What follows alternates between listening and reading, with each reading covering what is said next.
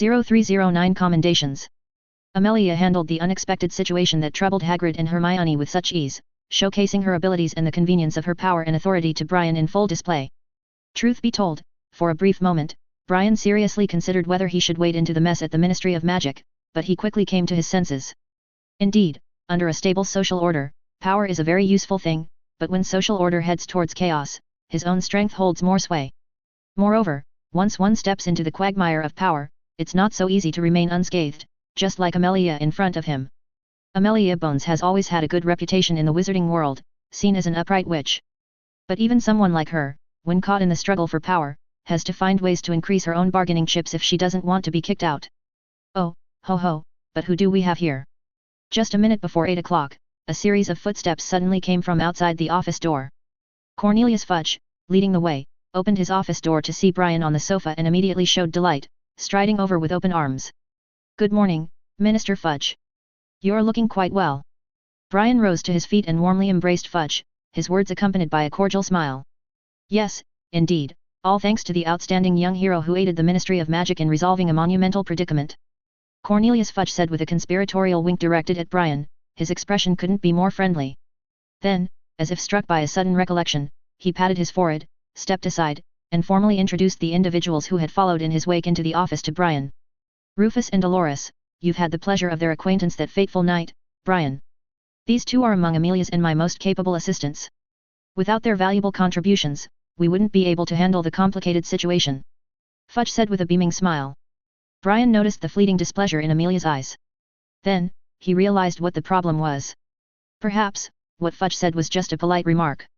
Not to mention the change in attitude when they met again, smiling and assessing him coquettishly, Dolores Umbridge, the senior undersecretary to the Minister for Magic, was not someone to be taken lightly. Rufus Scrimgeour might not be in the same trench as Amelia. He was the head of the Aura Office, a subordinate department of the Department of Magical Law Enforcement. But when Amelia received him, she didn't bring along this crucial subordinate of the department. Instead, Rufus followed behind Fudge, which should be considered a snub. Brian had encountered Rufus 3 times. The first time, he sent him to St. Mungo's, the second was a few nights ago when Rufus was all for attacking him, and now was the third. Brian understood why the head of the Aura Office was cold towards him. From Rufus's reaction after seeing Brian use the Fiend Fire Curse that night, it was clear he was someone who couldn't tolerate any flaws. Moreover, the Aurors had been tracking Greyback for years without success, only to inexplicably fall into his hands, which was almost like saying all Aurors were incompetent. Ahem, and this. Fudge's smile became somewhat strained as his gaze fell upon the final wizard to enter the office, the esteemed head of the Distinguished International Magical Cooperation Department, the famous Barty Crouch. Everyone in the British wizarding world knows him, and that includes you, right, Brian? Full of malice. Whether it was the calculated sequence of the introductions or Fudge's tone, Brian could not fail to discern the unmistakable aura of malice that clung to Fudge's attitude towards Barty Crouch. Barty Crouch was a man in his 50s, with a chubby figure and a perpetually mismatched outfit. Unlike Fudge, who usually wore a friendly smile, Crouch stood straight with rigid movements. He wore a spotless, wide suit and a tie without a single wrinkle. His short black hair was equally neat, and the middle parting was so straight that it seemed like it was drawn with a ruler. His narrow mustache was trimmed as if it had been measured with a ruler as well. Brian could sense the coldness in Crouch's gaze as he looked at him, rather than hostility or disgust. This was very interesting. At this point, Barty Crouch couldn't possibly not know that the Ministry was preparing to push the blame for Sirius Black onto him, which would completely ruin his chances of advancing in his position. Normally, Barty Crouch would definitely resent him. Under ordinary circumstances, Barty Crouch would have undoubtedly harbored a deep-seated resentment towards the orchestrator of his downfall. The fact that he was facing him with such an expression could only mean one thing: Fudge didn't reveal that it was his idea. While Brian was contemplating, Barty Crouch stared at him and his eyebrows twitched imperceptibly. As a long-standing senior official in the Ministry of Magic, Crouch had seen countless outstanding young wizards from all walks of life over the years. But every one of them, under his oppressive gaze, would appear uneasy and nervous to some extent. Only this director of Hogwarts Student Safety Office, Brian Watson, who appeared to be in his early 20s, didn't show any fear after his gaze pierced into those pale purple eyes. On the contrary, it was himself who felt a slight palpitation in the face of the sharpness that flashed in those purple eyes. Originally, when Cornelius told him that it was just a young wizard who had taken down Greyback and his pack of werewolves, he didn't quite believe it, but now, he was almost half convinced. The person with the worst mood in the room was definitely Barty Crouch. 12 years ago, his son, a Death Eater, ruined his hopes of becoming the Minister of Magic, and after 12 years of hard work, People in the wizarding world had gradually forgotten the scandal that had happened to him. But now, a political achievement from those bygone years was dragging him back into the abyss. If it were in the past, Barty Crouch wouldn't mind exchanging a few words with this powerful young wizard who suddenly emerged. But now, he was in no mood for it, so he just nodded at Brian with a stern face. Currently, several people in the office were strong contenders for the next Minister of Magic, and since he had already chosen to support Amelia Bones, it was natural not to be too friendly with others, so Brian just nodded back to Barty Crouch with a forced smile. The atmosphere in the room was slightly cold, Fudge seemed a bit embarrassed, and Amelia timely stepped forward, smiling at Fudge. I was just discussing the situation at the school with Brian, Cornelius. I think the most important thing should be conveyed by you. Oh, thank you for giving me this honor, Amelia. Fudge immediately said with a beaming smile. He asked everyone to find a seat and then looked warmly at Brian. The Order of Merlin, First Class. We have been in communication with the Office of Award Assessments, which falls under the jurisdiction of the International Confederation of Wizards. It was no easy feat, but we have managed to secure this for you. This is what I promised you last summer. My sincere thanks. Brian still feigned a bit of surprise, though he was unfazed. In addition, after discussions within the Ministry, we will invite you to serve as a Wisengamot judge and a senior advisor to the Ministry of Magic. And of course, the bounty money for Greyback and the werewolves under him, along with the reward originally prepared for Sirius Black, will be a total of 70,000 galleons. This could be considered a tangible benefit, and the smile on Brian's face became more genuine. We have also secured some additional titles for you, Brian. Fudge said gleefully. The honorary vice-chairman of the Anti-Dark Arts League, Dumbledore, is the honorary chairman. Also, we've contacted the famous wizarding magazine The Wizards Weekly. This year's Most Charming Smile Award is undoubtedly yours, Brian. I bet your picture on the magazine cover will be more eye-catching than Gilderoy Lockhart's. After all, that annoying charlatan just stole a story of a wizard who helped a small village get rid of werewolves, while you actually took down so many werewolves. Damn, what bad luck. Brian's smile froze on his face. After announcing the commendation for Brian, Fudge confronted him again regarding what to say and what not to say in the conference. After all, the journalists wouldn't let such a big news slip away easily, they would surely attempt to dig out every detail they could. After internal discussions, the higher UPS finally decided to announce to the wizarding world that, in addition to Brian's direct actions, the Minister Cornelius Fudge and Barty Crouch Sr. had led the early intelligence gathering and command operations in the werewolf eradication effort. Brian was somewhat surprised to hear this explanation. Fudge's decision to seize the spotlight for himself came as no great surprise. It presented an unparalleled opportunity to bolster public support and reinforce his tenuous grasp on power. As for Barty Crouch, Brian swiftly discerned that this was likely a calculated form of compensation. After all, a scapegoat would soon be required to bear the brunt of responsibility for Sirius's case. This is a great victory.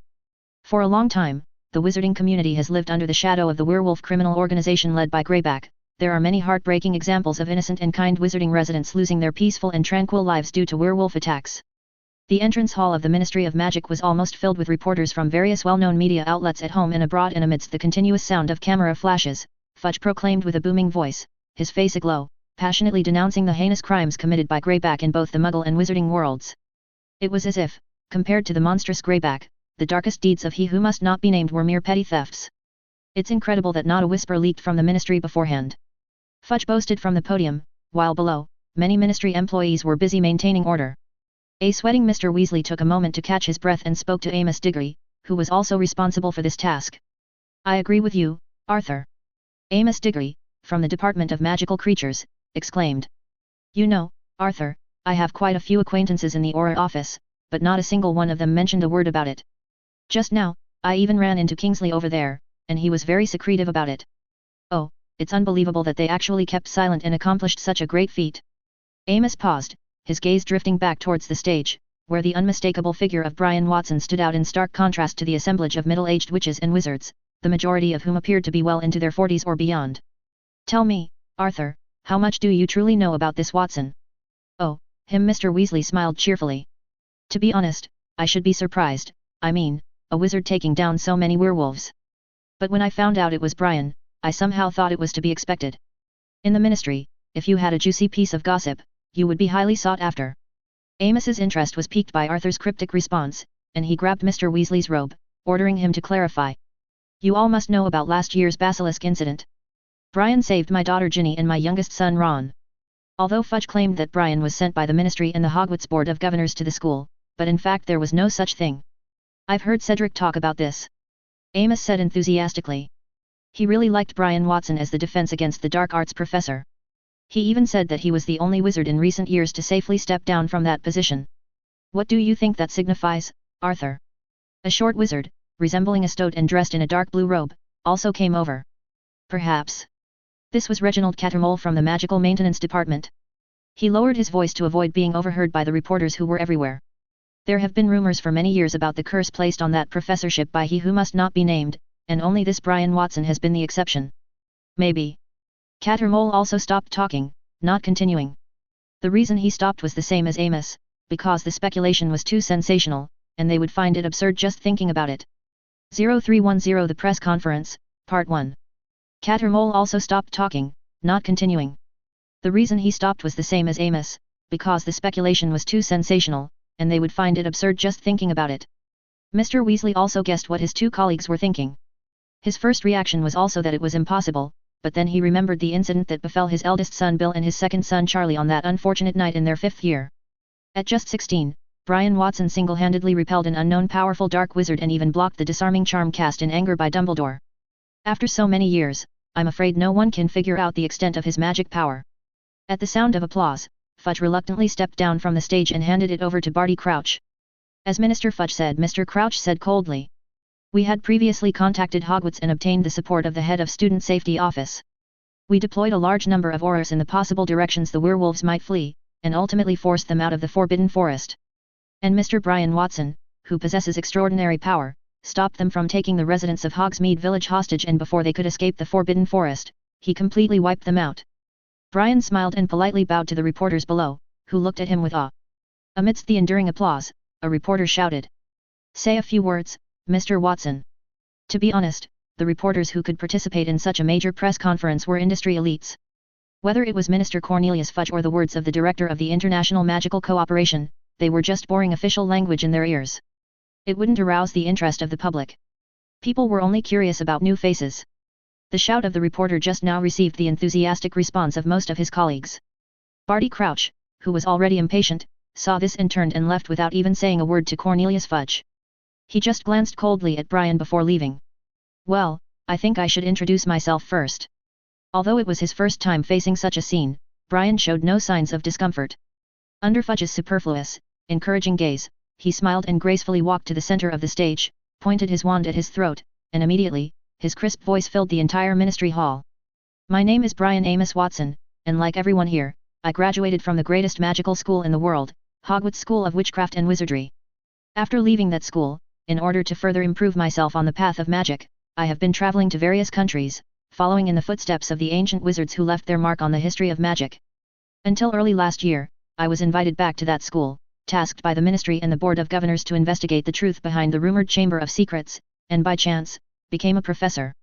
Before today, Brian Watson had never entered the public eye, so one can imagine the shock it brought to the wizarding world when a relatively unknown young wizard single-handedly wiped out an entire werewolf pack in an era of peace. Mr. Watson. After Brian's brief self-introduction, a graceful woman with wine-red curly hair, wearing a press badge from the influential French newspaper The Gargoyles Roar, raised her hand with reverence and said, Minister Fudge has just announced to the wizarding world that you will be awarded the Order of Merlin, First Class, and the British Ministry of Magic will hire you as a senior advisor. Does this mean you will be leaving Hogwarts to pursue a career in politics? I don't think so, Brian answered without hesitation, smiling lightly. While serving the residents of the wizarding world as a ministry official is a very noble job, I would prefer to stay at Hogwarts. I enjoy being with the children, nurturing their skills and minds, and helping them grow into qualified adult wizards. That's what I find more meaningful. Brian's response was met with warm applause, and some high-ranking officials at the ministry breathed a sigh of relief. If Brian Watson, with the prestige of exterminating werewolves, attempted to join the ministry, they would likely have no choice but to accept him with the support of the public opinion. And they couldn't just offer a powerful wizard like him any ordinary position. At that time, someone would surely have to step down. Today, Brian got a taste of how difficult it is to deal with the reporters, who Minister Fudge feared like a tiger. The question posed by the Gargoyles Roar reporter was just a test. After that, a barrage of tricky questions followed. Some asked if Brian had already been designated as the next headmaster of Hogwarts, others inquired who had more magical power between him and Dumbledore, and there were questions about whether Brian, as a wizard of Muggle origin, would advocate for the rights of half-blood wizards. Even a reporter from the American New York Pixie Post across the Atlantic asked Brian what he thought about the imprisonment of Gilderoy Lockhart, the famous best-selling author in the European wizarding world, who had taught defense against the dark arts with him last year. What else could he say? Go to Azkaban and see for yourself. Overall, the atmosphere of the press conference was quite friendly. After all, the Ministry and Brian Watson had eliminated a notoriously evil werewolf gang, and no one wanted to spoil the mood at this celebratory moment. But there were exceptions. Mr. Watson, I am Rita Skeeter from the Daily Prophet. It was a female reporter from the Daily Prophet, known for stirring up trouble in her venomous writing style. She had her hair done in an elaborate, stiff and oddly shaped curl, which, paired with her large chin, looked particularly awkward. She wore jewel-encrusted glasses, her chubby fingers clutching a crocodile-skin handbag, her nails 2 inches long and painted bright red. At that moment, her hand was raised high, and a green quick quotes quill was scribbling rapidly on the parchment on her lap. Oh, dear, I knew she'd be here. Fudge's face immediately tensed up, and his nervous muttering accurately reached Brian's ears. It seemed this was Rita Skeeter, the Daily Prophet journalist notorious for her slanderous and vicious words. Rita Skeeter was well known in the industry. When she raised her hand to ask a question, the noisy reporters around her suddenly quieted down, looking at Rita with interest as she grinned, revealing 3 large gold teeth, as if they were all anticipating something. Miss Skeeter, you may state your question, Brian said gently. Oh, Mr. Watson, there is no doubt that you have achieved remarkable accomplishments, truly astonishing. I can't imagine how a relatively unknown wizard so young could single-handedly judge nearly 100 vicious werewolves in a direct confrontation. Rita Skeeter smiled, her lips moving quickly, but her eyes behind the glamorous frames flashed a sharp light. Yes, I'm puzzled by this, so my lovely colleagues, who are persistent in their pursuit of the truth, and I visited some of the Hogsmeade villagers who witnessed that scene that night. Oh, there are some strange rumors circulating there. Of course, it could also be that those villagers couldn't comprehend your powerful magic. Brian patiently maintained a listening posture. What kind of strange rumors are you referring to? Rita Skeeter's mouth curled into a cunning smile. She stood up from her chair, allowing the cameras to capture her more clearly. This is a terrible accusation, but, Mr. Watson, it seems that some people believe that the powerful fire magic you used that night was fiend fire. When the name fiend fire was mentioned in the ministry's atrium, a chill seemed to sweep over the heads of the murmuring reporters, causing them all to shrink their necks. In Britain, the public might not be so familiar with fiend fire. After all, it's a powerful spell that only a few wizards can control and master. However, reporters from France and Germany would not forget the devastation it caused to some cities in their countries when a certain wizard was active. Although not as infamous as the unforgivable curses, fiend fire is also on the list of spells absolutely forbidden by the ministries of magic in various countries. Of course, using extreme measures against werewolves isn't entirely unreasonable, so many reporters, despite having some information, still haven't brought this up. But still, it's a disgraceful matter, isn't it? For both Brian Watson and the ministry, it's the same. Rita Skeeter, keen on uncovering scandals, cunningly saw through this and threw out the question. Fudge was sweating profusely, and Amelia also frowned. On the other hand, Rufus Scrimgeour, who was also attending the press conference, had a glint of satisfaction in his lion-like yellow eyes.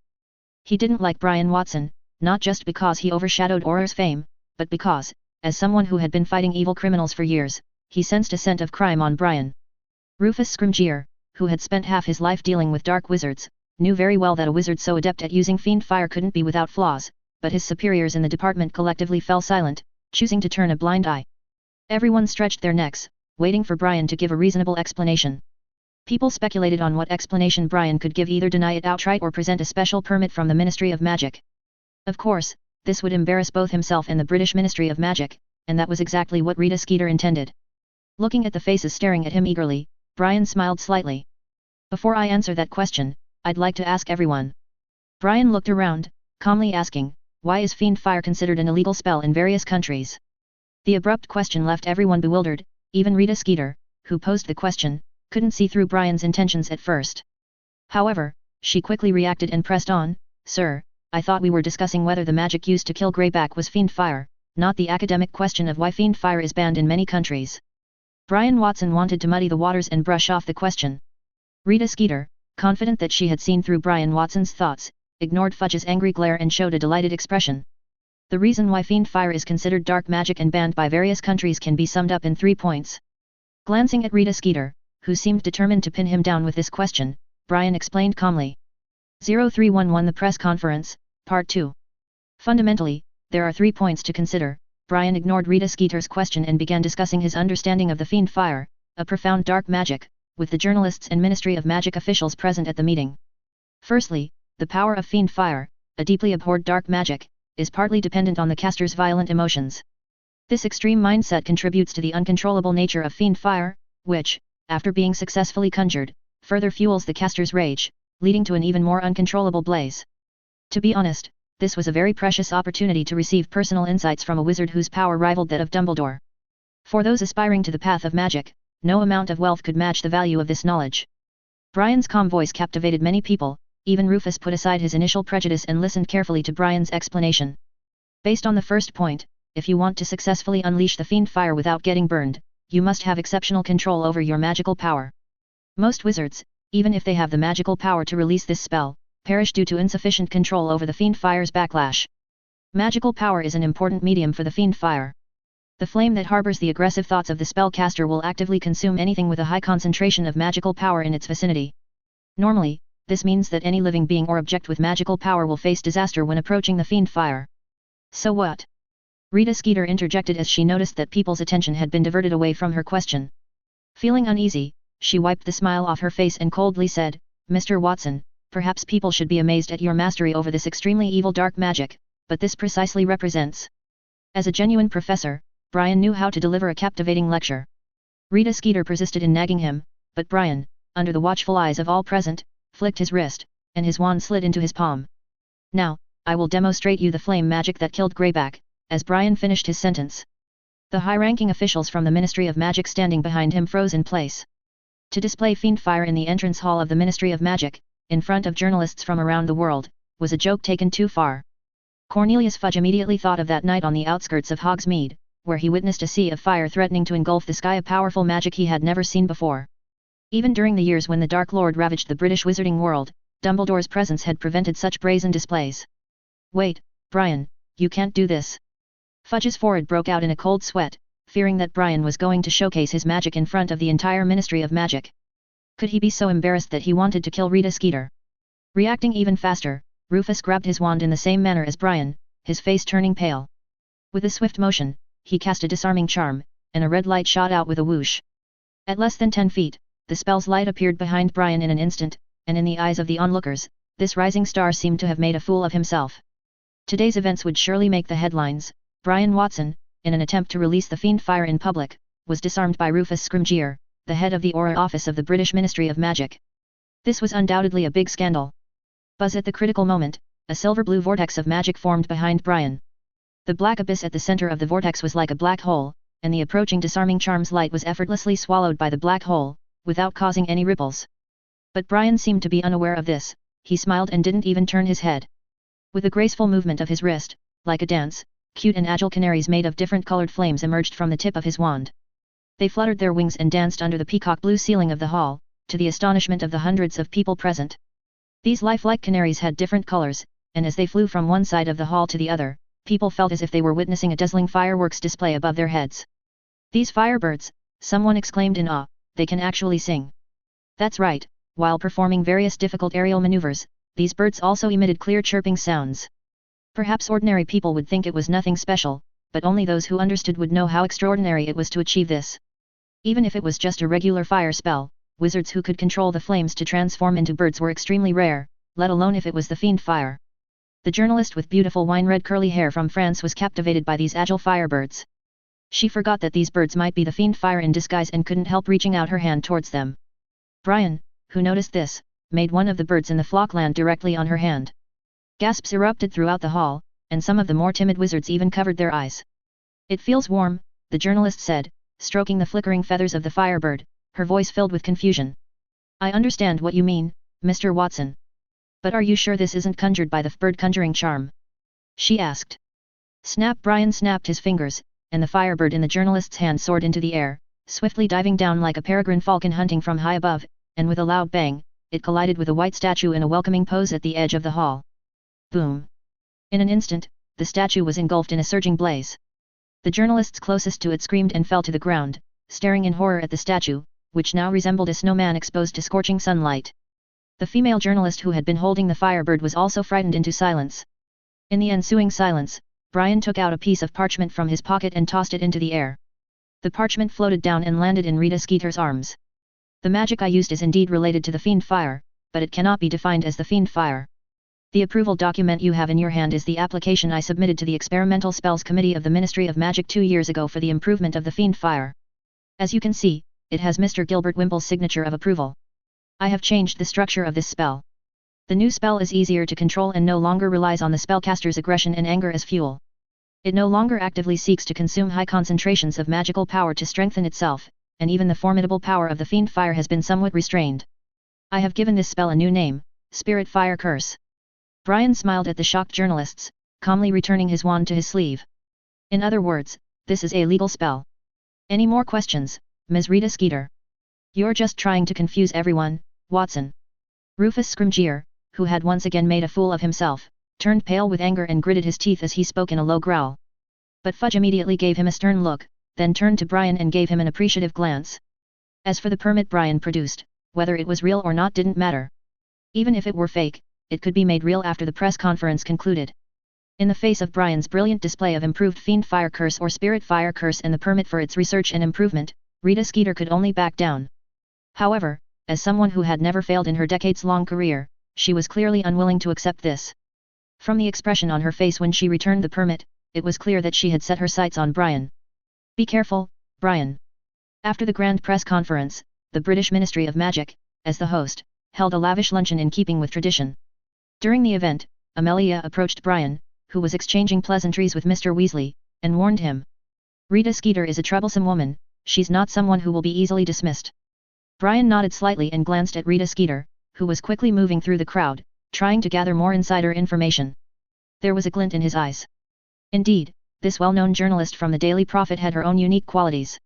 Despite the praise and adulation, she still sought to uncover some explosive scoops from him and the Ministry of Magic. Although her goal was not the pursuit of truth, but with this kind of determination, there might be a chance for future cooperation. At the luncheon, Brian made an announcement that brought the atmosphere to its peak.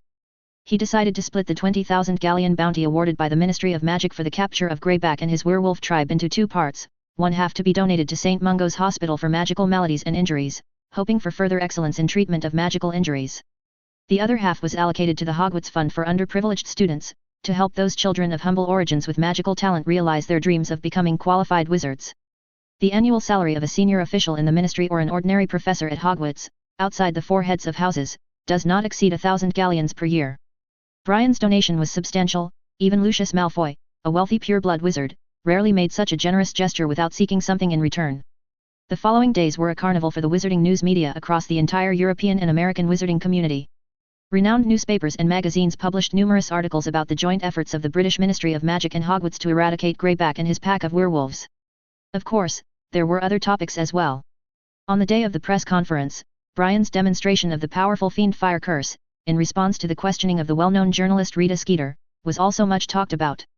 While the general wizarding public could only enjoy the spectacle, many wizards involved in spell research and creation were amazed by Brian's control and mastery over his magic power during the demonstration.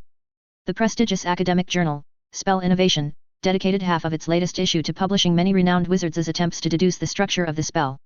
Their attempts to replicate it failed, concluding that, aside from the reclusive Albus Dumbledore, who had rarely published his research results in recent years, the young student safety office director at Hogwarts had now set a new standard in spell innovation within the wizarding world. Suddenly, the notion that Brian Watson's magical prowess had surpassed the aging Albus Dumbledore was rampant in the wizarding community, and Dumbledore's silence only fueled such speculations. And Brian was experiencing the consequences of fame. In just 3 or 4 days, the temporary residence arranged by the Ministry of Magic for him was flooded with letters from all over the world. The constant arrival of owls even attracted the attention of Muggle animal protection agencies. Among those letters, some expressed admiration, some hoped to discuss innovative magical ideas with Brian, some wanted to challenge him to a duel, and some contained other matters that were not convenient to mention. 0312 Fame and St. Mungo's. The Anti-Dark Magic League, citing Brian as their honorary vice-chairman, sent 5 formal letters to the British Ministry of Magic within 3 days, forcing Brian to fulfill his duties and give a speech at the annual Defense Against the Dark Arts Forum held in Munich. The Wizarding Weekly, unable to meet Brian in person, could only use the photos taken by journalists during the press conference as the cover of their magazine, and declared it the most charming smile. It seemed that overnight, Brian's name became known to everyone. Meanwhile, in an interview with Brian's former classmates, the Daily Prophet learned that Brian Watson was an orphan who grew up in an orphanage and could only graduate from Hogwarts with the help of the school's scholarship fund. This information, combined with his generous donations, further elevated Brian's reputation. Some even suggested nominating Brian as the next Minister for Magic after Fudge. Of course, such suggestions were merely for show. Apart from having a certain market among the general public, it was not taken seriously within the British Ministry of Magic. Even Fudge, who was very protective of his position, didn't pay much attention to it.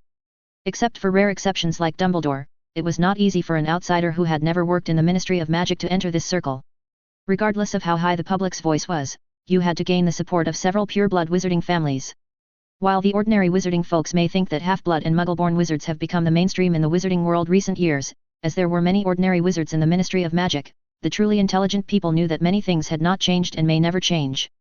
Most high-ranking officials in the Ministry of Magic were still from noble families, and those sacred pure-blood individuals who rarely appeared in public still controlled the daily lives of ordinary wizards, albeit more discreetly now. Another trouble for Brian was the emergence of numerous magical prop factories, all hoping that Brian Watson would endorse their products. These giants of the wizarding world were backed by pure-blood wizarding families and often engaged in exchanges of interests with ministry officials. Companies like Mrs. Scour's All-Purpose Magical Mess Remover, Butterbeer, Cornflower, Comet Trading, Clean Sweep Broom Company, the restructured Universal Broom Limited, and Nimbus Racing Brooms all offered generous incentives and sent messages through the Ministry of Magic, hoping to secure endorsement deals with Brian. If Brian wished, he could become a millionaire overnight, but he declined all these offers without exception, as they were only burdens to him. Magic was the most important thing, and Brian never forgot that. To avoid harassment, Brian stayed in the hotel room in London that the Ministry of Magic had arranged for VIPs for 5 days straight without going out. During these 5 days, he was busy doing one thing, writing replies to the letters. While most of the letters were of no value, a significant portion could not be ignored. Meanwhile, at the Ministry of Magic, Fudge, who had been the minister for over a decade, enjoyed the treatment that he had never experienced before during these days. Wherever he went, people would congratulate him on the achievements of the Ministry of Magic with a respectful tone. This made Fudge even more grateful to Brian. The Ministry of Magic had taken advantage of Brian, and the high-ranking officials knew this very well. If it weren't for Brian, they would still be deeply entangled in the scandal of Sirius Black's escape from Azkaban and the imminent revelation that the real culprit behind the Potters' deaths was Peter Pettigrew, not Sirius Black. At first, Fudge believed that he had compensated Brian well enough for his loss, and even thought it was too generous. But seeing the ministry's soaring approval among the public, Fudge knew that he still had a long way to go to repay Brian's favor. Scene break. As Brian left the hotel where he was staying, he employed a small trick: he changed his appearance. The reason for doing so was to avoid unnecessary trouble. Though he had not left his room these past few days, through letters and the various newspapers delivered promptly each morning, he had a general idea of the great reaction he had caused in the wizarding world. Truth be told, Brian did not aspire to become a celebrity. He much preferred living in the shadows, operating with ease. However, ever since that night by the sea when he destroyed the cave where Voldemort had hidden one of his Horcruxes, he understood one thing. On the day Voldemort inevitably returns to the wizarding world, his wicked soul stirring up trouble once more, merely standing aside would only be a nice dream, even if Voldemort did not come after him directly. In reality, he could not bear to remain a passive spectator as countless innocent wizards and unsuspecting muggles tragically perished, their fates echoing the tragic plight of the Inferi that slept in the murky depths of that accursed lake. Was Voldemort terrifying? For ordinary people, this was a question that needed no contemplation to answer. But for Brian or Dumbledore, the answer was not terrifying, but extremely vexing. Once the embers of conflict were stoked anew, it was highly probable that the ensuing confrontation would escalate into a protracted and drawn-out war. The ultimate outcome would not be determined by a singular duel, but rather by a cataclysmic confrontation between two or more colossal factions vying for supremacy. Leading the charge under Voldemort's wicked banner were the radical pure-blood families, their ideologies deeply entrenched in the archaic notion of pure-blood supremacy, and the dark creature groups that had long harbored a deep-seated dissatisfaction with the wizard-governed order of the wizarding world. On the opposing side stood the forces represented by Dumbledore, their unwavering resolve centered on the gradual and peaceful reformation of the wizarding world. Additionally, there existed the conservative faction, its voice amplified by the current Minister for Magic, Cornelius Fudge, whose stubborn adherence to the status quo rejected any semblance of change and yearned for a regressive return to the antiquated traditions of the Middle Ages. As these three colossal powers clashed in a maelstrom of ideological conflict, Brian was acutely aware that he must ensure that his independent voice could resonate across the tumultuous battleground. Otherwise, to put it unkindly, he would become little more than a super mercenary at the beck and call of either Dumbledore or the Ministry. And to achieve this pivotal objective, he had to make certain sacrifices. St. Mungo's Hospital for Magical Maladies and Injuries was not a great distance from the Ministry of Magic, but unlike the Ministry, it was not constructed beneath the Earth's surface. This architectural deviation was born of necessity, as an underground structure would not be conducive to the hygienic standards required, and many patients necessitated adequate exposure to the rejuvenating rays of sunlight. One could not simply fool them with sunlight streaming through illusory windows. However, in terms of the architectural design and style of entrance, St. Mungo's bore a striking similarity to the ministry. St. Mungo's had been strategically established on a bustling Mughal commercial thoroughfare within the pulsating heart of London's vibrant district. The spacious road was lined with a myriad of Mughal clothing stores and chic boutiques, ensuring a constant ebb and flow of pedestrian traffic. How strange, the rental costs in this prime location must be exorbitant, yet this establishment has never opened its doors for business. A Mughal woman, her arms laden with an array of shopping bags, passed behind Brian.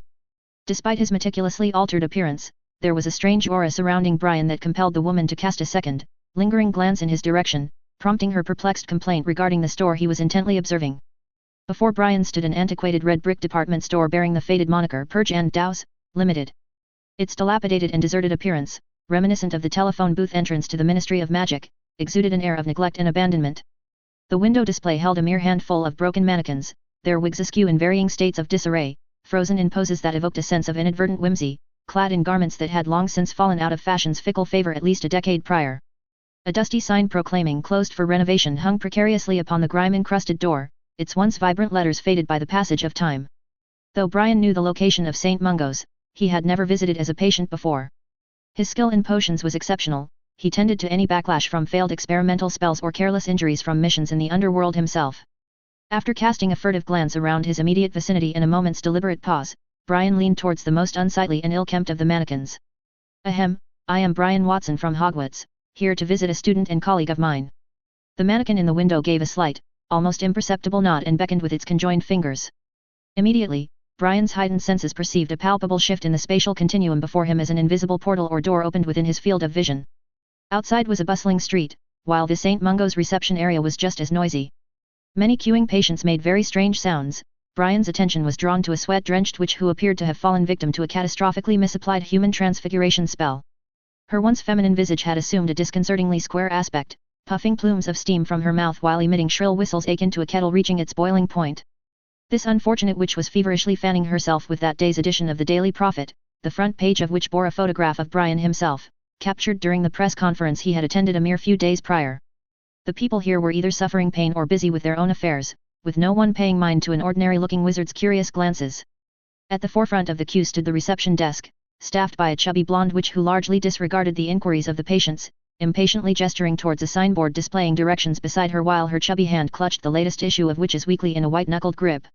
In her sparse moments of respite, the chubby blonde witch would gaze dreamily at the cover of the magazine, which featured a handsome young wizard of towering stature. Brian shuddered involuntarily and swiftly averted his gaze, a palpable sense of discomfort washing over him. He did not ask which room Draco Malfoy was in. He just glanced at the signpost and knew that he should go to the spell damage ward on the 5th floor. Following the stumbling patients, Brian exited the reception area and passed through a narrow corridor lined with portraits of famous healers on both sides, and even saw a portrait of Audrey Foley inside. Strings of crystal bubbles drifted below the ceiling resembling soapy orbs containing illuminating candles. Healers' offices on either side saw a steady stream of unfortunate witches and wizards. As Brian passed one door, a waft of yellow stench billowed out accompanied by muffled wails from behind the closed door.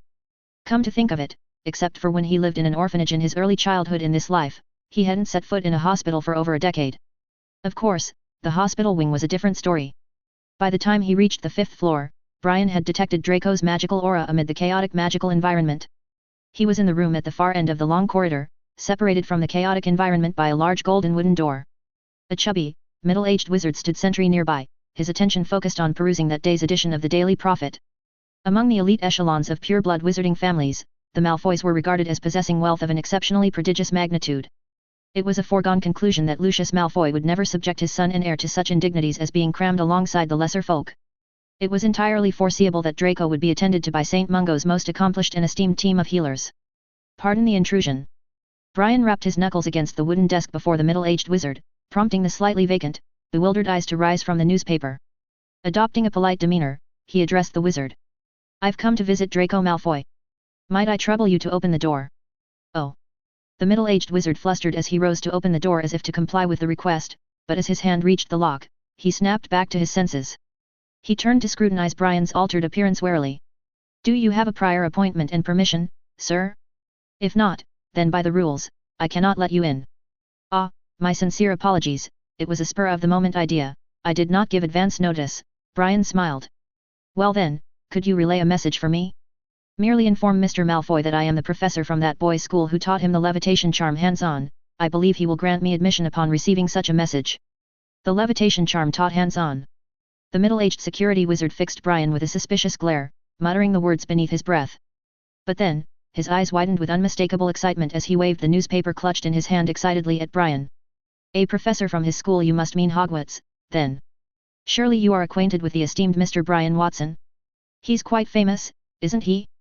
I mean, perhaps it's too much to ask, but could you please get his autograph for me?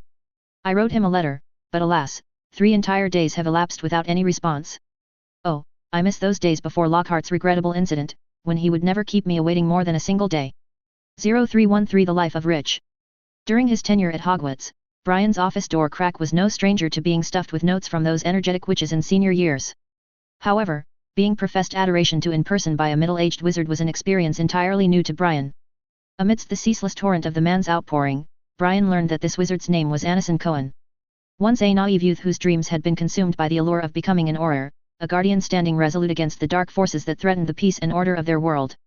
Alas, fate had dealt him a cruel hand, as he had failed to obtain the 2N.E.W.T.S during his student days at Hogwarts, rendering the halls of the ministry forever beyond his reach. The only remaining option left to him was to temper his ambitions and seek employment within the St. Mungos. It was not until Brian acquiesced to aid him in procuring the autograph from Brian Watson that Anison's breathless ramblings found a momentary respite. I'll go put in a word for you, sir. In the meantime, would you be so kind as to register your personal information? Anison inquired, his expression one of guileless innocence. As you must be well aware, those noble gentlemen have an inherent distaste for any unforeseen occurrences. Anison pointed to the large register on the desk and the quill in the ink pot, then squeezed through the door crack and left, still muttering complaints under his breath. Oh, the Malfoys, that family is such a pain to deal with, always with those sour faces. Brian let out a soft laugh. Draco had been under the control of the Imperious Curse for so long, so it's understandable that Lucius must be fuming about it. Anison returned swiftly.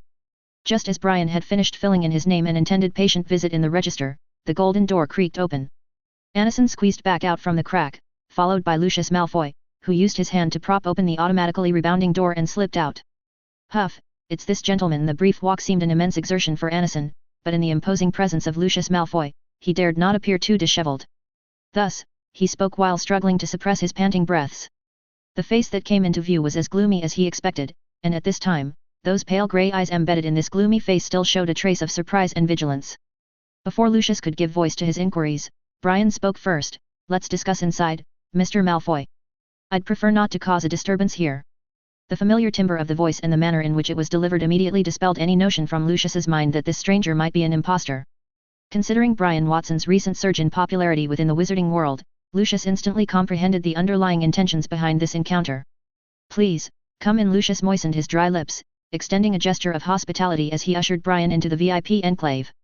Though separated by a mere door, the environment within was noticeably more serene.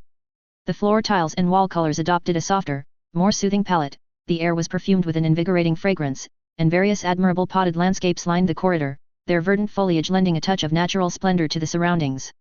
Since there were people in the hallway, Brian and Lucius refrained from engaging in conversation. They passed through a resplendent circular lounge and halted before a wooden door inlaid with intricate golden patterns. Please, enter. Lucius gestured, and pushed open the door. Only when the hospital room unfolded before him did Brian truly understand the extravagance of these pure-blood wizarding families. It was a room of such grandiose proportions that it rivaled the very size of Dumbledore's former office, its dimensions vastly expanded by the judicious application of an undetectable extension charm.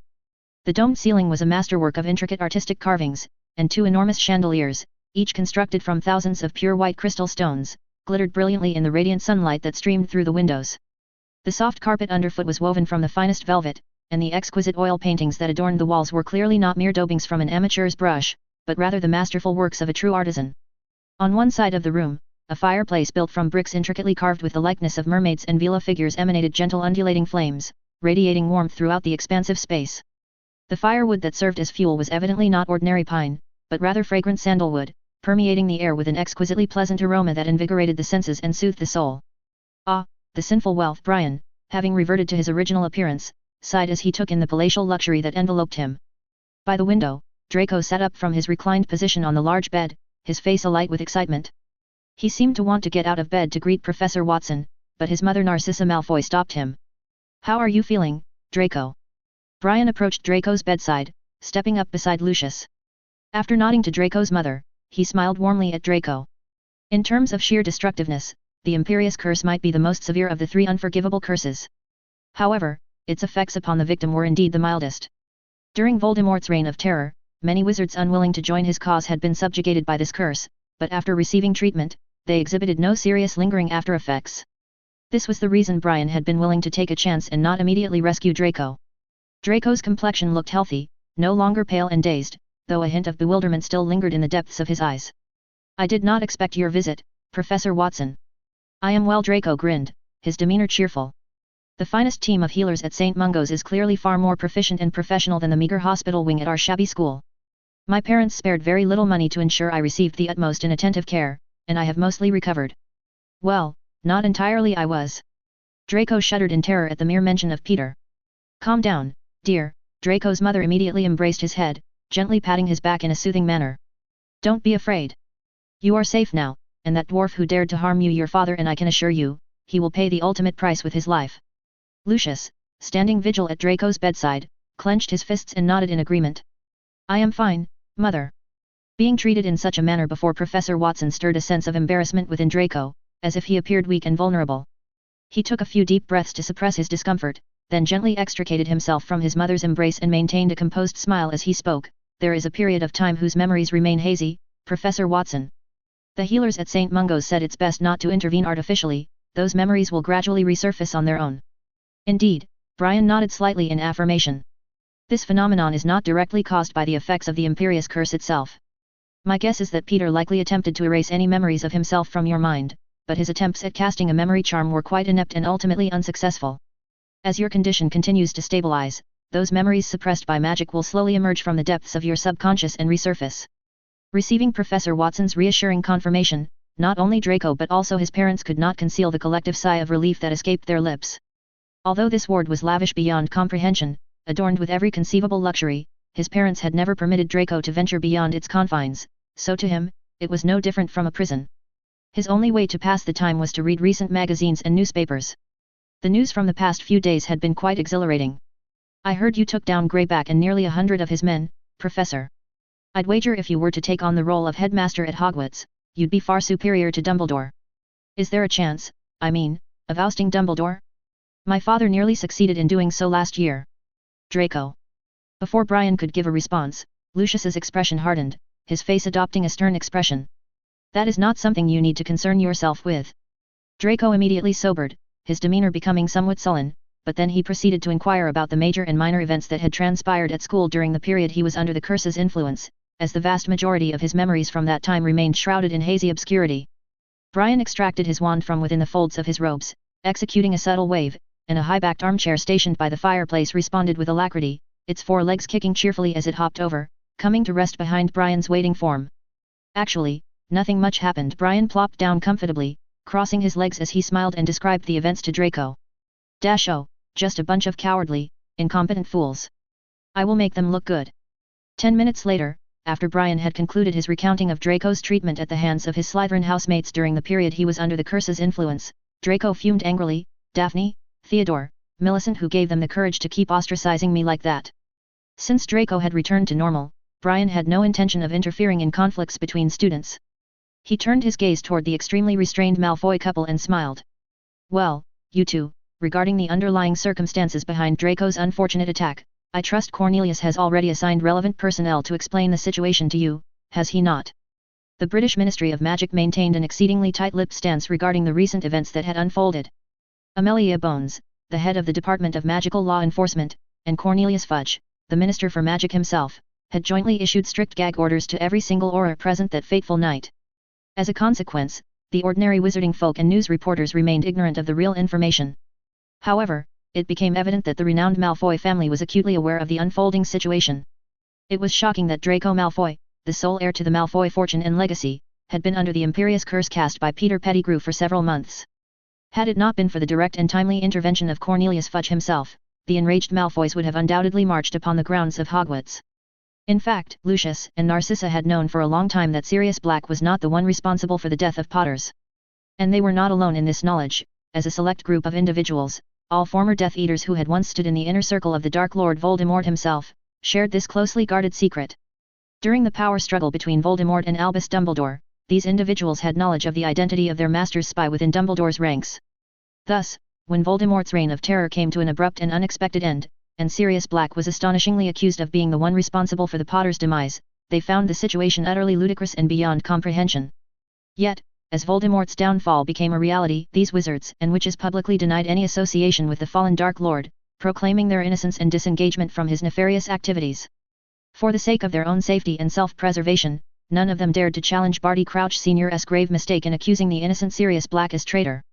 Last July, after Sirius escaped from Azkaban, the Malfoy couple privately discussed that Sirius could not have been after Harry Potter. But they could not speculate the reason for his escape, as they were also unaware that their former friend Peter Pettigrew was still alive. The world is an unpredictable and ever-changing tapestry of events, where even the most unfathomable occurrences can unfold. Who could have foreseen that the young Draco Malfoy would become entangled in the bitter enmity that had festered between Sirius Black and Peter Pettigrew for so many years? Silence often speaks volumes, conveying unspoken truths and underlying currents of emotion. Brian pondered for a moment, gazing at Lucius's twitching eye, unconsciously exuding an aura of authority. Regardless, Draco is a young wizard attending Hogwarts. He fell under Peter's control, and the school bears an undeniable responsibility in this matter. As a gesture of apology and reparation, Hogwarts will cover all medical expenses incurred at St. Mungo's for Draco, as well as for his companions, Goyle and Crabbe, who currently reside in the opposite ward. I have already discussed this resolution with Headmaster Dumbledore and Professor McGonagall before coming here. They will ensure that the Board of Governors approves this arrangement without delay. The Malfoy couple exchanged a fleeting glance, their expressions showing no outward sign of opinion or reaction to Brian's words. Brian did not expect his statement to elicit overwhelming joy or gratitude from the Malfoy couple. Of course not. Although employing the finest team of healers at the St. Mungo's and securing a luxurious private ward would undoubtedly cost thousands of galleons daily, such an extravagant sum was but a mere trifle to the immensely wealthy Malfoy family, hardly worth mentioning or acknowledging. According to Lucius's personal desires, only the resignation of Dumbledore himself could quell his anger. 0314 Request of Malfoys. According to Lucius's personal desires, only the resignation of Dumbledore himself could quell his anger. However, Lucius was shrewd and well aware that the actual circumstances surrounding the situation were far more complex and intricate than they appeared on the surface. If Dumbledore or Brian Watson were to be held accountable and forced to bear the burden of consequence for their negligence, then what of the Ministry of Magic itself, which bore an even greater responsibility in the chain of events that had unfolded? Should Cornelius Fudge, the Minister for Magic, and Barty Crouch Sr., the head of the Department of International Magical Cooperation, also be expected to resign from their lofty positions in the face of such accountability? Lucius knew, with unwavering certainty, that such a notion was utterly preposterous and beyond his reach. Even Arthur Weasley, a mere well-connected veteran employee at the Ministry, possessed the capacity to make a mockery of Lucius, if he lost his composure and allowed his temper to dictate his actions, let alone the two highest-ranking officials within the Ministry's ranks. For their own self-preservation, if nothing else, those two would never permit Lucius to assert such a demand. Lucius and Narcissa did not care about Hogwarts's compensation, that was their business, and Brian, representing Hogwarts, still had to make the school's stance clear. It seems this cannot satisfy you, Brian began, his voice calm and measured as his intertwined fingers came to rest upon his abdomen. The Malfoy couple stood before him, their ashen faces bearing expressions as if they were the ones apologizing to Brian, rather than the other way around. If you have any requests, within reason, feel free to share, Brian continued, his tone inviting and open to their input. The Malfoy couple exchanged yet another glance, this time imbued with a flicker of emotion that passed between their intertwined gazes. If possible, Narcissa Malfoy's voice carried a hesitant quality, for the last time she had laid eyes upon Brian Watson was during the previous summer at the Leaky Cauldron. At that time, she had been puzzled by her husband's cautious demeanor and subsequent odd behavior when confronted with Brian Watson's presence. However, over the course of the past few days, she had finally come to understand the underlying reasons behind her husband's uncharacteristic reactions then.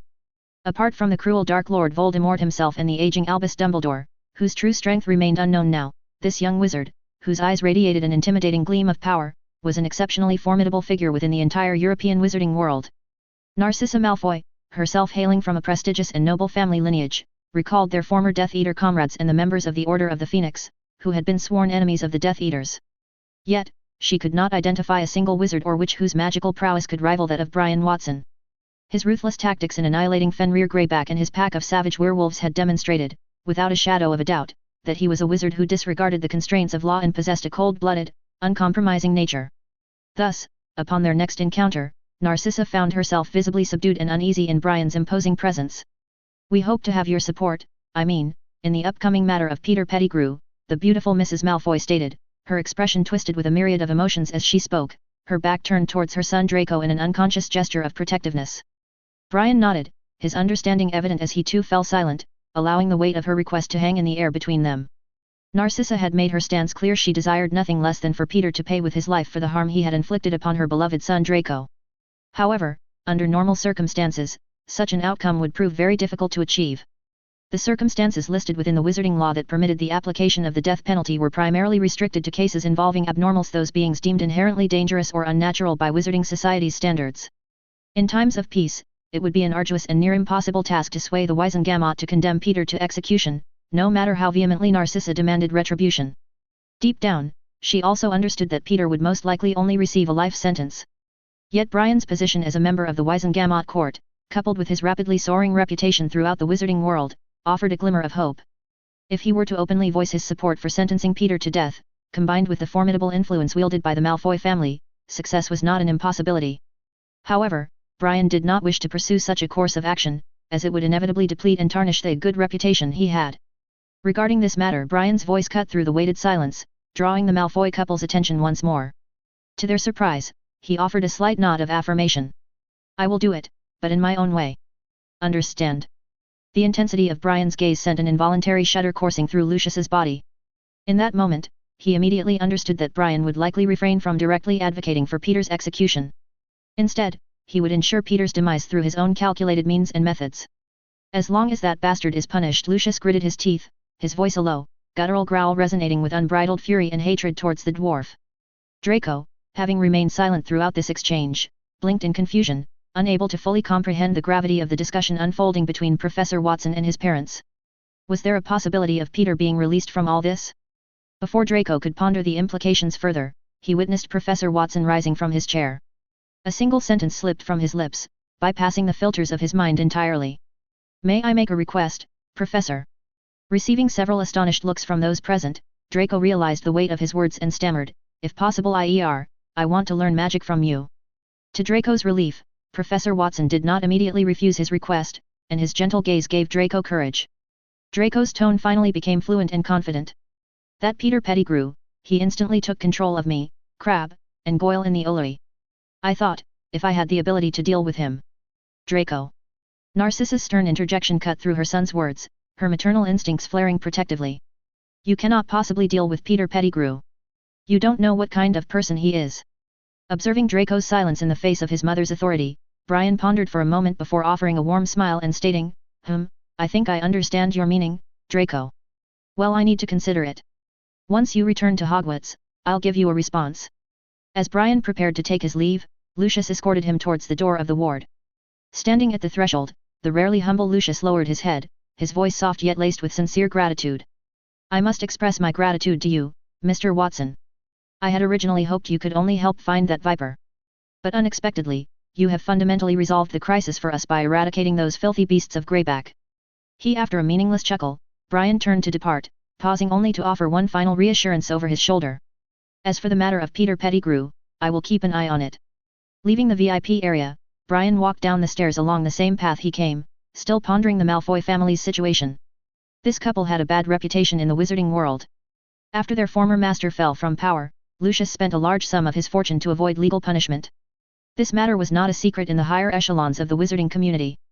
They were staunch supporters of pure-blood supremacy, and one could imagine what choices they would make if their old master returned to power. Unfortunately, that diary would create an irreparable rift in the hearts of this master and servant. Lucius Malfoy was a clever man, and he probably realized that the diary was not ordinary. His contact with Brian was meant to provide Draco with an escape route.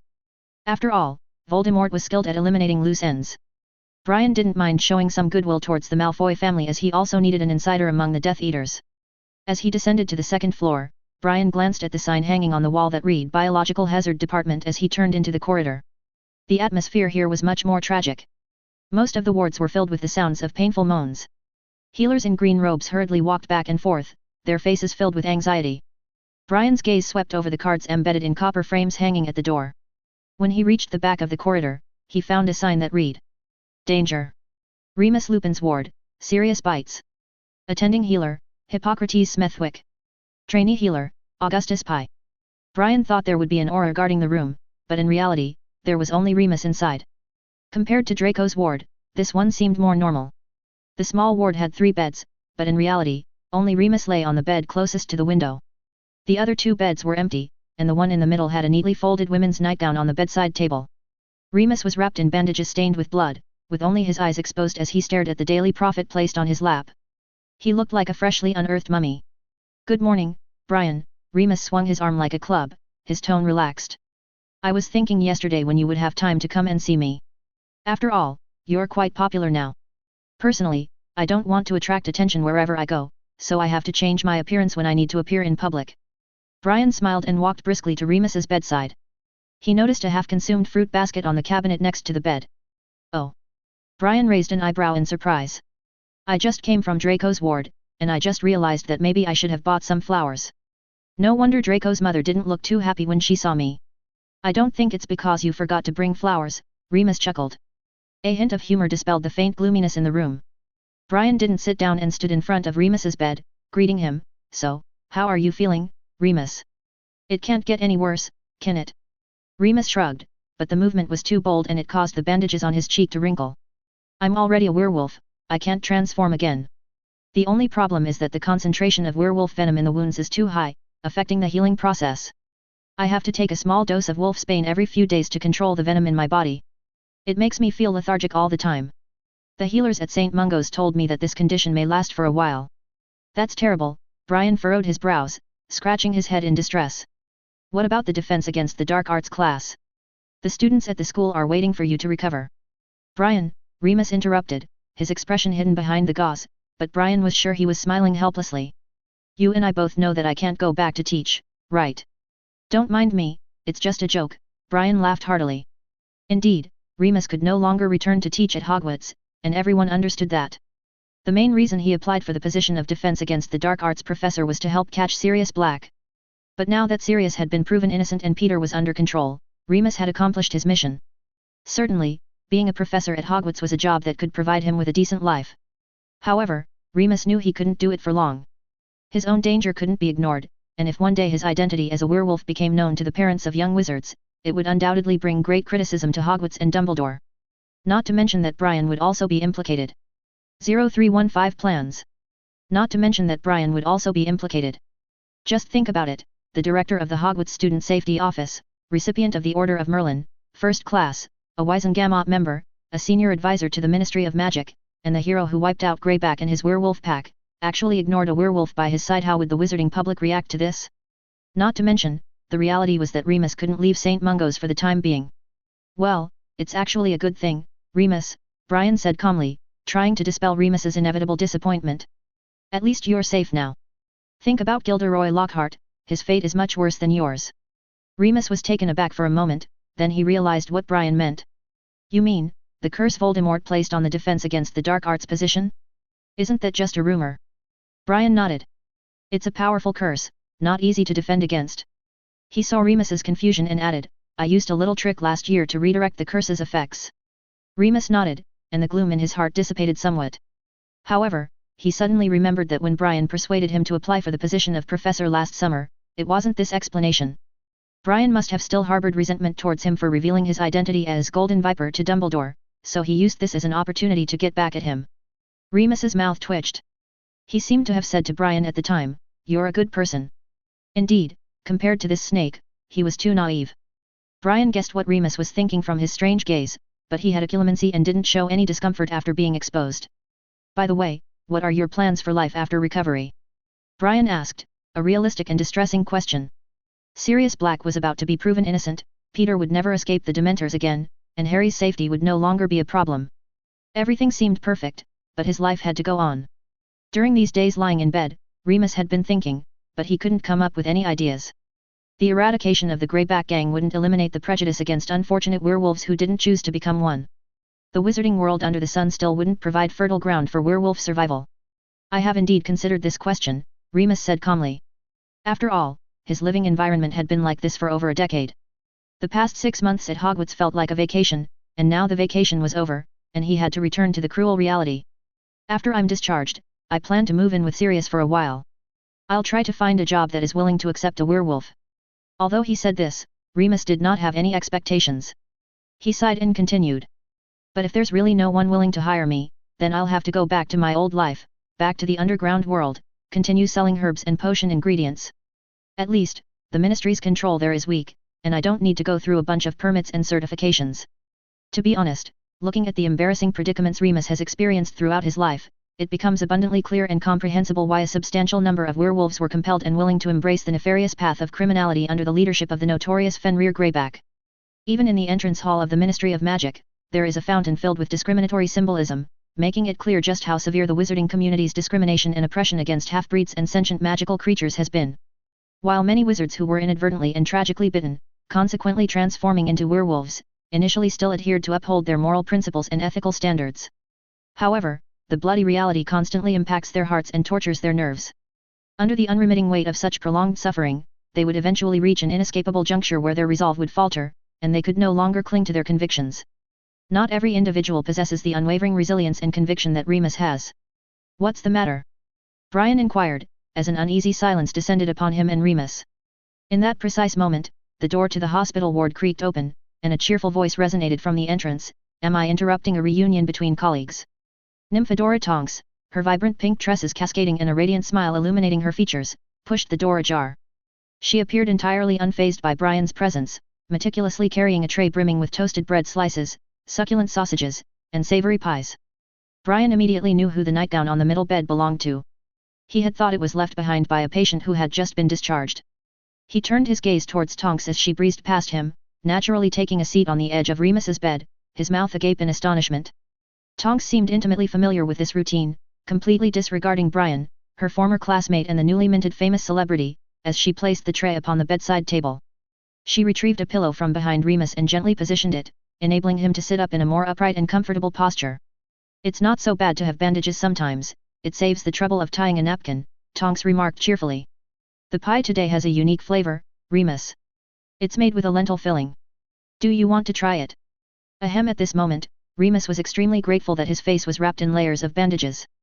Otherwise, he wouldn't know how to face Brian's expression of I don't understand, but I'm shocked. I'm not very hungry, Tonks.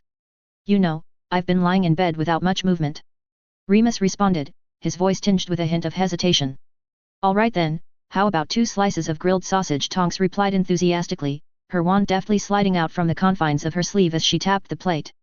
The sizzling sausages promptly rearranged themselves into a neat stack, and without ceremony, she grabbed 2 slices and unceremoniously stuffed them into Remus's mouth. Actually, Brian interjected abruptly, suppressing the absurd expression that threatened to surface, I came in a hurry this morning, and I haven't had breakfast either. Turn left in the waiting room on the first floor, proceed through the red wooden door, and venture 50 feet forward, there you'll find the cafeteria, Brian. Considering you recently donated a substantial sum to St. Mungo's, I believe they would gladly provide you with something to eat if you were to present yourself, Tonks suggested. No, thanks. I'm already full. Seeing Brian's frustrated expression, Tonks giggled. I'm just joking, Brian. Here, have some bread. Although the bread smelled delicious, Brian felt like he was chewing wax. He had felt a bit guilty towards Remus before. Although he took the opportunity to make Remus step down from the position of defense against the dark arts professor, but after all he had witnessed him being seriously injured that night. But now, the situation in front of him made the slight sense of guilt in his heart disappear. It was the Ministry of Magic's order for Tonks to stay here. Remus, who finally had his mouth free, hurriedly finished his sentence. I know the truth about Sirius and Pettigrew, but the Ministry doesn't want to make this public immediately. So, they simply arranged for Tonks to keep an eye on me. Moreover, the Greyback incident has pushed werewolves into the spotlight, and many residents who have suffered harm from werewolves have spoken out, while I happen to be an uncontrolled werewolf myself. You haven't harmed anyone, Remus. Tonks interrupted Remus's explanation with dissatisfaction evident in her tone. The Ministry assigned me here to protect you, not to monitor you. A ray of sunlight shone through the window and fell on Tonks's beautiful face shaped like a peach. She stared at Remus with her shiny black eyes that kept flickering. In fact, Remus, I don't think you should feel distressed about your werewolf identity. Not everyone cares about it. Honestly, I think you're very brave. If I had experienced what you have, I would probably have ended up in Azkaban. A palpable silence permeated the room, and Tonks seemed to be patiently awaiting Remus's response in some capacity. However, Remus suddenly became interested in a chirping sparrow perched upon the windowsill, remaining resolutely mute. Perceiving this, Tonks exhaled a soft sigh and rose to her feet, solemnly retrieving the tray, her heart heavy. Brian swiftly stepped aside, granting her unobstructed passage. Oh, by the way. As the door was half open, Tonks seemed to suddenly realize there was another former classmate in the room. She turned her head and shrugged, saying, I don't know how you managed to sneak in without causing a commotion, Brian, but there's a guy named Anison downstairs in the first floor waiting room, holding a notebook and asking around if anyone has seen Brian Watson. With a decisive click, the door closed, leaving Remus and Brian as the sole occupants of the ward. Tisk tisk. Brian finally dared to show his presence, shaking his head and sighing profoundly. You're in trouble, Remus. I know Tonks. She may seem mischievous, but she's stubborn and won't easily give up on her decisions. I think you misunderstood something, Brian. Remus finally withdrew his gaze. He tried to conceal his loneliness, but there was a hint of heaviness in his voice. These past few days, it's just been me and Tonks in this ward. To pass the time, I told her about the ridiculous things I did with Harry's father, Sirius, and that traitor when we were students at Hogwarts, as well as my way of life after that. Tonks is a very kind girl, and she has sympathy for me. That's all. Of course, that's how it is, Brian conceded, a mischievous glint flickering in his translucent purple eyes. I didn't say anything, did I? Remus felt a lump form in his throat as he suddenly realized he had fallen into Brian's carefully laid trap once again. He pretended to be calm and changed the subject. Speaking of which, what are the Ministry's plans regarding Sirius and Peter? Remus's subject change was rather abrupt, but Brian was aware of the emotional burden weighing upon him, and he did indeed believe that Tonks needed to reconsider her actions, so he acquiesced to the shift in conversation. The Greyback incident has elevated the Ministry's reputation to new heights. In a couple of days, they'll first announce that they've captured the escaped Sirius Black and are currently interrogating him about how he escaped from Azkaban. Subsequently, they'll inform the public that they've learned some crucial information from Sirius's mouth, which the Ministry is verifying. Finally, they'll bring Pettigrew into the open and hold a trial. It will probably take about half a month. Remus nodded, letting go of his worries about Sirius. And just as he was about to ask Brian about Harry's situation, he saw Brian's hand reaching into his pocket, groping for something. After a moment, a money bag appeared in Brian's hand.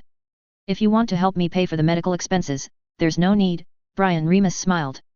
Tonks told me that the Ministry has already paid for my treatment. Thud. Brian directly tossed the money bag onto Remus's lap.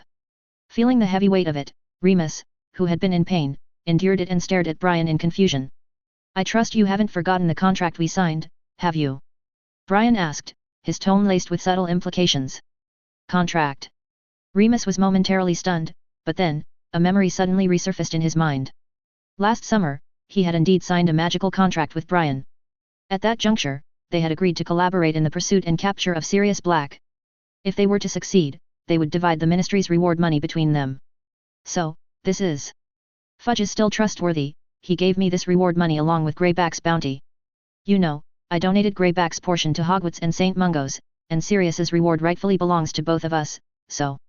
Remus stared at the money bag resting upon his thigh in a daze, while Brian said with a smile. The Golden Viper never goes back on his word, Remus, these 10,000 galleons are yours now. 0316 Bad luck.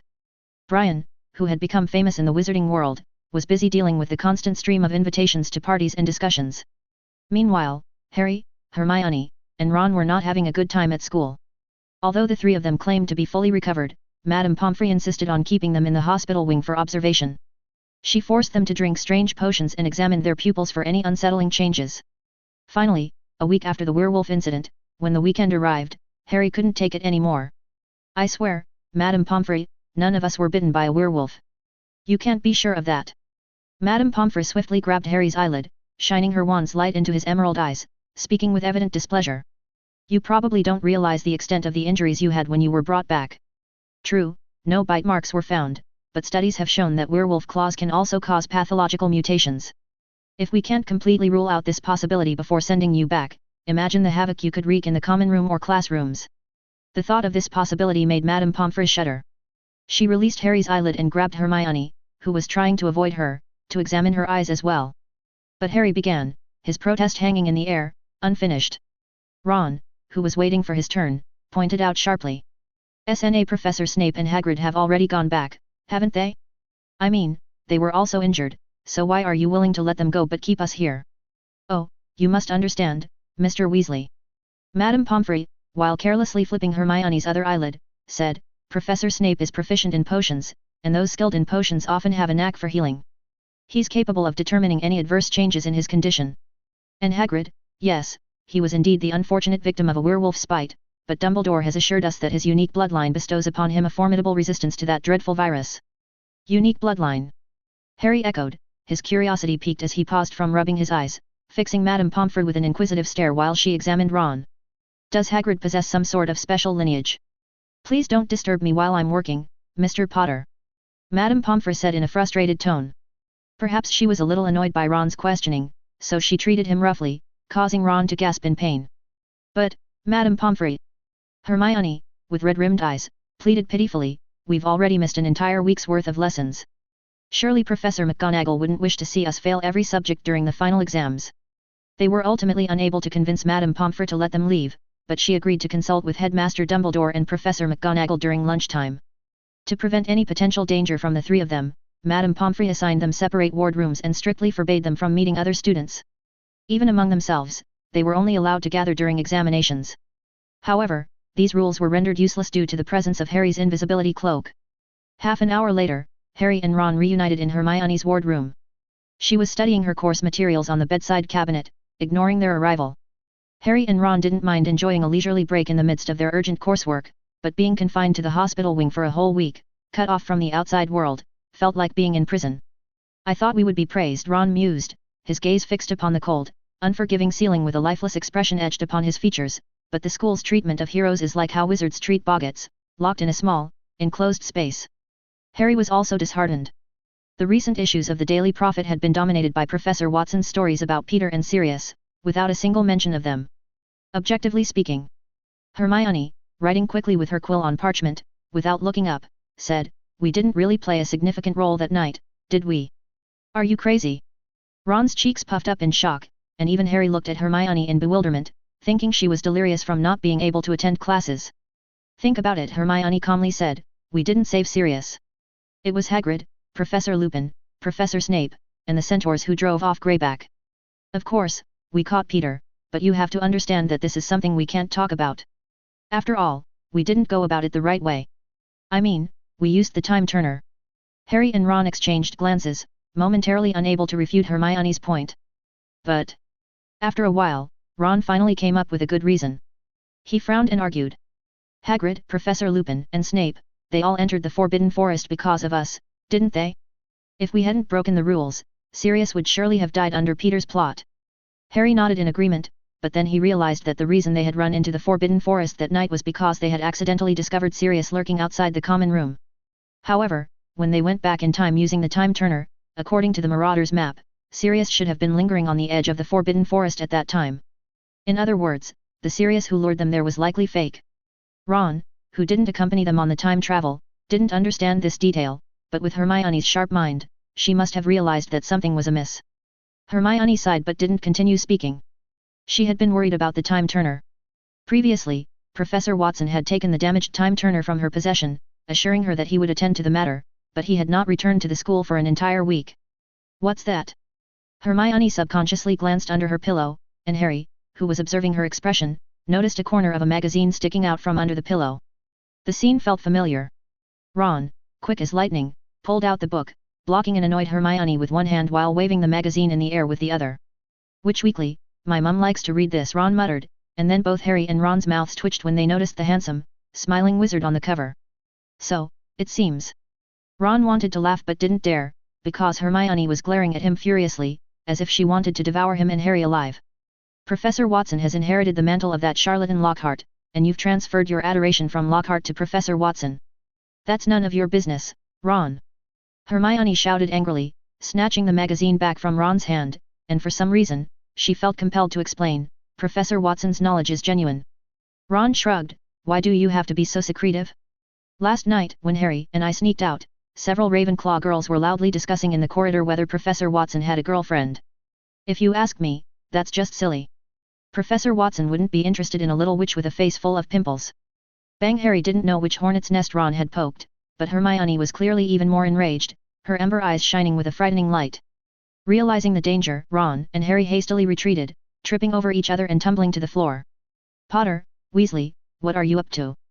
The door to the hospital wing suddenly burst open, revealing the stern face of Professor McGonagall, her lips pursed in disapproval and her gaze sharp as she surveyed the scene before her. Madame Pomfret told me that in order to prevent any of you three from encountering misfortune, she arranged for you to be in different ward rooms and did not allow you to visit each other when she was not watching. But obviously, you didn't take her words seriously. Professor McGonagall stared sternly at Harry and Ron, who were scrambling to get up, and said sharply. Other than acknowledging their own bad luck, Harry and Ron had nothing to say. Oh, Professor McGonagall, Hermione stammered, they both came to consult me about the lessons. She raised the parchment on the bedside table, which was filled with 2/3 full of writing, her hand trembling slightly. You know, we haven't had classes for a week, and we're all worried about falling behind, so when we don't need to do physical examinations, we discuss together, pre-study the new courses. It turned out that when excellent students lied, they were more believable than poor-performing students. Harry could be sure that if he or Ron had said the same thing, Professor McGonagall's expression would not have softened. All right. Professor McGonagall's shoulders relaxed slightly, and she stared at Harry and Ron, mistaking the fear of being caught lying to Hermione on their faces as concern about falling behind in their studies. During breakfast, Poppy left early to not delay the examinations for you three, so she didn't hear the headmaster's instructions. Albus believes.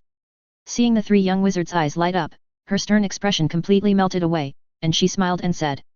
He believes that a week of isolation should be enough to show everyone that you three are safe, and it's time for you to return to Gryffindor.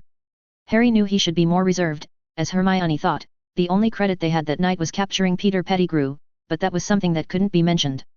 In the eyes of the professors, they undoubtedly caused trouble again by breaking the rules. But Harry couldn't help but grin. He had spent the night in the hospital wing before, but never for such a long time and so difficult. He missed the 4-poster beds in the dormitory, his roommates, and even the bludgers in Quidditch. He even vowed that if he could leave the hospital wing and return to Gryffindor, he would be willing to attend 8 potions classes with Snape in a week. Or Professor Trelawney's divination class would be fine too, preferably divination, because now Harry finally figured out the origin of the big dog he saw on Magnolia Crescent. He no longer had to fear that the nervous divination professor would cast any malicious curses on him. Of course, I personally think it would be more appropriate for you to leave tomorrow morning. The following sentence from Professor McGonagall made the three young wizards' joy immediately diminish by half. And one more thing, Miss Granger. Professor McGonagall glanced at the latest issue of the Witch Weekly on the bed, not minding how they got the magazine during their isolation. This morning, I received a letter from Brian, who told me about the damage to your time turner. Mentioning this, Professor McGonagall became angry again. She was ready to scold Hermione for not reporting the damage to the time turner immediately after it happened, but seeing Hermione nervously clenching her fists and the worry in Potter and Weasley's eyes, she couldn't bear to be harsh and sighed softly before saying solemnly. Brian told me that he did some work in the department, and the Ministry of Magic has decided not to pursue the matter of the damaged time turner, but they need you to write an explanation of how the turner was damaged by Greyback. This explanation needs to be signed by both me and Brian, and then he will submit it to the Ministry. Is it that simple? Ron, who had been forcibly enlightened by Hermione with a bunch of cases of wizards punished for losing time turners, asked subconsciously. There's no need to be fined a large sum of galleons and then spend a few months in Azkaban. Normally, that would be the case. Professor McGonagall frowned and glared at Ron, saying. But obviously, Brian has made some ahem. My point is, Greyback damaged the time turner while trying to kidnap you in the Forbidden Forest, right? This reason is sufficient, and the Ministry will consider accidental circumstances. The time turner was not damaged by Greyback, but mysteriously broke after a time travel. Professor Watson also knew about this. Ron pursed his lips and didn't say anything. 0317 The Muggles. The time turner was not damaged by Greyback, but mysteriously broke after a time travel. Professor Watson also knew about this. Ron pursed his lips but didn't say anything. The Weasley family's financial situation was indeed not good, but Ron was also from a sacred pure-blood family. Growing up under such influence, he had some understanding of the behind-the-scenes operations of the Ministry that couldn't be put on the table. And Harry's face also looked a bit unnatural. Since last summer, when Professor Watson took him to the underground world deep in Nocturne Alley, he realized that the wizarding world was not as wonderful as he had imagined. Like the Muggle world, it was filled with darkness and injustice. Like the case of Hagrid and Buckbeak, so many young wizards had seen that Malfoy was injured by his own doing, but the Ministry still prosecuted Buckbeak under Lucius Malfoy's influence, disregarding the facts. However, this matter has now been resolved as well. A few days ago, when Hagrid returned to school, he asked Madame Pomfrey to bring a message to the three of them. The Committee for the Disposal of Dangerous Creatures had decided to drop the charges, and according to Hagrid, all this was thanks to Professor Watson. Powerful wizards have privileges. Professor Watson was like this, Headmaster Dumbledore was like this, and even the Malfoy family with its considerable influence was like this. That night in the Forbidden Forest, when Harry watched Professor Lupin and the others fight against Greyback up close, he was constantly frustrated that he couldn't help. Now he discovered that Professor Watson had casually dealt with one difficult matter after another, and a small thought began to take root and sprout in his heart. The matter of the Time Turner was properly resolved, and for Harry and his friends, it finally eliminated the consequences of the werewolf riot. To avoid being sent to Azkaban, after Professor McGonagall left, Hermione also kicked Harry and Ron out of her ward. All day long, she was busy with the statement for Professor Watson, and it wasn't until bedtime, when Madame Pomfrey needed to do their final check, that they entered Hermione's ward again, and the room, which had been clean and tidy in the morning, was now covered with parchment filled with writing. Hermione's hair was disheveled, and she looked like she was about to collapse. Harry and Ron each picked up an abandoned parchment and started reading. Compared to your essays, your storytelling skills are much worse, Hermione. Ron couldn't help but laugh, and what he got in return was a glare from Hermione in anger. Ahem, do you need our help, Hermione? Harry suppressed his laughter and said. You know, Professor Trelawney's divination class, to complete an assignment that satisfies her, it requires a bit of skill. Although they had only been in the hospital wing for a week, when Harry and the others stepped out of the hospital wing's doors, they suddenly felt as if they were in a different world. Their anticipation burned like a raging flame, and they ran through the corridors, eager to see their classmates in the house. On Monday morning at 7:40, most of the young wizards gathered in the Great Hall for breakfast. Harry and the others had a clear goal, running down the spiral staircase to the first floor, and bursting into the Great Hall. But as soon as they entered, they immediately realized that something was off. At the staff table, apart from Snape, every professor, including Dumbledore, was holding a copy of the Daily Prophet, engrossed in the words on the newspaper, looking very focused. And the young wizards sitting at the 4 long tables below were in a similar situation. They gathered around those who subscribed to the newspaper, pointing and discussing the words on the paper. What's going on? Harry and the others looked at each other in astonishment, slowly approaching their usual seats. When they passed by Ginny, who was huddled with Colin, Ron asked in bewilderment, I thought we would be warmly welcomed. Ron's voice brought Ginny back to her senses, and when she saw Harry next to Ron, her face lit up with joy, but as she stood up, her lips turned pale. The murderer of your parents, Harry. Ginny took the newspaper from Colin's hands, her lips trembling as she said to Harry, Sirius Black has been captured by the Ministry of Magic. After Ginny's voice trembled out those words, the Great Hall fell silent. Harry could feel the gaze of at least 2/3 of the young wizards upon him. Show some reaction, Harry, you're being too suspicious, Hermione whispered, nudging him in the back. Harry had never encountered such an awkward situation before. Sirius was innocent, he hadn't betrayed them to Voldemort, they already knew that. But to his classmates, Sirius was still the notorious prisoner and traitor, and according to rumors, he had escaped from Azkaban to seek revenge on him because he was the boy who lived who had foiled Voldemort's plans. So, should he act happy? Oh, really? Harry widened his eyes, trying to feign surprise and excitement about the news. When did this happen? Cough cough, well done I mean, the Ministry of Magic is good. Ron pinched his own thigh hard, otherwise, he would probably be rolling on the floor laughing. Hermione's shoulder also trembled slightly, indicating that she was also struggling to hold back her laughter. The Daily Prophet mentioned it this morning. Neville stood up a few steps away, shaking the newspaper in his hand. The Ministry has had him for a while now. The paper says they've been interrogating him, probably trying to figure out how he escaped Azkaban, after all, he's the first to have done it. The gazes from students from all houses put pressure on Harry. He didn't like being stared at like an animal in a zoo, so he quickly walked to the spot where Seamus and the Weasley twins had made room for him, took the newspaper from Neville's hand, and buried his head in it. Hermione and Ron squeezed in on his left and right. Any word on how they caught Sirius? Ron, who had spent a week in the hospital with no taste due to the various potions, was eagerly stuffing his mouth with pies, his sense of bliss evident as he mumbled the question. They found him while searching for Greyback in the Forbidden Forest. Harry replied, his attention focused on the picture of Sirius in the middle of the newspaper. Sirius was once again dressed in a prisoner's robes, but the injuries from that night seemed to have healed. However, his now plumper cheeks showed a hint of resignation, as he had yet to play his part. Black's destined to return to Azkaban, Harry.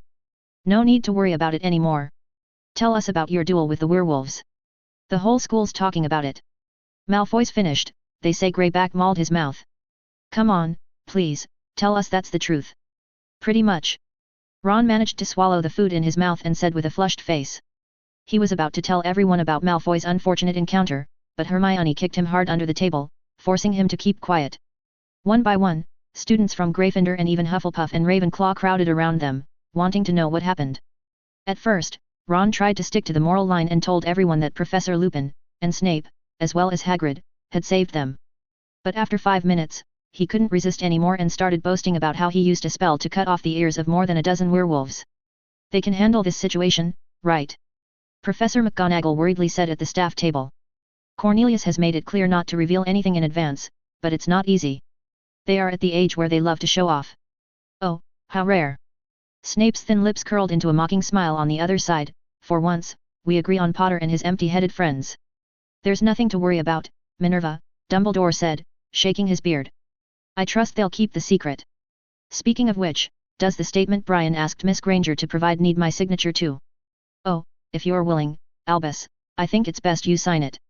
Professor McGonagall retorted, a bit annoyed after Snape's jab. At the mention of Brian, Snape fell silent. After a moment, amidst the pleasant sound of cutlery clinking against plates, Snape asked gruffly, what's he up to now? Sorry, Severus. Dumbledore turned his head, blinking playfully. Who are you asking about? Under Snape's cold gaze, Dumbledore smiled cheerfully. If you're asking about Brian, I think he's busy solving a little problem for himself. I sincerely hope that his approach will be more gentle. After all, times have changed, haven't they? As dusk fell and the evening lights flickered to life, the vibrant market in East London became a hive of activity. Restaurants and bars teemed with life, their warm glow inviting a diverse crowd. The air was rich with the aromas of classic British dishes, sizzling Asian barbecue, juicy Latin American grilled meats, and an array of Mediterranean snacks. Many foreigners were drawn to this place by its reputation. The passing muggles could hardly imagine that two prominent figures from the wizarding world were right near them. By the roadside, there was a cafe with a retro decor. Brian Watson and Amelia Bones sat facing each other on a wooden table, engaged in conversation. Brian took a sip of the tea and placed the rare purple clay teacup on the table in front of him. The dim light in the room reflected on his cheeks, outlining his gentle smile with a hint of laziness. It's surprising, Amelia. Brian tapped the table with his fingers and then pointed outside the window. As a renowned official in the Ministry of Magic, you know more about the Muggle world than I thought. In the Muggle government's records, I am a single middle-aged woman living alone, Amelia replied. During non-working hours, she had shed her intimidating appearance and was dressed in a loose green t-shirt and ordinary jeans, looking like an ordinary Muggle woman. Staring at the Muggle youths passing by outside the window, Amelia's expression seemed somewhat melancholic. You grew up in the Muggle world, Brian. How do you see them? Admiration. Brian fell silent for a moment, his gaze shifting to the window as he spoke softly. Yes. Amelia took a deep breath and then exhaled, her tone as bitter as the tea in her cup. Not just London, but also the Muggle societies of Europe, America, and Asia. During my years as the Director of Magical Law Enforcement, I've visited other countries' ministries for exchanges, and their situations are much like ours. Muggle society is evolving rapidly, and what they call technology has drastically changed their lives. They've achieved many incredible things that even wizards can't do. They can communicate across oceans, a single weapon can destroy a nation, they've landed on the moon. And us wizards, for centuries, our society hasn't fundamentally changed. Many wizards born in the Muggle world quickly adapt to our world's stubborn ways upon entering the wizarding world. They indeed integrate into our society, but they lose the enviable ambition and broad vision of Muggles. Brian lowered his gaze, staring at the rippling tea in the cup, and fell silent. The wizarding world needs change, or one day the dignity and confidence of wizards will be shattered under the technological hooves of Muggles. This is the consensus of some enlightened individuals in the wizarding world, but no one knows where to start. 0318 The Revolution. All along, Dumbledore had hoped that Hogwarts could accommodate more Muggle-born wizards and witches. He wished that these young sorcerers, after entering the wizarding world, could subtly influence the stagnant wizarding community and bring about a revolution through peaceful means, or such was his idea. However, as Amelia said, the air of the wizarding world concealed something extremely stubborn and corrosive, and most Muggle-born children who aspired to survive in the wizarding realm would inevitably be assimilated by it. Brian knew very well that Dumbledore's novel idea was doomed to fail because he underestimated the potential of Muggles and underestimated the speed of progress in the Muggle world. Endowed with a almost godlike perspective, Brian was acutely aware that as the 21st century dawned and Muggle society wholeheartedly embraced the transformative power of the information age, the once formidable flexibility of magic would find itself increasingly compressed. It might well take less than a century, he surmised, for wizards to be utterly overshadowed by Muggles in every conceivable aspect. The statute of secrecy, that has stood firm for 300 years, is a solid cage, Brian said, his words carrying a weight of conviction. Everyone believes that it's the Muggles who live in the cage, but in reality, it's the wizards who are imprisoned, while Muggle society, undisturbed by the influence of wizards, has unleashed incredible potential. Turning his gaze towards Amelia, who listened with rapt attention, Brian spoke with a lightness that belied the gravity of his words. I'd wager my life on it, Amelia. There's more than one Muggle nation's government secretly employing technology to research weapons that could counteract magic.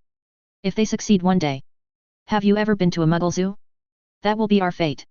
Animals in the zoo. The vivid imagery evoked a visceral chill that ran up Amelia's forehead, causing her to shudder involuntarily.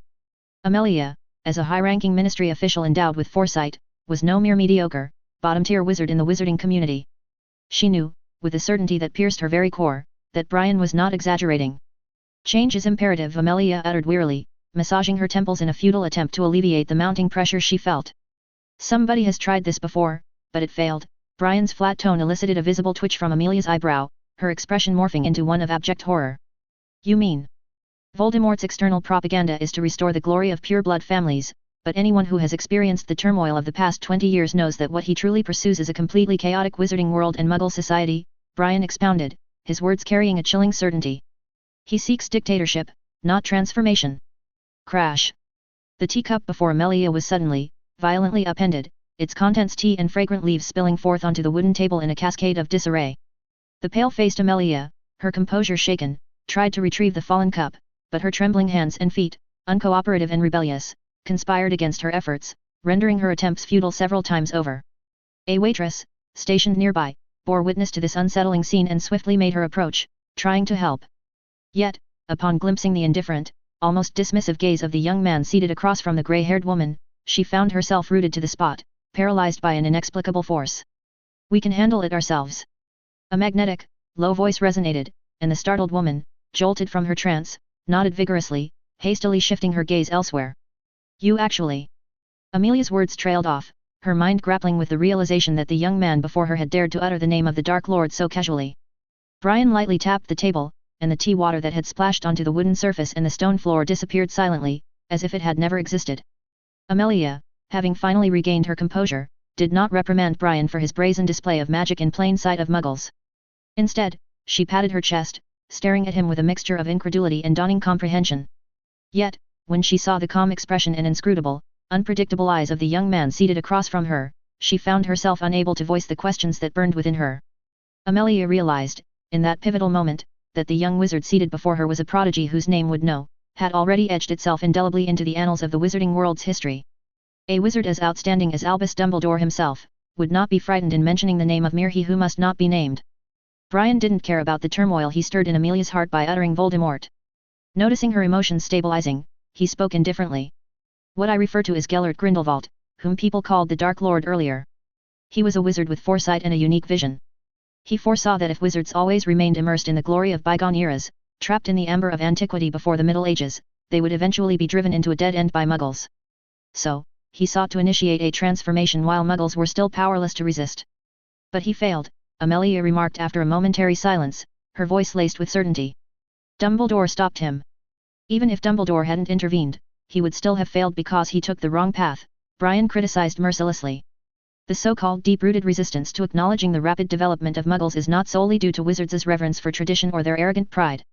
It's because once revolution begins, it would harm the entrenched interests of pure-blood wizarding families. For hundreds of years, these traditional wizarding families have rooted themselves in the wizarding world like towering trees, controlling every aspect of ordinary wizards' lives, dominating the ministry, public opinion, and even Hogwarts itself. War is bound to happen, but not like Grindelwald waging war against the Muggle world. Amelia had broached this topic with the subtle intent of revealing her own future political aspirations, believing that a word like revolution or change would hold great appeal for a young wizard of exceptional talent and Muggle origin like Brian. Yet, she had not anticipated that she herself would be drawn into it by Brian's impassioned speech. She listened intently and solemnly to Brian's viewpoints. When she heard his unfinished sentence, a sense of dread welled up within her, and her expression became terribly unsightly. She understood, with a dawning clarity, the implication behind Brian's words. Under the current, fixed structure of the wizarding world, any attempt at radical reform was doomed to fail unless there was a war, an internal war to purge those pests from within the wizarding community itself. It's difficult to do, Brian, Amelia said with palpable difficulty, her voice strained by the weight of her own words. No one has that kind of determination, and Albus will definitely stop it. Brian toyed with the rim of the teacup, with a smile that revealed deep secrets on his face. Yes, it's difficult to do, but not impossible, he remarked, his tone carrying a weight of conviction that sent a chill coursing through Amelia's very being. Out of chaos, stars are born. Brian's penetrating gaze settled upon Amelia, whose face was etched with suspicion and mounting unease. His smile, slightly slanted, carried an undercurrent of cold calculation. Stitching and strengthening may preserve a structure, but grandeur arises not from mere repairs. Great civilizations do not merely collapse, they rise anew, phoenix-like, from the remnants of their past glory. In that moment, a primal urge gripped Amelia, an urge to turn on her heel and flee, or, at the cost of her very life, to draw her wand and arrest Brian Watson then and there. In a daze, the Brian Watson seated across from her seemed oblivious to the severe, potentially cataclysmic consequences his words would provoke if they were to spread. He would grow, she realized with dawning horror, into the next generation's Dark Lord, far more terrifying than the wizard whose name must not be mentioned. The head of the Department of Magical Law Enforcement was in turmoil, cold sweat dripping from her grey temples, forming a small puddle on her shoulder. If the person before her was not Brian Watson, the very same who had single-handedly wiped out the nefarious Greyback and was hailed by many news media as the most powerful wizard under Albus Dumbledore himself, Amelia might not have felt such overwhelming weird fear. It was precisely because Brian was a very powerful and well-known young wizard that she found herself gripped by fear, knowing full well that if Brian attempted to incite a civil war in the wizarding world, he was entirely capable of doing so. Don't worry, Amelia. Brian's voice cut through the silence, a slight smile playing upon his lips as he observed the beads of sweat forming on Amelia's eyebrows, and the constantly shifting expressions that danced across her face. Up to this point, I've never had the intention to actively push for that revolution in the wizarding world. As you said, Dumbledore wouldn't support it, and the environment of the wizarding world wouldn't allow it. But one day in the future, if the right moment comes, I wouldn't mind giving it a push. The conversation on this topic ended with Amelia lapsing into a prolonged silence, but Brian's words still planted a seed in her heart, a seed that might sprout one day in the future. With the news about Sirius Black soon to be published, the hard-working head of the Department of Magical Law Enforcement inviting Brian for tea in the Muggle realm was not simply to cultivate friendship or discuss about change and revolutions. In fact, the two met here for other matters. A few days ago, at the press conference, Brian's brilliant improvisation left the scandal-hungry Rita Skeeter, who delighted in pleasing the masses, utterly defeated. However, Amelia had warned Brian at the subsequent luncheon that Rita Skeeter was a troublesome sort who would not rest until digging up some sensational news from the now hot commodity Brian Watson. And things unfolded exactly as she had predicted. On the eve of the Ministry's release of the Sirius Black affair, Amelia received the news. It was now 9 p.m., an hour when any wizard still out and about in the wizarding world generally had something sinister in mind. But in the Muggle world, the exciting nightlife was just beginning. Outside the shop window, the Muggle sidewalk was so crowded Muggles were walking touching shoulder to shoulder in the sea of humans, while a middle-aged wizard wearing a light brown coat, clutching a tattered briefcase under his arm, with baldness more severe than Mr. Weasley, stood across the street, searching aimlessly.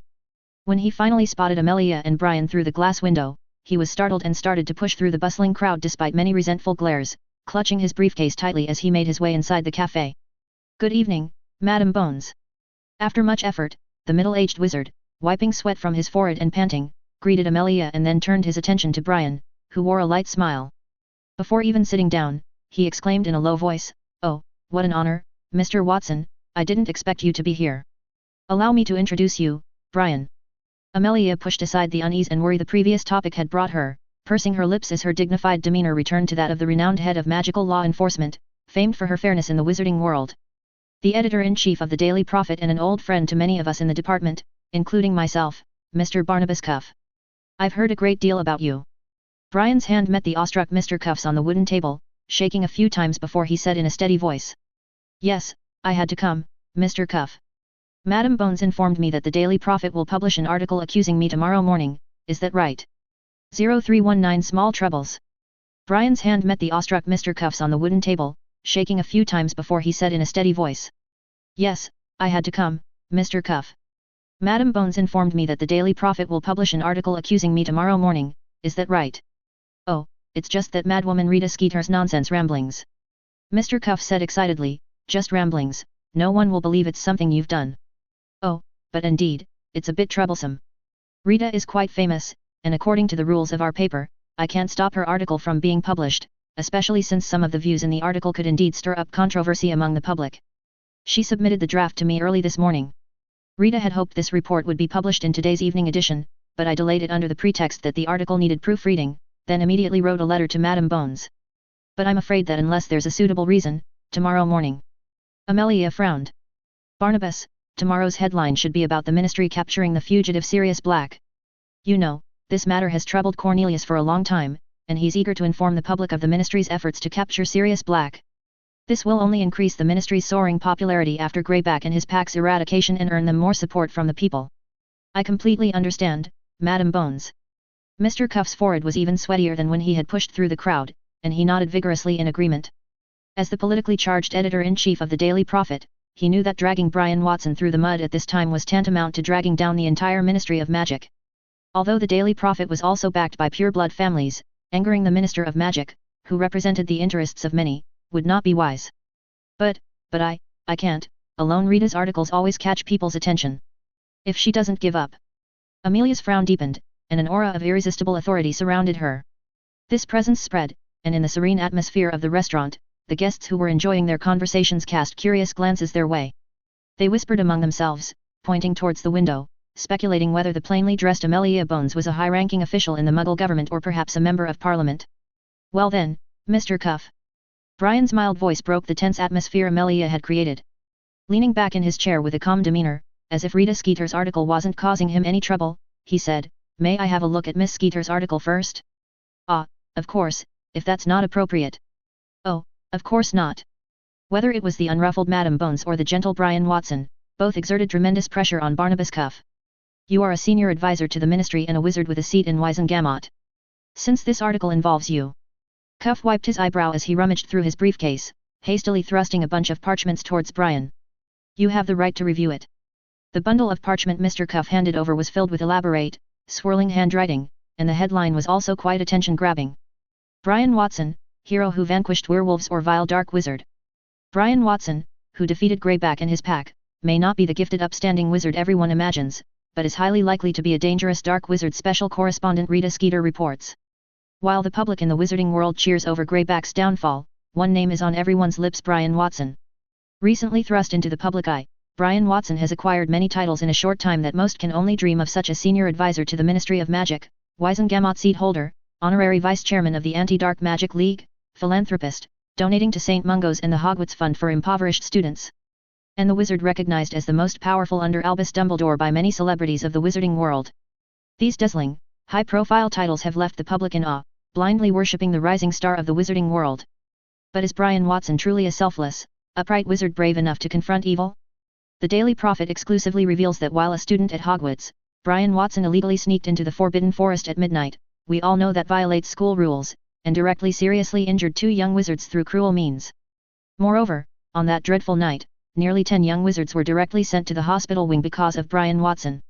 Strangely, this incident did not receive widespread attention at the time, and there is reason to believe Albus Dumbledore carefully covered it up. That night, there was a terrible fire in the Forbidden Forest that could not be no matter what. A wizard who experienced that terrible incident and has since graduated shuddered in an interview.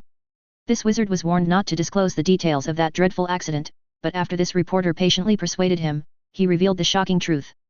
That night, someone used the killing curse, one of the unforgivable curses, using anyone leads to Azkaban. They said a dark wizard had infiltrated Hogwarts, but no clues were found afterwards.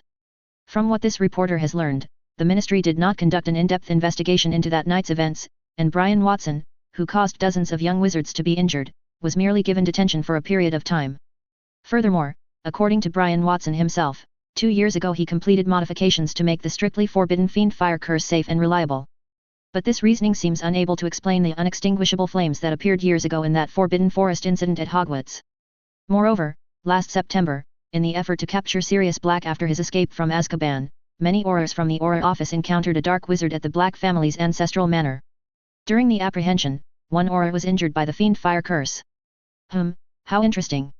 10 minutes later, after reading all the text, Brian looked up under Mr. Cuff's careful watch, and under the dim light, he revealed an inscrutable smile. Scene break. Poof. In the profound, deafening silence of the inky, impenetrable night, a crisp, abrupt poof resonated through the utterly deserted street like a gunshot in a vacant cathedral. The specks of dust floating lazily in the stagnant air were violently disturbed, sent drifting aimlessly on unseen currents, while the stark, pale moonlight streaming through the gaps in the dense clouds cast an elongated, ghastly silhouette onto the pristine, undisturbed ground. On the weathered, rusting signpost by the roadside, the age-worn sign bearing the words Budleigh Babberton Village indicated to Brian that he had indeed arrived at his intended destination. Passing by a quaint, vintage phone booth with flaking red paint and a modest bus stop sheltering a solitary bench, a narrow yet perfectly straight road stretched out before him like an unwavering arrow, leading towards the sleepy outskirts of the secluded village. Flanking either side of the vacant street stood orderly rows of identical houses, each one a mirror image of its neighbor, their uniform architectural style lending an almost oppressive sense of conformity. Despite the profound desolation of the deep night, ethereal wisps of pale mist hovered atop each peaked roof and neatly trimmed hedge, as if the very stillness had taken a vaporous form. Tempted by the chill, restless breeze that wandered through this wilderness, the tendrils of fog constantly shifted and swirled, dragging the outwardly quiet, peaceful village into an eerie, unsettling atmosphere more befitting a haunted hamlet. Quack, quack, the resounding chimes of the distant church bell cleaving through the silence at the stroke of midnight startled a gathering of black crows perched upon the rusted crosses adorning the roof peaks. With a frantic flutter of wings, they took abrupt flight, disappearing like sinister specters into the fathomless depths of the night sky. Thud, thud, thud, the rhythmic footfalls seemed to echo the steady pace of the clouds scudding across the bright face of the full moon, alternately cloaking the world in luminous silver radiance and impenetrable shadow. As the clear illumination dimmed behind a bank of roiling vapor, the smothering darkness deepened its shroud over the village. Brian's solitary figure came to a halt at the end of the narrow road, before a tidy little stone cottage nestled within a meticulously tended garden. Appraising this unassuming abode with a considering gaze, a faint, cold smile crept across the corner of the golden viper's gloomy face, the expression shown by the swirling, sinister undulations of his potent magical aura. Just hours before, Brian had been in one of London's busiest commercial streets, having tea with the head of the magical law enforcement and the editor-in-chief of the Daily Prophet. Now, after traversing nearly half the length of England, he found himself in this remote, obscure village tucked away in the pastoral countryside, all on account of a particular article penned by the notoriously scandalous journalist, Rita Skeeter. With good intentions, Amelia offered to negotiate with Rita Skeeter herself to halt the publication of the article. Such matters were routine for the Ministry of Magic. Whenever a report threatened the ministry's authority, these high-ranking ministry officials would leverage their influence and connections to prevent the article's publication. Otherwise, once public opinion arose, the situation would become uncontrollable. Brian trusted Amelia's ability to handle the situation, but he didn't pass the task along. Instead, he insisted on dealing with it himself. Maintaining an air of mystery was the best way to command awe and respect. Although the two were now partners, Brian needed to demonstrate his capabilities to Bones at appropriate times. Hence, he proposed to handle the matter himself. However, judging by the guarded reactions and poorly concealed nervousness upon their features after knowing of his intentions, the two officials had no doubt suspected Brian's true purpose in paying a late-night visit to the infamous reporter was to eliminate her by more permanent means. Of course, prior to this relatively insignificant article's development into a controversy demanding immediate resolution, arranging for Skeeter's quiet disappearance or negotiating her silence through more overtly unscrupulous methods would have been the conventional, prudent course of action. However, he disdained doing so, as Rita Skeeter did not carry that much weight. His primary purpose for appearing here tonight was to prove to Bones that he possessed the ability to resolve these situations. Just as expected of you. Brian murmured the words, his voice a hushed rasp scarcely louder than the whisper of the wind through the foliage. He remained motionless beyond the wooden garden gate, sharp eyes roaming over every little detail of the meticulously trimmed shrubbery and the rustic, two-story stone cottage itself, each block neatly stacked into an immaculate, unified structure. After a moment of contemplation, his right hand, gripping his wand, emerged from beneath his black traveling cloak. Swish, with a skillful, nearly imperceptible flick of his wrist, a vibrant blue ribbon-like streak of vivid luminescence erupted from the wand's tip in a blinding flare. The swelling coil twisted and spiraled through the air, rapidly swelling in mass and volume until the glowing filament had taken the form of a truly massive blue serpent, its coiled lengths encircling the entire house in an unbroken loop as one end remained tied to the tip of Brian's wand. Boom! In a thunderous detonation that reverberated through the air like the firing of a cannon, a ferocious windstorm erupted across the flat expanse of earth surrounding the house.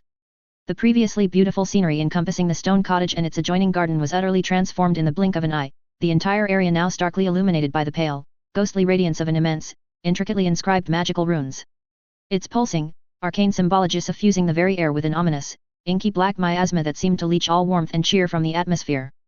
Faint, discordant howls, like the anguished cries of innumerable malignant spirits, assailed Brian's ears in an incorporeal cacophony.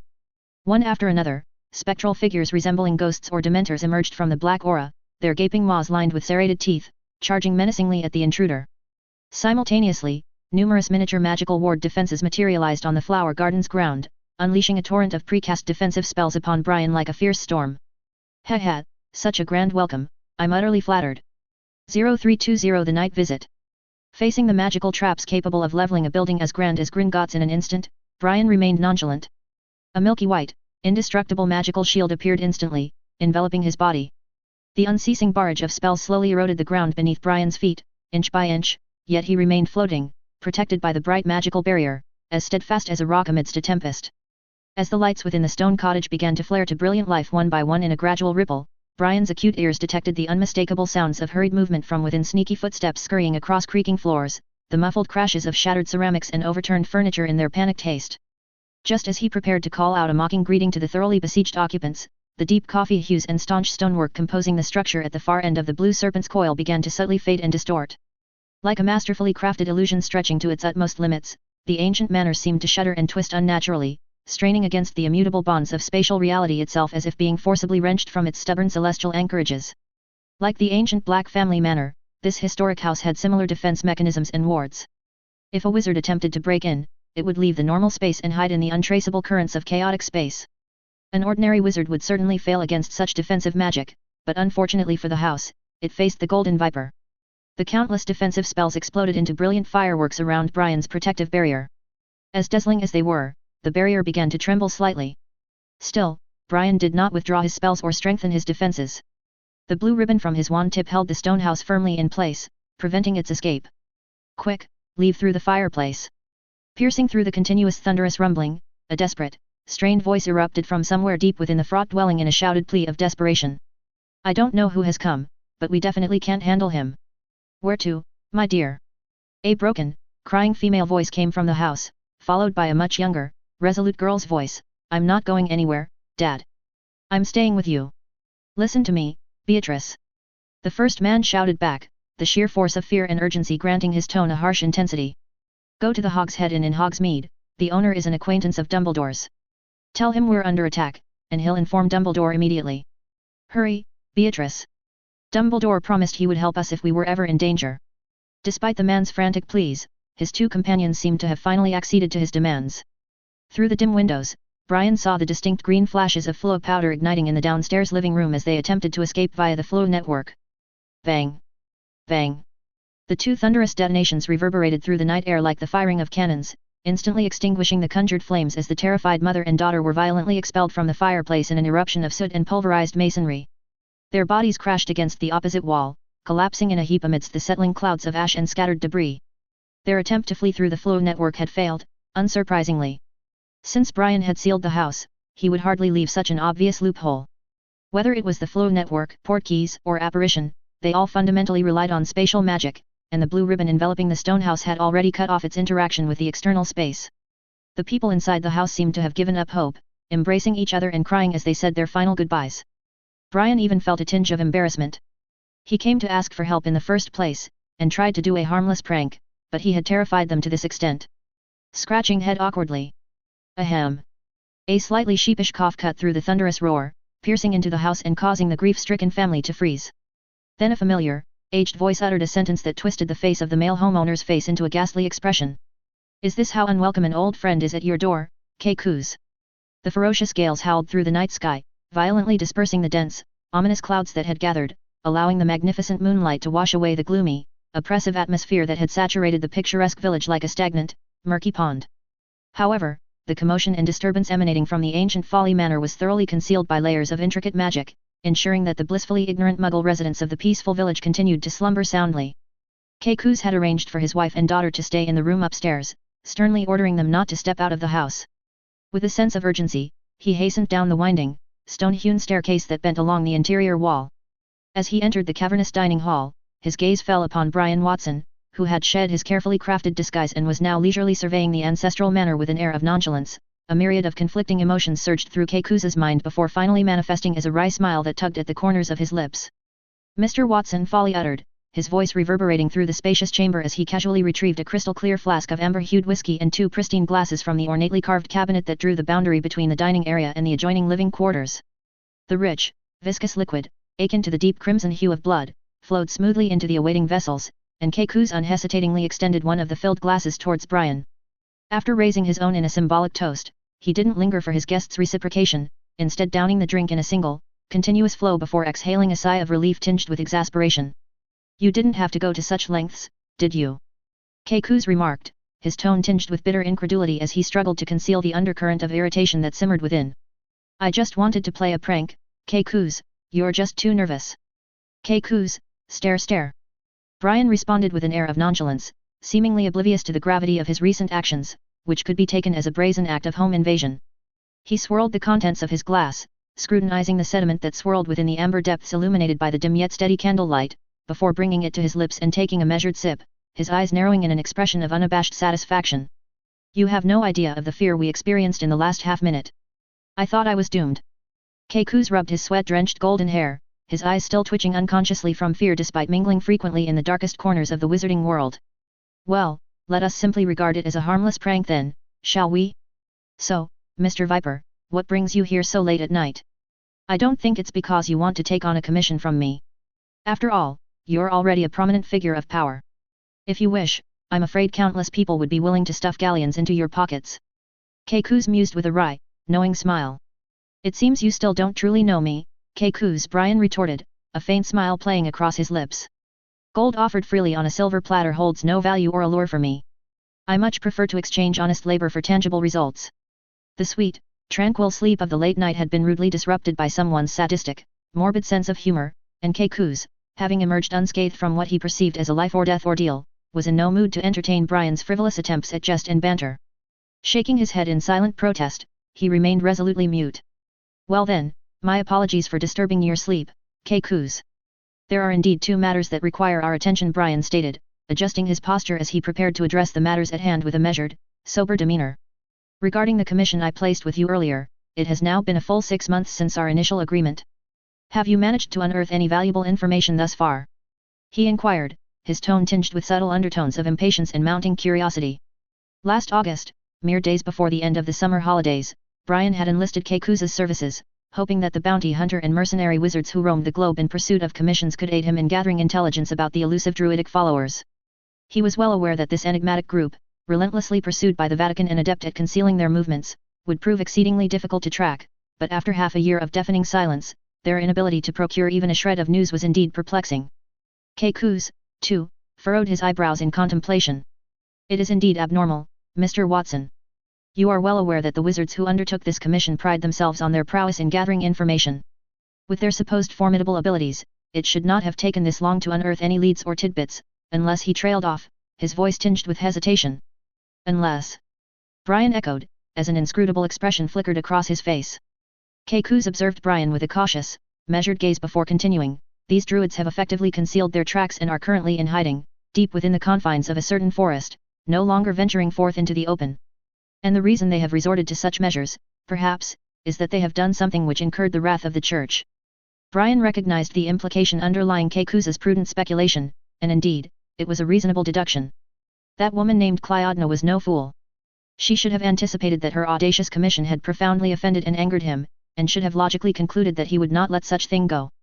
Hence, it made perfect sense for her to gather her followers and retreat into seclusion for a period, allowing the storm to pass and the dust to settle. Brian nodded slightly. He knew that this matter couldn't be rushed, so he didn't press Keiku's further. There is another matter that needs to be resolved tonight, Keiku's. Brian declared, a faint luminescence flickering to life as a neatly folded stack of parchment materialized within his outstretched palm, a duplicate copy of Rita Skeeter's report that he had obtained from Barnabas Cuff. Take a look at this, Keiku's. Brian threw the stack of parchment to Keiku's, then remained silent, enjoying the whiskey that Keiku's had served him. Keiku's didn't dare to neglect. He unfolded the parchment, and as his eyes fell on the headline, he raised an eyebrow in surprise. He glanced at Brian without showing too much astonishment and proceeded to read the rest of the report. Rita Skeeter's report, ah, I see. She does possess a certain degree of fame and respect within our community, Keiku's pondered aloud, his tone pensive and contemplative. A minute later, having thoroughly digested the contents of the parchment, Keiku's lowered the report, his appearance betraying no outward signs of shock or concern. Such a trivial secret was hardly earth-shattering or explosive to one like Keiku's folly, who was privy to countless unspeakable secrets harbored by the wizarding world's most renowned and influential figures. After a momentary pause to gather his thoughts, Keiku's tentatively inquired, "Do you require my assistance in suppressing the publication of this article?" "Not assistance," Keiku's Brian interjected, setting his glass down upon the polished oak surface with a dull thud that reverberated through the cavernous chamber. "I am well aware that the Folly family is one of the shareholders behind the Daily Prophet. I do indeed require you, in your capacity as a member of the board of directors, to prevent this article from being published. But it's not help, it's a commission, and I can provide the reward. Though the Folly family, one of the sacred 28 pureblood family, may no longer wield the same degree of prestige and influence as they once did in ages past, a sacred pureblood family was still a pureblood lineage, filled with its own storied heritage and connections. I can indeed exert my influence over the affairs of the Daily Prophet, Kuz agreed after a moment's contemplation. However, the Folly family's shareholding in the Prophet is not substantial enough to single-handedly sway such matters. The Greengrass family and the Burkes have much. Very well, I'll make a trip. After pondering for a moment, Kuz made the decision. 0321 favors. After pondering for a moment, Kuz made a decision. For a wizard like Brian Watson, who held significant sway in both the underground world and the world above, the chance to owe him a favor was not easy to come by. If he could seize this opportunity to solidify their friendship, it might potentially save the entire Folly family in the future. Kuz was a man of action. Recognizing that, according to the established rules, Rita's provocative article was scheduled for publication in the next day's edition, he wasted no time in departing his ancestral home via the Flow network in the dead of night to engage in delicate negotiations with the two largest and most influential directors presiding over the Daily Prophet's operations. In a remarkably brief span of time, merely half an hour, he had returned, with the signatures of the patriarchs of the two sacred pureblood families, effectively authorizing the suppression of the article. Kuz also wrote his own suggestions on the note. He had originally planned to send the order from the board of directors to the newspaper through an owl, but considering that tomorrow's paper was already being printed, he made another arduous trip. It was only when the moon began to wane that the matter was finally settled. Brian watched all this, knowing that Kuz wouldn't go to such lengths for a few galleons. The reason he did so was merely in the hope that Brian would remember this favor, and if one day the Folly family faced danger, he would lend a helping hand. All right, Brian announced, rising to his feet as he gently massaged his whiskey-overloaded stomach, offering a grateful nod of acknowledgement towards the visibly exhausted Folly. I will remember this, Kuz. It is an honor to be of service to you, Mr. Watson, Kuz responded, his expression one of sincere gratitude and humility. Brian knew that he wasn't a good guest because he had come to his house late at night, causing Kuz's wife and daughter to tremble in fear in there and unable to sleep in room upstairs. So, after everything was settled, he prepared to leave. Please wait. But as Brian was about to step out of the door, Kuz suddenly called out and followed him from inside, holding the notebook he usually used to record commissions, and asked with a shy smile. Well, Mr. Viper, do you have any plans to take on commissions lately? Upon hearing the unexpected request to take on a new commission, Brian was struck by a wave of surprise that momentarily left him stunned and motionless, his mind racing as he tried to process the implications of this sudden proposition. However, after a few moments of stunned silence, the fog of bewilderment lifted, and he came to the stark realization of what was happening. For the past half-year, he had been living a comfortable retirement life at Hogwarts, almost forgetting about his actual job. However, after coming back to his senses, Brian didn't immediately respond. Looking at the expectant face of Kuz, he pondered for a moment. Kuz surely knew that he was currently entangled in various affairs. Even if Kuz desired to earn a brokerage fee from him, he wouldn't choose such an inconvenient time. It seemed likely that Kuz had encountered a particularly challenging commission. Indeed, Kuz was not the sole active commission broker operating within the shadowy underground world of the British Wizarding Society. There existed a fierce competition within this industry, with brokers vying for the most lucrative contracts and the most skilled mercenaries to fulfill them. For an exceptional broker such as Kuz, the most crucial aspect of success was the ability to wield influence and control over a vast network of resources. Not only was it essential to have access to a diverse array of task resources, but the resources of the bounty hunters and mercenaries themselves were equally vital. Without a constant flow of highly skilled and accomplished mercenaries at one's disposal, even the most promising of commissions would be rendered futile, as there would be no one capable of completing the task, ultimately eroding the broker's credibility and reputation over time. What's the matter? Encountered some trouble?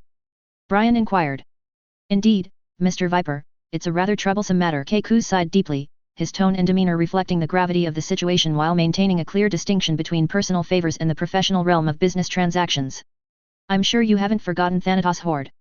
At the mention of that name, Brian's eyes narrowed, his expression hardening as a palpable sense of surprise and caution permeated his tone. Thanatos? Has he posted a commission with you? Precisely, Mr. Viper. A rather difficult task, I must admit, Kuz responded, rubbing his temples in a gesture of exasperation and weariness. You surely remember the task of retrieving ancient artifacts from the depths of Egypt. When you landed back in England, you and the team led by Scrimgeour had a fierce battle. In that fight, Scrimgeour destroyed Thanatos' bone dragon. As you know, Mr. Viper, Thanatos is an ancient necromancer who commands undead creatures. Losing that bone dragon significantly weakened him. Keikus paused briefly, allowing the weight of his words to sink in before continuing. Not long after that mission, Thanatos posted a commission with me, expressing desire to acquire the skeletal remains of a dragon.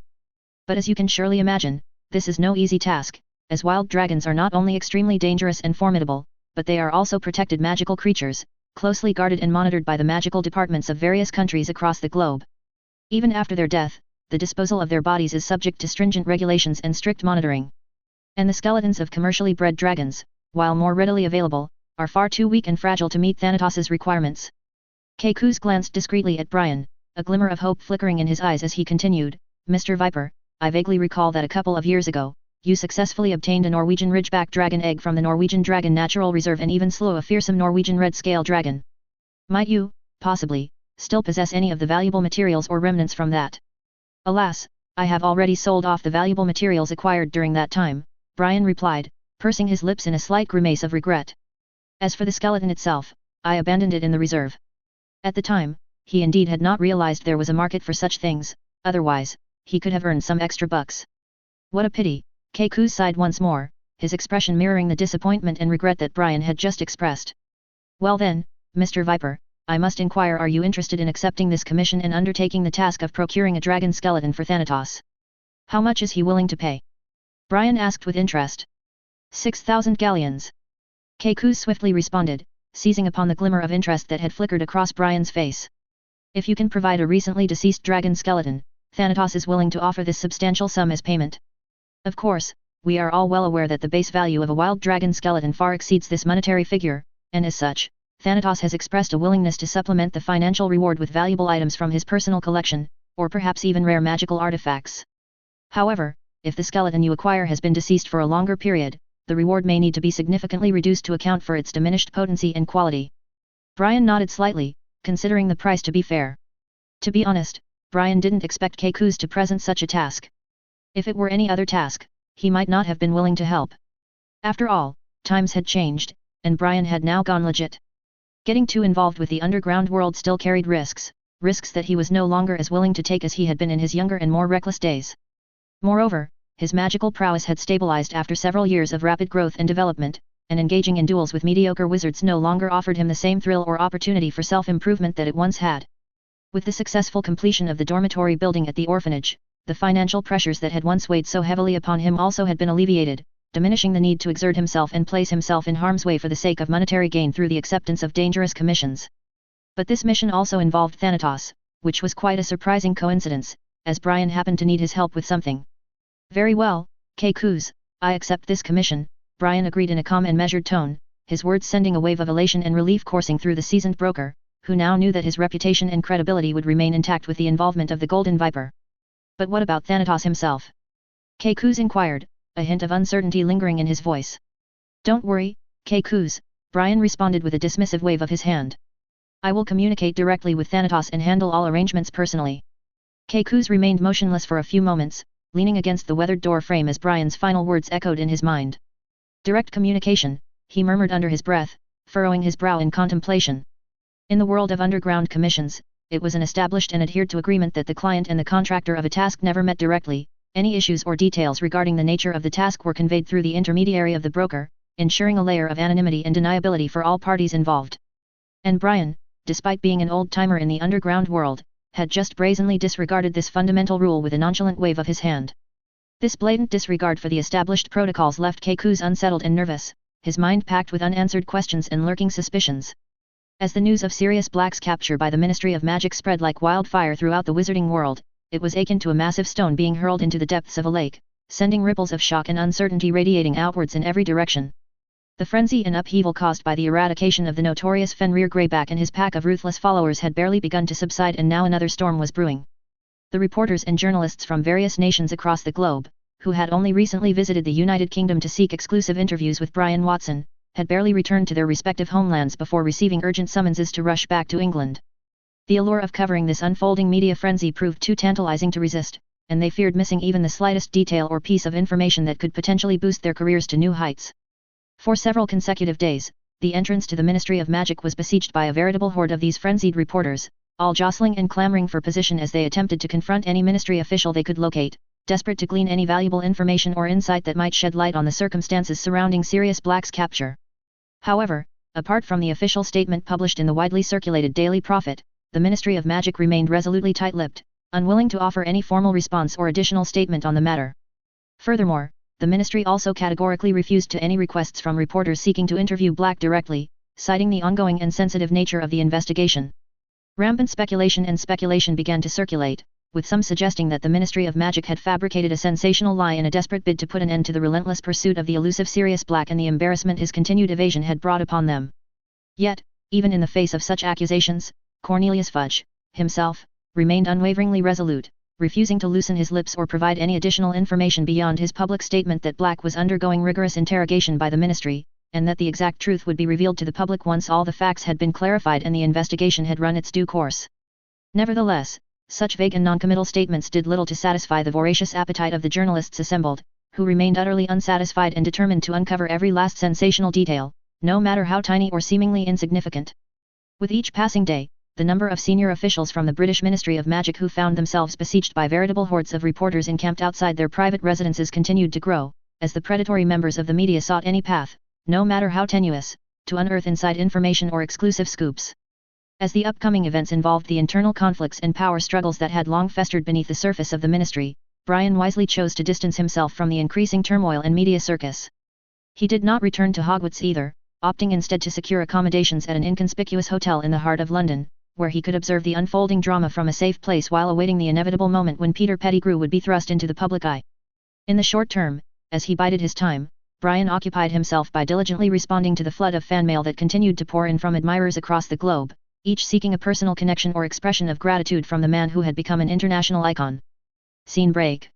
On one particularly sunny morning, after partaking in a leisurely breakfast, Brian returned to the sanctuary of his hotel room, his mind already turning towards the task of composing a thoughtful response to a letter from the American Magical Congress, which sought his expertise and guidance on the most efficient methods for hunting and eradicating the threats posed by werewolves and vampires. Knock, knock. As he settled into a comfortable chair, parchment and quill in hand, prepared to begin writing his insights and recommendations, an abrupt and insistent knock upon the door shattered the tranquil atmosphere, foreshadowing the arrival of an unexpected visitor. 0322 Rita Skeeter. Rita Skeeter. Even before the rhythmic rapping on the thick wooden door reverberated through the room, Brian was acutely aware of the identity of this unannounced visitor. To be honest, Brian rather appreciated certain qualities exhibited by this female reporter. Putting aside what happened on the day of the press conference, the fact that Rita Skeeter could unearth the obscure details surrounding the Dark Wizard attack incident that occurred during his student years at Hogwarts within a mere matter of days, meticulously tracking down those who had borne witness to that incident, all in an unwavering pursuit of unearthing sensational topics about himself. This unwavering dedication was, if nothing else, commendable. Especially since she had perceptively seized upon the Fiendfire as her lead, associating him with the Dark Wizard who had audaciously attacked the Black Manor in Grimmauld Square the previous year, an event that had sent shockwaves reverberating through both the Muggle government and the wizarding world alike. Such sharp and penetrating thinking, Brian had to acknowledge, was an increasingly rare commodity. Knock, knock, knock. Another urgent burst of insistent knocking came from the other side of the door. Rita Skeeter seemed very certain that someone was present in the room, taking on an attitude of not leaving until the door was opened. Brian raised a perplexed eyebrow, pausing for a contemplative moment, before rising slowly from his seated position and making his way towards the door, ultimately acquiescing to her persistent demands and allowing it to swing open. Rita Skeeter's appearance was not much different from the last time at the press conference, except for a brightly colored shirt. At the moment, her left hand was carrying the distinctive crocodile skin handbag, and her fist was clenched in mid-air, making a swinging motion. Brian could probably guess that Rita Skeeter had already learned about him using the Daily Prophet's board of directors to suppress that article, because this woman's expression, which she had not yet had time to conceal, bore obvious anger. But then, realizing that the door was open, she switched to a delighted expression. Ah, Mr. Watson, locating your place of residence has proven quite the formidable challenge, even for an experienced journalist such as myself. Oh, but as a renowned celebrity, I'm quite certain you don't recall our previous encounter, she grimaced, her tone laced with equal parts mockery and sickly insincerity. In fact, you left a rather deep impression on me, Miss Skeeter. Rita's height barely reached Brian's chin. He looked down at this uninvited visitor, not giving a pleasant expression despite some appreciation, but rather frowning slightly, trying to exhibit the reaction of someone unwilling to be disturbed when faced with harassment. Rita Skeeter behaved as if she were an old friend who had known Brian for years. Without any restraint, she peeked her head past Brian, shamelessly exploring the room. When she noticed the thick stack of letters waiting to be replied to at the foot of the desk, her eyes lit up, showing great interest. You're replying to your fans, right? Oh, it's silly to chat outside the door. Why can't we go in and talk? After saying this, without waiting for Brian's response, she squeezed past him and quickly walked towards the desk filled with letters, apparently intending to take a peek at the contents of the letters before Brian could react. But alas, her brazen attempt was destined to fail. Before she had even traversed half the distance to the desk, the unfolded letter resting atop the glass coffee table suddenly animated, folding itself into a precise square before slipping neatly into the awaiting confines of the open envelope at its side. Simultaneously, the drawer of the desk yawned open with a snap, and the remaining letters vanished from sight, whisked into the drawer's depths and neatly arranged, the drawer slamming shut with a resounding bang, completely cutting off Rita Skeeter's prying eyes. I don't remember inviting you into my room, Miss Skeeter. Brian put down his wand and spoke unkindly. Based on your behavior just now, I could very well restrain you and send you to the ministry for detainment for a period of time, according to both Muggle and Wizarding laws. Oh, don't be so dreadfully formal, Brian. Rita Skeeter grinned exaggeratedly. She surveyed the room, quickly locking onto the outdoor balcony behind the curtains, with its glass coffee table and 2 wicker chairs. She opened the floor-to-ceiling glass door, tossing her leather handbag onto the table before running her fingers through her golden curls. Why are you lingering in the door, Brian? We're about to conduct a highly anticipated interview. She bared her lips, her 3 gold teeth gleaming in the sunlight. You're quite interesting, Miss Skeeter. Brian half closed his eyes and chuckled softly. He didn't attempt to drive her away further but, instead he closed the door behind him and walked towards the balcony. By the time Brian had settled into one of the wicker chairs, Rita Skeeter had already produced her quick quotes quill and a fresh piece of parchment from her handbag, clearly intent on documenting their impending conversation. Brian, I'll be using the quick quotes quill for notes, you don't mind, do you? This way, I can free up my hands to have a proper conversation with you. Brian gestured that he didn't mind, maintaining a pleasant smile on his face, but there was no trace of amusement in his eyes. I won't mind where you found out about my residence, Miss Skeeter. As a well-known journalist with professional integrity, I assume you have your ways. But I'm curious, why did you waste your time on me? I mean, I'm already outdated, right? The current trend is Sirius Black, and your colleagues are trying hard to find out the inside story of his arrest from the Ministry of Magic. Rita Skeeter raised a heavily drawn eyebrow. Don't underestimate yourself, Brian. People are still very interested in you, and Sirius, he's the one who's truly outdated. Brian pursed his lips and didn't speak, because he noticed that the green quill was writing frantically on the parchment spread out on the glass coffee table. In this conversation that was achieved after going through various difficulties, Brian Watson tried to steer the topic towards the current hot topic of Sirius Black's arrest. The young and handsome face showed a nonchalant expression, but the strange purple eyes flashed with a light that told the writer that he was afraid of something.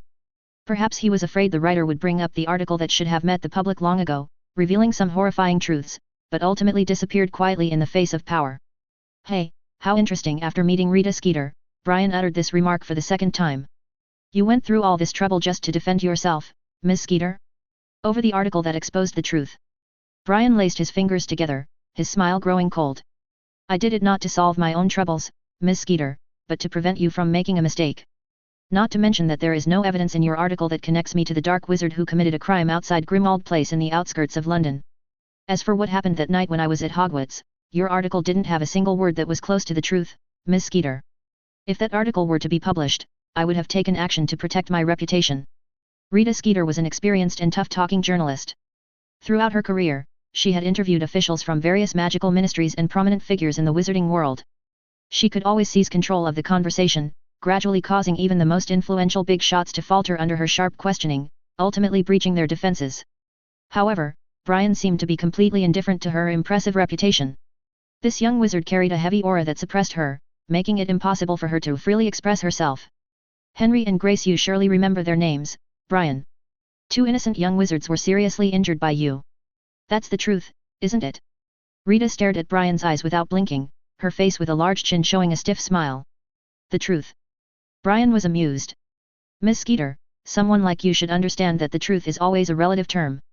And whether it's you or the people in the wizarding world, what they pursue is never the truth. Rita finally realized one thing, that the young man sitting across from her, who would probably be in a lesser-known department doing menial tasks if he were in the Ministry of Magic, or running errands everywhere, Brian Watson, was not the kind of brainless fool she usually encountered. He was very intelligent and alert, and most importantly, Brian had an astonishing network of connections in the wizarding world. You see, Even if the Minister of Magic wanted to remove her article from the Daily Prophet, it would not be a simple task. But according to the information she had gathered, Brian Watson had somehow managed to order the newspaper to withdraw her article, even though the next issue was already being printed in large quantities. I don't understand what you mean, Brian. Rita raised her heavily drawn eyebrows, wiping away the smile that had disappeared from her face due to the thick layer of powder, and her eyes became cold. Our readers have the right to know the truth, Brian, and my job is to uncover the truth. In the ensuing silence, Rita's quill began fabricating again. When the author asked about the shocking assault on classmates that happened at Hogwarts during that year, the specific details will be attached to the report. Brian Watson, who gained fame by annihilating Greyback, denied it vehemently and reacted with strong outrage. This makes us suspect the true nature of this hero, who is shrouded in a halo of heroism. Brian shook his head disappointedly. He had invited this journalist in to have a good conversation with her and establish a certain level of friendship, but he had not expected Rita Skeeter to be so stubborn in wanting to spread rumors about him. I think it was a mistake to start this conversation, Ms. Rita Skeeter, he said calmly. Bang!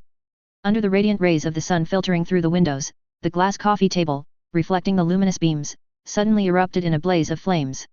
Rita Skeeter leapt to her feet, frantically attempting to rescue her prized crocodile skin handbag and her trusty quill, which had been resting upon the table's surface, from the flame. However, the flames were so intense that, in the blink of an eye, all her possessions had been reduced to mere ashes. Mere moments later, the flames dissipated as abruptly as they had appeared, leaving the glass coffee table and the potted plant adorning its surface wholly intact. As a gentle breeze wafted through the room, the remaining ashes swirled and danced, ultimately escaping through the balcony railing and disappearing from sight entirely. How dare you do this, Watson? Rita Skeeter, who had interviewed countless famous wizards in her career, had never encountered such brazen audacity. She glared at Brian with a malicious look. Watson, you will pay for your actions, I swear, you will be ruined. Leave, Skeeter, I have other things to attend to, so I won't personally see you out. With a casual wave of his hand, the door to the room swung open automatically, and Brian calmly uttered his dismissal.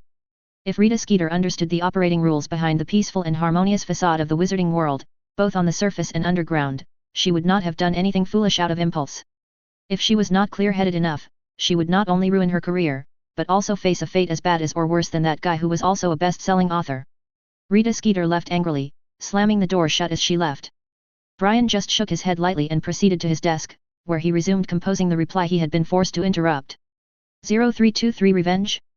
Rita Skeeter was furious, slamming the door shut as she left. Brian just shook his head lightly and proceeded to his desk, where he resumed composing the reply he had been forced to interrupt. Rita Skeeter, standing in front of the door, had a pale face and was panting. Damn Watson! No one has ever dared to do this. Intercept my reports, destroy my things. Rita's eyes, filled with malice, fixed on the door as she plotted her next move. There must be something shady going on, right? Oh, of course, that's a given. These influential figures are all cut from the same cloth.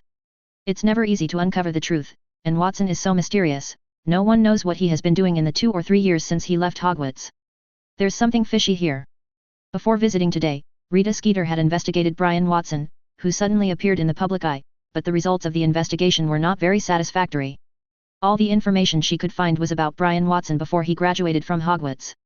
After graduation, until last year when he was hired by the Hogwarts Board of Governors to search for the Slytherin's Chamber of Secrets, Brian Watson seemed to have completely disappeared from the wizarding world, and there was no information available.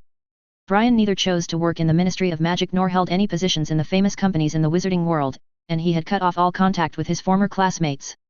There remained only one plausible possibility: Brian Watson had returned to the Muggle world and ceased all interaction with the wizarding community. But was that possible? For a wizard of great power to leave the wizarding world and mingle with Muggles was as inconceivable as a centaur leaving the forest to make a living in Diagon Alley. And how did he establish connections with those influential figures? There was only one possibility: he had hidden his identity and had been secretly working for those decadent pure-blood families, and corrupt politicians who were just figureheads. A gleam of satisfaction flashed in Rita's eyes as she believed she had discovered the truth of the matter. But she lacked crucial evidence now. Rita was not one of those clueless rookie journalists. She knew what kind of report could attract the public's attention. It wouldn't be enough to rely on rumors, there had to be some truth in the lies to make it difficult for people to distinguish between truth and falsehood. Rita's eyes sparkled with a mischievous light as she remembered the pile of letters on the desk in the room. You will soon pay the price. After making up her mind, Rita's expression became cheerful. She disdainfully glanced at the door, then turned and walked away with an arrogant stride.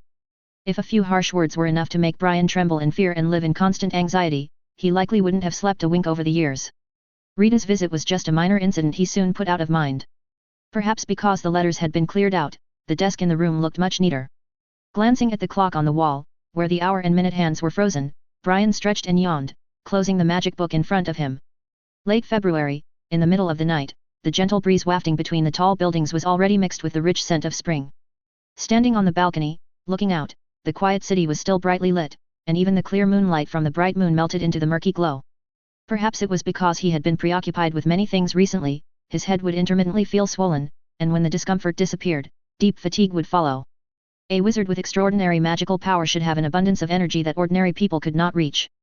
This phenomenon was unusual, indicating that there was some problem with his body, and the problem had already begun to show its severity.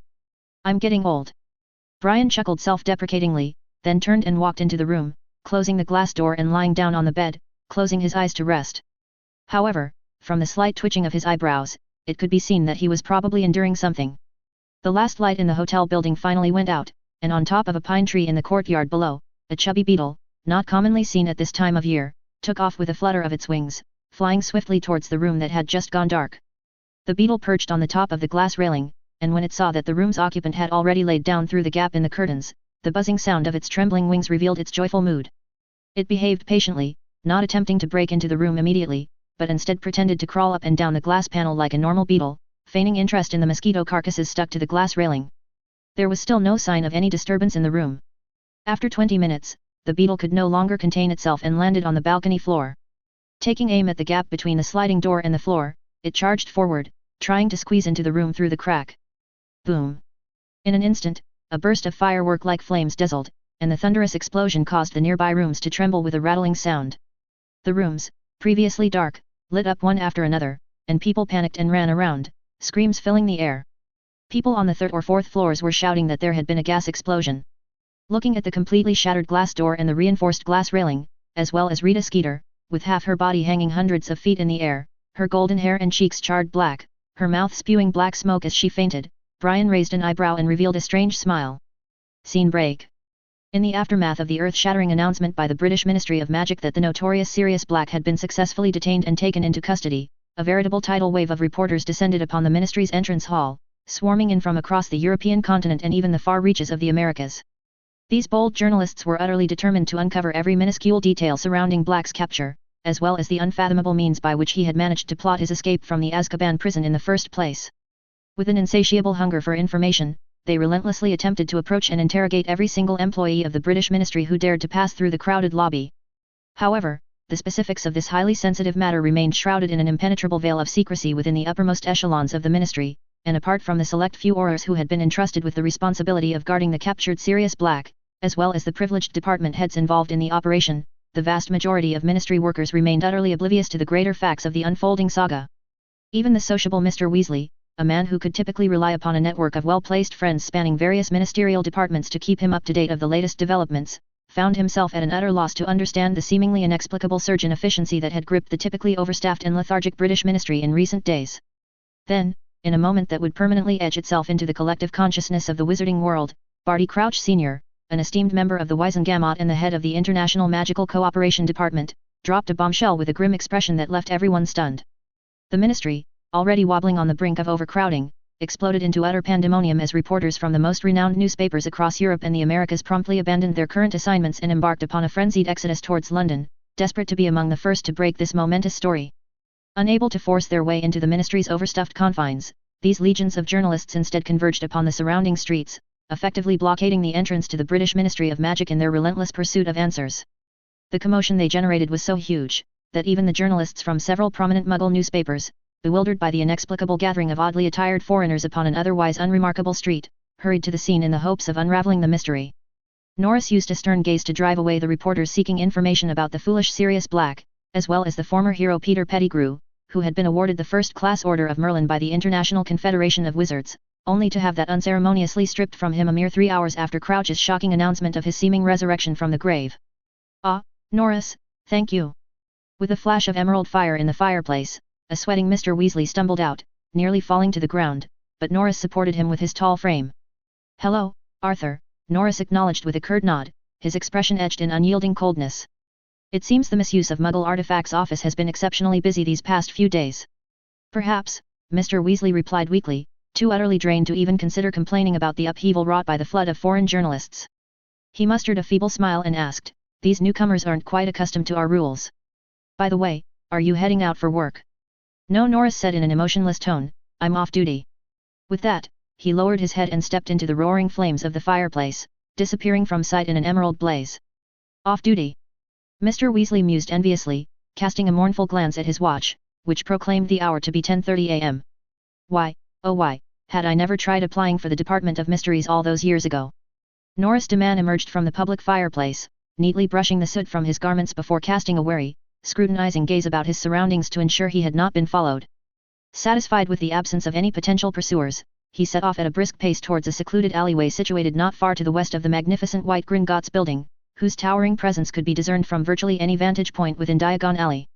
However, Norris's destination was not the Wizarding Bank, but rather an obscure yet infamous alley that lay in its foreboding shadow, the dreaded Nocturne Alley. As he slipped through the narrow passage, the very sky above seemed to darken ominously, the air growing thick with a faint yet oppressive sense of malice. Yet, rather than recoiling from this sinister atmosphere, Norris instead visibly relaxed, his demeanor akin to a fish finally returning to the familiar embrace of the sea after enduring hours under the merciless glare of the sun. After confirming that no one was spying on him, Norris flipped his wrist, and a black traveling cloak draped over his forearm. Putting on the cloak and donning his mask, Norris let out a heavy sigh and relaxed. The cold and emotionless face hidden behind the mask became somewhat cheerful. For Norris, raised from a young age to embrace the ancient traditions of the unspeakables, the modern wizarding lifestyle held no comforts whatsoever. It was the filthy, dangerous underground world that brought him true joy and contentment. If it weren't for his mentor's insistence that he take over the position of the unspeakable, and the fact that working in the Department of Mysteries did offer some conveniences, he would never have associated with those wizards who had forsaken their honor. The underground world, which had hardly changed for hundreds of years, obviously wouldn't undergo any unexpected changes in the few weeks he had been away. Everything remained the same, chaotic yet orderly. 0324 The Trade. The underground world, which had hardly changed for hundreds of years, obviously wouldn't undergo any unexpected changes in the few weeks he had been away. Everything remained the same, chaotic yet orderly. On the far side of the commission wall, two wizards were engaged in a lively skirmish, the powerful gusts of their clashing spells extinguishing scores of the suspended torches that hovered in midair, their flickering flames snuffed out in an instant. Those few souls brave or foolish enough to venture near this impromptu battlefield swiftly altered their trajectories, giving the treble spot a wide spot. Norris glanced at it and noticed that Keku's Folly was hiding behind a tall mission board, looking helpless. After a moment's thought, Norris decided not to approach Keku's for information.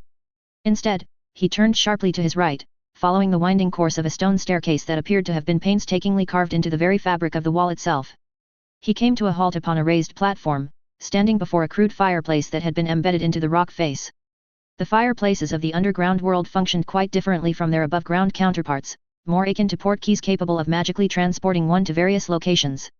Norris retrieved a scrap of parchment from his pocket, noting the fireplace number he should use and the coordinates of its exit point. Keku's had sent this via owl. On the other side awaited the wizard who had accepted his commission. While wall fireplaces were typically used for emergency transportation, few wizards used them to locate transaction sites. But Norris found nothing unusual about this, as the item he was about to trade was sensitive and massive, and appearing suddenly in the underground world without caution might attract the attention of the Aurors stationed here.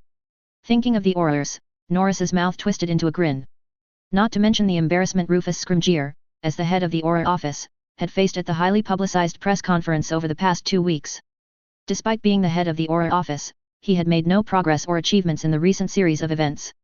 For some time now, Scrimgeour had been wearing a gloomy expression that never seemed to dissipate.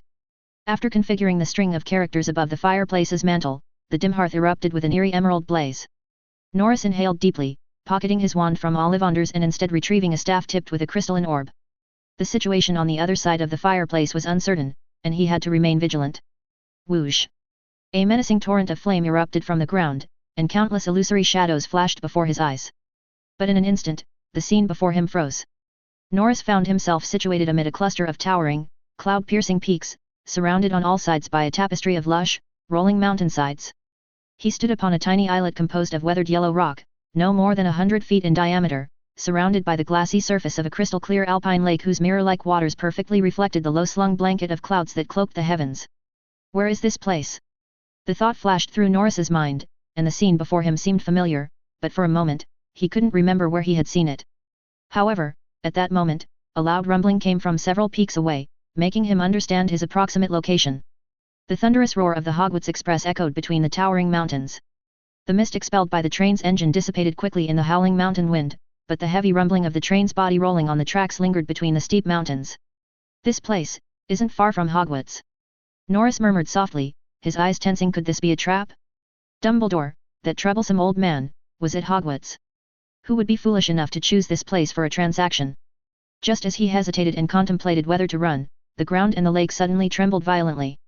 A deep and powerful magic surged from the bottomless lake, staining this bright world with darkness. In the sky above, the white clouds floating above the mountaintops seemed to be drenched in a large pot of ink, instantly turning dark. Within the heavy leaden clouds, ominous lightning flickered. Crack! A dazzling thunderbolt struck the turbulent lake, and this seemed to be a signal. Following that, dozens of terrifying lightning bolts struck one after another. For a while, the vast lake was filled with countless flickering electric lights. The sight before him turned Norris's complexion pale, and he gasped in shock, so stunned that he even forgot to escape using apparition. At this moment, a huge vortex appeared in front of him, and he immediately realized that there was a colossal creature hidden in the lake, and now, this creature was about to reveal its true form. What kind of thing could cause such terrifying changes in nature and celestial phenomena? Fear filled Norris's mind as he stared fixedly at the gradually clear black shadow. Unconsciously, a hint of anticipation appeared in his eyes. Snap! When this colossal skeleton, towering 60 feet high, appeared in the world, Norris opened his mouth in a daze and couldn't maintain his standing posture. With a thud, he knelt on the ground. Under the gloomy clouds and above the dark waters, a gigantic skeleton resembling an ancient titan stood imposingly in the middle of the lake. Each polished, gleaming thick white bone was entwined with tendril-like bolts of lightning, while two enormous eye sockets atop the skull blazed with dark green flames that harbored an evil necromantic power. This profound display shook Norris de Man, who was well versed in such matters, to his core. Tears streamed down his face as every cell in his body trembled with excitement. Ages ago, in ancient times long faded into obscurity, the very fabric of the magical environment saturating the earth underwent a sudden, drastic change for unknown reasons. The once incredibly powerful and dominant entities that had formerly rivaled even the mightiest of ancient wizards began to perish, one after another, until their very existence was erased from the annals of history entirely. This catastrophic decline directly triggered the steady erosion and regression of the formerly prestigious lineage of necromancers, mages who dealt with the controlling of undead creatures. The crucial factor underlying their gradual demise was the lack of mighty undead beings from which they derived their power. Just think about it, the remaining necromancers now have fallen to the point where they can't even obtain fresh bones and components from weak creatures like dragons to fuel their spells and rituals. If this continues, the extinction of their school of magic was almost certain. Norris could never have dreamed that in his lifetime, he would encounter such a mighty titan giant skeleton that had already been refined by dark magic. It seems as Norris lay prostrate on the ground, offering 1,000 thanks for this divine gift, an old, hoarse voice, tinged with a hint of laughter, suddenly came from above. It seems like you are quite fond of my little pet, Thanatos. Startled by the sudden voice, Norris trembled for a moment. But after regaining his composure, he immediately jumped up and looked around, finally finding the source of the voice above the giant skeleton's skull. Golden Viper. Norris breathed in stunned disbelief upon recognizing the distinctive magical vortex swirling around the figure, as well as the trademark insignia marked upon his collar. You haven't. Oh, you've been out of sight for a while, and everyone thought you it's been a long time, Viper. He corrected himself hastily. Many people want me dead, but no one has succeeded. Brian chuckled coldly as he floated down from the top of the skeleton, landing in front of Thanatos. The two were not strangers, having collaborated more than once. Seeing that it was Viper, Thanatos let go of his fear of being trapped. Although Viper was ruthless, he generally played by the rules unless provoked first. It seems that not many people in the underworld dare to trouble you. Thanatos casually agreed. His attention was focused on the earth-shattering creature in front of him. He stared eagerly at the giant skeleton that Brian had brought from Avalon Island, drooling from the corner of his mouth. Where did you get this big guy? From an ancient ruin. Viper said, noticing the gleam in Thanatos' eyes. He added. Don't bother, Thanatos, that place has now collapsed. This bony frame caused me some trouble, so considering it might be worth some money, I brought it out of there. Glancing at the drooling Thanatos, Viper tilted his head and chuckled. I heard from Kekus that you are seeking a new commanding undead. How about it, does it meet your requirements? Of course, I'm willing to spend all my fortune to buy it. Thanatos blurted out, but then immediately realized that this was not the attitude for negotiating. After coughing twice, he cautiously glanced at Viper and said sheepishly. What I mean is, I'm willing to spend my entire fortune if it's in perfect condition, but you see. Thanatos pointed to the gruesome crack on the right leg bone of the skeleton. That must have been caused during your fight with it. You were able to suppress such a powerful undead creature, Viper, no wonder you don't care about doing such things under Dumbledore's nose. Ahem, I mean, it's flawed, isn't it? The price should be discounted. You have no right to bargain with me, Thanatos. Brian said without hesitation. It was destined to be an unequal trade. The undead giant in Brian's hands was one of a kind, and you probably couldn't find a second one in the entire world. To a necromancer like Thanatos, whose strength largely depended on commanding undead, this skeleton was irresistibly attractive. I understand. Thanatos said bitterly, silently reaching into his storage pouch and rummaging through its contents. I just hope, after all, we are friends, aren't we? Viper, friendship is more precious than gold. If it weren't for his current identity as Golden Viper, Brian would have been laughing at Thanatos's pitiful demeanor. This man's character in the Ministry of Magic was not like this at all, it seemed he was always disguising himself. Norris began transferring various items related to his necromancer heritage from the expanded interior of his pouch. What remained were all the galleons he had painstakingly accumulated over the years, in addition to several valuable alchemical tools and apparatuses. Is this all? Brian inquired, a hint of displeasure tinging his words as he took extended bag and appraised its contents, gauging the substantial weight in his palm. If he were to be objectively honest, the sum of galleons Norris gave represented quite a considerable fortune by most conventions. However, when compared to the utterly priceless, irreplaceable skeletal remains of the primordial Titan giant, it was an almost insignificant sum. Thanatos himself was well aware of this, and he was afraid that Viper would suddenly change his mind and refuse to sell the skeleton to him. So, he didn't dare to make any clever arguments and simply said through gritted teeth. I'm willing to help you in a task, Viper. Whatever it is, as long as you are willing to give me this skeleton.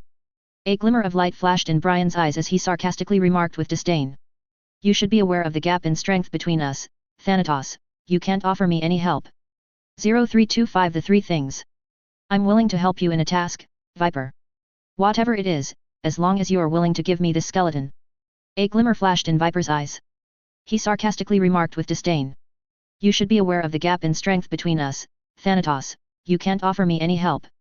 Hearing this, Thanatos's tall frame deflated like a punctured ball. He was well aware of the disparity in strength between them, having witnessed Viper in action.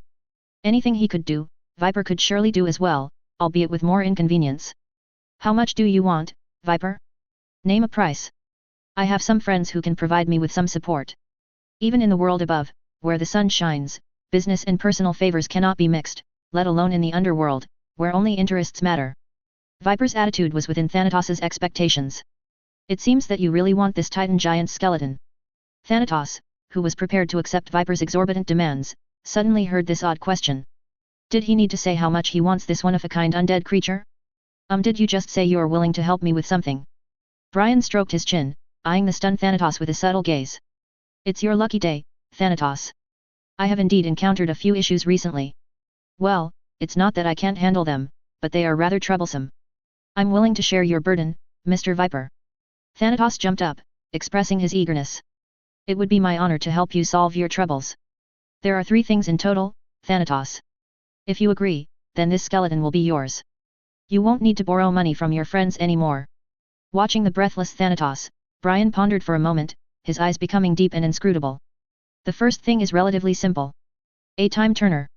You must be familiar with this marvelous little device that allows wizards to travel back in time. However, ordinary time turners can only trace back a short period. I need a method, a technology that can significantly extend the time it can trace back. Just a few months won't satisfy my needs, it has to be able to take someone back several years. Do you have a way to get this technology, Thanatos? As Brian's voice faded into silence, a subtle change flickered behind the mask worn by Thanatos, concealing his true appearance from view. A time turner, he was certainly familiar with such magical devices. It was widely known and regarded as common knowledge among those acquainted with the complex workings of the wizarding world that all the existing time turners were under the strict control of the Ministry of Magic. Furthermore, the time room where these coveted time turners were meticulously guarded and housed belonged to the Department of Mysteries, a division of which Thanatos himself was part of. Was this just a coincidence or a calculated move? Thanatos found himself pondering this thought with a sense of unease that gnawed at his mind. Not a single wizard who managed to survive in the chaotic, rowdy underground world widespread with danger and intrigue was a fool. Thanatos immediately sensed an air of uneasiness, a palpable aura of something amiss that set his nerves blazing with anxiety.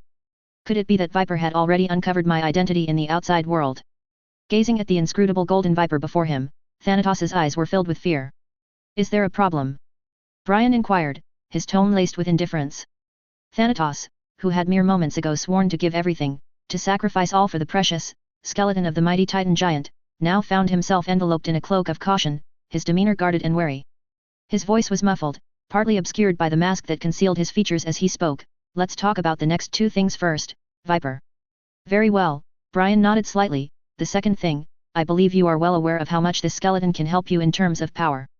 When you can successfully control it, I believe that in the contemporary wizarding world, apart from a few individuals, no one will be your match, Thanatos. I don't want a day to come when you use my things against me, or my people. You must swear never to become my enemies in the future and to join my camp when I need you. Do you plan to unify the underworld? Thanatos asked, his voice tinged with astonishment, bewilderment etching itself across his concealed features. If that's your intention, I advise you to abandon such a thought early, Viper. As you know, those rowdy infamous individuals will not submit to anyone's dominion, regardless of the allure of power that tempts them, and besides, you are not of the secret wizard lineage. I have no desire to rule over anyone, Thanatos, Brian said coolly.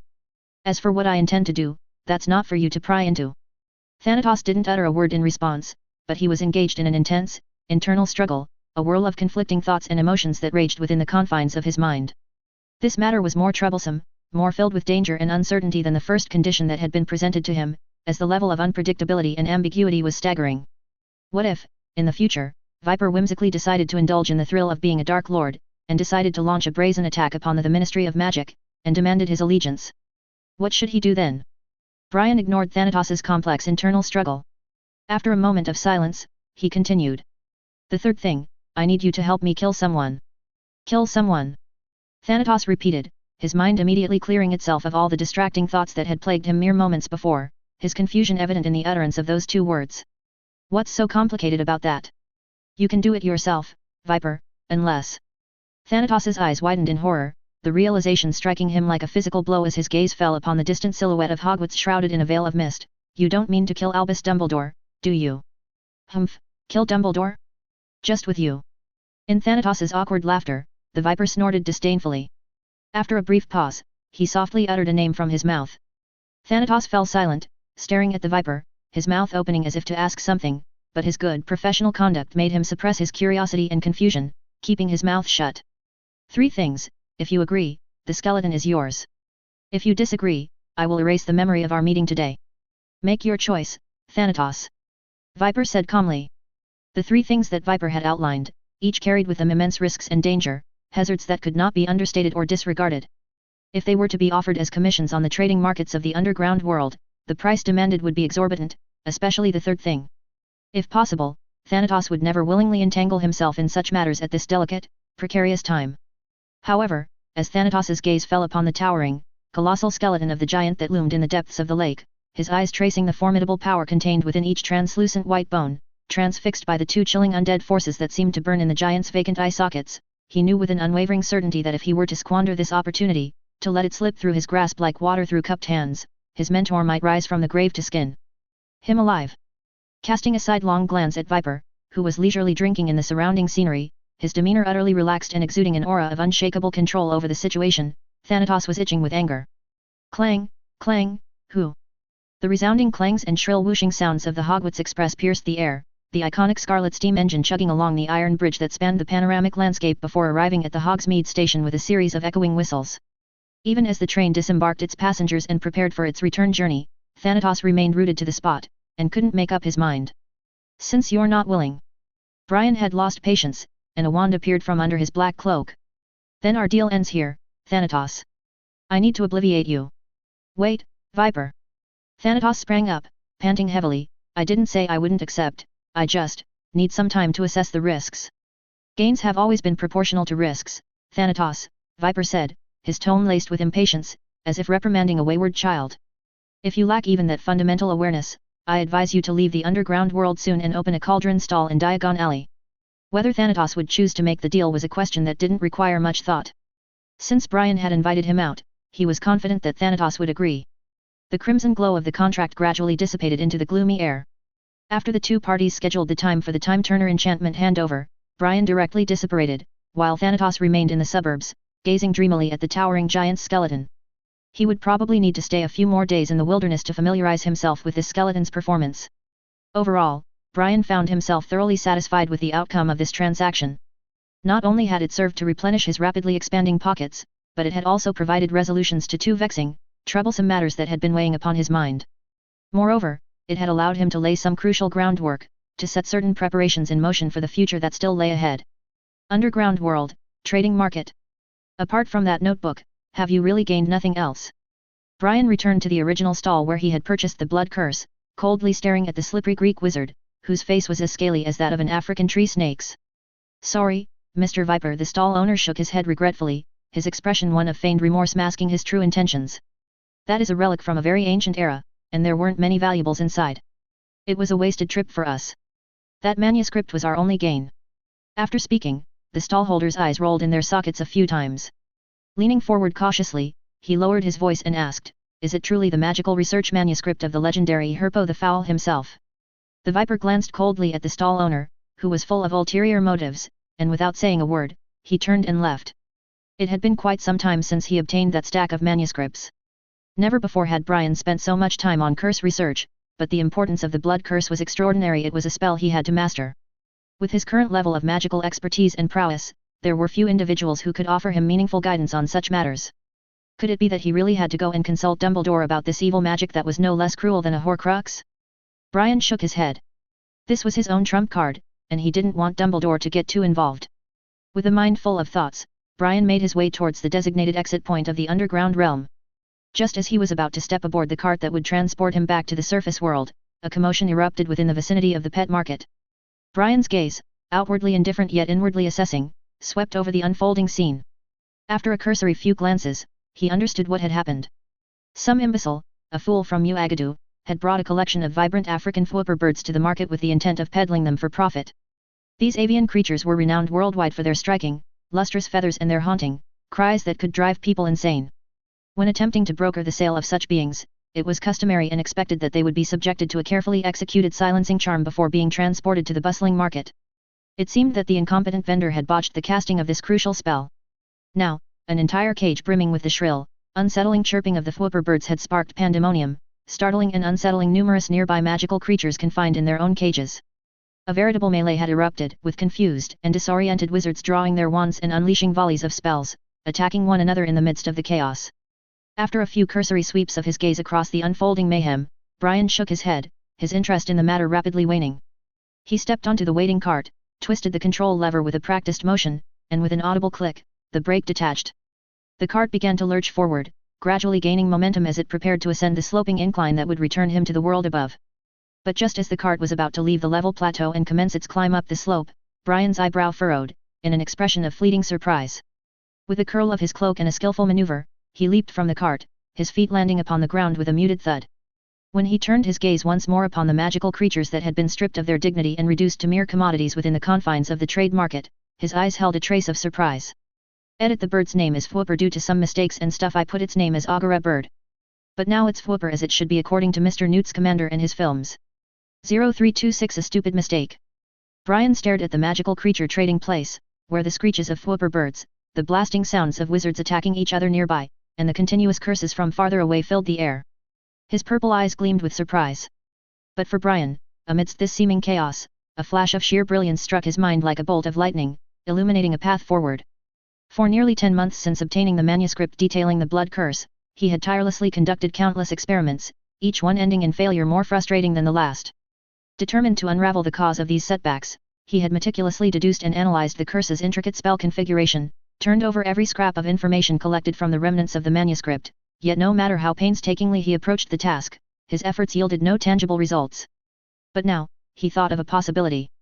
Initially, before embarking on his first experiment, he had invested the bulk of his galleons with Kekus to find information related to druidism. To save on experimental costs, he had used weak, ordinary creatures as experimental materials. Ordinarily, such a choice should not have impacted the experimental outcomes, yet Brian had accidentally overlooked a crucial aspect. The very essence of the blood curse's potency lay rooted in the soul of the living being itself, and the feeble souls of these ordinary creatures were incapable of bearing the immense weight of Brian's magical power. Subsequently, at the critical juncture of each experiment, the fragile soul acting as the vessel for the curse would dissipate, crumbling under the immense strain, leading inevitably to the failure of the entire endeavor. Although this revelation remained a mere conjecture, Brian could be certain that this oversight was undoubtedly the root cause behind his persistent lack of success. What a stupid mistake!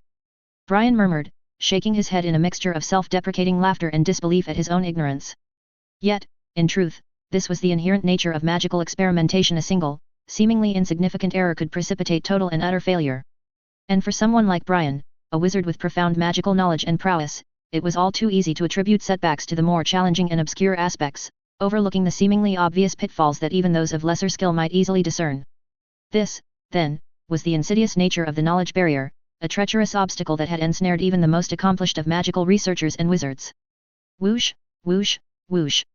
The sudden silence that descended upon the chaotic marketplace was as abrupt as it was unnerving. A brilliant, crimson orb had soared skyward, and beneath the cold, appraising gazes of countless onlookers, it detonated in a dazzling burst of searing red light.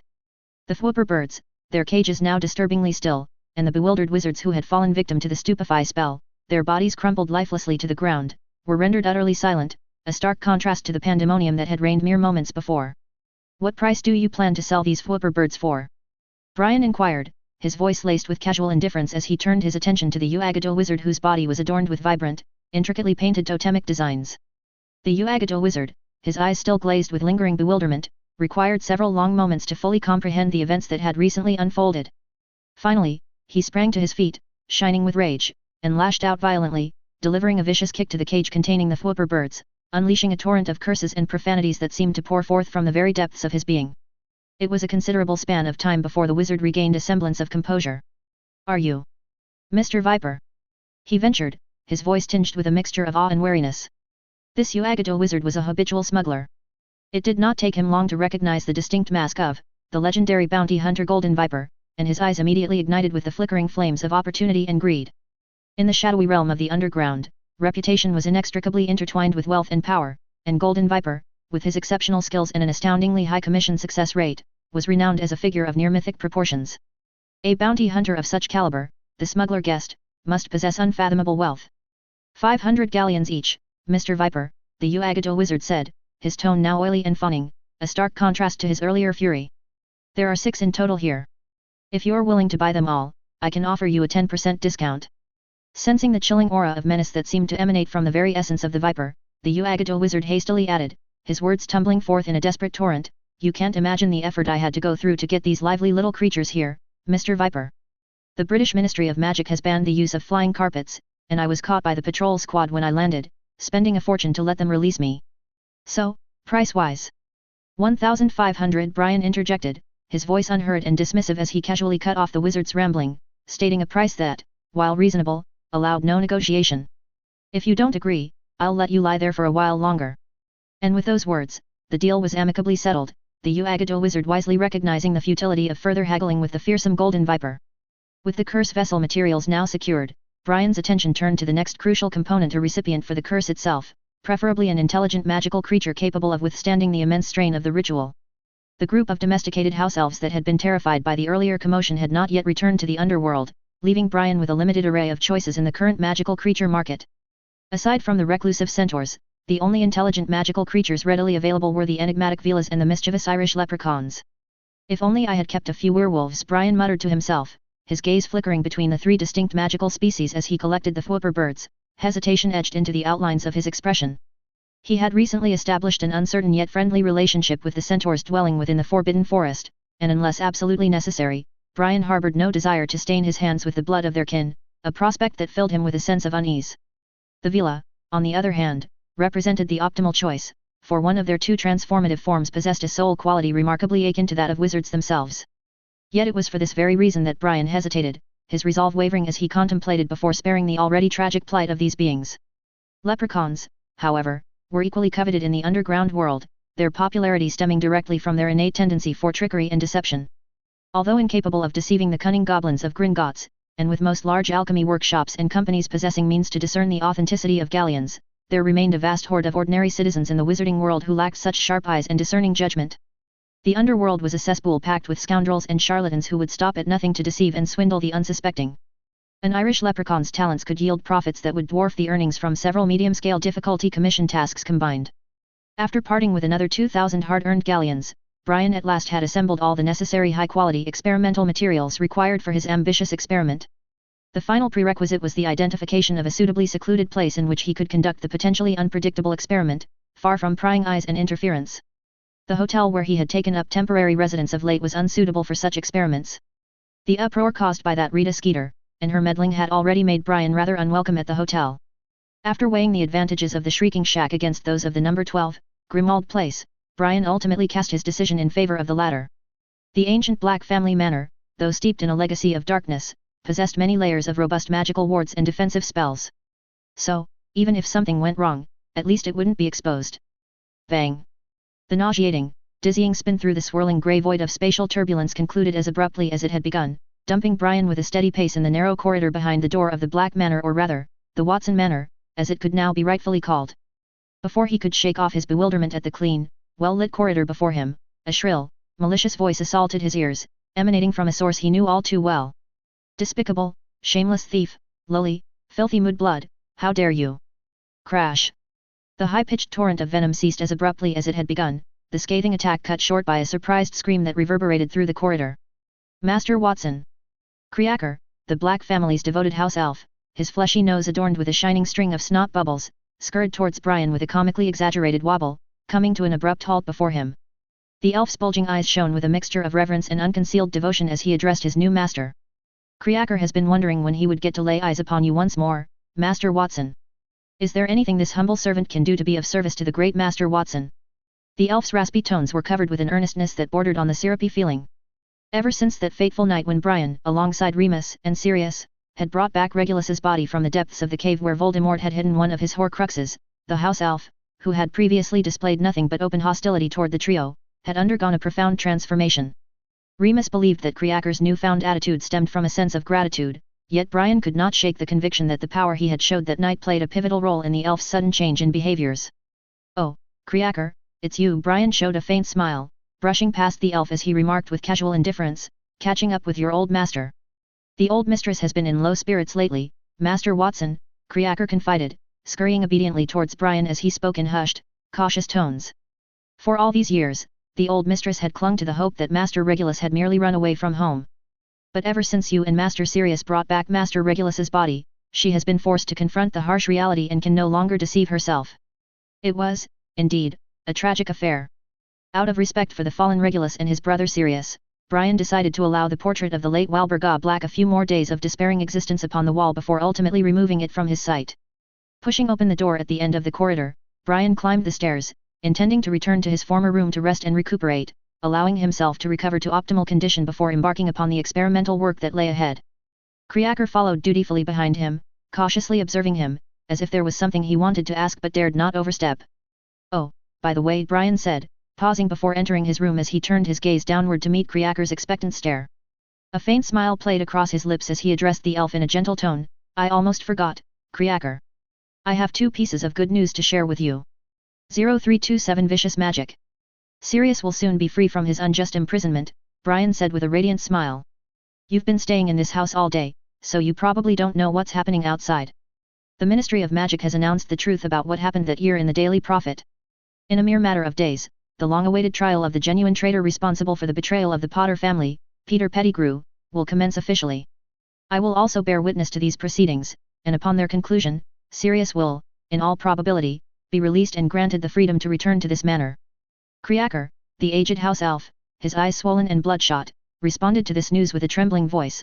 Creaker is happy for Master Sirius.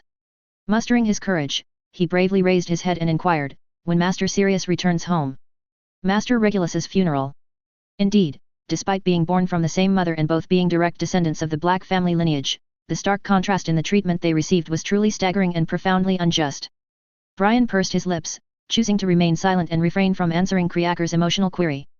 Instead, he reached into the depths of his pocket, fumbling momentarily before extracting the exquisite locket that once belonged to the legendary Salazar Slytherin himself, presenting it before Creaker's astonished gaze.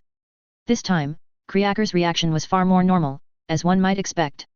Tears instantly welled up in his swollen, bulbous eyes, and his frail body trembled violently as he gazed upon the locket cradled in Brian's hand with an expression of utter disbelief and awe. Oh, Creaker can't believe this. Quivering uncontrollably, Kriakar extended his withered hand, yearning to caress the open locket, yet lacking the courage to do so. Kriakar tried countless times, but the powerful dark magic enshrouding the locket thwarted his efforts. But you did it, you have fulfilled Master Regulus's dying wish. You are the greatest wizard Kriakar has ever bore witness to in all his long years. Brian's cheek twitched involuntarily a few times. This ancient and toothless house elf was quite adept at flattering others. But then again, it seemed that he truly harbored profound respect and reverence for the late Regulus Black. Yes, the dark magic imbued within this locket has been obliterated, Brian affirmed, while Kriakar, overwhelmed by a torrent of emotion, prostrated himself upon the ground, sobbing uncontrollably and muttering non-stop. Regulus's final wish had been Kriakar's deepest obsession. For countless years, he had shouldered the burden of a task he could never complete, living in solitary agony and torment. Now, Brian had liberated him from this anguish, and one could only imagine the depths of gratitude and relief that flooded Kriakar's soul. Very well, Kriakar, Brian said in a gentle tone, halting Kriakar's rolling and thrashing upon the ground. From now on, you can live a bit more comfortably too. If you don't mind, could you make me some lunch? I'm a bit hungry. No problem, Master Watson. Kriakar sprang up with renewed vitality and energy. He wiped his nose unceremoniously with the back of his hand, eagerly preparing to descend the stairs and commence his culinary duties. Serving wizards was an instruction etched into the very soul of a house elf, a task they undertook with immense pride and satisfaction. Since you have managed to restore order and cleanliness to this place, Kriakar, Brian called out to Kriakar, who had already scurried toward the staircase, please tidy yourself up a bit too before cooking. After enjoying a carefully prepared delicious lunch, Brian returned to his room to rest for a while, to alleviate the slight fatigue caused by forcibly controlling the skeleton of the Titan earlier in the morning. It wasn't until the sun dipped low, its golden rays turning crimson, that he finally opened his drowsy eyes and lazily rose from bed. Casting a cursory glance at the wall clock to ascertain the time, Brian pursed his lips in dissatisfaction. Perhaps it was the gradual adaptation to a life of increasing comfort, but lately, he felt a certain lethargy and laziness had crept into his being. Regulus's body had been placed in the room he lived in when alive, the 5th floor, while Brian's room was on the 4th. Out of respect for Regulus, Brian went to a guest room on the 3rd floor, taking some effort to relocate the furnishings elsewhere. After remodeling it, he ordered Kriakar not to enter the room again without being summoned. The magical creatures they had captured possessed an intelligence far surpassing that of ordinary beasts. The mournful cries of the whooper bird, as it lay helpless upon the ground, were so piercing and shrill that they inflicted upon Brian a throbbing headache, akin to nails being dragged across a blackboard. Meanwhile, the Irish leprechaun, adorned with 2 comical chestnut-colored whiskers, hurled a relentless torrent of the foulest curses known to its kind. Had its tiny form not been bound and restrained by a snake as thick as a man's thumb, it would undoubtedly have leapt forth and pounded Brian's knees with its stubby fists in a furious rage. Even in its current state of captivity, it did not neglect to direct a series of vulgar hand gestures toward Brian with its small stubby fingers. Brian, maintaining an aura of calm composure, waved his wand, and the 2 wild creatures simultaneously succumbed to a deep slumber, their cries and curses abruptly silenced. The next magical experiment required the preservation of their souls in a stable, tranquil state, and intense emotions would only serve to undermine and hamper the process. Brian was already well versed in this particular curse experiment, having conducted it on numerous previous occasions. After exerting his will to levitate the 2 creatures onto the experimental platform, he closed his eyes, seeking to steady his mind and attain a state of profound focus. Mere moments later, when he opened them again, his purple eyes held only the cold logic and a thirst for magical advancement. Beyond the confines of the Black family's ancient manor, the world was overflowing with the vibrant spirit of spring, the intoxicating warmth of the gentle breeze casting an enchanting spell upon all it caressed. But within the musty halls of this venerable manor, it was as if the harsh, bitter chill of winter had taken up permanent residence. A wisp of pure white frost crept forth from beneath the sealed door of the laboratory, spreading rapidly along the 3rd floor corridor like a toxic ivy nourished by abundant rain, enveloping the walls in an icy embrace within the blink of an eye. In the realm of the invisible, an inky black, evil magic roared to life, and Kriakar, who had been lurking outside the door, trembled uncontrollably, overcome by an overwhelming desire to flee from this accursed house immediately. However, the nature of a house elf compelled him to remain, bound to this place and unable to abandon his post. The laboratory seemed to be enveloped in a thick, impenetrable fog of otherworldly origin. The black mist, full with innumerable particles, rolled and swirled as if governed by the unavoidable pull of the moon's gravity upon the tides, experiencing a perpetual ebb and flow. Within this surging, roiling black tide, the only object emitting a pure white halo was the soul Brian had neatly extracted from the whooper bird's corporeal form.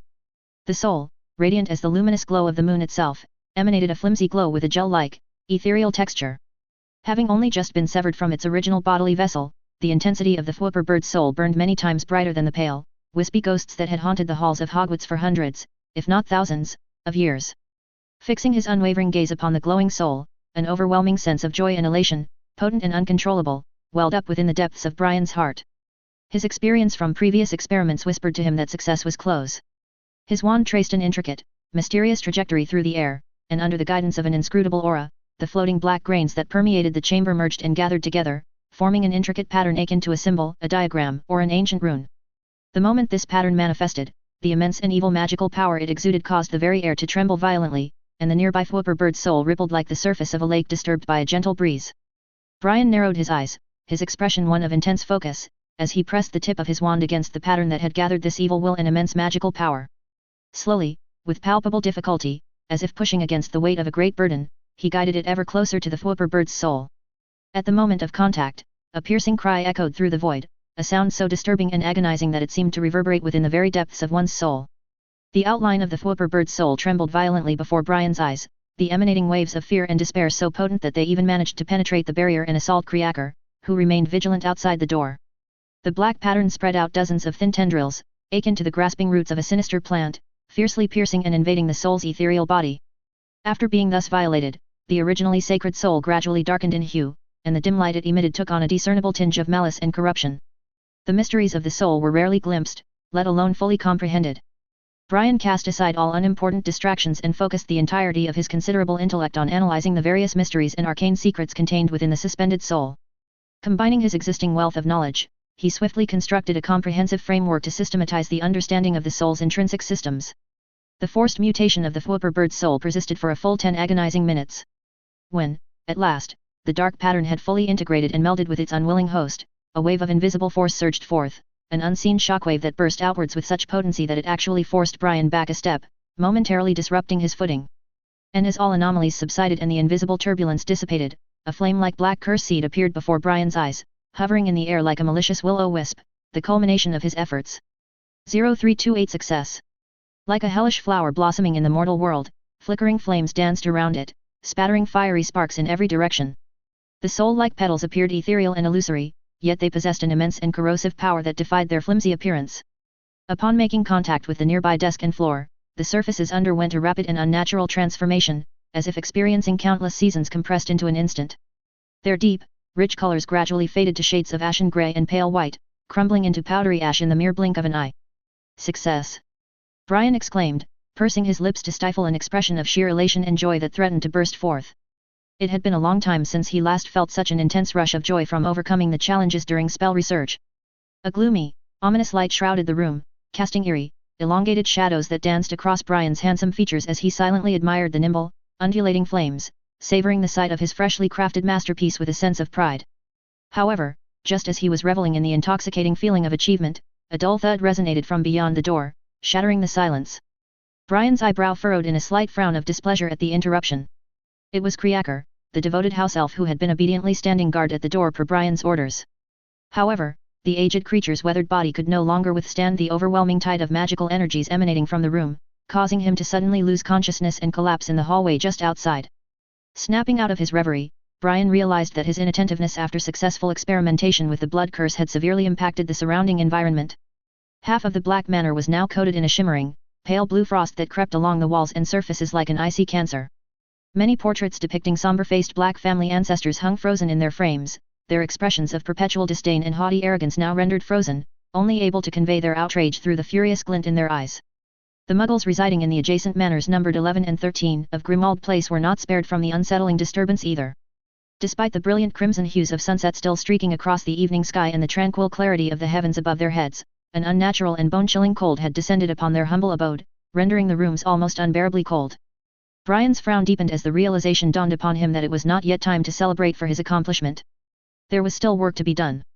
During this time, the captive Irish leprechaun stirred briefly from its enforced slumber, but after being viciously bitten by the venomous serpent coiled around its tiny form, it quickly turned a sickly pale shade and promptly lost consciousness once more.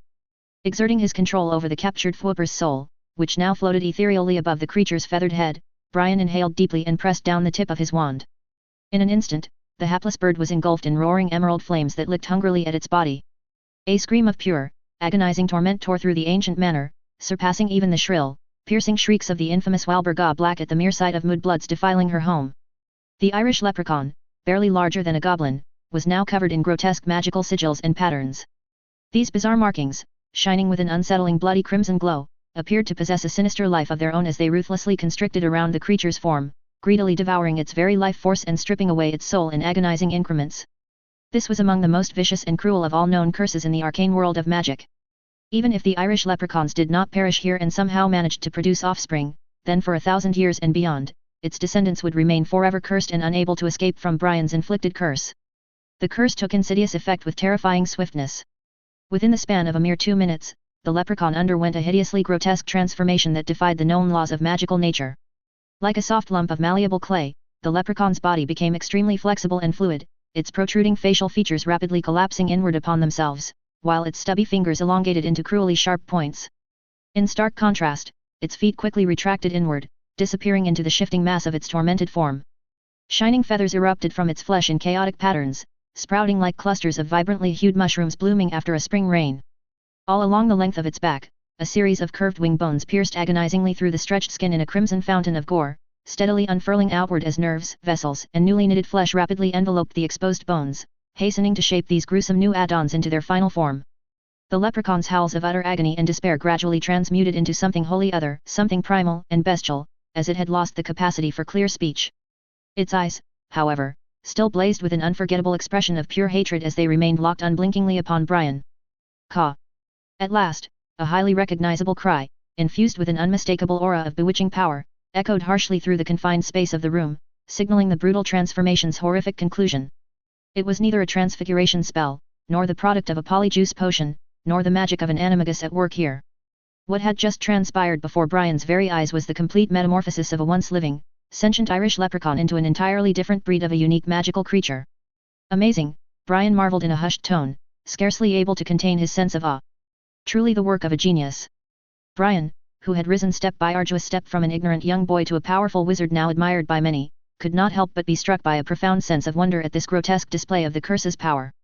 Although he had painstakingly reconstructed and restored the obscure blood curse through mere fragments of experimental records and remnants of the curse's spell structure, a feat that demonstrated his immense talent, he still paled in comparison to the rumored inventor of not only the blood curse itself but the terrible creation of the Horcrux as well, that ancient and detested Greek wizard of legend, Herpo the Foul.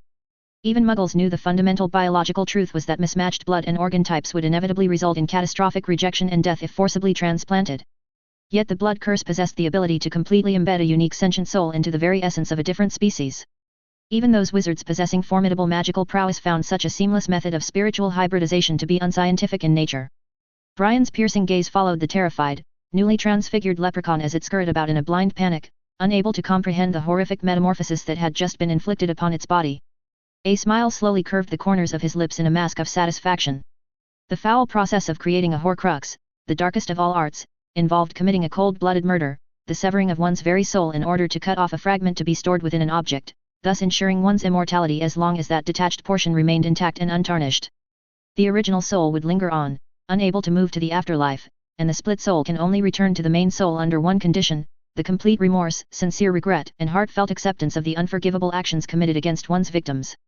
Only then could the soul possess even a chance to unite together. However, the agonizing pain of reintegrating the severed soul fragments was said to far surpass any mere physical torment, to the extent that the tormenting process could potentially prove fatal even to the original soul's owner. Yet, the blood curse could glue different souls together. Brian silently withdrew a small glass vial from his robe's inner pocket. Contained within was a cluster of milky white light, its ethereal texture and soft radiance bearing an unsettling resemblance to the severed soul of the whooper bird from earlier. Holding the vial's base delicately in his palm, he slowly rotated it back and forth, his inscrutable expression instilling a deepening sense of dread as the ethereal contents seemed to shift and ripple hypnotically in response to the subtle motion. As what was truly imprisoned within this glass prison was an actual fragment of Voldemort's own soul. Not the locket, nor Ravenclaw's diadem, but the first Horcrux created by Tom Riddle, the soul fragment hidden within the Black Diary. Describing it as a soul fragment seemed inaccurate because, at that time, in the Chamber of Secrets at Slytherin, Brian had used his magic to dismember and extract this portion of Tom Riddle's soul. What now resided in this vial was the purified essence, the core desires and emotions Voldemort had discarded. The memories he had personally stripped away and later recovered from Draco's dormitory after meeting Harry told Brian that what he held in his hand would be the winning move to defeat Voldemort. When Brian emerged from his contemplation and put the glass vial back into his pouch, the newly transfigured Flipper had already reverted to its base leprechaun form. The little creature now cowered in the corner, emanating waves of helplessness and naked fear as it stared up at its tormentor. Even the vengeful defiance that had previously burned in its eyes had been utterly extinguished, leaving only a hollow, haunted expression. The blood curse was not a one-time permanent transformation. Initially, it was an unpredictable phase of random periodic transformations. As time passed, the frequency of forced transformations increased until the soul could no longer absorb and convert the pure magical energy in the surroundings. Its own power would be completely contaminated, and the intelligence of a sentient being would be clouded, permanently transforming into a beast. And if, by chance, the cursed victim managed to produce offspring during the agonizing transitional phase, the power of the blood curse would persist, passed down through the veins of future generations via inherited blood ties, ensuring that the tragic, inescapable fate would be inherited by their descendants as well. In Brian's admittedly evil estimate, the killing curse, the Dementor's kiss, the agonies of the Cruciatus curse, or the all-consuming fury of fiend fire itself paled in comparison to the sheer cruelty inherent to the blood curse. Brian shot a red light from his fingertips, knocking the Irish leprechaun unconscious. Though it had cost him a fortune of 2,000 galleons to acquire this rare specimen, it seemed an unfortunate waste to simply dispose of this creature now that he had gained at least a preliminary understanding of the blood curse's functions. A series of crucial derivative experiments still required the unwilling cooperation of this newly transfigured and uniquely magical creature hybrid. For the moment, Brian was content to bask in the fleeting days of relative tranquility within the secluded confines of the ancient Black Manor. It was an ideal sanctuary, isolated from the prying eyes of the world, where no one would disturb the extremely wicked magical experiments he was conducting. Even Kriaker, the increasingly devoted house elf, regarded Brian with a new level of admiration and respect as the aged, toothless house elf could keenly sense the prevalent aura of strange, ominous dark magic leaking from the makeshift laboratory. Pure-blood wizarding families all keenly guarded their own secret stashes and traditions of dark arts, passed down from generation to generation. Their heirs and other members of high standing within the family were always indoctrinated and trained in these forbidden arts from a young age, only that weirdo Sirius Black was the black sheep of the Black family who had spurned and despised the dark arts. Alas, such blissful days of undisturbed productivity were always fleeting. A letter from the Wizengamot itself, forwarded through intermediary channels by Dumbledore, arrived like an ominous harbinger to abruptly put an end to Brian's comfortable working vacation within the ancestral Black Manor. 0329 Wizengamot. After nearly half a month, Brian once again walked into the cavernous entrance hall of the Ministry of Magic building in central London. The immense and imposing marble entrance hall, adorned with majestic columns and grandiose architectural flourishes, was uncharacteristically bustling and swarming with people, shattering its usually solemn and hushed atmosphere. Dozens upon dozens of reporters and photographers from prestigious magical newspapers and publications around the globe, as well as a number of prominent and influential figures from the international wizarding community who were keenly interested in and eagerly following the highly publicized case of Peter Pettigrew, had assembled here in droves, eagerly awaiting the trial's outcome. Brian had shrewdly foreseen this veritable media circus scene unfolding and had wisely disguised and concealed his appearance in advance to avoid causing an undue commotion or spectacle with his presence among the frenzied crowds. The ministry, treating this trial with an unprecedented and unparalleled level of grave importance, had dispatched all personnel and departmental staff not actively engaged in emergency response duties or critically essential operations to the entrance hall in a concerted effort to vigilantly maintain order and control the gathered masses. At the entrance to the corridor leading to the elevators where Eric Munch had been strategically stationed, the ministry had erected sturdy magical barricades, strictly preventing any persons unrelated to or uninvolved with the high-profile case from proceeding further and gaining unauthorized entry. Nimbly squeezing his way through the densely packed hordes of people, Brian noticed the figure of Arthur Weasley, sweating profusely and visibly anxious, crouching tensely behind the secure barrier. The stressed Mr. Weasley's gaze darted back and forth ceaselessly, scanning and scrutinizing the bustling crowd surrounding him, seemingly searching intently for someone or something amidst the chaos. "Mr. Weasley," Brian called out, managing to worm his way to the front of the amassed crowd. He waved his hands to attract the distracted Arthur Weasley's attention. Facing the other man's momentarily puzzled and questioning expression, Brian arched an eyebrow knowingly and flashed him a warm, reassuring smile. "It's me, Bill's old friend from school." "Oh." Mr. Weasley's haggard face immediately lit up with a joyous expression of relief and recognition, his entire body visibly relaxing and the tension ebbing away. He swiftly signaled to the vigilantly guarding Auror, grabbed Brian's arm in a firm grip, and hurriedly ushered him through past the security barrier, leading him into the elevator hall. "Dumbledore mentioned that you've never been involved in a judicial proceeding quite like this before, so he specifically instructed me to meet and guide you through the process," Arthur Weasley explained breathlessly as they waited for an elevator to arrive. Wiping away the beads of anxious sweat glistening on his forehead with the back of his hand, Mr. Weasley turned to regard Brian appraisingly, watching as his appearance subtly morphed and reverted back to their original, undisguised form. "Ah, what a clever approach and prudent precaution on your part, Brian. Where have you been?" away and hidden from sight these past few days. The Wisengamot Administration Office bombarded you with over a dozen letters specifying the trial date and summons, but not a single owl could pinpoint your precise location to successfully deliver them. Amelia Bones was at her absolute wit's end with exasperation before she finally thought to reach out to Dumbledore for assistance. Arthur chuckled remorsefully, shaking his head slowly. Brian responded with an apologetic yet self-assured smile. I've been staying at the Black Manor at number 12 Grimwald Place these past few days, you see. That old manor has extremely potent and rigorous protective enchantments and concealment measures in place. I must confess, I had indeed put this entire legal matter out of my mind until Dumbledore dispatched Headmaster Black's portrait to notify and remind me. Ah, I see now. Of course, Mr. Weasley said with a nod of understanding, letting out a chuckle. After all, this is your first time being directly involved as a participant in legal proceedings at this level. As their elevator arrived with a soft chime, Arthur shoved an elaborately embroidered, luxurious purple-red robe into Brian's arms and swiftly ushered him inside, leading the way. Amelia instructed me to provide you with the official robes, he explained gruffly. Put it on quickly now, Brian. All the members of the Wisengamot Council presiding over and participating in this trial are required to don these robes. As the elevator began its smooth descent, Arthur continued grumbling under his breath with apparent displeasure, shaking his head as he forcefully poked the button for level 9 with his index finger. They've rather unnecessarily arranged for the full tribunal session to convene in the old and seldom used courtroom 10, which this elevator doesn't even directly access. That ancient chamber has remained vacant and dormant since the downfall of you-know-who over a decade ago. Why, they even had to specially recall old Perkins from retirement just to meticulously clean up and prepare the dusty room to make it slightly presentable again for today's proceedings. He's essentially my lone assistant for this entire logistical endeavor, Arthur huffed in pointed irritation. No need to be so flustered and rushed, Mr. Weasley. Brian chuckled warmly at the other man's characteristically flustered demeanor, his rich laughter filling the small elevator. The Wisengamot Tribunal certainly won't outright cancel or postpone their long-awaited session simply on account of my momentary delay or lateness. Likewise, that traitor Peter Pettigrew certainly won't evade justice and his long-overdue punishment because of me. The elevator smoothly glided to a halt with a soft chime, and the ceremonious voice crisply announced in clipped tones, Department of Mysteries. Rather than offering any additional context about their destination, the emotionless female voice then fell into an expectant, foreboding silence after issuing the mere 3 words of introduction.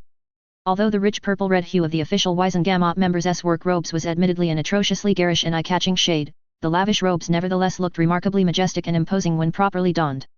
The only apparent flaw that diminished their overall refined aesthetic was that the ministry had seemingly forgotten to first measure and account for Brian's height when preparing his robes, resulting in the deeply maroon hem to drag along the ground.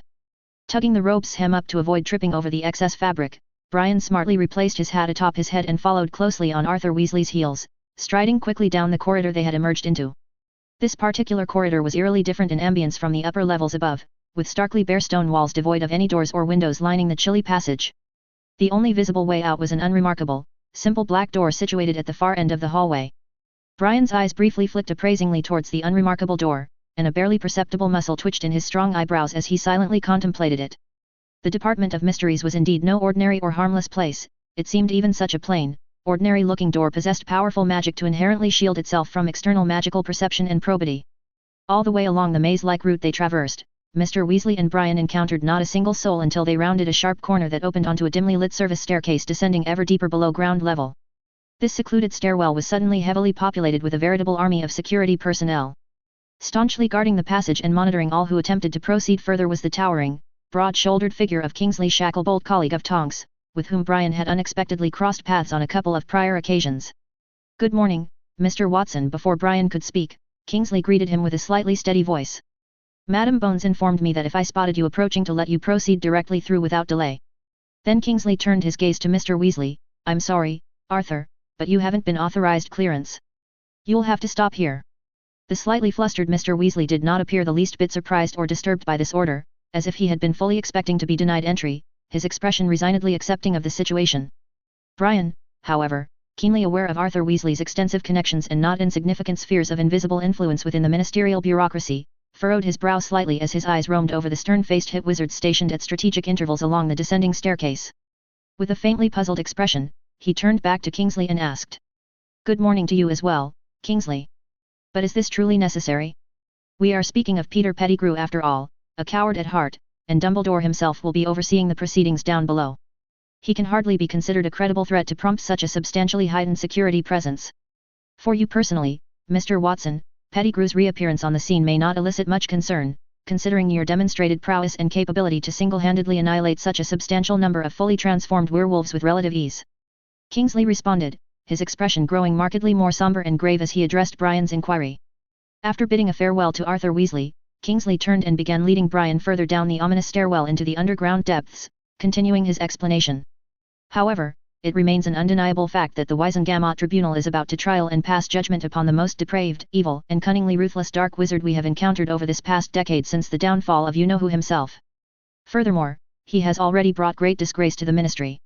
Just as the solemn Kingsley Shacklebolt had gravely stated, every single one of the stern-faced Auror security personnel stationed at rigid intervals down the spiraling stairs wore an air of utmost grimness and solemnity about them. The atmosphere was palpably thick with an unmistakable aura of preparedness to promptly employ deadly force if necessary against any potential violence that may unexpectedly erupt. Although Aurors were among one of the most respected, influential and admired professions within the entirety of wizarding society in the aftermath of Voldemort's reign of terror, the newly famous Brian Watson strode directly amidst their ranks, yet not a single Auror sentry made any attempt to engage him in conversation as he passed, adhering strictly to ministerial protocols with dutiful vigilance against any unforeseen possibilities. Kingsley and Brian ultimately reached the bottom of the stairwell and proceeded further down a damp, torch-lit corridor lined at intervals with more guards. The architectural style here was eerily reminiscent to the underground passages leading to the Slytherin common room at Hogwarts, rough stone walls with torches set in brackets. The doors of the rooms they passed were all heavy wooden ones, secured with iron bolts and keyholes. Finally, before an ominously gloomy black door with a large, tarnished iron lock prominently affixed to its dark surface, Kingsley came to a halt and turned to directly face Brian, offering him a crisp, respectful nod of affirmation. "This is the entrance, Mr. Watson. I have received no further instructions that would permit me to proceed any further myself, so I'm afraid our paths must diverge here." "Thank you, Kingsley," Brian responded with an appreciative smile, brushing past the stoic aura unhurriedly. However, as his hand made contact with the icy iron doorknob, he suddenly paused and turned back towards Kingsley's retreating figure, calling out to halt the other wizard's departure. "Oh, I nearly forgot, Kingsley, there is one small favor I may need to trouble you for, if possible. Could you perhaps help me in requesting a few days of leave time for Tonks?" Brian inquired, his lips quirking upwards in an understated smirk as he met Kingsley's puzzled expression directly. "She's been rather busy solving her own relationship status lately." Leaving the bewildered Kingsley to ponder the meaning behind his cryptic words, Brian turned and surveyed the ancient courtroom chamber expansive before him. The cavernous room's walls were constructed from rough slabs of black stone, giving the space an oppressively gloomy and ominous ambience. The torchlight emanating from the sizzling wall-mounted braziers cast a dim, wavering glow that only further contributed to the courtroom's mysterious and unsettling aura of dark formality. On either side of the narrow central aisle were rising tiers of elevated stone benches forming semicircular galleries where the members of the Wizengamot would sit over the proceedings. At the highest level benches directly across from the entrance, Brian could discern the silhouettes of dozens of robed figures engaged in hushed, indistinct murmuring amongst themselves as they awaited the trial's commencement. As the creaking iron-bound door slowly swung shut behind him with a resounding thud, an abrupt blanket of icy silence descended over the entire courtroom. The muffled whispers and shuffling from the gathered council members instantly ceased, as all eyes turned towards the newly arrived lone figure standing in the entrance. "Brian!" came the familiar, resonant voice of Amelia Bones, cutting through the charged stillness and echoing off the limestone walls. Her formal greeting was swiftly followed by welcoming calls from other prominent figures Brian had recently become acquainted with in the political and business world. Among the greetings, Brian could differentiate the recognizable tones of Cornelius Fudge, the Minister for Magic himself, as well as the reassuring, grandfatherly tone belonging to Dumbledore. After entering the room, the whispers became much louder. Many wizards pointed and whispered to each other about him. Brian looked up, his eyes shining as he scanned the rows one by one. The majority of wizards who made eye contact with him showed friendly smiles, but some had cold expressions and remained indifferent to his presence. Dumbledore, as the chief warlock of the Wizengamot, stood behind the central podium, smiling gently at him. "Take your seat, Brian." 0330 The trial. In the grand, cavernous hall of the Wizengamot courtroom, an air of solemn dignity permeated the atmosphere. Seated prominently in the front row of elaborately carved chairs were the high-ranking officials of the Ministry of Magic.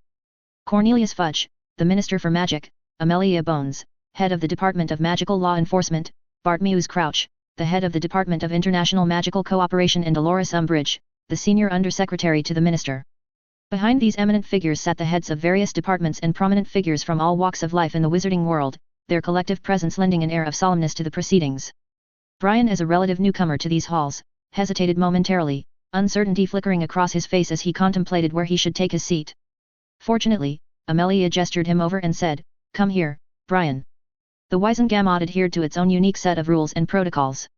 Brian, keenly aware of this, understood that the front row was clearly not intended for him. However, Fudge, his expression one of genuine friendliness, smiled and gestured for Brian to join them, dispelling any lingering doubts. After a momentary pause, during which he briefly considered the weight of the situation, Brian shrugged nonchalantly, and made his way up the steps to the raised platform, ignoring the odd looks that followed his unconventional seating arrangement. The atmosphere here was heavy with solemnity.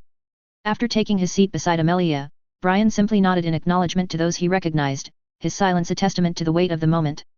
Albus Dumbledore, the headmaster of Hogwarts and chief warlock of the Wisengamot, his gaze sweeping over the rows of seats behind him, confirming with a discerning eye that no one was absent.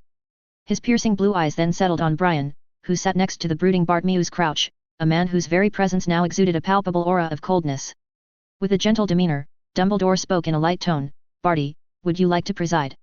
Without a word, Barty Crouch rose, his face grim and resolute, and strode with purposeful steps to the judge's bench, while Dumbledore took the newly vacated seat. "Let's begin," Bartmew's Crouch announced, his tone devoid of warmth, cutting through the hushed silence like a knife. "Boring." Brian, who had been observing the reactions of the Ministry officials with a keen eye, suddenly felt a sense of boredom wash over him. This grand trial, he realized with a touch of cynicism, was nothing more than a farce, with the victors already reaping the benefits of their triumph. On the opposite side of the platform, a small room stood where the prisoners were temporarily held. As Crouch announced the start of the proceedings, the iron gate of this room made a clattering sound, its echoes reverberating through the chamber as one iron pillar after another slowly descended into the ground, the mechanisms of justice grinding into motion. Peter Pettigrew, his hands bound by coarse ropes that bit into his flesh, stood trembling as at least 5 wands were pointed menacingly at the back of his head. The flesh that he had gained during his time as Scabbers with the Weasley family had disappeared entirely during his tormenting weeks of imprisonment, leaving him a mere shadow of his former self. Now he looked like a frail twig, a pitiful and withered figure devoid of any semblance of strength or defiance. As Peter walked from the darkness into the dim light, his eyes immediately widened in terror at the sight of Bartmew's Crouch on the high platform and the people sitting in the front row. He immediately began to tremble uncontrollably, whimpering softly, his fear palpable and overwhelming. Had the wands at his head not been urging him forward with their unspoken threat, he likely would have collapsed to the floor in a crumpled heap, overwhelmed by the weight of his circumstances. Brian heard the surrounding noise suddenly grow louder, as whispers and murmurs swelled like a rising tide. Most people glared at the traitor Peter with undisguised anger, their expressions twisted by rage for the Potters and for the deception they had suffered. The air itself seemed to crackle with their collective fury, a palpable force that threatened to consume the cowering figure before them. Dumbledore, however, sighed heavily, his previously erect posture now sagging slightly under the weight of some unseen burden. Many eyes were upon him, watching his every move with a mixture of pity and hidden mockery. A wizard with a bushy, scruffy beard spoke in an angry tone, his voice rumbling with barely contained outrage. "He doesn't deserve any sympathy, Albus." "I agree with you," Dumbledore said, blowing his nose in a gesture that seemed to embody his own weariness. His bright blue eyes, usually so vibrant and full of life, now brimmed with a profound sadness that cut to the very core of those who witnessed it. "But I cannot pretend to be blameless, Corydell. This all could have been avoided." The clamour subsided as a hush fell over the assembly, some sighing heavily as the weight of Dumbledore's words washed over them, while others furtively cast scornful, disdainful looks towards the headmaster. At this moment, the room from which Peter had emerged made a heavy sound of grinding stones, the very walls seeming to groan under some immense weight. Then, Sirius Black was escorted out by Daedalus. After not seeing each other for nearly a month, Sirius looked much worse than before. It was only natural, considering he had been imprisoned in the deepest part of the Ministry without seeing the sun, and had endured wave after wave of relentless interrogation. No one, not even the most hardened soul, could emerge from such an ordeal unscathed. His features were haggard, his eyes haunted, and his very being seemed to radiate a sense of weariness that went beyond mere physical exhaustion. The Daily Prophet had by now revealed the truth of that fateful night years ago, so everyone present here knew of Sirius' innocence. The assembly's gazes held curiosity rather than fear, all except for the presiding host of this trial, Barty Crouch, whose expression remained as blank as carved stone. "Wretched traitor, cowardly scum!" Sirius roared, his voice a thunderous roar that shook the very foundations of the courtroom. The Ministry had kept Sirius and Peter separated during their imprisonment, and today was the first time Sirius had laid eyes upon the man who had betrayed his dearest friends. Forgetting Brian, who had exchanged glances with him earlier, Sirius's rage boiled over, as an unstoppable torrent of fury propelled him forward in a desperate lunge towards the terrified Peter. However, Sirius's attempt to tear Peter apart with his bare hands was destined to be unsuccessful. Seeing him pounce, the several aurors guarding Peter immediately turned their wands towards him, their expressions cold and menacing, a silent warning that any further aggression would be met with swift and unforgiving retribution. If you attempt to disrupt these proceedings again, I will pronounce you guilty, Sirius Black. Bartmew's Crouch responded to Sirius's angry glare with an indifferent gaze, speaking without mercy. Both Peter and Sirius were now strapped to stone chairs that had risen from the ground. The difference was that Peter was almost entirely bound by chains sprouting from the chair. Trial of the 27th of February, Crouch began, his voice ringing out with ceremonial weight as he opened the file before him. Though he knew his reputation would be in tatters after this day, his demeanor remained steadfast and upright. Interrogators: Albus Percival Wulfric Brian Dumbledore, Chief Warlock of the Wizengamot and Headmaster of Hogwarts School of Witchcraft and Wizardry; Cornelius Oswald Fudge, Minister for Magic; Bartmew's Crouch, Head of the Department of International Magical Cooperation; Amelia Susan Bones, Head of the Department of Magical Law Enforcement; and Dolores Jane Umbridge, Senior Undersecretary to the Minister. Court Scribe: Eric Munch. Brian raised an eyebrow in surprise, only now noticing Eric sitting rigidly in an inconspicuous corner, his lips quivering with an excitement that bordered on reverence, as if he were witnessing a sacred ritual unfold before his very eyes. The defendant, Peter Pettigrew. Bartmew's Crouch moved his gaze away from the folder in his hand, his tough eyes fixing upon the pitiful figure of Peter, who was huddled in the chair, his form seeming to shrink under the weight of that penetrating stare. You stand accused of revealing the whereabouts of the Potters to he who must not be named in October 1981, directly leading to their murders. Crouch's voice was merciless, each word a hammer blown upon the anvil of truth. Do you have anything to say in your defense? Forget about defending himself. Peter seemed to be in a state of trance, his mind trying to escape from the harsh reality. He curled up in the chair, trying in vain to put as much distance between himself and Sirius as possible. The person who previously bore this accusation was Sirius Black. A witch in the back row suddenly raised her hand to address the court, drawing many eyes, including Dumbledore's. She nodded politely to him with a respectful smile, before inquiring with a voice that carried the weight of genuine curiosity. Headmaster Dumbledore, you previously provided evidence proving that Sirius Black was the secret keeper for the Potters. But now the Ministry is prosecuting Peter Pettigrew for betraying the whereabouts of the Potters. We need to know the details. The Ministry already knew the truth of these matters, having uncovered the base details through their exhaustive investigations. But according to the ancient regulations that governed these halls, either Peter or Sirius had to explain it to the Wizengamot themselves. And since Peter was clearly in no state to speak, Sirius had to step forward, gritting his teeth against the tide of emotion that threatened to overwhelm him as he began to recount the fateful events that had set this tragedy in motion. Back then, Sirius began, his voice a ragged whisper at first, raw with the weight of remembered pain, when we learned through intelligence that the you-know-who intended to kill James and Lily, Dumbledore suggested using the Fidelius's charm to conceal their location. And James trusted me, so he decided not to trouble Dumbledore and made me their secret keeper. He paused, gathering his strength, for the words that followed were like shards of glass in his mouth. But at the last moment before casting the charm, I suggested they use this rat instead. Everyone knew me as the Potter's closest friend, so I feared you-know-who would suspect me as their secret keeper very easily, and proposed to James and Lily that. Sirius choked on his words, unable to continue, the agony of that fateful decision crushing the air from his lungs. However, the members of the Wizengamot sitting in the courtroom had already guessed the truth. In fact, when people saw Peter Pettigrew alive, many things became clear. But the Wizengamot couldn't rely on speculation to determine a person's guilt, they needed cold, hard evidence.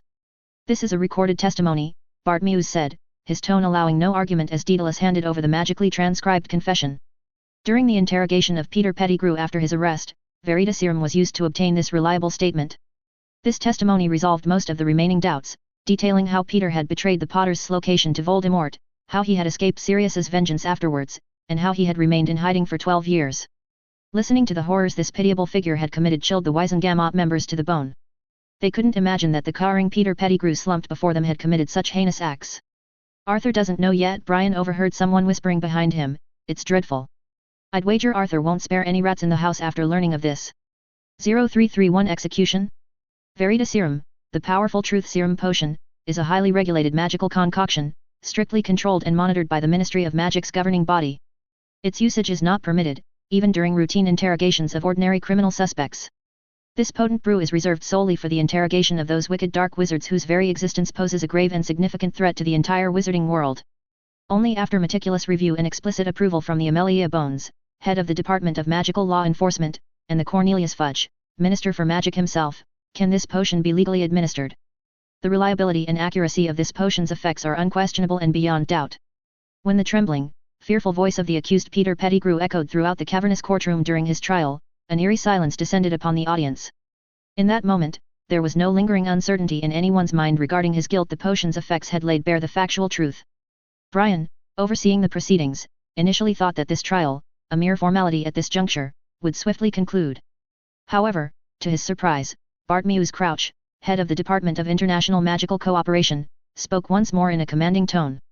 Peter Pettigrew, you shall also face a second, severe charge levied by the Ministry of Magic. In November of the previous year, for reasons unknown, you left the side of young Ron Bilius Weasley, a student currently enrolled at the Hogwarts School of Witchcraft and Wizardry. You then proceeded to hide in the Oloy and, through nefarious means, employed the Imperious Curse, to establish complete mental control over Draco Malfoy, a third-year student at the school. This process of manipulation and subjugation persisted for a staggering 3-month period, inflicting severe and potentially irreparable harm upon young Draco Malfoy. Bartmeus Crouch leaned forward, his sharp, penetrating gaze fixed intently upon the cowering form of Peter Pettigrew, as he continued his ominous statement. As of the present moment, Draco Malfoy remains under medical care and treatment at the St. Mungo's Hospital for Magical Maladies and Injuries, struggling to recover from the profound trauma you have inflicted upon his mind. Brian's brow furrowed slightly as he contemplated the implications of this unexpected revelation.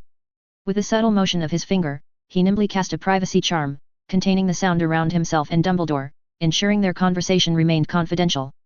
Bringing this issue to light is tantamount to publicly acknowledging our failure to protect the students entrusted to our care, Headmaster Dumbledore. Dumbledore's silver-white eyebrows twitched almost imperceptibly, but he calmly responded, his gaze unwavering, we must acknowledge, Brian, that Hogwarts has indeed failed in its duty to safeguard its students. If we are to face criticism for this gap, it is a burden we must bear with humility and resolve. Brian emitted a cold snort, a strange, fleeting glint passing through his eyes as he stared at Barty Crouch's rigid back with unveiled contempt. Fudge and Amelia seemed rather taken aback by this unexpected turn of events. This was likely not an issue they had planned to raise publicly. Could it be due to Lucius Malfoy? Did he bribe Barty Crouch to pile on more charges against Peter? Brian's expression grew increasingly cold and inscrutable as he continued to analyze the situation. If that were the case, then Lucius Malfoy had done something utterly foolish. Since he had already approached him, turning around to privately find the aid of Barty Crouch clearly demonstrates his lack of trust in his capabilities and commitment to this matter. Although Lucius's trust was worthless to him, but such behavior was a contempt to Brian. Due to the unfortunate events involving his son Draco, Lucius cannot tolerate the thought of Peter being imprisoned in Azkaban, so... If you truly understood the motivations and character of Barty as I do, Dumbledore interrupted, his tone gentle yet firm, you would not make such assumptions regarding his intentions. Sirius's wrongful imprisonment was a grave mistake, a blemish upon old Barty's reputation second only to the shame and disgrace brought upon him by the actions of his own misguided son. Cornelius hopes that old Barty will take responsibility for the Ministry's errors and misjudgments. However, a wizard of Barty's stature and pride would never allow his hard-earned reputation to plummet easily. Brian blinked, understanding what Dumbledore meant. As a high-ranking official within the Ministry of Magic, the disgrace of having a son who was a devoted follower of Voldemort, a Death Eater, had already inflicted a grievous wound upon Barty Crouch's honor and public standing. The subsequent mockery of misjudging Sirius Black's case and condemning an innocent man to the horrors of Azkaban had further branded him as an old fool in the eyes of the wizarding world.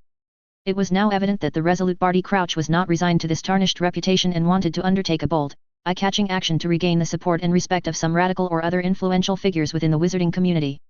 And it turned out just as Brian expected.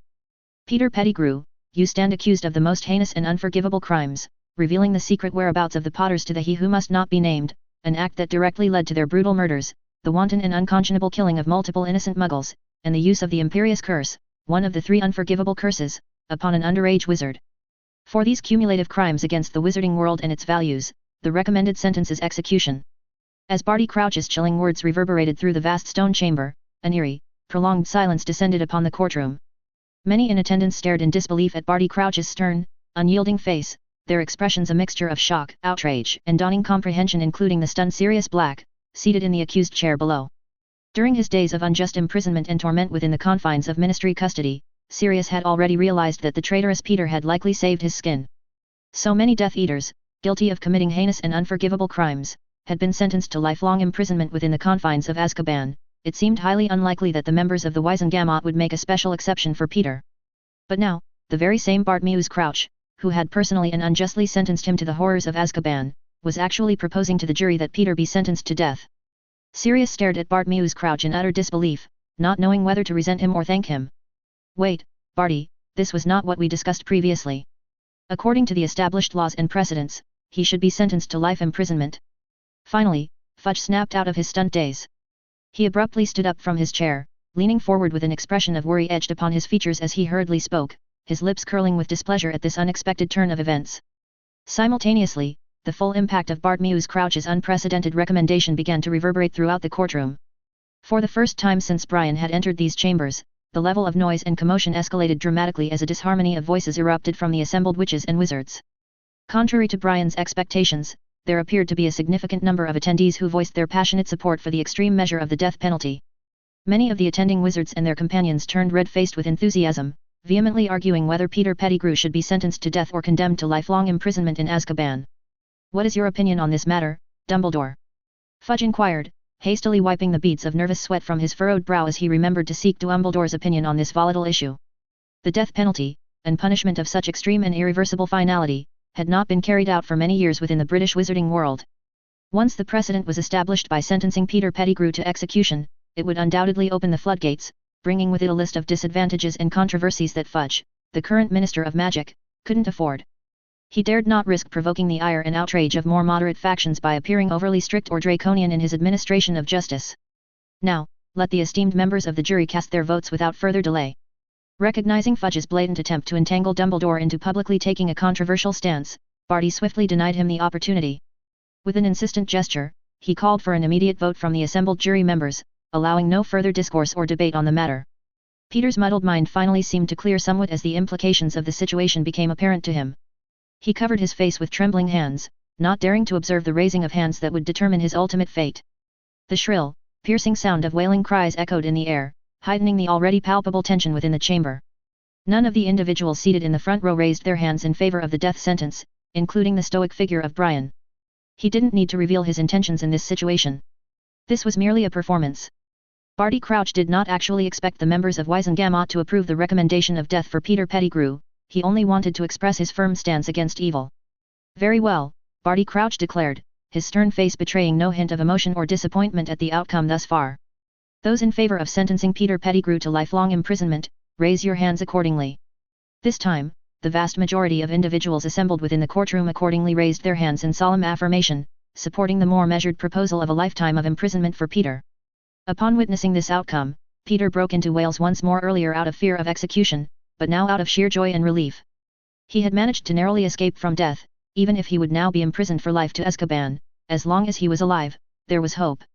Peter was promptly seized and dragged away by the grim-faced Aurors who were guarding him.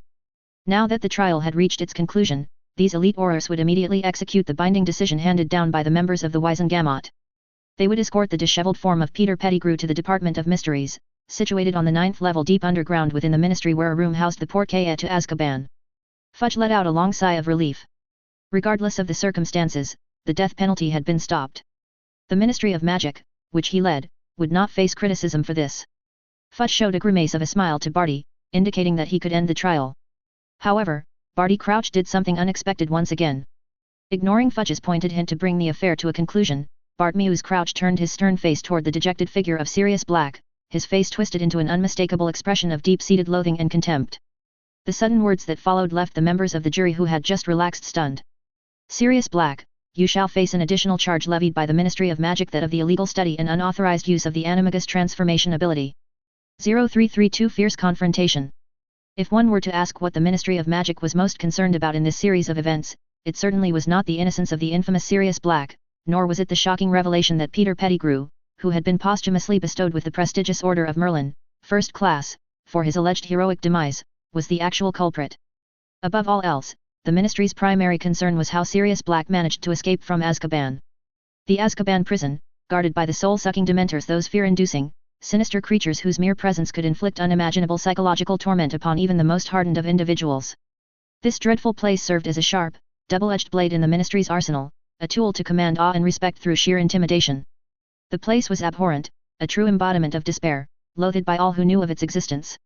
But precisely because of this, the Ministry wielded immense power and influence, their authority bolstered by the prospect of condemning lawbreakers to the merciless confines of Azkaban. Take the cases of Hagrid or Remus, for example. In terms of sheer magical prowess, they were both accomplished and formidable wizards, individuals who might not cower in the face of death itself. Yet, the mere thought of Azkaban and its soul-leeching guardians was undoubtedly a source of dread for them too. And now, a wizard had somehow managed to shatter Azkaban's legend by achieving the seemingly impossible a successful escape from its clutches. This unprecedented feat had, to a certain degree, shaken the very foundations upon which the Ministry's governance rested, casting doubt upon the security of their most potent instrument of control. Therefore, after taking custody of Sirius Black from Brian and Dumbledore, Fudge immediately issued an order to Rufus Scrimgeour, demanding that he employ every resource at his disposal to get to the bottom of this matter and find out how he escaped. Barty Crouch, one of the three most powerful and influential officials within the ranks of the Ministry, was also embroiled in these events. He was a man privy to all those secrets, but no one expected him to suddenly turn against them at the last moment. Dumbledore did not seem particularly surprised by these unfolding developments. For these Ministry officials who now wielded power had, in a sense, grown and matured under his watchful gaze. He possessed a close understanding of their character, their motivations, and how they would inevitably respond to various situations. In stark contrast, Fudge's reaction could only be described as one of sheer, unadulterated panic. "We had an agreement, did we not?" Fudge spluttered, his face flushed with anger, his rapid breaths punctuating each word. "To let this matter go, as compensation for his 12 years of wrongful imprisonment." Amelia Bones, too, furrowed her brow, her gaze fixed upon the side of her colleague's face. She was visibly annoyed, her displeasure evident, by Barty Crouch's unilateral actions, which had blatantly breached their previous consensus.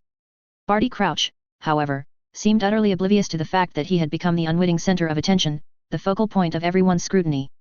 His gaze, cold and impassive, was fixed upon the equally caught off guard Sirius Black standing before him. "Sirius Black, I assume you are aware that the Ministry of Magic has established stringent laws to regulate the dangerous and complex transfiguration magic of animagi, correct?" Crouch's voice resonated throughout the chamber, each syllable dripping with authority. "Yes, I am aware," Sirius Black responded, his brow furrowed in contemplation, as he glanced towards Dumbledore and Brian, both of whom stood coolly behind Barty Crouch, their demeanors showing no hint of surprise at Crouch's unconventional behavior. Sensing their composure, Sirius's own sudden tension gradually dissipated, and he stared back at Barty Crouch with unwavering determination, refusing to display any semblance of weakness. "You know that the first successful transformation of an animagus must be meticulously supervised by the Ministry and, if achieved, must be registered, correct?" Crouch's piercing gaze bore into Sirius, his words carrying the weight of authority. "Yes, I know," Sirius affirmed, his voice steady and resolute. "And you're aware of the fact that violating this crucial regulation could result in prosecution by the Ministry, correct?" "Yes, I'm aware." "When did you master this magic?" "At the age of 16, when I was studying at Hogwarts." Barty Crouch paused his aggressive questioning, and the members of the jury gasped in astonishment upon hearing Sirius's answer, their expressions showing their disbelief. It's worth noting that the animagus transformation ranks among one of the most challenging and arduous forms of transfiguration magic, a feat that demands immense skill, unwavering focus, and an innate talent for the arcane arts. For Sirius, as well as the recently imprisoned Peter Pettigrew, to have successfully completed this extraordinarily complex transformation relying solely on their own efforts while they were still young wizards studying at Hogwarts was a true testament to their prodigious magical aptitude, a feat that few could ever hope to match. "The teaching quality at Hogwarts is indeed commendable, Albus," someone from the noisy crowd quietly remarked to Dumbledore, offering him a respectful nod of acknowledgement, accompanied by a subtle thumbs-up gesture. "Thank you for the praise, but Hogwarts did not provide them with much assistance in this particular matter," Dumbledore replied, his words punctuated by a conspiratorial wink and a mischievous knowing smile. While most in attendance were still astonished from the revelation of Sirius's extraordinary magical talent, there were those shrewd individuals within the courtroom who had discerned the true intent behind Barty Crouch Sr.'s decision to dig up old events during Peter's trial, that too at a moment when all eyes were fixed upon him. When Sirius had been arrested years ago, Crouch was the head of the Department of Magical Law Enforcement. He had been highly commended for his unwavering stance against the dark forces. It was he who had issued the order to have Sirius Black imprisoned in Azkaban without even going through the necessary trial procedures. Barty Crouch leaned forward, his hands gripping the stand before him, as he fixed his authoritative gaze upon Sirius Black below. His meticulously trimmed, thin mustache twitched upwards, a subtle hint of his rumbling emotions. "Sirius Black, 12 years ago, you were sentenced to life imprisonment in Azkaban by the Ministry for being deemed the perpetrator responsible for the deaths of James and Lily Potter. During this time, did you ever reveal to anyone that you were not the Potter's secret keeper?" "No, at the time, Sirius had realized that something was amiss." He attempted to evade the question, but he could not resist the overbearing interrogation from this high-ranking and powerful Ministry official. "Answer me," Crouch demanded, his expression stern and unyielding, the furrows on his eyebrow deepening as his voice resonated with the full weight of his authority. "Can it be understood that you knew of your own innocence, yet chose to remain silent, failing to explain the truth to anyone because you feared a thorough investigation by the Wizengamot?" Were you gripped by fear at the prospect of exposing yourself as an illegal, unregistered animagus in direct violation of the laws you were duty-bound to uphold? That's not it at all. Sirius finally shouted angrily. I did not say anything because I believed myself to be guilty. What I mean to say is that I believed myself to be responsible for James's and Lily's deaths caused by my own foolish suggestion. I believed, at that time, that I deserved to be punished. That was the belief that consumed me in those dark moments. Dumbledore sighed helplessly, a heavy exhalation that seemed to convey his helplessness in the face of Sirius's actions, which, though born of noble intentions, were so fundamentally contrary to common sense and reason. Although it had now been irrefutably proven that Sirius was indeed innocent of the crimes for which he had been condemned, Sirius's own testimony still carried some weight in the eyes of the majority of the members of the Wizengamot. Dumbledore rose from his seat, preparing to say something, but Brian suddenly grasped his arm, his subtly shaking head conveying a silent message not to intervene just yet. There's no need to intervene, Headmaster. Someone will handle this situation. I object. Brian had barely finished speaking when Madame Bones sprang to her feet, her formidable presence commanding the attention of all present. Her brow was deeply furrowed, creasing the skin around her glasses, which had left a prominent red mark etched into the flesh of her eye socket, a testament to the intensity of her focus. She glared sternly at Crouch, who met her gaze with an indifferent, blank expression that showed no sign of emotion. Your questioning is seriously misleading, and your conclusions lack any reliable factual basis, Mr. Crouch. Madame Bones's voice thundered through the chamber, each word dripping with righteous indignation and condemnation. The courtroom erupted in commotion, a turbulent sea of murmurs and whispers rose that threatened to drown out all semblance of order. The members of the jury, those individuals present to bear witness to Peter's trial, stared incredulously at the two high-ranking officials of the Ministry of Magic who now found themselves locked in open confrontation. This incident had escalated far beyond the boundaries of a mere legal proceeding, transcending into a very serious political event. Within the halls of the Wizengamot courtroom, under the watchful eyes of numerous attendees whose gazes burned with intensity, the two department heads once considered the trusted right and left hands of the Minister of Magic himself were openly clashing, their ideological differences laid bare for all to witness. The impact of this event, the repercussions it would inevitably unleash, were severe and far-reaching, threatening to shake the very foundations of the Ministry's authority. Cornelius Fudge's forehead glistened with beads of sweat, and his cheeks were flushed, revealing the profound discomfort and anxiety that gripped him in the face of this unfolding crisis. His voice trembled as he attempted to intervene, to restore some semblance of order to the proceedings. Barty, I think Amelia's view is correct. You. But Crouch would not be so easily dissuaded. He stood resolute, his eyes bulging with anger. I do not believe there are any substantive issues with my questioning or the conclusions I have drawn, Madame Bones, Crouch thundered, his voice reverberating through the chamber like a clap of thunder. As every soul present is keenly aware, no one is truly unafraid of the horrors that await in Azkaban, nor of the relentless torment inflicted by its inhuman guards. Sirius Black's concealment of the truth regarding the Potter's death suggests that he carries a deeper guilt. The undeniable fact that he is an illegal, unregistered animagus serves as irrefutable proof that he is not the upright, law-abiding wizard he claims to be. His testimony, therefore, cannot be considered credible or reliable. Turning his attention towards Madame Bones, Crouch's expression hardened, as he shot an accusatory glare in her direction. As the head of the Department of Magical Law Enforcement, Madame Bones, you should possess a keen eye for detecting even the slightest hint of criminal activities. I would strongly suggest that the Ministry reinterrogate Sirius Black with the utmost rigor, in order to uncover whatever truths he may still be trying to conceal. That's absurd, Fudge gasped, shaking his head fervently, his already flushed face reddening further as he struggled to maintain his composure in the face of Crouch's assault. I know precisely what you are trying to do, Barty, Fudge pressed on, his voice strained with the weight of his frustration. You want to prove that sending Black to Azkaban 12 years ago was the right decision, but this is a serious slander, Minister Fudge. Barty Crouch's voice cut through the minister's words like a razor-sharp blade, his eyes flashing with indignation at the implication behind Fudge's statement. Raising his head boldly, Crouch's gaze swept over the assembled jury below, each syllable dripping with icy anger as he spoke. Perhaps some believe that I am acting out of a sense of personal vengeance, but I would like you all to remember that throughout my long career, there is ample evidence of my consistent and unwavering loathing for those who choose to break the laws we have sworn to uphold. Lawbreakers, regardless of their position or perceived justification, have always been the object of my deepest scorn. Crouch paused, his chest heaving with the force of his convictions, before continuing, of course, I do not wish to conceal the fact that my decision to send Sirius Black to Azkaban in the face of the Potter's deaths was a grave error, a mistake born of haste and incomplete information. So, at this very moment, His eyes sparkled with a passion that bordered on fanatical as he shouted to the assembled masses, to take full responsibility for my actions, I hereby announce my immediate resignation from the ranks of the Wizengamot judiciary body. But I urge each and every one of you, members of this esteemed jury, to give serious consideration to my statements regarding Sirius Black himself. Do not allow the truth to be obscured by sentiment or misplaced sympathy. 0333 End of trial. Barty Crouch's resounding words left many people at a loss, including Cornelius Fudge. During the prior negotiations, a consensus had been reached that Barty Crouch would be excluded from the ranks of the Wiesengamot judiciary, though this banishment would only take effect after the highly anticipated trial of Peter Pettigrew. Once the dust had settled in the aftermath of that legal proceeding, it was then that the ministry would orchestrate a meticulous campaign to sway the collective public opinion, thereby holding Crouch accountable for the wrongfully convicted Sirius Black. This form of exclusion was intended as a penal punishment measure, a meticulously crafted explanation offered by the ministry to the denizens of the wizarding world. However, in a bold and audacious maneuver, Barty Crouch explicitly proclaimed his resignation from the Wiesengamot before the assembled court, as if he were an oppressed minority being ostracized. A clever move indeed.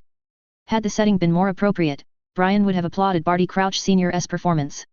While Barty Crouch's words and actions on this day might have failed to deceive the truly intelligent and discerning individuals present, he nonetheless managed to retain the people's heart and steadfast support of the masses, both within the department and throughout the wizarding world, a foundation upon which his eventual comeback could be built. In that moment, even Brian found himself momentarily pondering the notion of whether a minister for magic with Barty Crouch's character might be better suited to rallying the troops and bolstering morale if the war broke out. However, this fleeting thought was swiftly dismissed, as Brian recognized that while Barty Crouch possessed exceptional wisdom and insight, his various displays had revealed him to be headstrong and uncompromising individual. Someone like that wouldn't be easily influenced by him, whereas Amelia Bones, in comparison, would be more likely to value his opinions. Barty Crouch then proceeded to march out of the courtroom, his every step observed by the watchful gazes of those assembled, leaving the silent Wiesengamot members to stare at one another in a state of utter bewilderment and dismay. "Hey, don't walk away, Crouch." Sirius, thinking under the misconception that Barty Crouch's anger was directed solely at him, leapt up from his seat, angrily shouting at Crouch's retreating back, "I didn't lie, and I didn't commit any heinous crimes either. Back then, I only wanted to atone for James and Lily's deaths." Sirius. Both Dumbledore and Brian, despite their reluctance to become embroiled in the intense political struggle unfolding within the ministry, found themselves unable to remain idle bystanders as the Wiesengamot contemplated consigning the innocent Sirius Black back to the confines of Azkaban. In this precarious situation, Dumbledore's authority was unquestionable. When he rose to his feet, every soul present understood that he was going to make the final, decisive verdict. Dumbledore gestured Sirius to remain silent, then turned to face the assembled Wiesengamot jury, his gaze sweeping over their ranks as he spoke. "Regarding the final accusation leveled by Mr. Crouch, from what I know, after Sirius Black was detained by the ministry, the experienced and battle-hardened aurors of the Department of Magical Law Enforcement subjected him to a grueling 3-week-long interrogation. During the course of this intensive questioning, no evidence of Sirius Black's past involvement in any heinous crimes, except for the violation of being an unregistered animagus, was uncovered." Dumbledore's tone remained gentle as he calmly stated these words, his piercing gaze settling upon Madame Bones. Amelia, recognizing that the mantle had been passed to her, likewise turned to address the jury, her voice ringing out with conviction. "Headmaster Dumbledore is correct. The aurors of the Department of Magical Law Enforcement, operating under the jurisdiction of Magical Law Enforcement Squad, employed a myriad of interrogation techniques, including the administration of Veritaserum and the meticulous extraction of memories, to conclusively confirm that Sirius Black had not committed any crimes beyond the transgression of being an unregistered animagus." "Thank you." Dumbledore offered a polite nod of acknowledgement to Madame Bones before continuing his address, his voice resonating through the chamber. "I firmly believe that Sirius Black bears no legal liability for the tragic affair involving the Potters. Of course, we are all in agreement that he is indeed an unregistered animagus, having using this ability without the ministry's certified permission. Cornelius, has the ministry reached a determination to prosecute Sirius based on this particular violation?" "What? Oh, the animagus thing? We've decided not to prosecute, Dumbledore. But, we'll fine him." Cornelius, still seething from the audacious performance that Barty had orchestrated, found himself caught off guard when Dumbledore's voice rang out, addressing him directly, causing him to stammer his response. "Very well," then Dumbledore's tone abruptly swelled in volume, his booming inquiry resounding through the chamber, "Let us put this matter to a vote by a show of hands. All those in favor of declaring Sirius Black innocent and pardoning him of any and all charges, raise your hands." Dumbledore himself wasted no time, immediately raising his hand in a show of support, an action swiftly followed by Brian, Madame Bones, and the reluctant Fudge, who eventually acquiesced and raised his hand as well. It was as if a tidal wave had swept over the trial panel. From the front row to the back, the assembled witches and wizards rose to their feet one by one, their hands thrust skyward in a gesture of support. Sirius, observing the proceedings from his vantage point below, swallowed hard as each raised hand caused his heart to thump forcefully within his chest. Fresh from his ordeal in Azkaban, Sirius had initially been indifferent to the prospect of imprisonment or freedom. But over the course of his time spent in the company of Remus and Brian, he had gradually rekindled the embers of hope within his soul. After all, he had a responsibility, did he not? James and Lily's son young Harry was still waiting for him, yearning for the care and guidance that only Sirius could provide. 42 in favor, 3 abstentions. Eric Munch, whose fortunes had been reversed thanks to Brian's intervention, announced the result with a voice tinged with a slight tremor of emotion. Excellent! Dumbledore exclaimed joyfully. Casting his gaze down upon the flushed and exhilarated face of Sirius, he declared in a ringing tone, all charges have been dropped. You have been declared innocent by the Wizengamot, Sirius. Oh, thank you. Sirius's mouth stretched into a wide, beaming grin, his features twisting in an expression akin to his canine animagus form. He clenched his fist and pumped it fiercely, his entire being radiating an aura of unrestrained elation. The moment Dumbledore proclaimed Sirius's innocence, the somber and solemn atmosphere that had permeated the courtroom dissipated, replaced by a palpable sense of liveliness and harmony. The numerous members' gazes, which had previously been fixed upon Sirius with a mixture of curiosity and nervousness, now regarded him with a newfound sense of intrigue. Some even wanted to engage with him in conversation, after all, he was the sole direct descendant of the most ancient and noble Black family. However, before anyone could make their approach, Brian had already taken the initiative, striding towards Sirius Black. Congratulations on regaining your hard-won freedom, Sirius, Brian said, his voice warm as he extended a congratulatory pat upon Sirius's shoulder, a sincere smile gracing his features. Thanks to you, Brian. Sirius responded, his lips curling into a grateful expression. If it weren't for you, I mean, if you hadn't stumbled upon me in Shrieking Shack, Merlin only knows how this whole sleazy affair might have unfolded. I hope you'll be more rational in the future. Brian said, and it was at that precise moment that Dumbledore, having concluded his exchange of pleasantries with the flustered Fudge, strode over to join them, a gentle smile playing upon his features.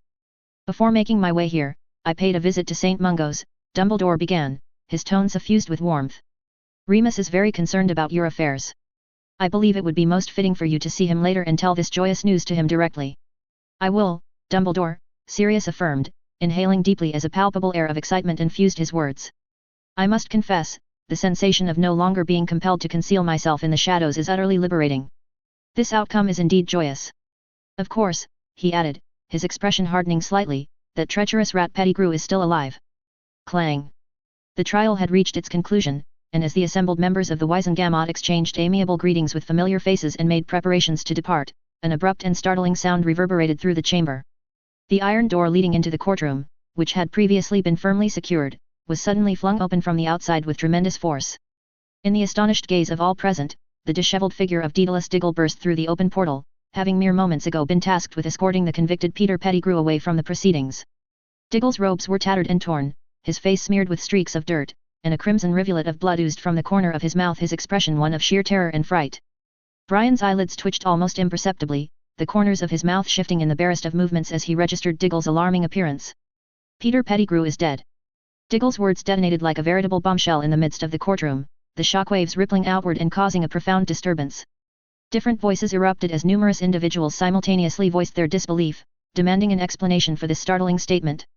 Fudge himself, overcome by panic, leapt down from the elevated platform in a frenzy, seizing Diggle by the collar of his tattered robes and shaking him with frantic urgency.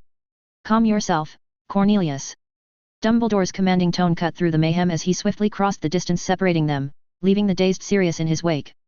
His voice steady and authoritative, he addressed the distraught Diggle, please explain the situation for us, Daedalus. Could it be that the Dementors guarding Azkaban have once again lost control? No, not Azkaban, Diggle responded, his demeanor one of utter dejection and lost confusion as he attempted to collect his wits.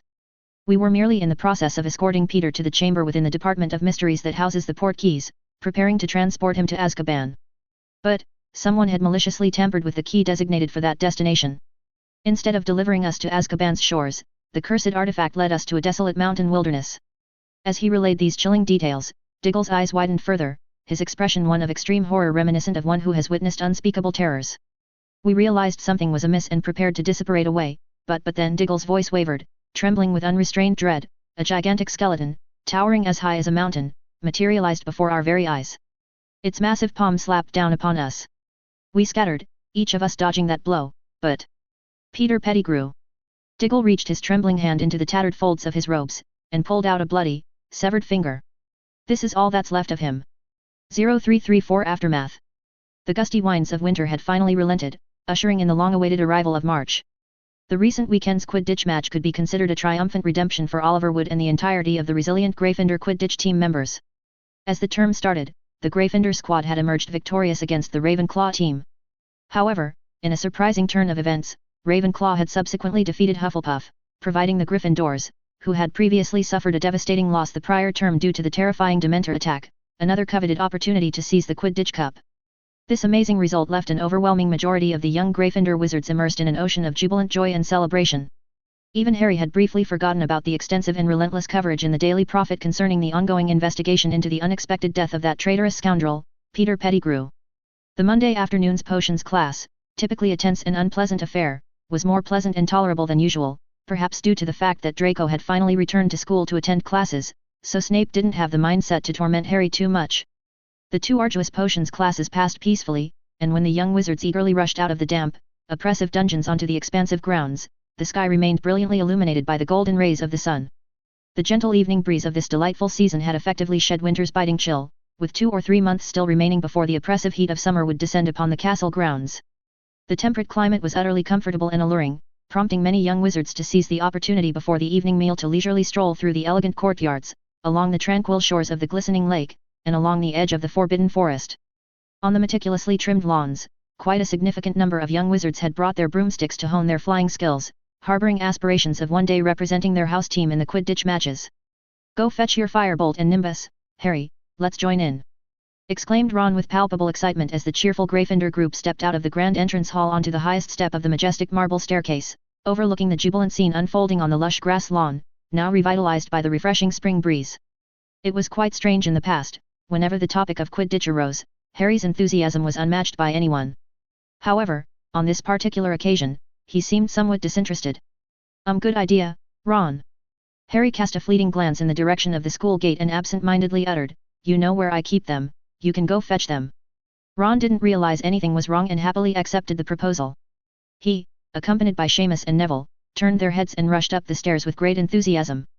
After all, every opportunity to come into direct contact with a world-class broomstick like Firebolt was rare. Snap! Hermione, who had been diligently studying since coming from the damp dungeons, closed her book with a resounding snap. She briefly glanced at Harry and inhaled a deep breath of the refreshing evening air. "Want to chat, Harry?" "Oh." Harry was mildly surprised by the unexpected invitation. "Sure, what do you want to talk about?" Rather than standing dumbly at the entrance, the two descended the steps, circumventing the loud group of young wizards passionately practicing their flying maneuvers on the expansive lawn, and made their way toward the tranquil shore of the lake. A light, refreshing breeze wandered lazily over the lush grounds. Ripples formed layer upon layer on the vast, glassy surface of the black lake, resembling a great, wrinkled golden silk sheet glistening in the dazzling reflection of the setting sun. They both took a seat on a sizable lump of earth approximately 50 feet from the lakeshore. Hermione retrieved the well-worn book filled with meticulous annotations and began to read carefully, her brow furrowed in concentration. "You've been reading this particular book quite frequently as of late, what's it about?" Harry found it a bit strange that Hermione had suggested a casual chat, yet she was now fully immersed in reading a book. So, after a moment's thought, he decided to start the conversation. "Simplified Theory of Ancient Spells," Hermione said, showing him the cover. "The content is quite profound, especially the annotations, but I've started to find it absolutely fascinating recently." Hermione brushed away the wayward strands of hair dancing whimsically in front of her eyes and continued calmly. "Ah, that's the one Professor Watson gave you." Harry immediately recalled that this book was a gift from Professor Watson. Hermione nodded, still focused on the beautiful handwriting in the book, her eyebrows slightly furrowed, as if she was thinking hard. After a long time, she finally turned to the next page. "You've been out of sorts lately, Harry." Hermione broached the topic directly, her voice tinged with concern. "Are you still thinking about the dark wizard who killed that traitor?" Harry pursed his lips and did not immediately provide a response to the probing inquiry. Well, Hermione's supposition was not entirely inaccurate, just incomplete. After the unexpected news of Peter Pettigrew's untimely death was published in the Daily Prophet, the entire wizarding world, including the once peaceful grounds of Hogwarts, was immediately plunged into a state of utter turmoil and pandemonium. Everyone, from the most renowned intellectuals to the humblest of students, were enthusiastically discussing and speculating as to the identity of the individual who could have committed the murder of Peter Pettigrew, who had overnight transitioned from a celebrated war hero to a detested and despised traitor Death Eater. The most widely accepted and widespread theory circulating was that one of the former fanatical followers of Voldemort, those who had once pledged their unwavering allegiance to his evil cause, had taken their brutal vengeance upon the treacherous rat. After Voldemort's catastrophic downfall, the vast majority of his devoted Death Eaters, those who remained fanatically loyal to him, were swiftly detained and imprisoned within the confines of Azkaban prison. Some of the more cunning and duplicitous individuals claimed to have no ties to Voldemort, or asserted that their actions were the result of being placed under the Imperious Curse. A very small number of wizards managed to conceal their allegiance so deeply that their past wrongdoings went entirely undiscovered by the authorities. Peter had now effectively replaced the previously notorious Sirius Black as the most trusted and devoted henchman of the one who shall not be named, and he undoubtedly possessed intimate knowledge of the identities of those individuals who had managed to evade capture. Therefore, after Peter's arrest, in a desperate bid to receive a more lenient punishment, he was likely to betray them and disclose their identities to the authorities. After all, there existed ample precedent for such betrayals before. In anticipation of this inevitable outcome, it was only natural for those wizards who had successfully evaded detection to take preemptive measures and eliminate Peter, permanently silencing him before he could implicate them with him. Peter's murder on the way to Azkaban was an unmitigated disaster and great humiliation for the Ministry of Magic. It completely shattered the competent and capable image that the Ministry had barely managed to cultivate in the period of the Greyback incident. The Minister of Magic and the other high-ranking officials were completely enraged and vowed to identify and capture the culprit within the span of a month. However, wizards intimately familiar with the Ministry's notorious track record of uselessness and incompetence knew that their impressive promises were utterly untrustworthy and dubious at best. This was likely to become yet another unsolved cold case, destined to fall in obscurity among the Ministry's large archives of failed investigations. Barty Crouch Sr., on the other hand, managed to emerge relatively unscathed from this fiasco through an unexpected twist of fate. He was very lucky. Despite his vital role in the wrongful imprisonment of Sirius Black in Azkaban, as well as the subsequent barrage of scathing criticism leveled against him, he did not bear the brunt of the blame for this sudden and unexpected incident. Moreover, the accidental news that covertly leaked out of the Ministry worked decidedly in his favor, portraying him in a positive light. Barty's commanding performance during the highly publicized Wizengamot trial had effectively mitigated any significant damage to his reputation. He managed to retain his position as the head of the International Magical Cooperation Department, and this was one of the reasons why Fudge was furious. Harry, Ron, and Hermione had been engaging in speculation during this period, attempting to discern the identity of the person responsible for Peter's gruesome murder. Their primary suspect was Lucius Malfoy, and as for the reason, they didn't need any specific evidence. They simply disliked Malfoys. Of course, their eternally sour-faced potions master was another prime suspect in their minds. How else could one explain Snape's uncharacteristically pleasant demeanor following Peter's gruesome death? Harry himself also felt a sense of regret that he did not personally have the opportunity to kill Peter Pettigrew. Professor Lupin had not returned to Hogwarts since that night. There were already rumors circulating that he could no longer hold his position as the defense against the dark arts professor. This wasn't too surprising news. In recent years, no professor had stayed in that position for more than a year. However, it was surprising that Professor Lupin had only lasted half a year before encountering misfortune. The young wizards thought that Professor Watson would step in and take over Professor Lupin's vacated position as the defense against the dark arts professor. After all, he had competently substituted for Lupin during the previous term, and had securely held that position for half a year prior to Lupin's arrival. However, this was merely idle speculation among the students. Not long after Fenrir Greyback and his pack of werewolves were eradicated, Professor Watson had abruptly departed from Hogwarts, and had yet to return to the castle. Professor Dumbledore had indeed returned to Hogwarts after those events, but his presence was equally fleeting, as he too had subsequently disappeared from the castle once more, much to the confusion of students and staff. Though the day-to-day operations and activities at Hogwarts continued to proceed as normal during their respective absences, with classes and extracurricular activities unaffected, Harry Till felt something was off. He had the feeling that with just those two gone from Hogwarts, the school seemed half empty. Yet Harry kept these unsettling thoughts to himself, unwilling to share his private considerations even with his closest friends, Ron and Hermione. After the Dementor incident the previous term, he had already endured a prolonged period of being branded as a coward by his peers, an experience he had no desire to relive again. Yes, it is rather puzzling, isn't it? Harry sighed, his voice tinged with a tone of little interest. I wonder if it was Malfoy's father who arranged that traitor's murder. I miss the taste of Polyjuice potion, Hermione. We should have kept a reserve supply on hand for such emergencies. Their previous adventures involving the use of Polyjuice potion had caused a rather unpleasant experience for Hermione. She glanced up from her book, shooting Harry an irritated glance. She was about to say something when two figures entering her view made the words die in her mouth, her expression turning perplexed. Professor Snape and Professor McGonagall. Hermione furrowed her brow and stared at the black robes fluttering like bats and the brisk figure, wondering. It seems like they're heading to the Forbidden Forest. 0335 A Farewell in the Forbidden Forest. The crimson sun was dipping below the horizon, casting a fiery glow over the ancient grounds of Hogwarts. In this ethereal light, two solitary figures could be seen striding purposefully towards the edge of the Forbidden Forest, their robes flowing behind them. Their hurried pace and furrowed brows showed a sense of urgency, drawing bewildered looks from the young wizards who crossed their path. Why were Professors Snape and McGonagall striding so hurriedly towards the Forbidden Forest? Harry and Hermione exchanged glances filled with confusion and curiosity, their eyes following the professors' retreating figures until they disappeared into the Forbidden Forest. Harry! Hermione exclaimed, leaping to her feet, her bushy hair tumbling about her shoulders.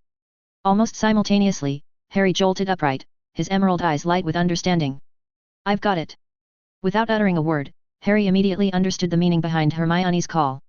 He was glad he didn't go back to the dormitory with Ron. Without the invisibility cloak, he knew his tracking skills were not enough to follow the two head of the houses.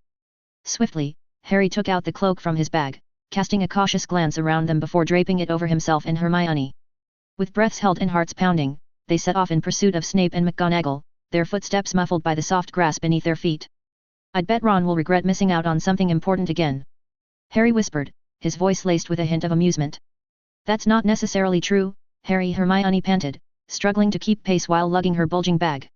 You do realize what we're doing, right? Following professors is against the rules, maybe Ron will be lucky enough to avoid detention this time. Despite her rebuke, Hermione's actions betrayed no hesitation as she followed Harry's lead, her curiosity overriding her sense of propriety.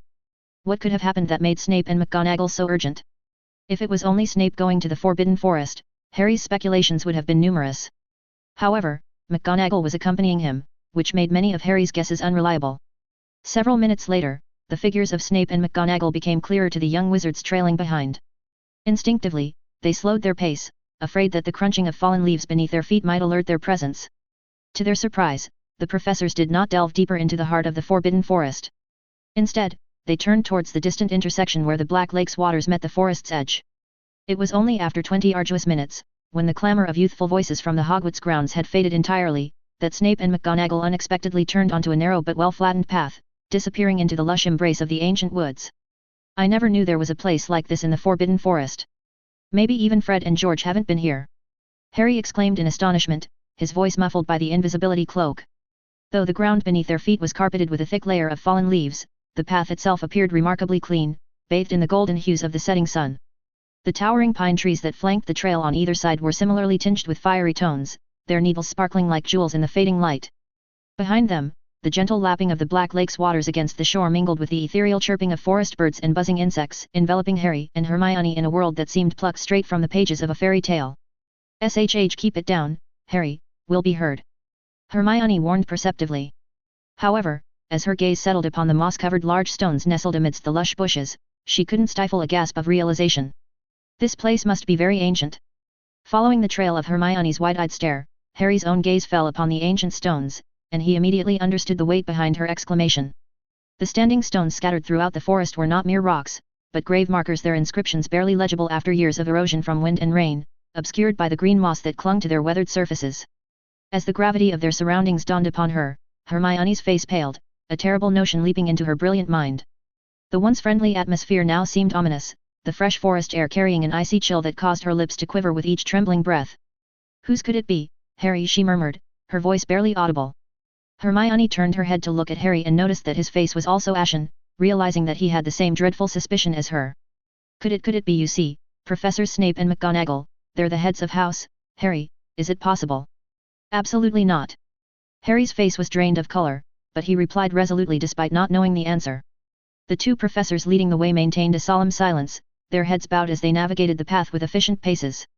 After a few more minutes of tense anticipation, McGonagall's sharp gaze stopped upon a spacious and breathtakingly beautiful circular clearing ahead, as meticulously tended as a cultivated garden. "I see them, Severus," she exclaimed, her voice tinged with excitement. Without further pause, the pair quickened their pace, their robes swirling around their ankles as they hastened towards the gathering. Dumbledore, Brian, Sirius, Remus lying motionless upon a stretcher, his body covered in white bandages, and Creaker, the devoted house elf of the Black family. And there, at the center of this somber assembly, lay the eternally youthful face of Regulus Black, resting peacefully upon a strip of emerald velvet. "You two made it here quite quickly, Professor Snape and Professor McGonagall," Brian greeted them warmly, wiping the beads of sweat from his brow as he returned his wand to the folds of his sleeve, a faint smile playing upon his lips. "I've just finished preparing this place. We rushed over as soon as we received Albus's message, Brian," Professor McGonagall replied, her voice strained as she clutched at her chest, her eyes glistening with unshed tears at the sight of Regulus Black's pale face. While the garden Brian had arranged appeared plucked from the pages of a fairy tale, the atmosphere that enveloped them was far from fairy tale-like. Dumbledore stood with his hands folded solemnly before him, his expression solemn. Remus mirrored the headmaster's solemn appearance, though his face showed a hint of guilt. This was not surprising, as he was the only one lying down to attend the funeral. Sirius sat beside his brother, his gaze fixed upon the face of the sibling with whom he had once shared an unbreakable bond growing up. His tense facial muscles twitched erratically, showing the internal struggle to restrain the tempest of emotions that raged within him. In stark contrast, Creaker, the ever-loyal house elf of the Black family, made no attempt to conceal his grief. Creaker threw himself under the table carrying Regulus's body, and from his barely audible sobbing, it was clear he had been crying for hours. Snape's eyes roamed over the solemnly familiar face of Regulus Black. He had known Regulus since their time at Hogwarts, he was his senior after all. Of course, because of Sirius, he didn't like this housemate several years below him. In fact, it was only after leaving Hogwarts to follow the Dark Lord that he and Regulus had more interactions. Later, Regulus disappeared without a trace, and Snape never paid much attention to it. After all, he had so many troubles at the time. But he never expected that many years later, he would see Regulus Black again in this situation. Regulus's pale face lay devoid of the haughty arrogance that had so personified his youth, replaced by an expression of profound peace and release from the burdens he had borne. Snape gazed intently at Regulus's face, his expression blank. In a daze, that listless face seemed just like his own. "Can I be freed?" Snape asked himself in his heart, and the answer to this question stung him. He turned his gaze away and focused on the figure on the stretcher, wrapped in white bandages all over his body, with only his face exposed. At this moment, Remus was trying hard to raise his head and bid a solemn farewell to Regulus. Snape's eyes were full of gloating and he almost laughed out loud seeing Remus like this. "Well, since you're here, Harry, and Hermione, come over too. Let's send off this departing hero together." Brian's voice cut through the heavy silence, rich with solemnity. With a sweep of his arm, he gestured towards a towering oak tree, its twisted branches reaching skyward like arms. Dumbledore's piercing blue eyes twinkled knowingly in the direction Brian had indicated. To the astonishment of the gathered mourners, two sheepish figures emerged from the tangled roots of the ancient tree. It was an unexpected and unanticipated sequence of events that unfolded before their very eyes. When Harry and Hermione inadvertently spotted Headmaster Dumbledore and Professor Watson amidst the group of people, they realized they could no longer remain hidden. Since Harry received the invisibility cloak during his first year's Christmas, these were the only two wizards who saw through its disguise. Professor McGonagall looked somewhat surprised as the two young wizards approaching hesitantly and asked, "How did you find us?" "It was quite obvious, Minerva," Snape sneered mockingly, his disdainful tone conveying a sense of mockery towards the naivety of her inquiry. The two students from her own house had brazenly trailed the movements of their professors, ultimately exposing themselves before the headmaster. Professor McGonagall's face hardened noticeably as she prepared to sternly reprimand them. However, at that precise moment, Sirius turned his head and beckoned kindly to Harry and Hermione. "Come over here, Harry. And you must be Hermione, am I correct? Remus and Brian have spoken highly of you." Hermione felt the warmth of a crimson blush fill her cheeks, the overwhelming sensation of embarrassment washing over her, but she still followed Harry's lead and approached Sirius. Harry stood beside Sirius, his emerald eyes studying the man before him intently. There was a lingering sadness that flickered within the depths of Sirius's eyes, but he looked much better than he did a month ago in the Forbidden Forest.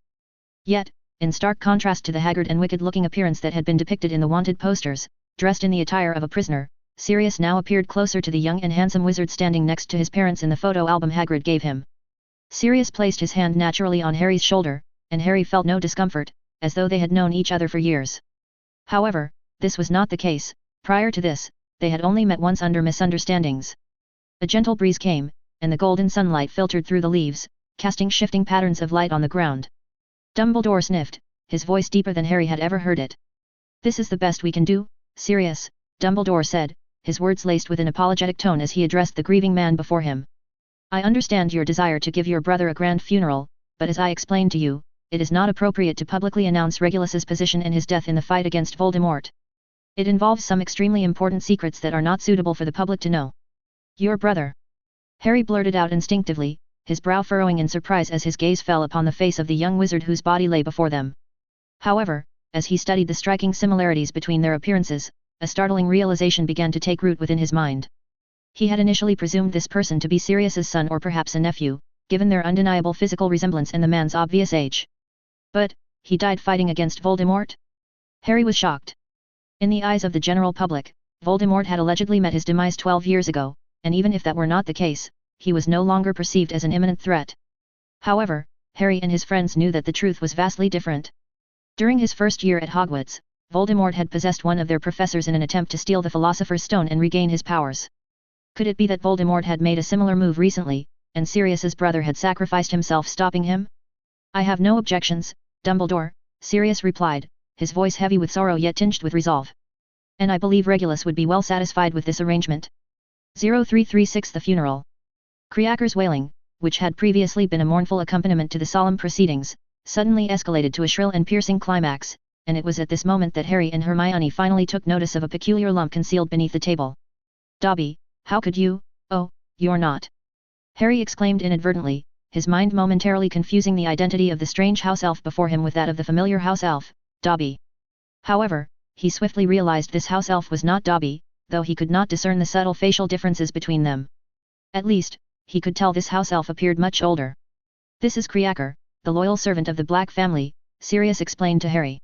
Regardless of the circumstances, as the last remaining legitimate heir of the ancient and noble house of Black, Sirius's approval held immense significance for Creaker. Upon hearing the affirmation of his master's words, Creaker's wails intensified, and he began pounding the floor non-stop. Hermione, who saw Creaker's tearful appearance, felt a sense of pity and seemed to have something to say after hearing the word servant. I think you still lack a proper understanding of the situation, Harry, Sirius said, his arm encircling Harry's shoulder and smiled sadly. Regulus Black was my younger brother. He made some regrettable choices in the past, but after realizing his mistakes, he decided to atone for his wrongdoings. And, ultimately, he sacrificed his life in pursuit of that noble cause. This did not happen recently, he has been gone for many years. Harry nodded, gaining a basic understanding by combining Sirius's words with Dumbledore's previous statements. Before, I misunderstood, thinking he had always been a staunch follower of Voldemort. After I escaped from Azkaban and with Brian's help, I learned the truth about his death. Although it was too late, I still wanted to give Regulus a decent funeral. It was Professor Watson again. Hermione and Harry couldn't help but steal glances at the somber figure of Professor Watson, recalling everything they knew about him since they met. He was an extraordinarily remarkable wizard, seemingly connected to every significant event while possessing the ability to overcome any obstacle. The funeral proceedings commenced, each attendee forming a solemn circle around the unsung hero whose valiant deeds had been cloaked in obscurity for far too long. Everyone's faces were solemn, starting with Dumbledore. One by one, each individual present expressed their deep admiration for the courage that Regulus Black had to confront his own wrongdoings and resist Voldemort when he was at the height of his power. Those who had known Regulus Black also recalled some memories, even Snape, who regarded Sirius as his mortal enemy, dryly said a few words. Brian waved his wand, and bright white flames burst out from Regulus's body and the table around it. The flames grew higher and higher, obscuring the body. The white smoke rose into the air, and in a trance, it seemed that everyone saw a dashing young man with a rebellious smile standing in mid-air, waving to them. When the rites had concluded, the sunset had long since lost its vibrant hues, leaving only a melancholic crimson afterglow that stubbornly clung to the horizon, as though reluctant to bid the day farewell. Snape departed immediately, his discomfort with the proceedings evident in his haste to distance himself from the situation. Potter, Granger, due to your brazen actions of tracking the professors, Professor McGonagall's voice cut through the stillness like a blade of ice, her tone devoid of warmth as they emerged from the forbidden forest and stood upon the banks of the shimmering black lake. Upon our return to the castle, you will need to report to Filch and obey to his instructions without delay. Professor McGonagall had ever been a paragon of fairness and impartiality, and Harry and Hermione had harbored an inkling that such a consequence might befall them. Professor McGonagall was always fair and impartial, and Harry and Hermione had anticipated this possibility. Nevertheless, Harry could not resist the pang of discomfort that arose at the prospect of being deducted points and assigned detention, particularly in the presence of so many people, including the headmaster himself. Hermione, on the other hand, felt so ashamed that she wanted to cover her face and jump into the black lake a few steps away. I personally think this punishment is quite appropriate, Dumbledore said with a hint of humor, his silver beard fluttering in the wind. He had already noticed Harry secretly observing his expression and said this witty remark. Everyone laughed, even Sirius, who had a heavy expression, twitched his lips. I don't think it's a big deal, Sirius said, patting the embarrassed Harry on the back. When I have time, I'll share some of the interesting things we did with James's invisibility cloak. Please don't make me regret my decision, Sirius, Dumbledore said helplessly. You must understand a professor's responsibilities extend far beyond imparting knowledge. Many times, you need to set a good example and guide the children in the right direction. Professor. Harry's mind froze for several seconds before he understood what Dumbledore and Sirius were talking about. He first showed an incredulous expression, but then, with a look of surprise, he looked at Sirius, who was smiling at him. Just as you guessed, Harry, Sirius nodded in affirmation. Some people, Brian, already aware of this, shook his head in amusement, simply lacked the ability to learn from the mistakes of their predecessors. Scene break. Those who have studied at Hogwarts School of Witchcraft and Wizardry for a few years know that in this school, if more than one person is aware of something, it will spread throughout the entire school at varying speeds, depending on how sensational the matter is. The news that Sirius Black would be replacing Professor Lupin as the defense against the dark arts teacher for the next few months had reached Harry and Hermione. Within an hour and a half until the start of the evening feast, over 70% of the young wizards had heard about it. The remaining 30% were mostly 5th and 7th year students, who were about to face the two most important exams of their lives and were desperately trying to make the most of their study time. Just half a month ago, Sirius Black was still a notorious fugitive, the first wizard ever to successfully escape from Azkaban. The previous school year had seen so many Dementors stationed at Hogsmeade and the school gates to guard against him. But in just half a month's time, the roles of criminal and hero had been swapped. Peter, who had once received the Order of Merlin, first class, became a criminal, while Sirius Black, who had spent 12 years in Azkaban, became a daring hero. And now, he had even become their defense against the dark arts professor. Damn, what in the blazes did I miss? At the Gryffindor table, Ron threw his head back in a dramatic gesture and let out an agonized groan, filled with regret. On the night of the battle with the werewolf, he missed the miraculous time travel due to his severe injuries. And now, in the short time it took him to return to the dormitory to fetch the firebolt, he had missed yet another momentous event. The other Gryffindor students were unaware of what Ron was upset about, their attention was focused on the handsome middle-aged wizard with a hint of melancholy in his eyes, who was conversing with Professor McGonagall at the staff table. At Christmas, my grandmother was telling me that if I encountered Sirius, I should go and fight him with all my might, even at the cost of my own life. I must not bring disgrace upon my parents. Neville's round face flushed red, and his voice, though lowered, could not conceal his excitement. I really want to hear what she'll say when she learns about this. You cannot duel a professor, Neville. Ever since learning the news, Harry soared as if all the students at the school had cast a cheering charm on him. This was truly unbelievable. Sirius Black, his godfather, had become a professor at the school. Harry wished he could pry open Dumbledore's head to see how he had come up with this idea. Before this, Harry thought Professor Watson would step up. This way, Snape wouldn't be able to act as he pleased, right? Unless he wanted to see the Slytherin bunch of slimy gits receive the same treatment in defense against the dark arts that the Gryffindor students received in potions. Although Harry hadn't truly known Sirius before today, he was certain that Sirius would look out for the Gryffindor students. Shock, bewilderment, anger, and hatred. Snape had hurriedly left after attending the funeral of Sirius's brother, Regulus Black. He was still unaware that Sirius had become the defense against the dark arts professor. But from Snape's expression when he saw Sirius enter the Great Hall and take a seat at the staff table, it was evident how much animosity existed between them. What do you say? Seamus, excited like Neville, interrupted. He might tell us how he escaped from Azkaban. That would be so cool. If we could learn that trick, we'd never have to be afraid again. Of course, I'm not planning on going to Azkaban. The conversation then shifted to discussing how Sirius had escaped from Azkaban, though this had been a hot topic for nearly a year. Maybe Professor Black, like Professor Watson, has an exceptionally powerful patroness. He used that spell to drive away all the Dementors. Lavender exclaimed in surprise. But he'd need to get himself a wand first. The previously empty tables were now laden with delicious-smelling food. Hermione finally closed the book Professor Watson had given her and, upon hearing her roommate's unrealistic speculation, said impatiently. And, I don't think there is any point in discussing this matter. The surrounding students, including Harry and Ron, stared at Hermione in astonishment, as if she had said something unthinkable. Hermione noticed she had become the focus of everyone's attention. She took a deep breath, pursed her lips, rolled her eyes, and shook her head, saying, "Think about it. No matter how Sirius escaped from Azkaban, the Ministry of Magic wouldn't have released him unless they figured out what happened. They must have taken appropriate precautions, right? That loophole couldn't possibly still exist, unless the Ministry wants to see Azkaban unable to hold anyone ever again." Amid the bewildered gazes of students at the other three house tables, a sigh erupted from the middle of the Gryffindor table. "And I don't understand why you're so excited, Harry." Hermione glanced sideways at Harry, who seemed to be planning a future study trip to Azkaban, and said helplessly. "Have you gone mad, Hermione? That's Sirius Black, Harry's godfather. Ron exclaimed in shock. I'll bet that whatever way Snape, that wanker treats Harry, he'll treat Malfoy the same.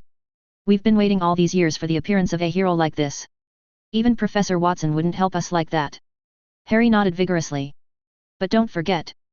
Hermione glanced at Sirius at the staff table. He's the defense against the dark arts professor, and we all know that for some reason, the professors of this subject are particularly prone to misfortunes. The smile froze on Harry's face, and now he was the one feeling regretful. Damn, I forgot about that. Harry slapped his forehead and said. Sirius was wrongfully imprisoned by the Ministry for so many years. He must not be aware of the situation. What do you think, should I go and warn him? Don't worry, mate. Ron frowned and said, we all know that being the defense against the dark arts professor isn't a walk in the park, but there have been exceptions, haven't there? You mean like Professor Watson? Harry's eyes lit up. Exactly. Ron said thoughtfully, glancing at Professor Watson who was elegantly cutting his lamb chops. 0337 New professor, new course? Damn, I forgot about that. Harry slapped his forehead and said. Sirius was wrongfully imprisoned by the Ministry for so many years. He must not be aware of the situation. What do you think, should I go and warn him? Don't worry, mate. Ron frowned and said. We all know that being the defense against the dark arts professor isn't a walk in the park, but there have been exceptions, haven't there? You mean like Professor Watson? Harry's eyes lit up. Exactly. Ron said thoughtfully, glancing at Professor Watson who was elegantly cutting his lamb chops. If it weren't for Sirius, we might never have figured out the truth about Scabbers.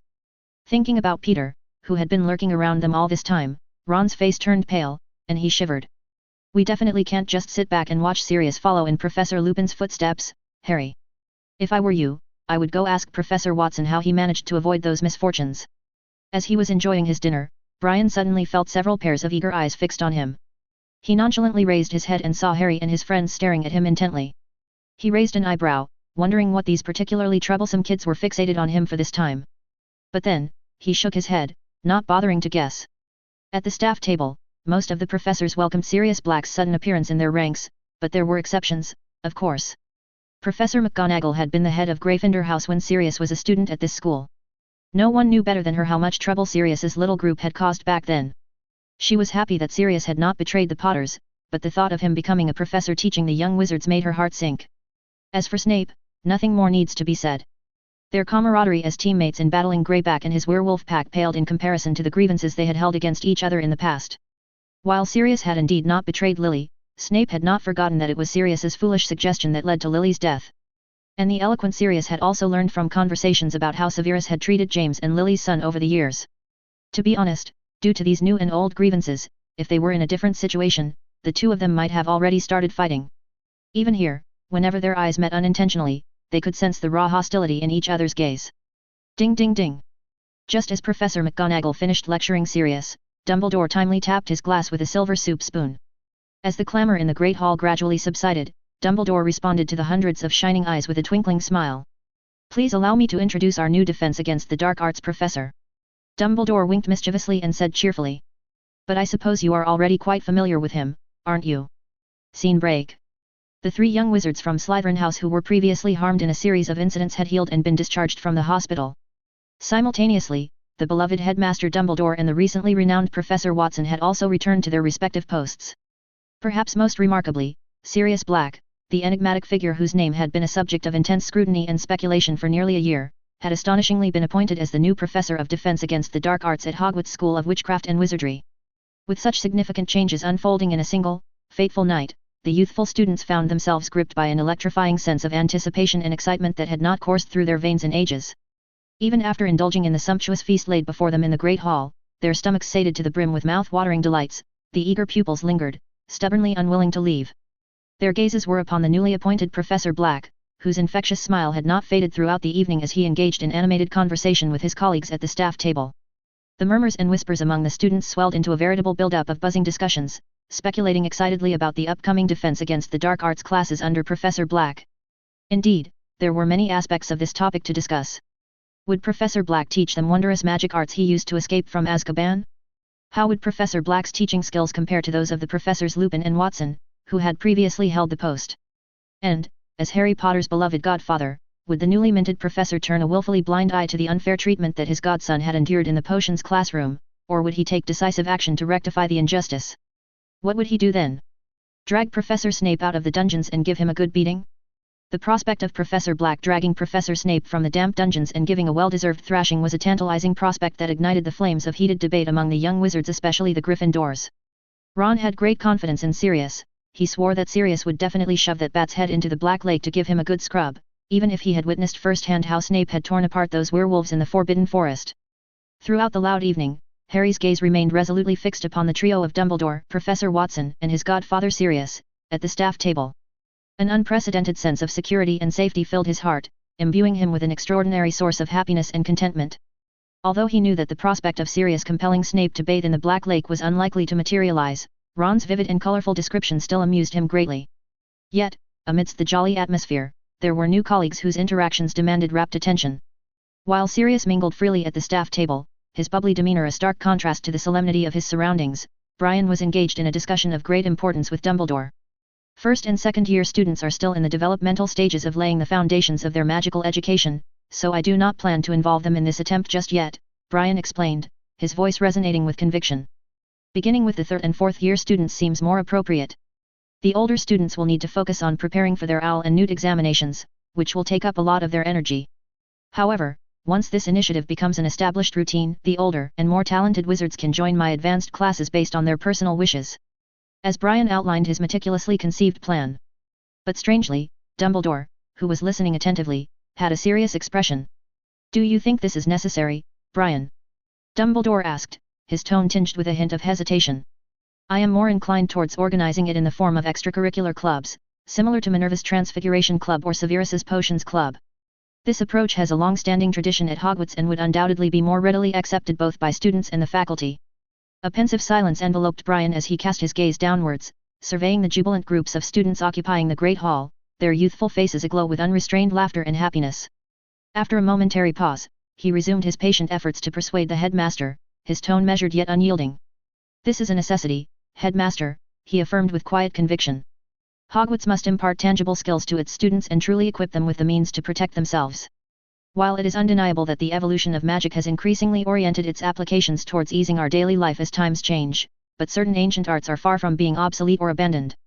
Snape had already taken his leave of the Great Hall halfway through the feast, and after securing Dumbledore's acquiescence to his proposed curriculum, Brian's gaze flashed towards the jolly Sirius, still immersed in pleasant atmosphere, before he, too, departed the staff table with a quiet, unobtrusive grace. As he traversed the threshold of the Great Hall, the noisy voices swiftly dissipated, replaced by an enveloping silence that blanketed the world around him. Brian did not hasten his steps towards his office, instead, he ascended the rotating staircase, climbing several floors before embarking upon an aimless stroll through the ancient, hushed corridors that permeated the castle with an aura of mystery. The flickering flames of the torches lining the stone walls blended seamlessly with the mellow caress of the moonlight, casting a warm, inviting glow upon the hallways. A comfortable evening breeze floated through the closely huddled buildings of Hogwarts, carrying with it the faint scent of pine from the Forbidden Forest. At the forest's edge, Hagrid, having returned to his humble abode earlier to tend to his faithful hound, Fang, had lit the candles within his modest wooden cabin. Hogwarts had regained its customary tranquility and serenity. Perhaps due to his deep appreciation for the homely atmosphere that permeated Hogwarts, Brian found himself savoring this hard-earned breather of ease after the relentless onslaught of mundane affairs that had plagued him of late. He had been contemplating the matter he had discussed with Dumbledore in the Great Hall for some time now. It was precisely Draco's request when Brian visited him in the hospital that prompted the previously hesitant Brian to further advance his plan. The wizarding world had enjoyed an extended period of peace, and most wizards born and raised within its embrace were proficient solely in the magical arts relating to their chosen work, abandoning the combative spells and ancient magical practices as if they were mere tattered rags to be discarded. During his recent interactions with the Ministry of Magic, Brian had discerned with crystalline clarity that, apart from wielding the moral high ground, the ministry which apparently governed the entirety of wizardkind and employed hundreds of dedicated individuals possessed a distressingly limited capacity to intervene in conflicts. One need to only consider the stark reality: within the ministry's ranks, the sole armed force capable of responding to threats consisted of the measly dozen or so Aurors under the leadership of Rufus Scrimgeour in the prestigious yet small Auror office. According to the ancient classifications that stratified the abilities of wizardkind, even these hyped Aurors were merely ordinary formal wizards, with only 2 or 3 among their ranks managing to attain the threshold of court wizards. With such a feeble and grossly understaffed military power entrusted with maintaining peace in the wizarding world, Brian could only conclude that the British wizarding community had thus far avoided descending into chaos so far solely because of Dumbledore, an old man who, by all accounts, had one foot in the grave. However, the unpredictable winds of fortune would not always favor the wizards inhabiting this land. Inevitably, they would encounter problems they did not wish to confront yet could not evade. Not only did Dumbledore take a cautious stance on training the young wizards in combat spells and skills, but even Brian, who had been promoting this within the Ministry in Hogwarts, felt hesitant. Indeed, on its surface, instructing the youthful wizards in the ways of combat would undoubtedly enhance their abilities for self-protection. However, re-equipping them with the very methods of killing and waging war also carried the inescapable implication of propelling them inevitably towards those same grim ends. These were mere children, underage wizards who should have been shielded from the harshness of the world, protected in the warm embrace of security and allowed to blossom into their full potential. Yet the sobering reality was that the wizarding world lacked the necessary might to ensure their protection in the face of intense conflicts, leaving them with the cruel choice to either strengthen themselves or remain appallingly vulnerable. "Good evening, Professor Watson." Brian drifted through the hushed corridors, wandering past one curved window after another, his mind consumed by these weighty ponderings when suddenly, a youthful yet strangely ethereal and carefree voice greeted him.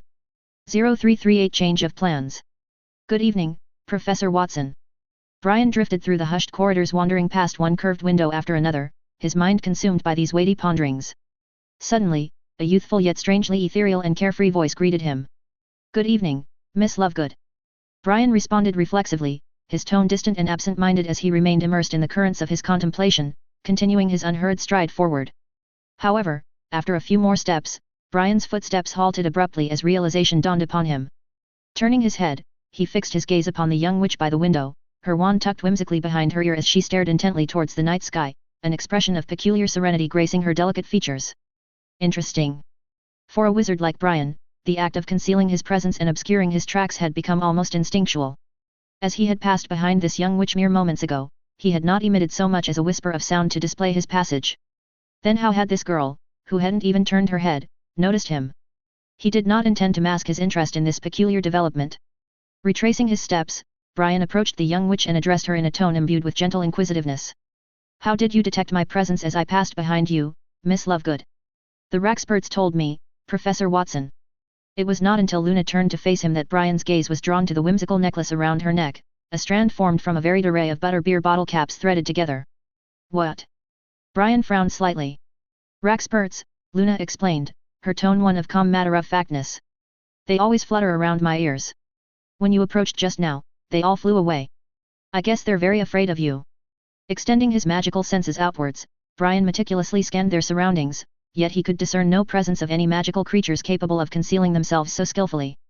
Had it not been for the earnest, luminous gleam that shone within Luna's silvery eyes, Brian might have assumed this peculiar young witch was playing tricks on him with fanciful fabrications. Raxperts. Looking at the young witch before him, radiating ethereal quirkiness, Brian's brow twitched, and his eyes shone with intrigue. If I remember correctly, Miss Lovegood, you are a second-year student in Ravenclaw House, are you not?" After receiving her affirmative response, Brian nodded thoughtfully.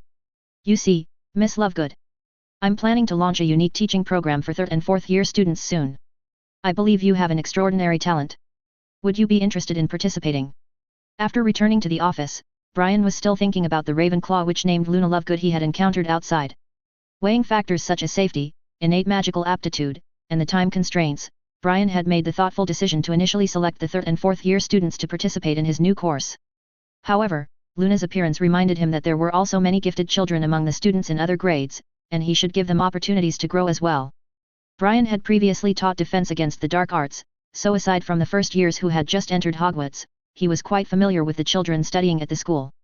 For 2 full hours, Brian sat in his seat, his brow furrowed in contemplation as the steady, golden candlelight cast a warm, inviting glow upon his pensive face. At sporadic intervals, his quill would be across the parchment laid before him, adding yet another name upon its surface. By the time the full moon had ascended to its zenith in the velvety expanse of the night sky, the parchment was filled with the list of names. Yet, Brian's labors were far from complete. His new course also required teaching materials, and Brian did not intend to use any existing magic books as textbooks. He decided to compile a new textbook himself, along with a corresponding teaching plan. That way, if he ever left Hogwarts, this course could still continue. Knock, knock, knock. Brian, deep in his thoughts, was startled by the sudden knocking at the door. He looked up, sensed who the visitors were through the door panel, and smiled wryly. "Come in, you three." There were quite a few young wizards daring enough to wander the castle outside designated hours, but not many had the courage to knock on his office door. As expected, it was the Gryffindor trio. Knocking upon Professor Watson's office door in the dead of night was an act that carried no small psychological burden for Harry and his two companions. Nevertheless, upon crossing the threshold, their unease swiftly dissipated, replaced by an overwhelming sense of bewilderment. Their gazes were immediately drawn to the wall to the right of the door, shrouded by an immense, inky black curtain, rendering them momentarily at a loss of words. Wondering where those monitoring images went, Brian stuffed the parchment in front of him into a drawer, stood up and stretched his stiff limbs under the stable and bright candle light. Seeing the puzzled expressions on the three children's faces, a soft chuckle escaped his lips. Professor Watson's office was probably the most simply furnished among all the professors. However, anyone who entered this office would not forget to pay attention to the wall that was constantly covered by a huge black curtain. Harry, Ron, and Hermione knew this was Professor Watson's method of monitoring the school, but for the vast majority of young wizards, it was a secret. With a curl of his wand, Brian crossed the room towards the confines of the sofa, conjuring 3 steaming cups of warm milk to materialize upon the coffee table's polished surface. To avoid ruining your sleep for the rest of the night, I won't offer you tea. Have some warm milk instead. I reckon you wouldn't want to miss Professor Black's defense against the dark arts class due to illness. Actually, we think it wouldn't be bad if you taught it either, Harry interjected with a grin, his emerald eyes sparkling with mischief. At Professor Watson's direction, the trio settled upon the plush cushions of the sofa. Yet, Ron found his attention drawn to the now innocent-seeming wall, his gaze darting furtively towards the previous location of the miraculous monitoring apparatus, seeming to want to say something but hesitated to speak. Using that method to monitor the school is illegal, it was only a special response measure in emergency situations. After Sirius was proven innocent, Headmaster Dumbledore immediately reminded me to dismantle it in a timely manner. So, you probably won't see it in this office anymore, Brian explained, his lips curving into a reassuring smile. Ron's shoulders rose and fell in a nonchalant shrug, though his eyes betrayed a glimmer of disappointment. Fred and George will be disappointed. They've always been very interested in this.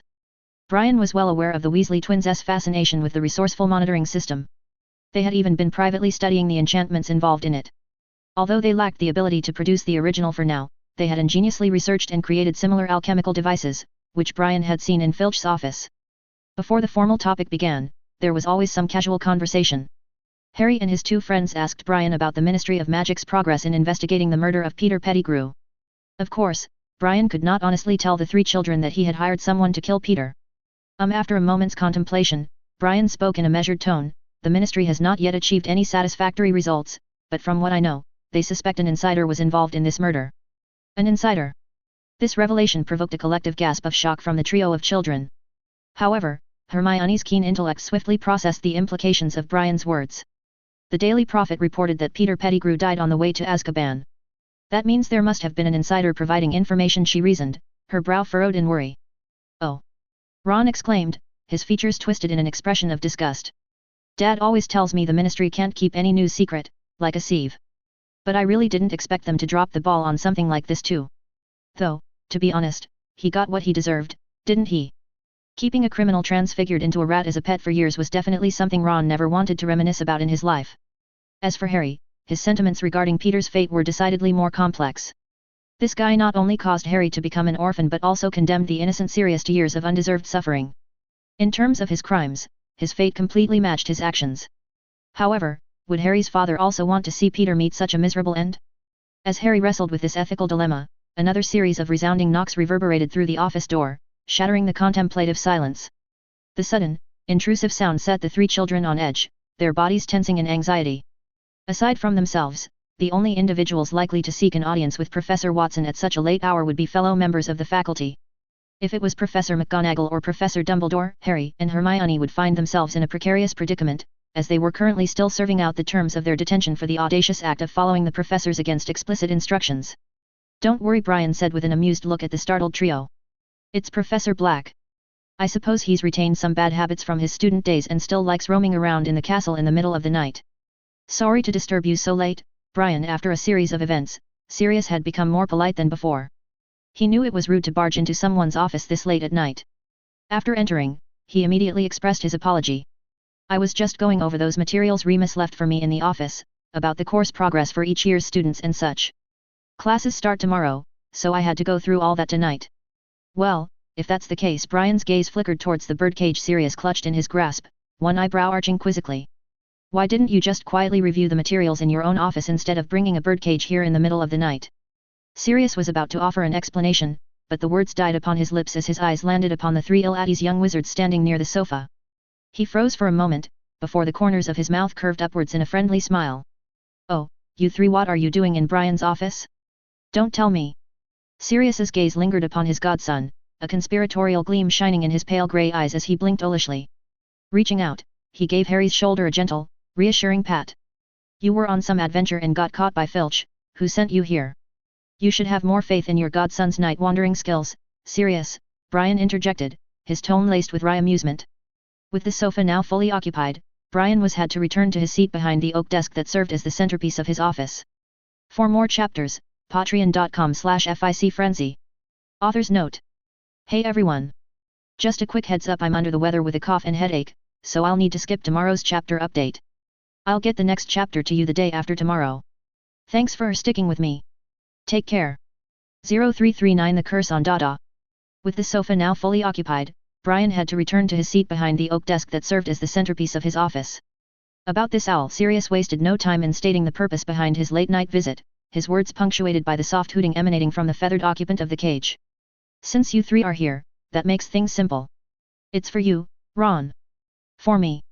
Ron's eyes widened in a comical display of disbelief as his gaze ping-ponged between the small, ruffled owl and Professor Black's kind face. Yes, I pre-ordered it a few days ago. Today, the post office delivered it straight to my office. It seems quite excited by the new environment, while I happen to need a quiet setting right now, Sirius explained, his smile deepening as he took in the younger Weasley's flustered face. Consider it compensation for what happened to you, Ron. Crookshanks told me how much you valued that rat Scabbers, but because of me, you lost him. Ron's cheeks puffed out, his freckled features twisting in an expression of astonishment. Although he refrained from giving voice to his thoughts, the unconcealed delight that danced within his eyes was seen by all present. The Weasley family, burdened by financial constraints, possessed only a single communal owl for the whole family. None of Ron's siblings, nor his younger sister Ginny, had a pet of their own. Go on and accept it, Ron. Hedwig will be happy to have a new friend. Harry chimed in with an encouraging grin. Well, Ron hesitated, the tips of his ears burning a vivid crimson as he found himself the center of attention. Ultimately, however, he offered an embarrassed nod of acquiescence under the warm, supportive gazes of Harry and Hermione. Now it fell to Harry to clear the true purpose that had drawn the courageous trio visit Brian's office in the waning hours of the night. Oh, actually. He averted his gaze, suddenly finding it difficult to meet the inquisitive stares of Sirius and Professor Watson, his words emerging in a hesitant stammer. We came here to ask you about something, Professor Watson. Brian leaned back in his chair, making a nasal sound to indicate he was listening. There's been a rumor about the Defense Against the Dark Arts position that the professors appointed to teach this subject face a curse. The incidents with Quirrell, Lockhart, and Professor Lupin seem to prove this point. With only one exception.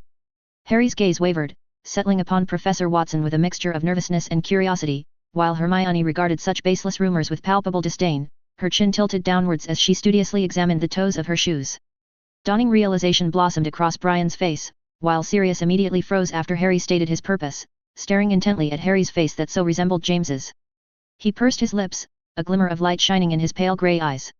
The unnatural atmosphere made Harry feel suffocated.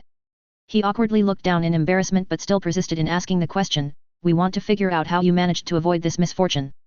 Harry Sirius spoke softly. You don't need to worry about that. I've considered it, I'm only temporarily helping Dumbledore for less than half a school year.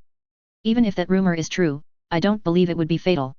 In recent years, among the unsolved mysteries at Hogwarts School of Witchcraft and Wizardry, the rumor that the professor for the Defense Against the Dark Arts course suffers from a curse has been quite prevalent. Although Dumbledore always remained tight-lipped about it in public, people believed that there was indeed something unusual about this course. One remarkable side of this alleged curse was that regardless of the identity or caliber of the professor assigned to teach the subject, their tenure would invariably conclude in a gloomy, ominous departure, yet they always managed to persevere in this position until the end of the academic year. Of course, the tragic fate that befell upon Remus could not be considered a benchmark, as external forces beyond the supposed curse were at play. Outsiders and idle gossipers alike relentlessly speculated about the nature of this curse, believing that the curse on the professors of this course had a time limit. However, Brian, who had personally experienced this curse, had his own distinct perspective. In Brian's estimation, the curse was akin to a chronic poison that silently infiltrated the being of any who accepted the appointment. It would not reveal its presence immediately, but rather, it would gradually and secretly alter the recipient's fortunes, much like a sinister version of luck potion. The poison would accumulate invisibly, and in the shadows unseen, unfavorable events would quietly transpire until a critical juncture was reached, at which the curse would trigger in full explosion. Judging from the workings and potency of this curse, it was evident that Voldemort himself was indeed deserving of the title of Master of the Dark Arts. At least during Brian's years mingling through the European wizarding world, he had never encountered a curse whose effects so closely mimicked the illusory luck and misfortune. That said, unless you possessed capabilities like Brian's, avoiding the misfortune formed by the curse was extremely difficult. However, to a certain degree, containing the harm caused by the curse was not impossible. Being mindful of the duration you served as the professor for this course was one way. For someone like Sirius, whose intentions were merely to help Dumbledore for a brief span of 2 or 3 months, the potential consequences might not be entirely evitable, but at the very least, the extent of the damage could be contained within an acceptable range. This logical justification was also the underlying reason why Brian did not clearly oppose Sirius's decision to accept Dumbledore's offer of the professorship. If Dumbledore could find 3 or 4 scapegoats every year, this course would not have such a bad reputation. In any case, with Professor Watson's clarifying explanations and Sirius's reassurances, Harry's worries about his godfather's well-being were substantially alleviated, no longer gripped by the fear that Sirius might suddenly drop dead one day. Over the following 2 days at Hogwarts, there were only 2 hottest topics within Hogwarts. The first centered around the true teaching level of Sirius in the Defense Against the Dark Arts classroom. As the third-year Gryffindors had not yet experienced his teaching during those initial 2 days, Harry could only inquire about his godfather's performance from others, fearing any unfavorable critiques about his godfather.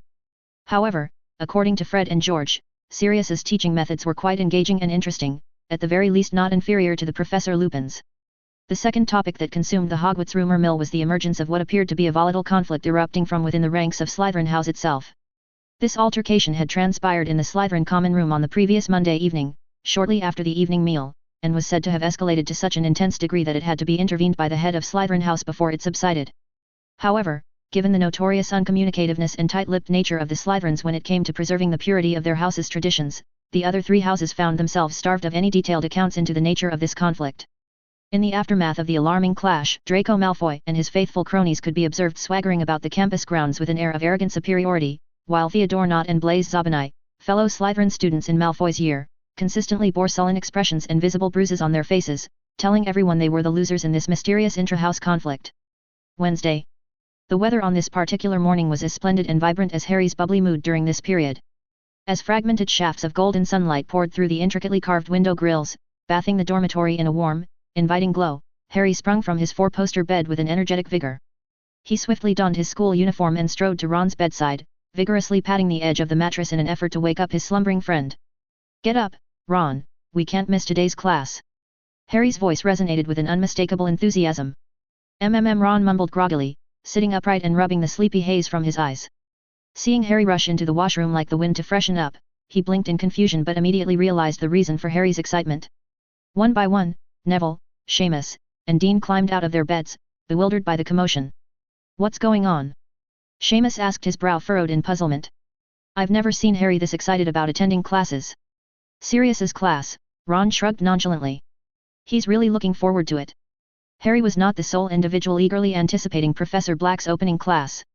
At least, while having breakfast in the Great Hall, Hermione overheard her 2 roommates, Lavender and Parvati, giggling and sneakily pointing toward Sirius at the staff table. Undeniably, Sirius Black was one of the more aesthetically appealing professors in terms of physical appearance. With his chiseled, handsome features and a subtle hint of melancholy often lingering in his eyes when he was silent, a consequence, perhaps, of his past persecution, he exuded an alluring aura of brooding intrigue that was quite lethal to underage witches who yearned for romance. In terms of teaching level, Sirius might not surpass the strong personal style of Professor Watson, but at least in terms of appearance, his supporters among the young wizards were almost on par with Brian's. As they filed into the Defense Against the Dark Arts classroom, Sirius, dressed in a sky-blue wizard's robe, having completed the necessary pre-class preparations, leaned casually against the podium, patiently awaiting the arrival of the students. This was a combined class with Slytherin House, and within that house, Sirius's popularity was clearly not as high as it was in Gryffindor. After the Gryffindor students had all taken their seats, the Slytherin eventually walked in, their expressions radiating an icy disdain. And just a mere second before the bell signaling the beginning of the class period rang out, Draco Malfoy made his grand entrance, flanked by his ever-present lackeys Crabbe and Goyle in tow. Harry immediately shot Malfoy an angry glare, aware that the reason Malfoy arrived so late was not because he was held up by something but rather an attempt to undermine Sirius's authority. When it came to hating the Slytherins, Sirius was no less passionate than Harry and his circle of friends. However, for Brian's sake, he did not want to stoop to the level of a sniveling pest. Let's begin our class now. After retrieving the attendance register and methodically calling out each name, Sirius smiled warmly and returned to his position at the podium. I've familiarized myself with the current status and progress of this class through Professor Lupin, and I must say, I am quite pleased with the progress you have all made thus far. At this juncture, Malfoy arrogantly tilted his head, giving Professor Black with a sidelong glance laden with disdain, and let out an audible, mocking snort that reverberated throughout the classroom, ensuring that every student present was made aware of his contempt. If you dare cause any trouble, Malfoy, Harry whipped his head around, his face flushing crimson with rage as he glared at him fiercely, I'll make sure the marks on Zabinai and Nott's faces appear on yours too. I bet, Potter, Malfoy countered, his lips curling into a disdainful sneer, you must be super touched, right? Having such an experienced jailbird for a godfather. Before Harry could stand up and draw his wand, Sirius, who had appeared by his side at some unknown point, had already placed a hand on his shoulder, staring coldly at Malfoy. 20 points from Slytherin. Do you need me to explain the reason for the deduction, Mr. Malfoy? Sirius's voice was low and measured, yet carried an undeniable undercurrent of authority. Directly challenging a professor's dominance was not a confrontation that even a brash third-year student like Draco could muster, no matter the depth of his disdain for Sirius. Wilting under Professor Black's ice-cold stare, Draco found himself devoid of the courage to retort. This is the scene I've been dreaming of. Ron whispered conspiratorially, a chuckle escaping his lips under Hermione's disapproving gaze. The fun is just beginning, I really wish Malfoy could act a bit more boldly. Sirius returned to his position at the podium, his gaze sweeping across the assembled class as a smile tugged at the corners of his mouth once more. According to the curriculum, we should be delving deeper into our understanding of werewolves, but thanks to Professor Watson, we have a rare opportunity to learn how to effectively face the threat posed by the attack of another creature. 0340 The incident. The classroom was abuzz with anticipation as Professor Black strode purposefully towards an intriguing covered object, resembling a birdcage, stationed on a shelf adjacent to the front of the room. Many inquisitive students had noticed peculiar movements emanating from beneath the concealing cloth, striking against the cage, as soon as they entered the classroom, yet curiously, not a single audible sound could be heard. Sirius nimbly lifted the shrouding fabric, unveiling the cage's contents to the collective gaze of the assembled class, his face adorned with a self-assured smile. Can anyone tell me the name of this creature? Of course, it's all right if you're unsure. Strictly speaking, this creature is not part of the Defense Against the Dark Arts curriculum. Inside the cage was a large, vividly colored bird with a bizarre-looking beak. The bird seemed quite startled, huddled in a corner of the cage, staring in terror at the nearby Sirius and screeching desperately, though curiously, no one could hear its cries. Oh, a whooper, Hermione said, her neck craning forward showing an interested expression. Author's note, sorry for the mistake about the name of bird, it has been changed to whooper bird as it is in canon and Fantastic Beasts movies. It's not Augurite, it's whooper. I have edited previous chapters with this bird's now Aug name whooper, sorry for the mistake. Precisely, 5 points to Gryffindor. Sirius acknowledged with an approving nod, his arms folding across his chest in a contemplative manner. Tell us everything you know, Hermione, if you want to earn another 5 points for Gryffindor. Hermione's face immediately flushed red. She took a deep breath and stood up to speak. These creatures largely inhabit the African continent. Wizards deeply admire them for their vibrant feathers, and whoopers' feathers have long been coveted for use in the crafting of exquisite, high-quality quills for extravagant feather pens.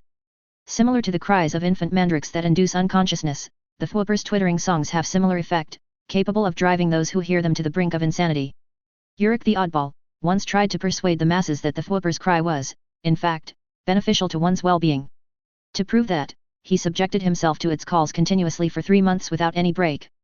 Upon the conclusion of this self-imposed experiment, he presented his findings before the Wizengamot, only to be met with resounding disbelief and incredulity.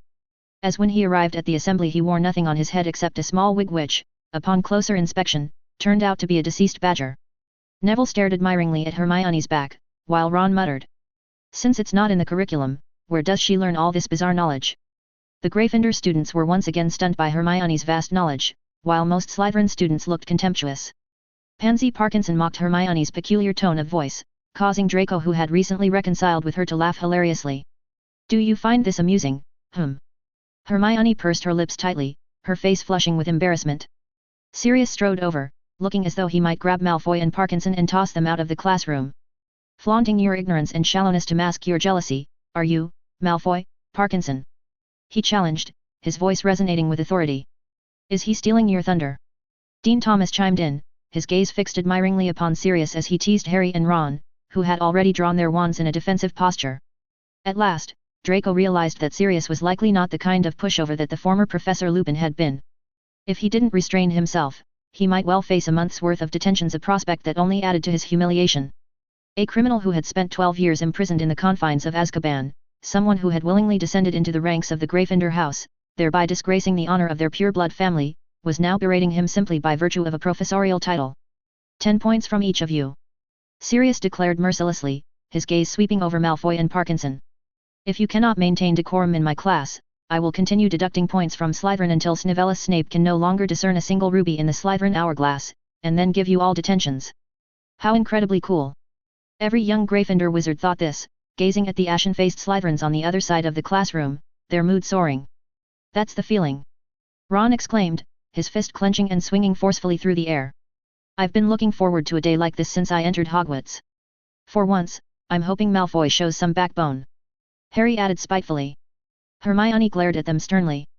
In her opinion, a qualified professor needed to maintain a certain degree of fairness and not blatantly favor students from a particular house. Most professors did this well, with Professor McGonagall being an exemplary model. But Hermione pursed her lips, the corners of her mouth curving ever so slightly. She had to admit, being favored felt rather nice. During past potions classes, whenever Snape singled out Harry as an example, Malfoy would always mock Harry's incompetence and weakness. But when the tables were turned on him, Malfoy realized it was not so easy to confront a strong-willed professor. Sirius gave a disdainful snort, then turned his attention back towards Hermione's side of the classroom. You did exceptionally well, Hermione, he commended, his face graced with a warm smile. Now, could you tell us where you learned all this? Mr. Newt's Commanders, Fantastic Beasts and Where to Find Them, the revised 2nd edition, contains a narrative detailing of his travels in Africa, which includes a mention of the Whooper birds, Hermione promptly replied. Additionally, Professor Binns also mentioned some stories about Uric the Oddball and the Evil Merrick when he told us about medieval magical history. Oh, brilliant! Sirius clapped his hands in admiration. Professor Binns's history of magic class, I would never have guessed. I'd wager, Hermione, you're one of the few students in this classroom who can stay awake during Professor Binns's lessons. Actually, Ron muttered once more, she's the only one. Sirius glanced amusedly at Ron and announced loudly, 10 indisputable points to Gryffindor. Oh, Hermione, I really think you should teach this class. So, I assume you know how to deal with this pretty little creature. Sirius's defense against the dark arts class had truly become a veritable paradise for the young Gryffindor wizards. Even Neville, often cited as a shining example of failure by professors across various subjects, mustered the courage to answer a handful of questions. And in the end, Malfoy had to be carried out of Sirius's class. He had attempted to secretly cast a spell to remove Harry's protective earmuffs while Harry was tending to the Whooper, but Sirius, enraged by this swiftly petrified Malfoy, punishing him to stand immobilized for the majority of the lesson. Just carry him out like that. Sirius growled as the bell signaling the end of the period reverberated through the chamber. He fixed Crabbe and Goyle, who were trying to move the petrified Draco, with a stern gaze. Take him to Snape and let us see what that greasy hair has to say about causing trouble in my class.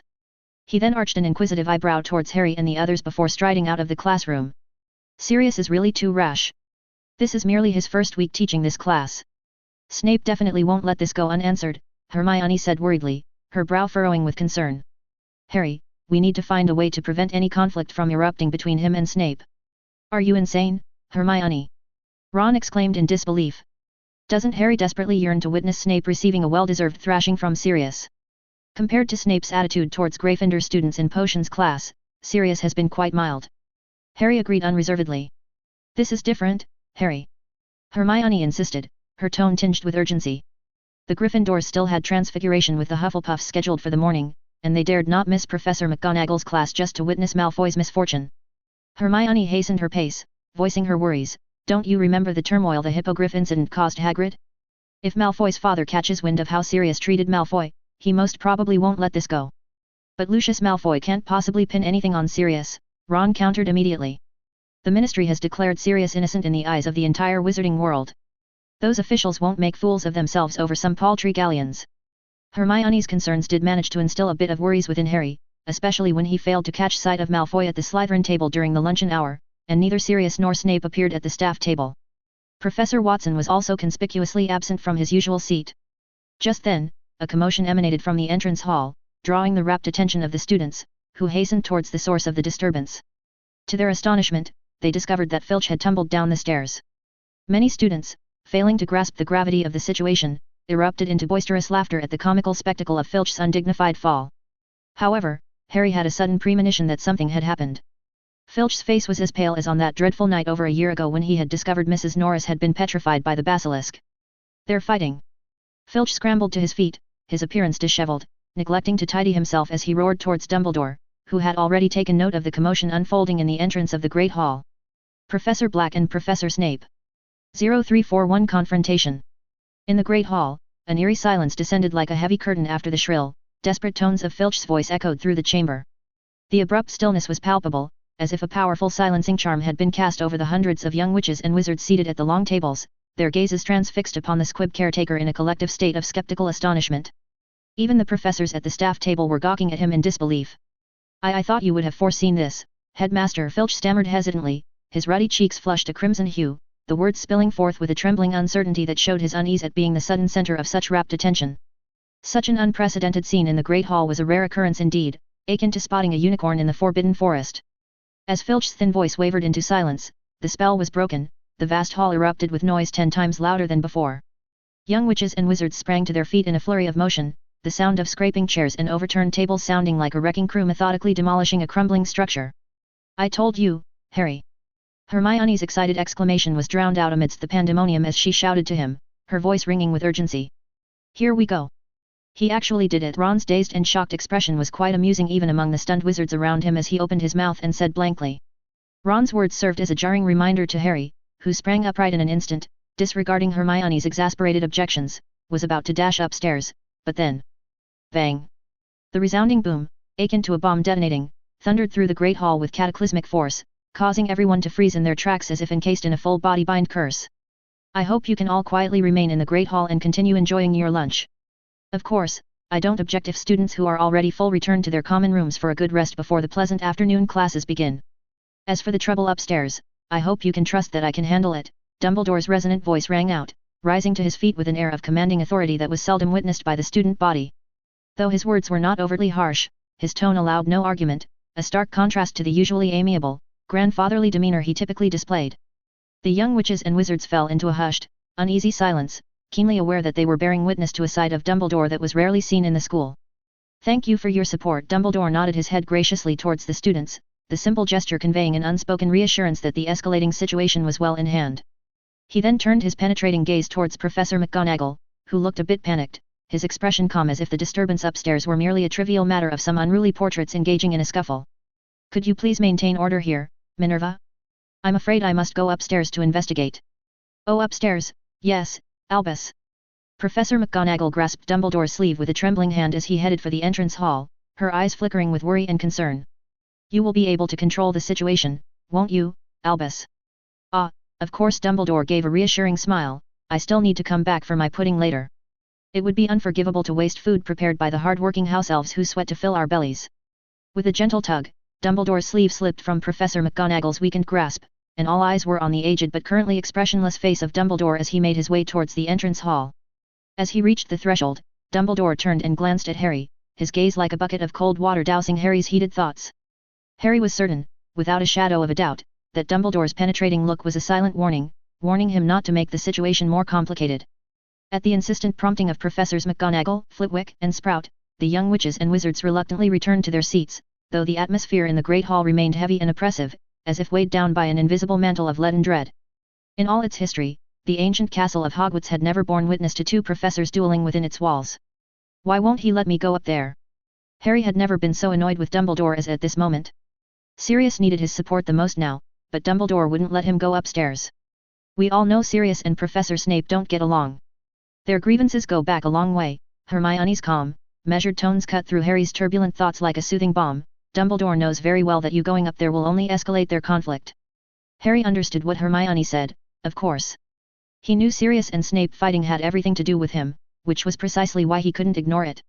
His classmates seemed to realize this too, as many eyes were fixed on him, whispering to those sitting nearby. This scrutiny was unbearable for Harry, as if these people were all accusing him of being a coward.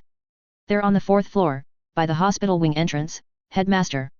As Dumbledore nimbly navigated a treacherous path, leaping lightly over a crumbling staircase that had begun to disintegrate before his very eyes, the renowned Adalbert Waffling enthusiastically directed him from within the confines of his ornate portrait frame. Waffling, famous for his influential work Magical Theory, often flew into a rage when woken by Gryffindor students wandering the corridors in the dead of night. "Thank you, Mr. Waffling, I believe I can find them." Now, Dumbledore's expression turned stern as he hurried past the cluster of enthusiastic portraits reporting the situation. Boom! As Dumbledore rounded the corner onto the 4th floor, an earth-shattering explosion thundered down the corridor from the opposite end, a billowing cloud of thick, choking smoke rolled towards him like an unstoppable avalanche. But before the dusty fumes could even reach halfway down the hall, they were abruptly halted by a shimmering, translucent barrier, leaving the space behind it untouched and pristine. Brian leaned nonchalantly against the age-worn stone wall. This morning, needing to continue drafting his course outline and upcoming announcements, he had not come to the Great Hall for lunch but had the house elves in the kitchens deliver food to his office. Now, one hand casually flying a plate piled high with the remnants of his lunch, the other loosely gripping a half-eaten sandwich, he observed the unfolding confrontation with keen relish, unhurriedly taking bites between the bursts of frantic magical combat. Beside the leisurely Brian stood a terrified Draco Malfoy, an enraged Madame Pomfrey with her hair disheveled, and a few young wizards confined to the hospital wing for various ailments. Upon catching sight of Brian, the imposing aura that seemed to emanate from Dumbledore's towering frame like a tangible force visibly receded. The aged headmaster strode forward, positioning himself behind the group bearing witness to the duel. "Ah, you've finally arrived, Headmaster Dumbledore." Madame Pomfrey's voice trembled with barely suppressed fury. "You simply wouldn't believe what happened. Those two were dueling right outside the hospital wing. Oh, if it weren't for Brian, you'd be searching the rubble for our bodies right now, Dumbledore." "Oh, nice move." From the smoke-choked depths of the corridor, Sirius's gruff voice rang out, rapidly advancing as he blasted a gaping hole through the remaining half of the wall with a powerful curse. A hail of rough stone shards exploded outwards like shrapnel from the point of impact. Snape, his pale features twisted into a sneer of contempt, neatly darted through a nearby doorway, flicking his wand in a blur of motion to unleash 3 streaks of blinding silver light that lanced through the dense clouds of dust and debris. The searing magical barrage grazed Sirius's cheek, drawing a thin line of crimson before colliding against Brian's shield in a colorful burst of sizzling energy. Seeing that no one was hurt, Dumbledore's face softened slightly as his gaze fell on Brian. Before he could speak, Brian, seeming to sense his approach, reached out to pat the speechless Draco in a reassuring gesture and said nonchalantly, "Our young Mr. Malfoy here tried to act cool in Sirius's class, resulting in him being punished and a trip to the hospital wing. The lad was rather resourceful, having Ms. Parkinson notify me first, who then notified Professor Snape, and Sirius came to check on Draco's condition after his morning classes ended." Brian shrugged, seemingly unfazed by the destructive magical battle unfolding mere paces away. "And then they started fighting. Why didn't you stop them, Brian?" Dumbledore's voice was stern. "Why stop it?" Brian angled his head, giving the headmaster a careless smile. "Conflict was inevitable, better sooner than later. At least with me here, nothing too serious will happen." "Is that all you've got, Snivelus?" Sirius's enraged roar resounded like a thunderclap, paying no heed to the thin rivulet of blood tracing a crimson path down his stubble-lined jaw from the shallow gash on his cheek. With a wild snarl, he charged forward, wand raised in a slashing arc as he unleashed a torrent of blinding ruby-red light that lanced towards the shadowy doorway where Snape had taken cover. "You haven't improved much over the years, have you?" Snape's obsidian eyes glittered with cruel anticipation, his wand flicking in an intricate series of movements as he prepared to counter Sirius's furious assault. As the blazing torrent of crackling energy bore down upon him, he swung his wand in a sweeping arc, the air shimmering and distorting around the tip as he scattered the coming spell amidst a dazzling spray of sizzling emerald and silver sparks. With Sirius's spell dispersed, Snape did not remain on the defensive. His face twisted into a vicious sneer as he flicked his wand again, this time spewing forth a billowing cloud of dense, oily black smoke from its tip. The fumes swirled and merged into an ominous cloud that rapidly expanded to blanket the floor, walls, and ceiling of the corridor in a shroud of impenetrable darkness. From the churning womb of this suffocating miasma, the scattered stones and rubble strewn about the hallway began to shift and undulate with a sinister, unnatural life of their own. Like hideous buds unfurling from the soil, they elongated and contorted, taking on grotesque new shapes as dozens upon dozens of thick, brawny forms emerged, a twisting horde of venomous serpents as wide around as a grown man's wrist. The writhing mass of scaly black bodies slithered forth from the clinging tendrils of smoke, scales glistening like oil-slicked obsidian in the dim half-light. Their wedge-shaped heads weaved in a hypnotic dance, forked crimson tongues flicking as they tasted the air, hissing with a menacing hoarseness that set the teeth on edge. Within moments, the entire corridor was overrun by these dozens of black serpents, hissing menacingly at Sirius with their blood-red forked tongues. "You have made some progress, you mangy mutt." Snape sneered amidst the pythons. "I mean, at being mulish and arrogant." 0342 Stop. The tense atmosphere was thick with apprehension as Sirius stood his ground, unflinchingly facing the menacing slithering of dozens of venomous snakes that converged upon him from all directions in the narrow corridor. His expression was one of utter disgust, his steely gaze unwavering as he retorted. You think this can scare me? Your magic is as disgusting as you are, Snivellis. I hope you can still be this tough later, you mutt. Snape's obsidian eyes burned with an unsettling, fanatical gleam that seemed incomprehensible to onlookers. With a sharp, decisive motion, he raised his wand and slashed it downwards, wordlessly commanding the slithering horde. In an instant, dozens of the snakes began to accelerate, rapidly closing in on Sirius from every angle.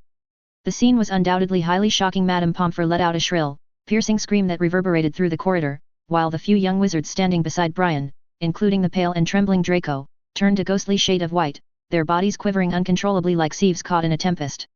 Whoosh! Suddenly, an intense and surging blaze erupted from the tip of Sirius's wand, the scorching purple flames shooting forth and bathing the confined space. Though not the infamous fiend fire, this was clearly an extremely powerful magical fire. The snakes under Snape's control, now enveloped by the swirling inferno, let out agonizing hisses as the searing heat relentlessly assailed their scaly forms. However, the raging flames did not completely halt the snakes' advance. Under Snape's relentless mental command, the snakes quickly adapted. Dozens of them entwined their bodies, rolling into compact, armored balls that swiftly rolled through the range covered by the magical fire. Although the outer layer of snakes had been charred and burned by the scorching flames, the inner core remained very much alive. Swish! Swish! Swish! Several of the snakes that had rushed through the flames immediately unfurled their bodies. Like coiled springs unleashed, they leaped from the ground, fangs bared in midair as they targeted Sirius's face in a lethal strike. Protego. Seeing this, Sirius quickly took 2 steps back. He reluctantly removed the suppressing flames and raised his wand in front of him, summoning a shimmering magical barrier to protect himself. Snape, as an exceptionally skilled duelist himself, did not miss the appropriate moment to subdue his adversary. His gaze burned with intense determination as he flicked his wrist, and the shattered shards of glass from the broken hospital wing doors rose into the air one by one, glinting coldly. Amid piercing whistles, they shot directly towards the unprotected back of Sirius's neck in a ruthless assault. Boom! Suddenly, a muffled, thunderous rumble shook the entire 4th floor. Rolling clangs of deafening thunder swept through the corridor, instantly reducing the glass shards controlled by Snape to countless particles of dust. The unchanged tarred snakes, one by one, exploded into plumes of acrid, black magical smoke. Simultaneously, the invisible magical shield before Sirius shattered with a crisp crack. Sirius and Snape instantly turned deathly pale at the same time, overwhelmed by an unbearable wave of dizziness that caused them to collapse to the ground, retching violently. The instant the thunderous roar sounded, Draco felt his mind go utterly blank, as if an irresistible force had forcibly erased his consciousness in that moment. A few agonizing seconds later, he finally regained his senses, but his heart was still gripped by a chilling sense of dread that left him breathless and lightheaded. Through his peripheral vision, Draco noticed that Madame Pomfrey and the few unlucky young wizards caught up in the chaos looked similarly stunned and disoriented. Only Dumbledore seemed remarkably calm and composed. The old man's silver-white beard fluttered gently as if brushed by a gentle breeze, his eyes half closed behind his half-moon spectacles. A duel between old friends needs to be mindful of its surroundings and consequences. Brian slowly lowered his right hand, which had been raised to strike the empty space before him with his wand, clicking his tongue in dissatisfaction.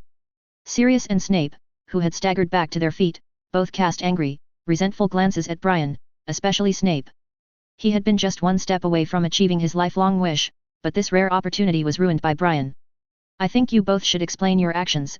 Dumbledore emerged from behind Brian, his calm voice carrying a distinct chill as he looked sternly at the 2 impulsive, middle-aged men, now glaring at each other with renewed anger and animosity etched on their faces.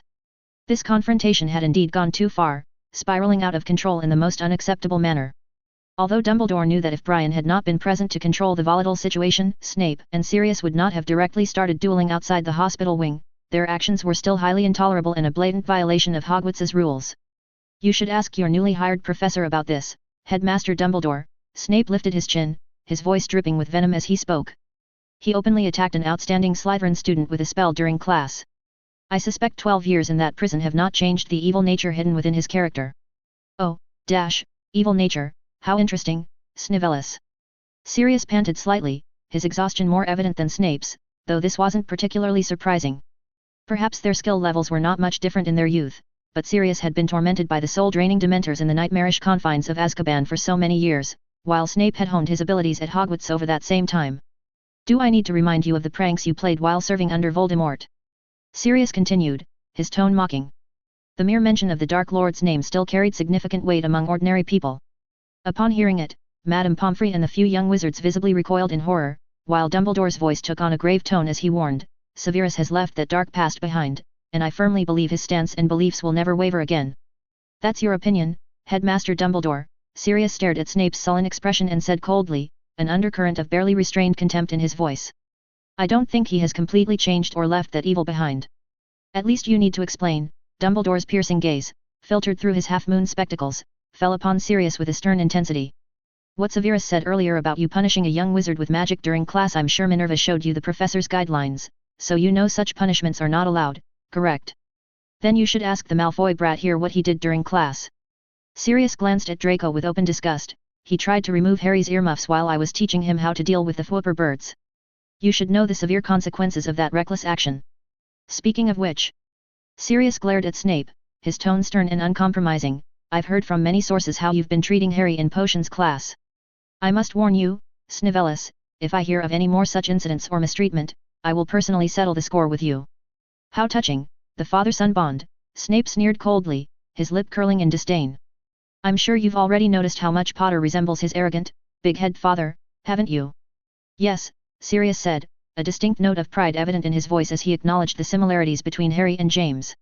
Then you should also know that like his insufferable father, he is arrogant, conceited, and criticism bounces right off him like water off a duck's back. Oh, and I nearly forgot he is completely ungrateful. Snape's words were smooth yet dripping with disdain, his obsidian eyes glittering with undisguised loathing as he verbally whipped both Harry and his deceased father.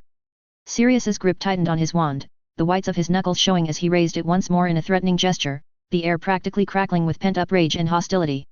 This time, Dumbledore's voice took on a stern edge as he interjected. I do not wish to disarm you, Sirius, but if you insist on resorting to senseless violence before me, I will have no choice but to subdue you, Dumbledore warned, his half-moon spectacles glinting as he too gripped his wand. In the tense corridor before the hospital wing, Snape and Sirius continued to glare daggers at each other, their deep-rooted hatred and animosity towards one another laid bare for all to see. This enmity clearly ran so deep that even Dumbledore's presence could not douse the flames of their bitter resentment. All right, Brian clapped his hands together, a broad smile on his face as he cheerfully declared in a tone of finality, all grievances are settled and behind us now. Where in Merlin's name did you get that conclusion from? Draco thought incredulously as he eyed Professor Watson with a mixture of disbelief and admiration for his ability to spout such blatant nonsense like corrupt ministry politicians. It was clear that both Professor Snape and the disgusting new Dada professor wished to violently tear each other limb from limb if given half the chance. In any case, since Dumbledore had arrived on the scene, the duel could not be allowed to continue. Snape sneered contemptuously and then swiftly turned on his heel, his black robes wafting behind him as he rapidly departed from the other end of the corridor without a backwards glance. Sirius, his expression gloomy and roaring, growled, if I hear that Snape continues causing trouble for Harry in his potions class, Dumbledore. His parting words trailed off in an ominous, unfinished threat before he too leaped past Brian and Dumbledore, stalking off in the opposite direction. His silhouette was quickly swallowed up by the deep shadows of the stairwell, but a slightly muffled remark still drifted back. It will be my responsibility to put a permanent stop to it. Dumbledore's wrinkled features took on a helpless, resigned look, the lines of worry etched deeper into his face, and Brian smiled, shaking his head slowly. Sirius had been stimulated by what he said when they first met, and his protective instincts as Harry's godfather fueled to a fever pitch by the heated confrontation and Snape's scathing words. Both godfather and godson were eager to express their concern for each other, but perhaps they were being a bit too overt and eager about it. What should we do now? Madame Pomfrey didn't care about all this. She glared at the almost half-destroyed state of the hospital wing in the aftermath of the intense duel and turned her scowling gaze on Dumbledore and said sharply. If Hogwarts doesn't need a hospital wing anymore, Dumbledore, I can submit my resignation right this instant. The young students cannot do without you, Poppy, Dumbledore replied in a soothing tone, no need to worry about this unfortunate incident. I can help clean up and restore everything. With that, Dumbledore stepped amidst the wreckage of shattered glass, overturned furniture, and scorch marks, giving a casual wave of his wand. Like rewinding the gears of time itself, the entire hospital wing was rapidly restored to its original, undamaged condition as if the previous confrontation had never occurred. And you don't need to worry either, Draco, Brian said, turning his attention to the pale-faced Malfoy heir. This boy had clearly realized that his troublemaking and disruptive behavior in the defense against the dark arts class had been the catalyst that sparked the explosive fight between the two feuding professors. Now, faced with the grave consequences of his actions, Draco seemed visibly shaken and afraid. No one will punish you for this incident, Brian said with a reassuring smile, attempting to comfort the young Slytherin's fears. However, his comforting words seemed to have the opposite effect, as Draco's face turned an even more sickly shade of blue, his lips drained of blood until they were practically colorless. Faced with Professor Watson's words, the shaken boy could only nod stiffly, his body tense and rigid. While Dumbledore continued meticulously repairing the heavily damaged hospital wing, carefully restoring each tile, window, and fixture to its original state with skillful wand work, Brian did not plan to linger and offer his assistance to Sirius and Snape in cleaning up the aftermath of their catastrophic clash. "Come along now, Draco, accompany me to my office. I happen to need your help with something." 0343 Strange Course. That afternoon, not a single young wizard could focus on their lessons. Everyone was engrossed in discussions about the first real duel between professors in the history of Hogwarts. Amidst the heated debates, the details of this duel gradually became clearer to all. No one was overly surprised that Professor Watson had subdued Professors Snape and Black with just one spell. After all, ever since Professor Watson arrived at Hogwarts, the young wizards had witnessed or heard about many of the extraordinary feats he had accomplished recently, and people had grown accustomed to his prowess. Now, in the minds of the young wizards, Professor Watson's image had gradually drawn parallel to Dumbledore's, and in some houses, there were even whispers that Professor Watson had surpassed their headmaster. However, the true source of intense speculation centered around the ultimate outcome of the heated duel between Professor Black and Professor Snape. On this matter, opinions diverged, fracturing the student body into different factions. From the select few students who had borne witness to the confrontation firsthand, the finer details of the duel gradually materialized. Yet, regarding the ultimate resolution of this clash, these inexperienced student spectators each clung to their own uniquely skewed interpretations, colored by the lenses of their respective preferences. Hufflepuff and Ravenclaw could still maintain relatively impartial views, but Slytherin students firmly believed their head of house had emerged victorious. In stark contrast, not a single Gryffindor acknowledged that Professor Black had lost the intense duel. Within the span of a single afternoon, the very atmosphere that permeated the school had grown inexplicably tense with an undercurrent of simmering animosity. Whether in class or around the castle grounds, whenever Slytherin and Gryffindor students crossed paths, they would glare menacingly at each other. The confrontational atmosphere between these rival houses had even compelled Headmaster Dumbledore to divert the efforts of professors without active class schedules towards patrolling the corridors, in an effort to maintain the delicate balance of harmony. Curiously, none of the principal figures directly embroiled in this had made a public appearance.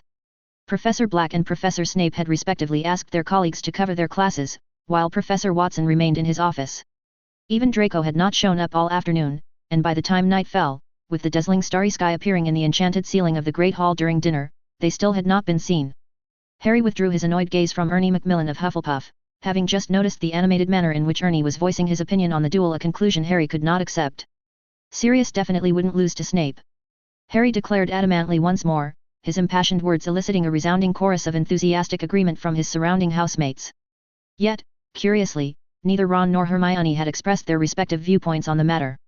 The two exchanged a furtive glance, and Hermione cautiously said, "Why don't you go ask Sirius directly, Harry? Surely he wouldn't hide anything from you." In fact, after classes had ended that afternoon, Ron had suggested they should go ask Sirius about it. But it was Harry who had rejected the proposal. "I'd rather not bother him right now, Ron." Facing Ron's inquisitive gaze, Harry elaborated, "He has just taken over Professor Lupin's duties and has a lot on his plate. I don't want to disturb him over this." Harry had stubbornly brushed aside Ron's suggestion with this reason, but in reality, that was not his true motive. With the conspicuous absence of nearly half the faculty members, a substantial portion of the staff table lay vacant.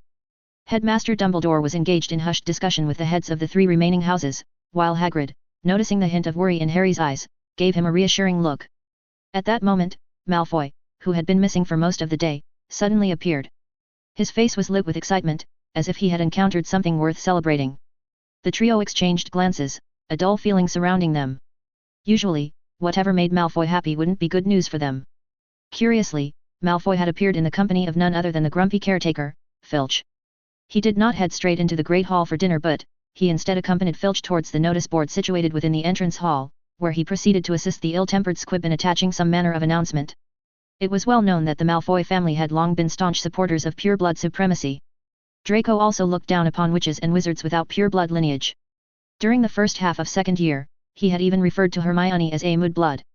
And nearly everyone knew that Filch was a squib. Moreover, it was common knowledge that the vast majority of Slytherin students routinely treated Filch with thinly veiled contempt whenever their paths intersected within the castle's corridors. So, for Malfoy, considered a prime representative, to go out of his way assisting Filch was truly puzzling. "I bet that codger Filch has come up with some useless new rules again," Fred scoffed with disdain. He glanced towards his brother, unsurprisingly finding a mischievous glint in George's eyes. Maybe we should give him a taste of his own medicine, George chimed in. You'd both better stay calm, Hermione interjected, her penetrating gaze fixed upon the smug face of Malfoy until he had returned to the Slytherin table, enthusiastically discussing something with those around him. Filch now falls under the jurisdiction of the Student Safety Office, which means any decision he makes has been approved by Professor Watson. Unless you don't mind incurring his wrath, by all means, continue your pranks. Why don't we go take a look? Harry suddenly spoke up, his attention captured by Cho Chang from Ravenclaw. Hand in hand with a girl possessing wavy locks of reddish gold, they made their way towards the notice board. Cedric Diggory, the Hufflepuff Quidditch team captain who had defeated him in a match the previous year, also rose and caught up with Cho, greeting her before they walked over together. Hermione noticed that Harry's expression was different than usual, and she raised an eyebrow. All right, I suppose we can go have a look directly, she acquiesced, recognizing the futility of resistance in the face of Harry's newfound resolve. Their decisive movement towards the heart of the commotion appeared to trigger a catalytic chain reaction, as the sound of scraping chairs and benches reverberated throughout the great hall like a thunderous chorus. Unable to contain their insatiable curiosity, students from each of the 4 long tables surged forth in a great tide, surging towards the entrance hall. Within mere moments, the spacious entrance hall grew increasingly crowded, the press of bodies leaving those at the front tightly compressed against one another. Harry found himself mere inches from Cho, close enough to detect the delicate floral fragrance of her hair wafting tantalizingly upon the air. He felt his heart racing faster than it ever had, even more intense than the breathless anticipation that gripped him in the split second before seizing the golden snitch during a hard-fought Quidditch match. This heady sensation left him utterly intoxicated, yet bewildered, until he noticed Cho giving him an odd look, snapping him back to reality. Hey, what? Harry blurted, suddenly aware that Cho had been saying something to him, but he hadn't heard a word, so he hurriedly asked in embarrassment. Oh. Cho bit her lip, a subtle gesture that Harry found utterly captivating, as she struggled against the relentless press of bodies, her arm inadvertently brushing against Harry's chest. Offering him an apologetic smile, she said, I was asking how your godfather, Professor Black, is doing. Everyone's been discussing his duel with Professor Snape. Confronted with this query, Harry realized that he was uninformed regarding Sirius's current state in the aftermath of the duel. Hesitantly, he parted his lips to respond, but before he could utter a word, Cedric, having overheard their exchange, boldly interjected. I reckon Professor Black wouldn't lose to Snape. He's a hero, isn't he? The Dementors of Azkaban couldn't defeat him. Harry felt uneasy at Cedric's unsought input, but he had no choice but to respond in kind. I agree with you, Harry nodded. I don't think anything could defeat him. Cho clearly knew Cedric better, and seemed more familiar, even intimate with him. As they read the announcement together, they started discussing the recent Quidditch match between Ravenclaw and Hufflepuff the previous weekend, which Ravenclaw had ultimately won. In stark contrast to Fred's dismissive claim that Cedric was dumb as a rock and too dim to string 2 words together, he appeared remarkably adept at the art of flattery. After exchanging but a few artfully constructed phrases, Cho's attention had been wholly diverted from Harry, leaving him feeling utterly isolated amidst the crowd. If the earlier sensation was akin to floating on clouds, Harry now felt as though he had been brutally stomped into an icy hell. Not only were there issues with his vision, but even the words on the notice right before his eyes seemed to evade his sight, leaving him utterly distraught and unable to make out anything. Hermione, who was standing behind them, saw everything clearly. Faced with Harry easily giving in, she could only sigh and had nothing else to say. Oh, Professor Watson is planning to introduce a physical education and training class to train the physical abilities of young witches and wizards, starting with the 3rd and 4th year students. Those from other years who harbor an interest may submit an application to the Office of Student Safety, conditional upon securing the approval of their respective house heads, Ron exclaimed loudly. Physical education? Physical abilities training? What strange terms? He added, his brow furrowing as he struggled to grasp the unfamiliar concepts. Ron frowned as he looked at the frowning Hermione, who was half a head shorter than him and glaring at him disapprovingly. Why did you step on me? Hermione rolled her eyes at Ron's complaint. The notice clearly states that the course covers physical training, exercise, and the development of attributes such as strength, endurance, and agility, she clarified in a tone one might reserve for a particularly dense child. It may be intended to elevate the overall fitness levels of the students. But why would they want to introduce something so muggly? Ron wondered aloud, his bewilderment palpable as the foreign concept clashed with his ingrained perceptions of the wizarding world.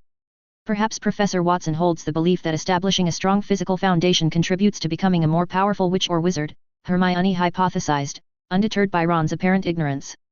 In any case, it seems this new policy has his full backing. I dunno, it still sounds barmy to me, Ron muttered, though his protest lacked real conviction. 0344 The attention. It was 9 o'clock in the evening, a time when the studious young students of Gryffindor Tower would typically be getting ready for bed.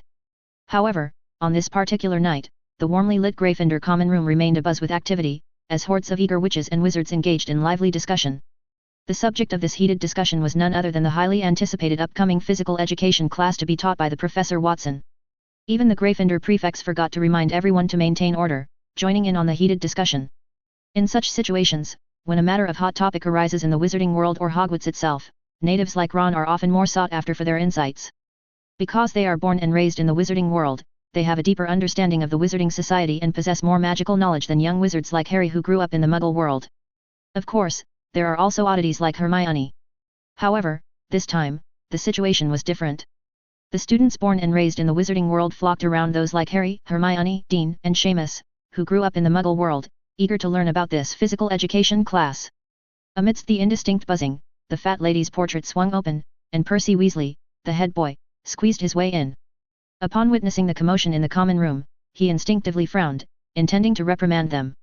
However, considering the special circumstances and the fact that he was also breaking school rules, he ultimately swallowed the rebuke that had risen to his lips. "Don't block the entrance, Mr. Head Boy," came a boisterous voice, followed by the arrival of Percy's twin brothers, Fred and George, who squeezed their way through the portrait hole. They grasped Percy's arms, forcibly pulling him aside to clear the path for their younger sister Ginny, as well as Colin Creevey and a few others trailing behind them. "How is it?" Ron called out, waving to them from his position near the flickering flames of the fireplace's candle light. "Easy peasy," George responded nonchalantly, tousling his hair in a show of bravado. "Didn't take much effort, did it, Fred?" "Excuse me, coming through, make way," Fred interjected, yanking Ron from the sofa he had occupied and plopping down upon it with an exaggerated exhalation. "We did have to put in some effort to convince her to sign the application form, though. Professor McGonagall didn't have any issues with Ginny's application, but she clearly wasn't too keen on George and me joining as well." Fred shook his head regretfully, his expression one of mild disappointment. "She's worried this might cause our OWL scores to become even more dismal. But honestly, who cares about that stuff?" "You don't care, do you, George?" "Nope, don't care," George replied bluntly, his casual indifference evident in his tone and demeanor. Ginny giggled at her brother's antics, while Ron, unable to secure a seat, glared at her discontentedly. "Speaking of which, why did you apply to join? You're only in second year, and you're a girl, aren't you? Do you have any prejudice against girls, Ron?" Ginny retorted, displeased by her brother's attitude. Yet, upon noticing Harry's watchful gaze upon her, her pale cheeks immediately flushed, and her tone became markedly less confrontational. "Professor Watson must hope his class will gain more support, right? He rescued me from the Chamber of Secrets, I should be grateful. Plus, I think this class will be really interesting." This was indeed a compelling reason. Professor Watson had done their Weasley family a great favor, a point Ron couldn't argue with. "Interesting? Well, maybe not," Ron muttered under his breath, his skepticism remaining undiminished. "I chose to join for the same reason," Percy interjected, his tone serious. "You probably don't realize how much I have on my plate right now. I have classes, newts to prepare for, order to maintain, and my future to plan for." It was no secret that Percy's ambitions lay in joining the Ministry of Magic, he didn't shy away from discussing it. "I thought it was for your girlfriend," Ginny retorted, her grin revealing her mischievous intent. "I overheard her talking with friends in the entrance hall. She's interested in Professor Watson's class and plans to get Professor Flitwick to sign her application form." Percy's face visibly reddened at his sister's teasing remark, making it abundantly clear to all present that this might, in fact, be the true catalyst behind his willingness to dedicate time to the seemingly trivial physical education class. "If you want to join the ministry, Percy, I think you should talk to Professor Watson," Hermione suggested, her tone one of earnest helpfulness. She and Percy had always had a good relationship, perhaps the closest among the Weasley siblings aside from Ron himself. Hermione had often consulted Percy on academic matters, and during their exchanges, he had frequently disclosed his aspirations to secure a position within the Ministry of Magic. While Mr. Weasley himself worked at the Ministry, Hermione was certain that he could not compare to Professor Watson in terms of high-level connections and influence. After all, Mr. Weasley definitely couldn't help her in resolving the issue of her time-turners so easily like Professor Watson did. "Oh, you're right, Hermione!" Percy exclaimed, his eyes widening as realization dawned upon him. "My dad mentioned in his letter that Professor Watson has a very good relationship with the Minister and Madame Bones from the Department of Magical Law Enforcement. Perhaps he could write me a letter of recommendation to help me join that department." "Oh, it's the most powerful department in the Ministry." "Thank you, Hermione," I'll go figure out how to persuade Professor Watson. With that, Percy hurriedly departed, his figure disappearing up the spiraling staircase that led to the dormitories. Tisk, tisk, a creature of power without emotions. Fred sighed, shaking his head in mock dismay, and his sarcastic comment made everyone burst into laughter. By the way, what were you all discussing earlier? Ginny inquired, her curiosity piqued by the lively debate. Harry and Seamus were telling me about what physical education is like in Muggle schools, Neville said worriedly. I don't think I'll be very good at this class. Don't worry, Neville, Dean said comforting him. This won't be the only class you're not good at. But it does sound rather silly, Ron interjected, his brow furrowed in perplexity. Harry just told us about some of the activities he did in this class at Muggle school. They don't use broomsticks or bats, just a bunch of people chasing a non-flying leather ball around on the ground, or lifting an iron ball to see who can throw it the farthest. I can't understand why Muggles would enjoy such sports, and is Professor Watson really going to teach us to play these things in physical education class? To be fair, football may not be as exciting as Quidditch, but it's still quite fun, Harry countered. Many Muggles around the world enjoy the sport immensely. It's not certain, Ron, we all know Professor Watson likes to do the unexpected. But no matter what, the name of this class comes from Muggles, doesn't it? And Hogwarts is a school of magic, Ron persisted, his frown deepening as he crossed his arms over his chest in a posture of stubborn skepticism. Perhaps. Hermione began, her expression contemplative as she gave the most plausible explanation thus far. Professor Watson hopes we can gain a better understanding of Muggles through their sports. Aside from Mr. Weasley, many wizards don't care about changes in the Muggle world. But Muggles are quite remarkable, they've overcome numerous challenges through technology. Professor Dumbledore often tells us publicly that we need to acknowledge Muggle progress, but it has little effect. Maybe Professor Watson is trying to bridge the gap between the two worlds in this way. Hermione's reasoning was sound, offering a logical justification for the introduction of this unorthodox class. Yet, as some of the students contemplated her words, a nagging doubt lingered. Hogwarts already had Muggle studies, what need was there for Professor Watson to encroach upon Professor Charity Burbage's domain? As the heated discussions continued to swirl through Hogwarts, the familiar figures of Professors Black and Snape reappeared at the staff table, their demeanors outwardly calm and ignoring each other as usual, much to the disappointment of the few hopeful students who had anticipated a reappearance of the dramatic confrontation witnessed earlier. In the days that followed, the anticipation surrounding Professor Watson's upcoming physical education class continued to escalate, permeating the very atmosphere of Hogwarts. Although the notice had clearly stated that only 3rd and 4th year students were required to participate, there were quite a few of upper year students from each of the 4 houses who had submitted applications. The heads of the respective houses, recognizing the extraordinary nature of the situation, had made the application process a convenient affair for the students. Unless there were truly exceptional circumstances, most applications were swiftly approved, though the students were cautioned that this class might prove to be more challenging than they anticipated, and that they should prepare themselves accordingly, both mentally and physically. After an agonizingly protracted weekend spent in restless anticipation, all eyes were fixed upon Professor Watson's physical education class as it finally began on Monday morning. 0345 The class. In the early hours before dawn, when the sky was still cloaked in the inky darkness of night, the distant horizon where the earth met the sky was tinged with only a faint, ethereal greenish glow. The gentle breeze that drifted lazily across the glassy surface of the black lake and undulated through the verdant grass was not fierce or biting, but it carried with it a subtle chill that sent a shiver gushing down Harry's neck, raising goosebumps all over his arms. Harry stamped his slightly numb feet, desperately trying to reignite the warmth that had seeped from them during the chilly pre-dawn hours. Turning to glance at Hermione, he noticed that her eyelashes were glistening with tiny, dewy droplets. Harry subconsciously reached up and ran his fingers through his own hair, confirming that it too was damp with the same morning dew that had settled upon them like a fine mist. At the Quidditch pitch, nestled beneath the towering Quidditch poles piercing the darkness, as a diverse assembly of around 100 young witches and wizards huddled together, their bodies trembling as the cold wind whipped around them. Among this shivering mass were all the 3rd and 4th year students from the 4 houses, as well as 20 to 30 upper years above 5th year and a handful of 2nd years. As Harry studied the hunched, diversely dressed students, each draped in an array of mismatched Muggle attire that stood in stark contrast to their usual wizarding robes, a sudden, unexpected urge to laugh welled up within him. The sight of so many young magical folk dressed in such ordinary, everyday casual clothing was an uncommon sight indeed, and one that struck him as deeply amusing, despite the early hour and the bone-chilling cold.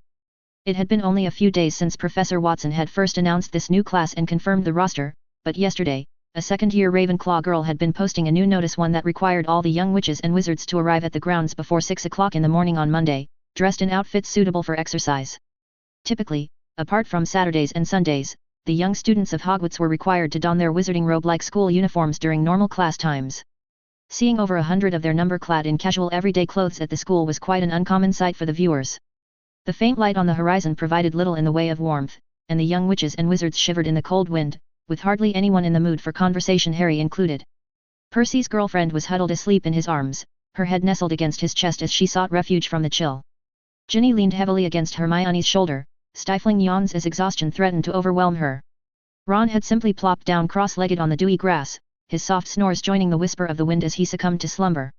Most of the surrounding students were in a similar state of fuzzy-eyed fatigue, with drooping eyelids and slouched postures revealing their weariness. Harry was certain that if Professor Watson's new physical education class demanded they wake up this early on a regular basis, the prank products Fred and George were developing for skipping class would surely come in handy and find an eager market among the sleep-deprived masses. After another 10 minutes had passed, roughly 70 to 80% of the students were sprawled across the ground, as they lay prone upon the soft grass. Most of the remaining few swayed unsteadily on their feet, their eyes blank and unfocused as they struggled to remain upright. Only the second-year Ravenclaw girl who had helped Professor Watson post the notice yesterday remained stoically staring at the fog-shrouded black lake, her posture straight and unwavering. Harry noticed that this young witch seemed to be wearing some sort of necklace, likely metallic judging by how it glinted faintly in the weak dawn light that had begun to creep across the grounds. With nothing better to occupy his wandering mind, Harry blankly stared at her neck, trying to make out the shape or form of whatever it was that was reflecting the light and catching his eye. However, the Ravenclaw girl suddenly turned around, her silvery eyes the brightest and most vibrant thing in the dimly lit sky. "Oh, sorry." Harry immediately realized his rudeness and hurriedly apologized to her, but the sound from behind made him understand that he had misinterpreted the situation. This young witch was not looking at him. "I did warn you all," a familiar, teasing voice carried over on the breeze, causing the drowsy students to jolt upright one by one as if awakened from a trance. "To get some rest early. My class won't give you a chance to doze off." It was Professor Watson, his warm, cheerful tones unmistakable even in the pre-dawn haze. Like the students, he had shed his wizarding attire, donning instead a crisp Muggle-style athletic tracksuit. And as usual, he appeared lively and energetic, seemingly unaffected by the early rise that had sapped the vitality from his young students. Not a single student responded to Professor Watson's jesting remark. They listlessly hung their heads, their bodies sagging, with the possible exception of Fred and George, who were accustomed to spending most of the night wandering the corridors and then rising early for class. "What do we need to do, Professor?" Fred asked eagerly, staring at Professor Watson, who stood tall and straight, his posture radiating confidence and authority. "Like Muggles, toss metal balls through the Quidditch hoops? Do we need our broomsticks?" "Muggles don't have such a sport, Fred," Brian chuckled, the warm rumble of his laughter cutting through the chill morning air. He then clapped his hands together, raising his voice to carry across the pitch as he announced loudly, "For now, the first thing I need you all to do is perk up and gather around me." When Professor Watson taught defense against the dark arts, no young wizard dared to neglect his instructions. But this time, it took a while for the young wizards to sluggishly gather around him, their bodies moving as if weighted down by invisible burdens, their feet dragging across the dewy grass. Seeing their tired and young faces, etched with the lines of exhaustion and weariness, Brian smiled inwardly. He didn't scold them either. These young ones would need some time to adjust. When Professor Watson began speaking, Hermione immediately forced herself to focus, shaking off the fatigue that threatened to cloud her mind. She was the only student who had brought a notebook, clearly intent on taking meticulous notes as was her custom, but Professor Watson stopped her this time with a gentle wave of his hand. "No need to take notes, Miss Granger. Just listen." Glancing at the newly risen sun peeking over the horizon, its radiant rays fanning out in a cross shape that painted the sky in vibrant hues of orange and pink, Brian raised his voice and said, "Perhaps you are all curious why I have introduced a Muggle-style physical education class at the Hogwarts School of Witchcraft and Wizardry and what exactly I will be teaching you in this class." This had indeed been the subject of great interest and fervent speculation ever since Professor Watson had first announced the new class. The young wizards gradually regained their focus, pushing aside their weariness as they listened attentively to his words. "But allow me to apologize, as I will not be answering those two questions today." Brian's words were met with a chorus of disappointed sighs drifting across the chilly Quidditch pitch. Hermione immediately raised her hand, her posture rigid with the familiar intensity she exhibited whenever she sensed an opportunity to expand her knowledge. With the professor's permission, she asked, furrowing her brows in confusion. "But shouldn't we at least know what we're supposed to be learning? I mean, otherwise, how else are we going to be able to adequately prepare and complete any homework or assignments?" "There will be no homework or assignments for the time being, Miss Granger," Brian said with a smile, his expression one of gentle reassurance.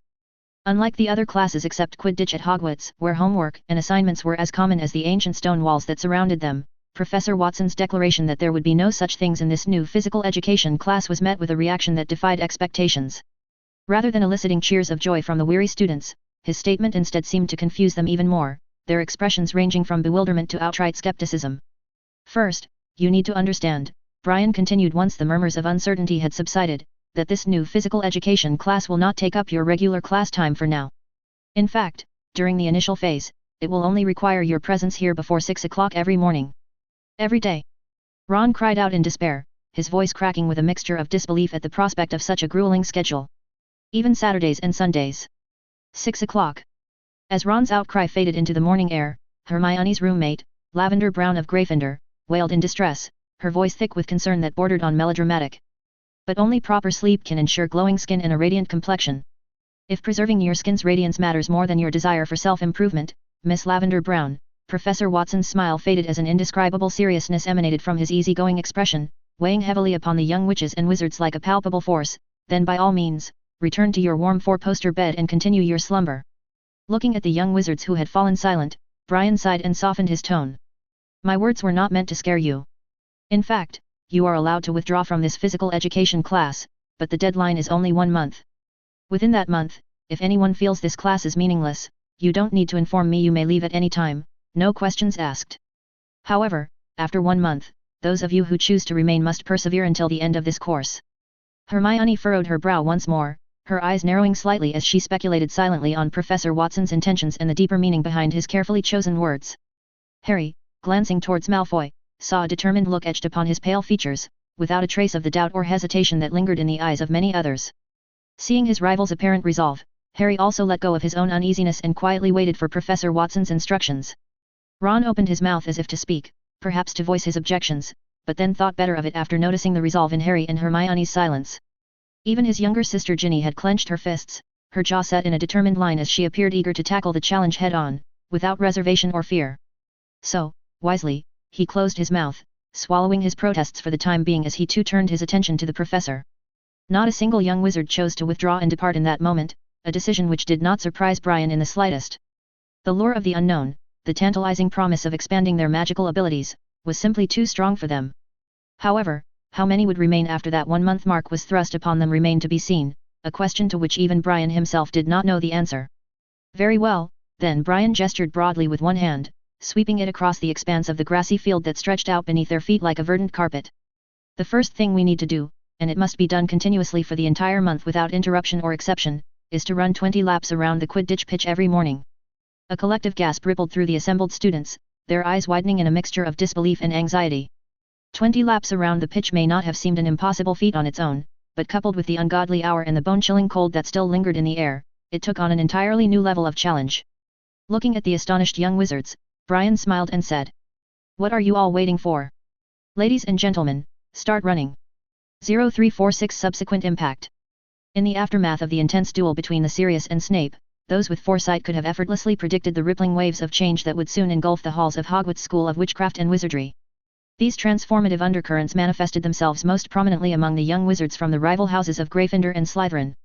The deep-seated rivalry and long-standing animosity that had long simmered between these two factions now erupted into open hostility, an unrestrained bushfire of mutual disdain and suspicion.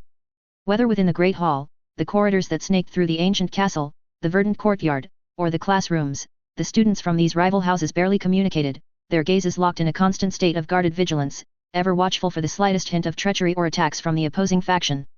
This atmosphere of mistrust and wariness was not born of mere paranoia or unfounded speculation.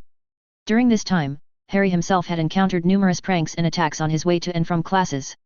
Although there was no evidence proving it was Malfoy, Harry was certain that one afternoon, someone hiding around a corner of the stairs had secretly tripped him, and after he fell, threw a dung bomb at his head. That person had to be Malfoy. While Harry's suspicions pointed an accusatory finger squarely at Draco, the young Slytherin's actions were undoubtedly irrational, as he seemed to have forgotten that when it came to the sheer quantity and potency of dung bombs, he was hopelessly outmatched by the mischievous twins of Gryffindor, Fred and George Weasley. In fact, the very dung bombs that Malfoy had used in his pranks might have even been sold by Fred and George themselves. One evening in mid-March, after the Slytherins finished Professor Sinister's astronomy class, as they descended the astronomy tower and crossed the inner courtyard to return to the main castle, intending to use the underground passage beside the entrance hall to reach the Slytherin common room located underground. However, as they crossed this open expanse, the enticing aroma wafting from the Great Hall proved an irresistible distraction for the ever-gluttonous Crabbe and Goyle, momentarily diverting their attention from their intended path, What happened next needs no explanation. When Filch arrived, attracted by the enraged roars and desperate cries for help, the flickering great hall was filled with the unbearable stench of dung bombs, causing him to vomit immediately. Despite Filch's Herculean efforts to eradicate the foul odor throughout the night, his labors proved futile, as the air remained tainted by the lingering stench, a stinking reminder of the audacious prank. Needless to say, the heads of all 4 houses were furious. They promptly ordered their prefects, head boys, and head girls, ordering them to strengthen the night patrols and maintain a vigilant watch over the castle's corridors.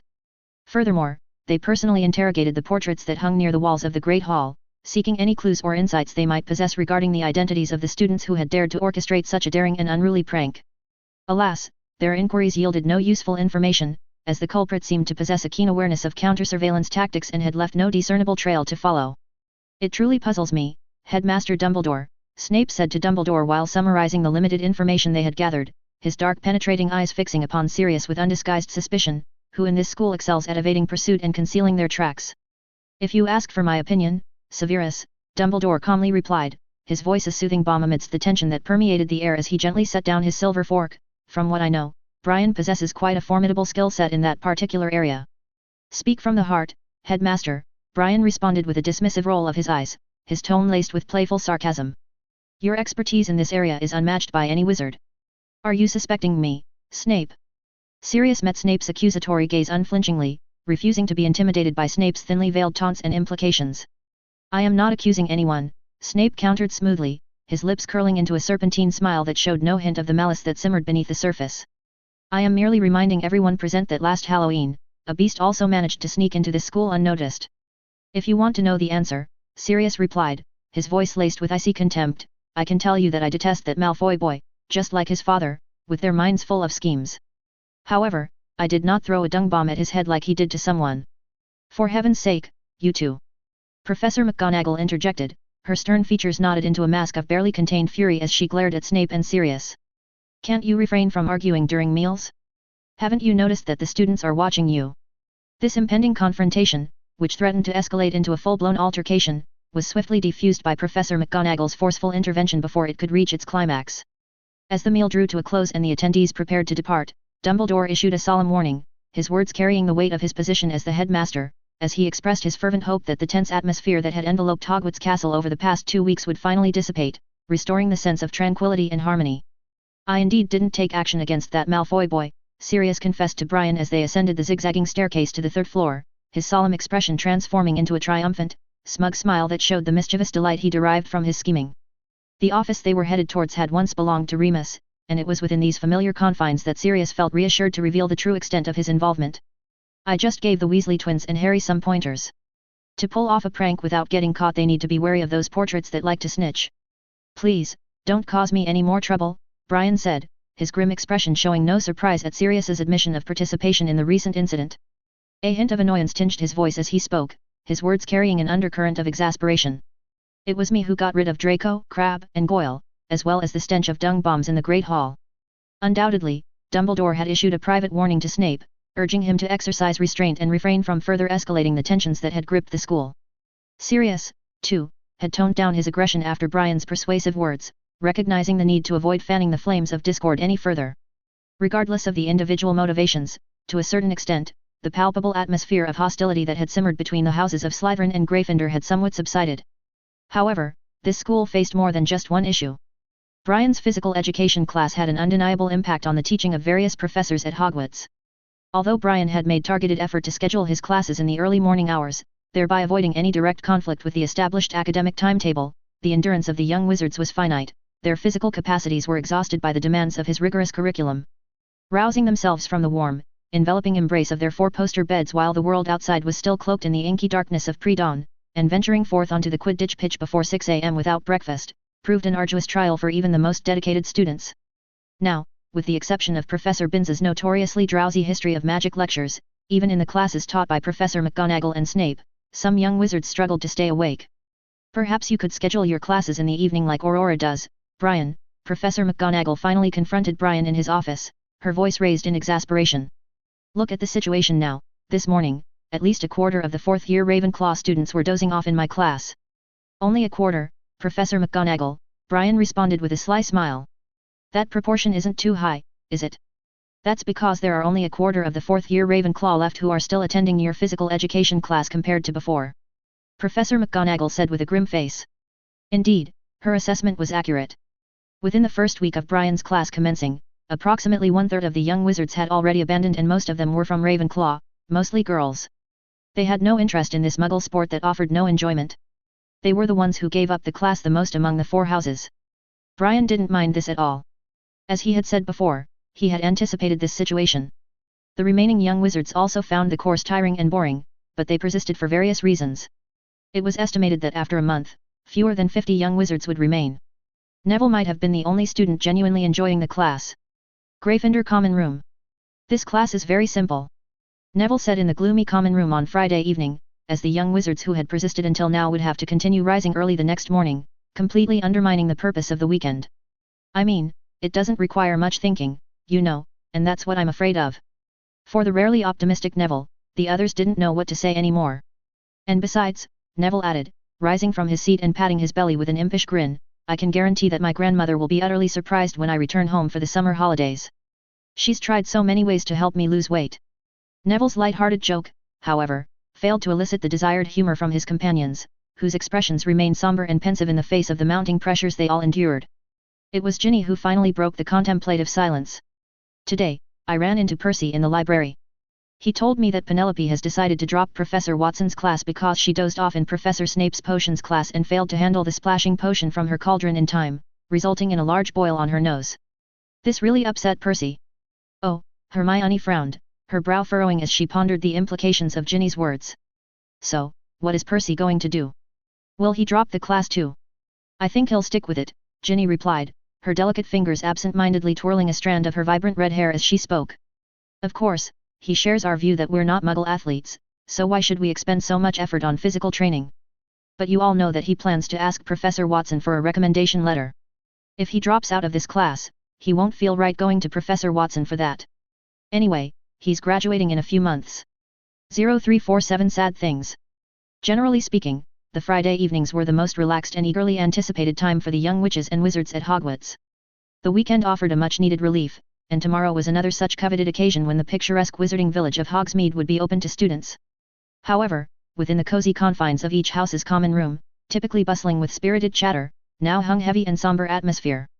Ginny had just finished criticizing her pompous older brother Percy, but after that, an uneasy silence descended upon the assembled students, none daring to break the palpable tension. Anyway, Seamus finally shrugged, and voiced what everyone was thinking, I've decided to give up.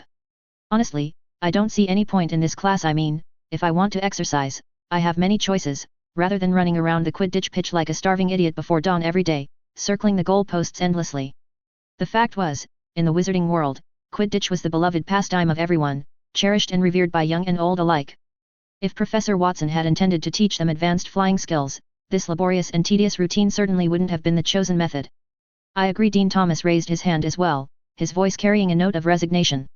Professor Watson may have his unorthodox methods for teaching us to deal with dark creatures, but I can't let this class disrupt the delicate balance of my life at school any longer. Among those engaged in the heated discussion, the one undoubtedly most affected by Professor Watson's unconventional course was Hermione. She had ambitiously chosen the most courses of anyone, and she devoted a considerable portion of her evenings to meticulously preparing for classes and voraciously devouring books of knowledge. Professor Watson's rigorous physical education class had unquestionably disrupted her finely tuned rhythm, causing her immense worry. Of course, Harry as well as the mischievous Weasley twins, Fred and George, were also troubled by the arduous demands of this perplexing class. The three of them were all vital members of the Gryffindor Quidditch team, and their uncompromising captain, Oliver Wood, would certainly not excuse them from the regular twice-weekly evening Quidditch practices simply because they had added an intensive physical training course to their already daunting schedules. To be perfectly honest, the primary reason the Weasley children had persevered until now was mostly out of deep gratitude to Professor Watson, who saved them from the basilisk in the Chamber of Secrets, and this favor could never be forgotten or repaid. Otherwise, neither the fun-loving pranksters Fred and George, nor the often lazy Ron, would have continued to subject themselves to such grueling things. On the contrary, the spirited Ginny still had expectations for the future development of this course. Malfoy's two lackeys gave up the second day. I thought Professor Watson would be furious, Ron muttered, his voice laced with bewilderment. This was indeed a puzzling and unprecedented situation. No professor at Hogwarts would typically stand idly by as students casually abandoned their course, but Professor Watson seemed to regard the dwindling number of students with an indifferent, almost casual disregard. He just required those who remained present to complete their daily tasks, turning a blind eye to the steadily diminishing number of students, much to the dismay of the dedicated students. "What does Sirius say, Harry? Have you asked him?" Hermione looked at Harry, her voice tinged with cautious curiosity. No, Harry shook his head, his unruly hair locks swaying with the motion. "But I can ask him about it tomorrow when we go to Hogsmeade together." There was nothing much to say tonight. Since Professor Watson had mandated their early morning runs, the near 3-year tradition of late-night chats in the cozy Gryffindor dormitory had vanished, replaced by weary complaints. They now hurried to complete the assignments for their various classes, then hastened to their beds before 10 o'clock, lest they stumble and fall from the ever-shifting staircases due to overwhelming drowsiness when venturing downstairs at the crack of dawn. The alarm sounded with punctual precision at the first pale glimmers of dawn, its shrill tones slicing through the heavy slumber. Harry, with the practiced ease, skillfully silenced it with a slap of his hand, drawing in a deep, steadying breath as his eyes remained tightly closed. Groggily, he stripped off his tattered pajamas and pulled on one of Dudley's oversized, ill-fitting t-shirts. Most of his muggle clothes were hand-me-downs from his grotesquely spoiled cousin. During his regrettable years living with the Dursley family, his magic-fearing aunt and uncle wouldn't have condescended to prepare well-fitting clothes for their unwanted nephew. In fact, they considered the act of feeding him daily to be an immense and undeserved kindness, believing he should be eternally grateful they hadn't starved him to death. After entering the wizarding world, Harry had learned that his parents had left him a substantial inheritance stored in the underground vaults of the Gringotts Wizarding Bank. This considerable fortune would be more than enough to comfortably sustain him throughout his 7 years at Hogwarts, yet he was still a bit too young and inexperienced to indulge in lavish spending. Of course, Harry could have easily used a portion of his newfound wealth to acquire proper athletic wear, sleek sneakers, and other coveted muggle clothes he had longed for during his deprived childhood. However, by now, he no longer felt the urgent need to do so, content with his modest belongings. Professor Watson's boring physical education class hadn't been entirely useless. At the very least, after the grueling half-month, Harry had grown accustomed to the unforgiving routine of rousing before the break of dawn, a stark contrast to that first day morning when the groggy students of their Gryffindor dormitory had nearly crawled down the stairs in a zombie-like trance. By the time Harry returned to the dormitory after freshening up in the communal bathroom, he was completely awake. His schedule for the day was delightfully relaxed. After completing the mandatory exercise schedule and hastily eating breakfast, he planned to return to his dormitory to catch up on much-needed sleep. Before 10 o'clock, he would depart for Hogsmeade, thanks to his godfather Sirius allowing him to visit openly rather than using the secret passageway concealed behind the stoic statue of the hunchbacked witch. Lunch would also be taken care of in Hogsmeade, followed by an eagerly anticipated shopping to Honeyduke's to replenish his dwindling reserves of candies and sweets. A subsequent visit to the Zonko's joke shop was also in order, to stock up on an arsenal of dung bombs. While Harry himself harbored no particular fondness for such crass pranks, Malfoy's recent malicious antics had convinced him of their strategic necessity as a deterrent against future attacks. Hermione would undoubtedly insist on an academic detour to Scrivenshaft's quill shop to replenish her rapidly depleting supply of quills, ink, and parchment, or perhaps browse through the stacks of tomes and scrolls. Her quills, ink, notebooks, and other things were always the first to be consumed amongst the studious young witches and wizards. All of these would likely consume the entirety of their afternoon in the tranquil village. Before 5 o'clock, they would need to hurry back to the familiar confines of Hogwarts, hastening to join in the evening feast in the Great Hall. Upon returning to the Gryffindor common room, they would complete the complex astronomical star charts assigned for that evening. And, as was their new tradition, the evening would inevitably conclude in a round of complaints and lamentations regarding the unorthodox demands of Professor Watson's confusing physical education class.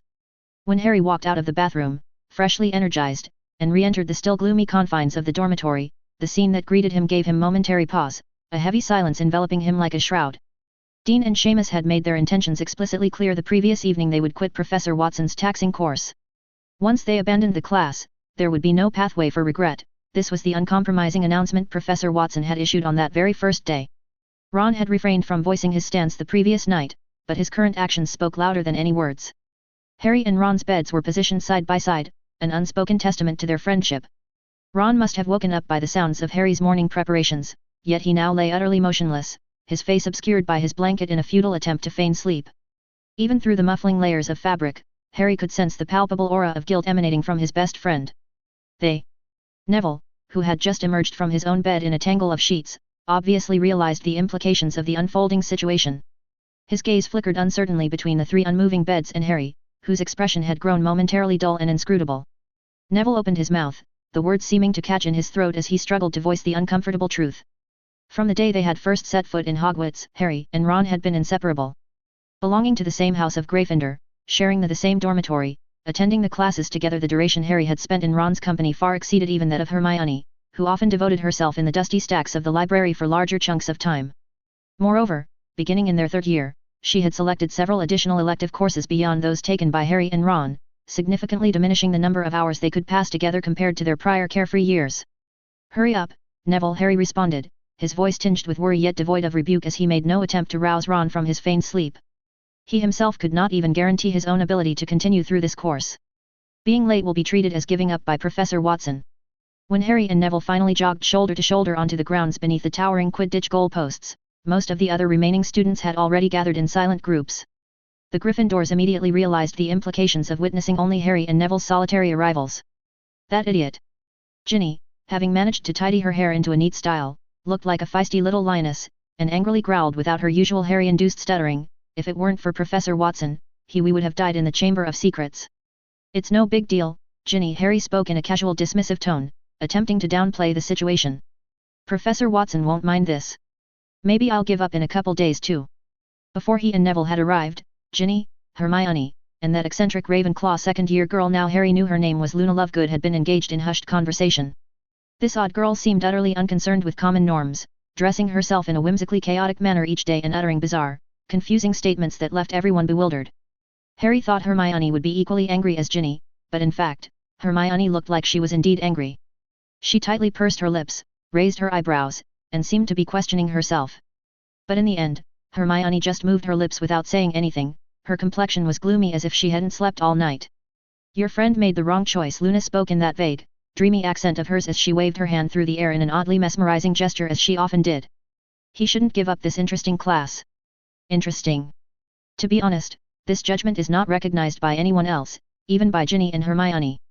They also don't think this class is interesting. They have just persisted for various personal reasons. In the eyes of these young witches and wizards, this was undoubtedly the most mind-numbingly boring course in their entire academic curriculum.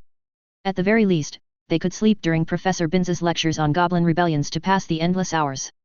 "Hey, Potter!" Draco always seemed to possess an almost supernatural ability to keenly detect any misfortune or negativity befalling upon Harry. From nearly a dozen paces away, he craned his pale, pointed face forward, a malicious sneer twisting his face as he loudly taunted, "Your freckle-faced friend abandoned you, didn't he? Ha, look at that pathetic expression etched across your face, Scarhead. Shove off, Malfoy." Before Harry could respond, Hermione and Ginny simultaneously roared to everyone's astonishment. 0348 Sirius's views. For quite some time now, Brian had always arrived at the training grounds with unwavering punctuality, precisely 2 minutes before 6 o'clock. Today was no different, and as he approached the field, his gaze fell upon the young wizards who had already assembled into orderly lines according to their respective houses, patiently awaiting his arrival. The morning air was crisp, carrying a discernible chill. Yet, mingled with this crispness, Brian detected a heavy, pungent scent of gunpowder wafting through the air. He raised an inquisitive eyebrow, his gaze sweeping over the somber lines of students with a scrutinizing glance.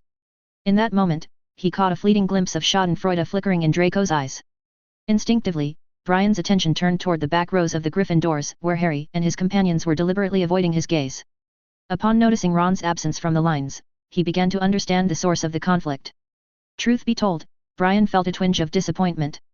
Among the young wizards attending Hogwarts, the Weasley children were generally regarded as above average in terms of their innate talent and magical abilities. Even the relatively mediocre Ron possessed skills that were above the baseline, at least on par with his housemate Neville Longbottom's capabilities.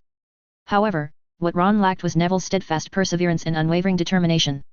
Still, as the saying goes, everyone has their own path in life, and you cannot force what is not meant to be. This was, in fact, a cruel reality. The young wizards standing before him were likely unaware that a single uncaring decision could ultimately cause those friends as close as siblings to drift apart in the future. Take Harry, Hermione, and Ron, for instance. Whether it was Hermione or Harry burdened with the fate of savior were exceptional children with outstanding personal strengths, while Ron was comparatively ordinary. If no new bonds formed among the three of them, they would almost inevitably grow apart as the years passed, pursuing their own unique destinies. Just like Sirius's group, their friendship was deep and admirable, but ultimately, after their graduation, only Sirius and Harry's father James had managed to maintain a close relationship. The others had settled into their own lives, pursuing different paths that slowly but inevitably led them further and further away from one another, until they became mere acquaintances.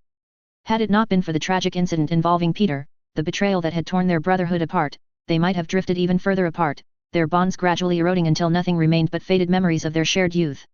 Professor Watson had clearly noticed Ron's absence, and Harry looked at him worriedly, feeling uneasy in his heart. It took Brian only a few fleeting seconds to ponder these matters. Then, facing the still youthful faces before him, he flashed a nonchalant smile. "What are you all waiting for? Let's begin." At the start of Professor Watson's early training sessions, not a single student could complete the rigorous routine smoothly. In fact, even those who managed to persevere halfway through the grueling schedule were a rare few. Most had their stamina completely drained after just a few laps, forced to stumble their way through the remainder. However, after half a month of unwavering perseverance, of gritting their teeth and pushing through the pain and fatigue, although their performance was still lacking in comparison to the lofty standards set by their professor, they could at least support one another as they walked back to the castle after completing the arduous 20 laps around the vast expanse of the training grounds. Perhaps in an effort to accommodate their weary bodies and provide much-needed nourishment after such strenuous exertion, the school had graciously moved up the start time for the morning meal. As they passed through the grand entrance hall, the enticing scent of food already wafted from the great hall. However, for Harry, the allure of the morning feast held no sway, as his appetite had been thoroughly dampened by the events of the morning.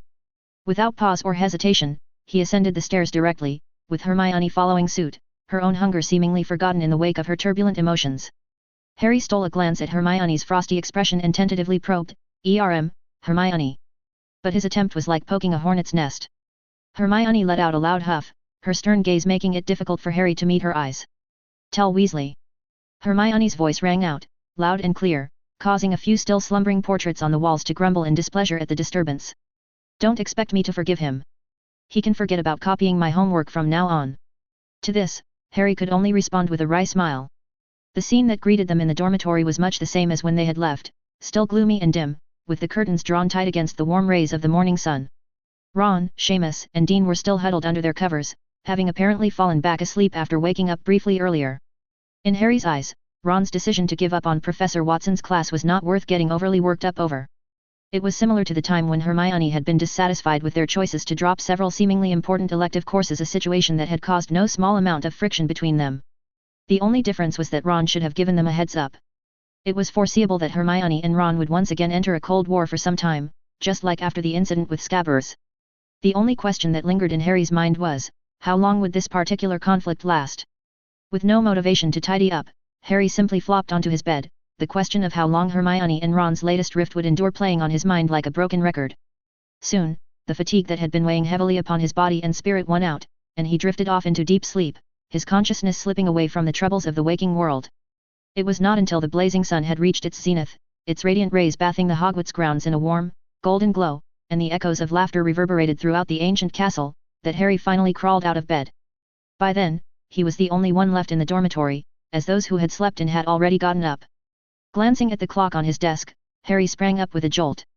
After a frantic scramble, he tidied up his unkempt appearance, smoothing out the wrinkles in his robes and ensuring that his unruly mop of hair was at least somewhat presentable.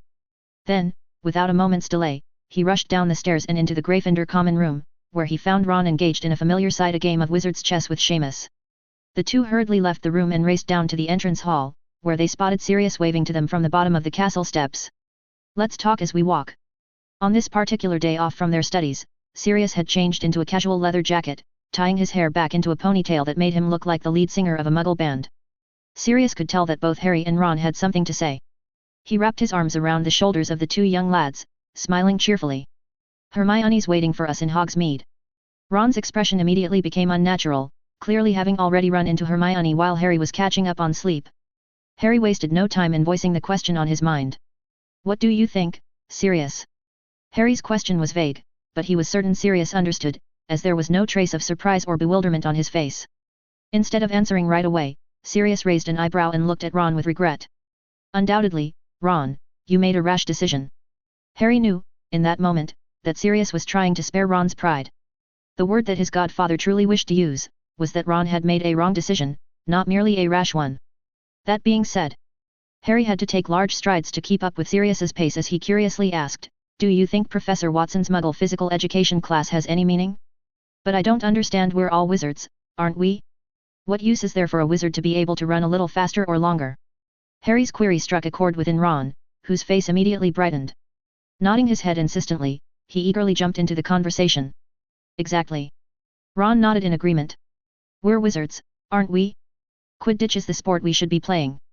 Seamus and I discussed this. Professor Watson might want to train our physical skills, but he should be teaching us some impressive magic instead, like how he took down Greyback's pack of werewolves, or defensive magic spells against dark creatures like in Defense Against the Dark Arts. As they passed through the gates that marked the boundaries of Hogwarts, guarded by the ever-vigilant caretaker, Filch, their progress was momentarily impeded by the need to navigate the narrow passage. It was not until they had stepped onto the tree-lined path leading to Hogsmeade, that Sirius spoke again. I haven't known Brian as long as you two have, Harry and Ron, but I think, I understand him a bit better than you do.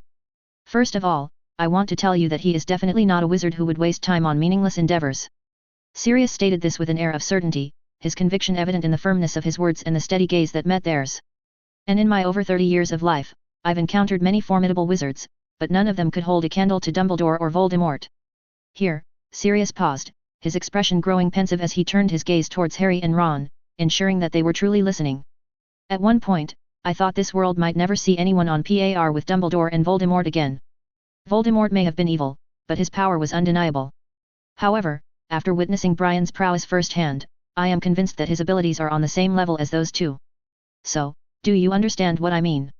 Sirius continued, his voice taking on a tone of gentle insistence, as if urging them to truly grasp the significance of his words. A wise and powerful wizard like him has a perspective far beyond that of an ordinary witch or wizard. Perhaps only Dumbledore could see through his actions, while we cannot.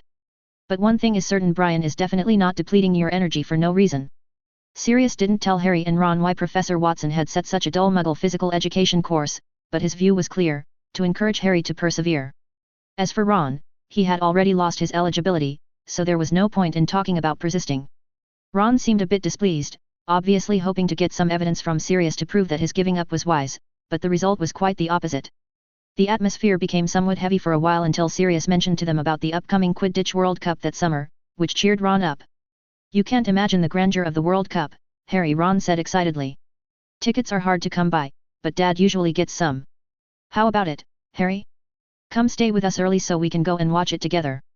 Harry was, of course, familiar with the Quidditch World Cup, having read descriptions of it in many Quidditch-related materials. However, he was unaware that this year's World Cup would be held in England.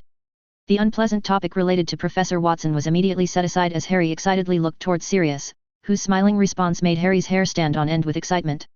My plan is, after the summer holiday begins, I'll go and talk to your aunt and uncle first. We'll get your luggage out of those muggles' house and take it to number 12 Grimmauld Place, the Black Manor. You can live there with me from now on, that is, if you're willing. You have your own house. Harry said excitedly. Do you mean I can leave the Dursleys and live with you? Well, Sirius had apparently misunderstood Harry's meaning, his expression becoming unnatural. Of course, you've lived with muggles for 12 years, so perhaps you're more used to that. Are you mental? Harry immediately interrupted Sirius, his voice hoarse. Of course I want to leave the Dursleys. If Professor McGonagall allows it, can I take a couple of days off now to go back to the Dursleys and move my stuff? Oh. A smile bloomed on Sirius's face again. No need to be in such a hurry. I need to discuss this plan with Brian first. Ahem, due to certain circumstances, he now owns that house, though I do have the right to use it, and Brian certainly wouldn't mind you moving in. Ahem, all right, let's get back to the previous topic. 0349 Summer Vacation. My plan is, after the summer holiday begins, I'll go and talk to your aunt and uncle first. We'll get your luggage out of those muggles' house and take it to number 12 Grimmauld Place, the Black Manor. You can live there with me from now on, that is, if you're willing. You have your own house. Harry said excitedly. Do you mean I can leave the Dursleys and live with you? Well, Sirius had apparently misunderstood Harry's meaning, his expression becoming unnatural. Of course, you've lived with muggles for 12 years, so perhaps you're more used to that. Are you mental? Harry immediately interrupted Sirius, his voice hoarse. Of course I want to leave the Dursleys. If Professor McGonagall allows it, can I take a couple of days off now to go back to the Dursleys and move my stuff? Oh. A smile bloomed on Sirius's face again. No need to be in such a hurry. I need to discuss this plan with Brian first. Ahem, due to certain circumstances, he now owns that house, though I do have the right to use it, and Brian certainly wouldn't mind you moving in. All right, let's get back to the previous topic. Sirius pursed his lips as he tried to change the topic. After getting you out of those muggles' house, I think Ron's suggestion is not bad, you can stay with him for a while first. Harry certainly wouldn't mind staying at the Burrow. Ron's parents, the Weasleys, had always been very friendly towards him, almost treating him like another son. However, he was curious as to why, if Sirius was taking him out, he would still send him to the burrow. I previously promised Brian that I would go with him to handle some business. It will probably take 2 to 3 weeks. After that, I'll pick you up from the burrow, and we'll go watch the World Cup together. For Harry, this felt like a dream. His wish for over 10 years, to leave the Dursleys, would finally be fulfilled this summer vacation. He had never yearned for the arrival of summer vacation like this before. And Sirius's plans weren't finished yet. For the time after that. As they crossed the signpost for Hogsmeade Village, Sirius hesitated for a moment. After the World Cup ends, it depends, Harry. We can't tell how long this Quidditch World Cup between Bulgaria and Ireland will last. Harry didn't quite understand. He himself was the seeker for Gryffindor and had played many matches at Hogwarts, but the longest match had never exceeded half a day. The last one between Luxembourg and Uganda lasted 5 days, Ron explained to Harry. The longest record in history is 1 month. Wow! Harry's green eyes shone with excitement as he exclaimed, I really hope this one lasts that long too.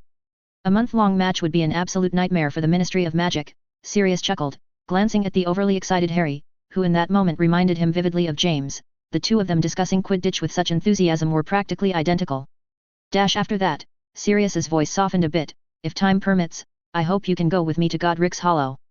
You've been living with those muggles all along, so I assume you haven't been there. Godric's Hollow. The smile immediately froze on Harry's face, his heart feeling like it had been hit hard by a rogue bludger. Godric's Hollow was where he was born and where his parents had been killed. Having been in the wizarding world for so many years, Harry certainly knew this fact. But strangely enough, the thought of going back to Godric's Hollow had never crossed his mind before, as if he was instinctively avoiding it. But after Sirius mentioned that place, a sudden longing surged within Harry, a longing so strong that it even surpassed his desire to leave the Dursleys and watch the Quidditch World Cup. Sirius, could we? Oh, we're here. Before Harry could finish his stammering words, Sirius suddenly said in a slightly emotional tone, the Three Broomsticks Inn, it's been so many years since I last came here. The Three Broomsticks Inn was one of the most popular hangouts for young wizards in the village of Hogsmeade. The innkeeper is Madame Rosmerta, who is over 30 but still graceful, and many young wizards who frequented the place wouldn't mind casting an extra glance or two at the beautiful landlady, including Ron. Today, the Three Broomsticks was as crowded, noisy, and smoky as usual. Madame Rosmerta was so busy that she didn't even notice Sirius Black's arrival. Ron's expression reverted to its earlier unease because he immediately spotted Hermione and Ginny sitting in the same spot where they had eavesdropped on the Minister of Magic's conversation last time. The two girls by the window had solemn looks but seemed to be craning their necks curiously. Harry and Ron exchanged puzzled glances, unsure of what they were doing. It wasn't until the three of them approached that spot that they noticed Professor Watson conversing with Percy and Percy's girlfriend, the Ravenclaw prefect Penelope Clearwater, behind a rack full of bottles. You're eavesdropping on Brian. Sirius laughed. SHH. Hermione immediately put a finger to her lips, and when she noticed who was speaking, her face immediately turned red with embarrassment. Oh, sorry, Professor Black. We weren't well, Professor Watson hasn't noticed us yet. We're not in class now, Hermione. Just call me Sirius. The three of them found chairs to sit down by themselves. Hermione didn't have a very friendly expression towards Harry and Ron, but at least it wasn't as cold as earlier, perhaps because something else had caught her attention. So, what did you all hear? For a wizard like Brian to have his conversation eavesdropped on by two underage witches, he must not have minded the content being overheard.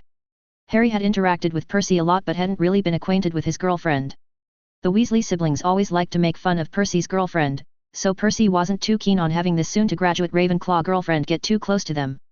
What's wrong with her nose? To be honest, in Harry's eyes, Percy's girlfriend was quite good-looking, not as unpleasant as Fred and George sometimes teased. Her hairstyle was similar to Cho Chang's friend, except for their different hair colors. In the crowded inn, Penelope appeared gloomy, her head lowered as she tried to let her disheveled hair cover the side of her face, but Harry still noticed a white bandage on Penelope's nose through the gaps in her hair. I told you, Ginny shrugged nonchalantly. She fell asleep in Snape's class and got her nose splashed with a potion. Percy was heartbroken for days. Fred said it was actually good, as it could cover up the freckles on her nose. Ha ha ha. The loud laughter erupting from Ron's mouth was only muffled by his hands clamped firmly over his lips, as the menacing glares shot his way by Ginny, and Hermione instantly turned his gleeful expression sheepish. He had been branded a traitor for being the first among them to abandon Professor Watson's class. So Brian began, taking a deliberate sip from his vibrant violet-hued water glass, his demeanor calm. You asked me out today in hopes that I could write you a letter of recommendation to intern at the Department of Magical Law Enforcement. Percy was nearing graduation and going to become an adult wizard. In terms of height, he was nearly as tall as Professor Watson. However, his features still held a hint of youthful naivety. Percy was currently Hogwarts's most outstanding young wizard. He was the head boy handpicked by Dumbledore, and nearly every professor who had taught him sang his praises. Brian too did not dislike such a brilliant and diligent young wizard, especially one with such strong ambition. It was not uncommon for professors to write recommendation letters for young wizards. When he himself had graduated, Professor Snape had implicitly expressed that if he wished to work at the Ministry, despite Snape's own lack of deep connections there, he could ask someone to recommend him. This cryptic suggestion had puzzled Brian for quite some time, as the notion of Professor Snape engaging in such meddlesome behavior seemed wholly opposing to his usual discreet nature. Now, however, Brian suspected that this hint may have come from Dumbledore himself, perhaps in a calculated bid to keep him within the sphere of his vigilant gaze, to prevent him from going astray. Yes, Professor Watson. Percy nodded respectfully, his eyes reflecting reverence as they met Brian's blank gaze. Perhaps you already know that I plan to work at the Ministry after graduating.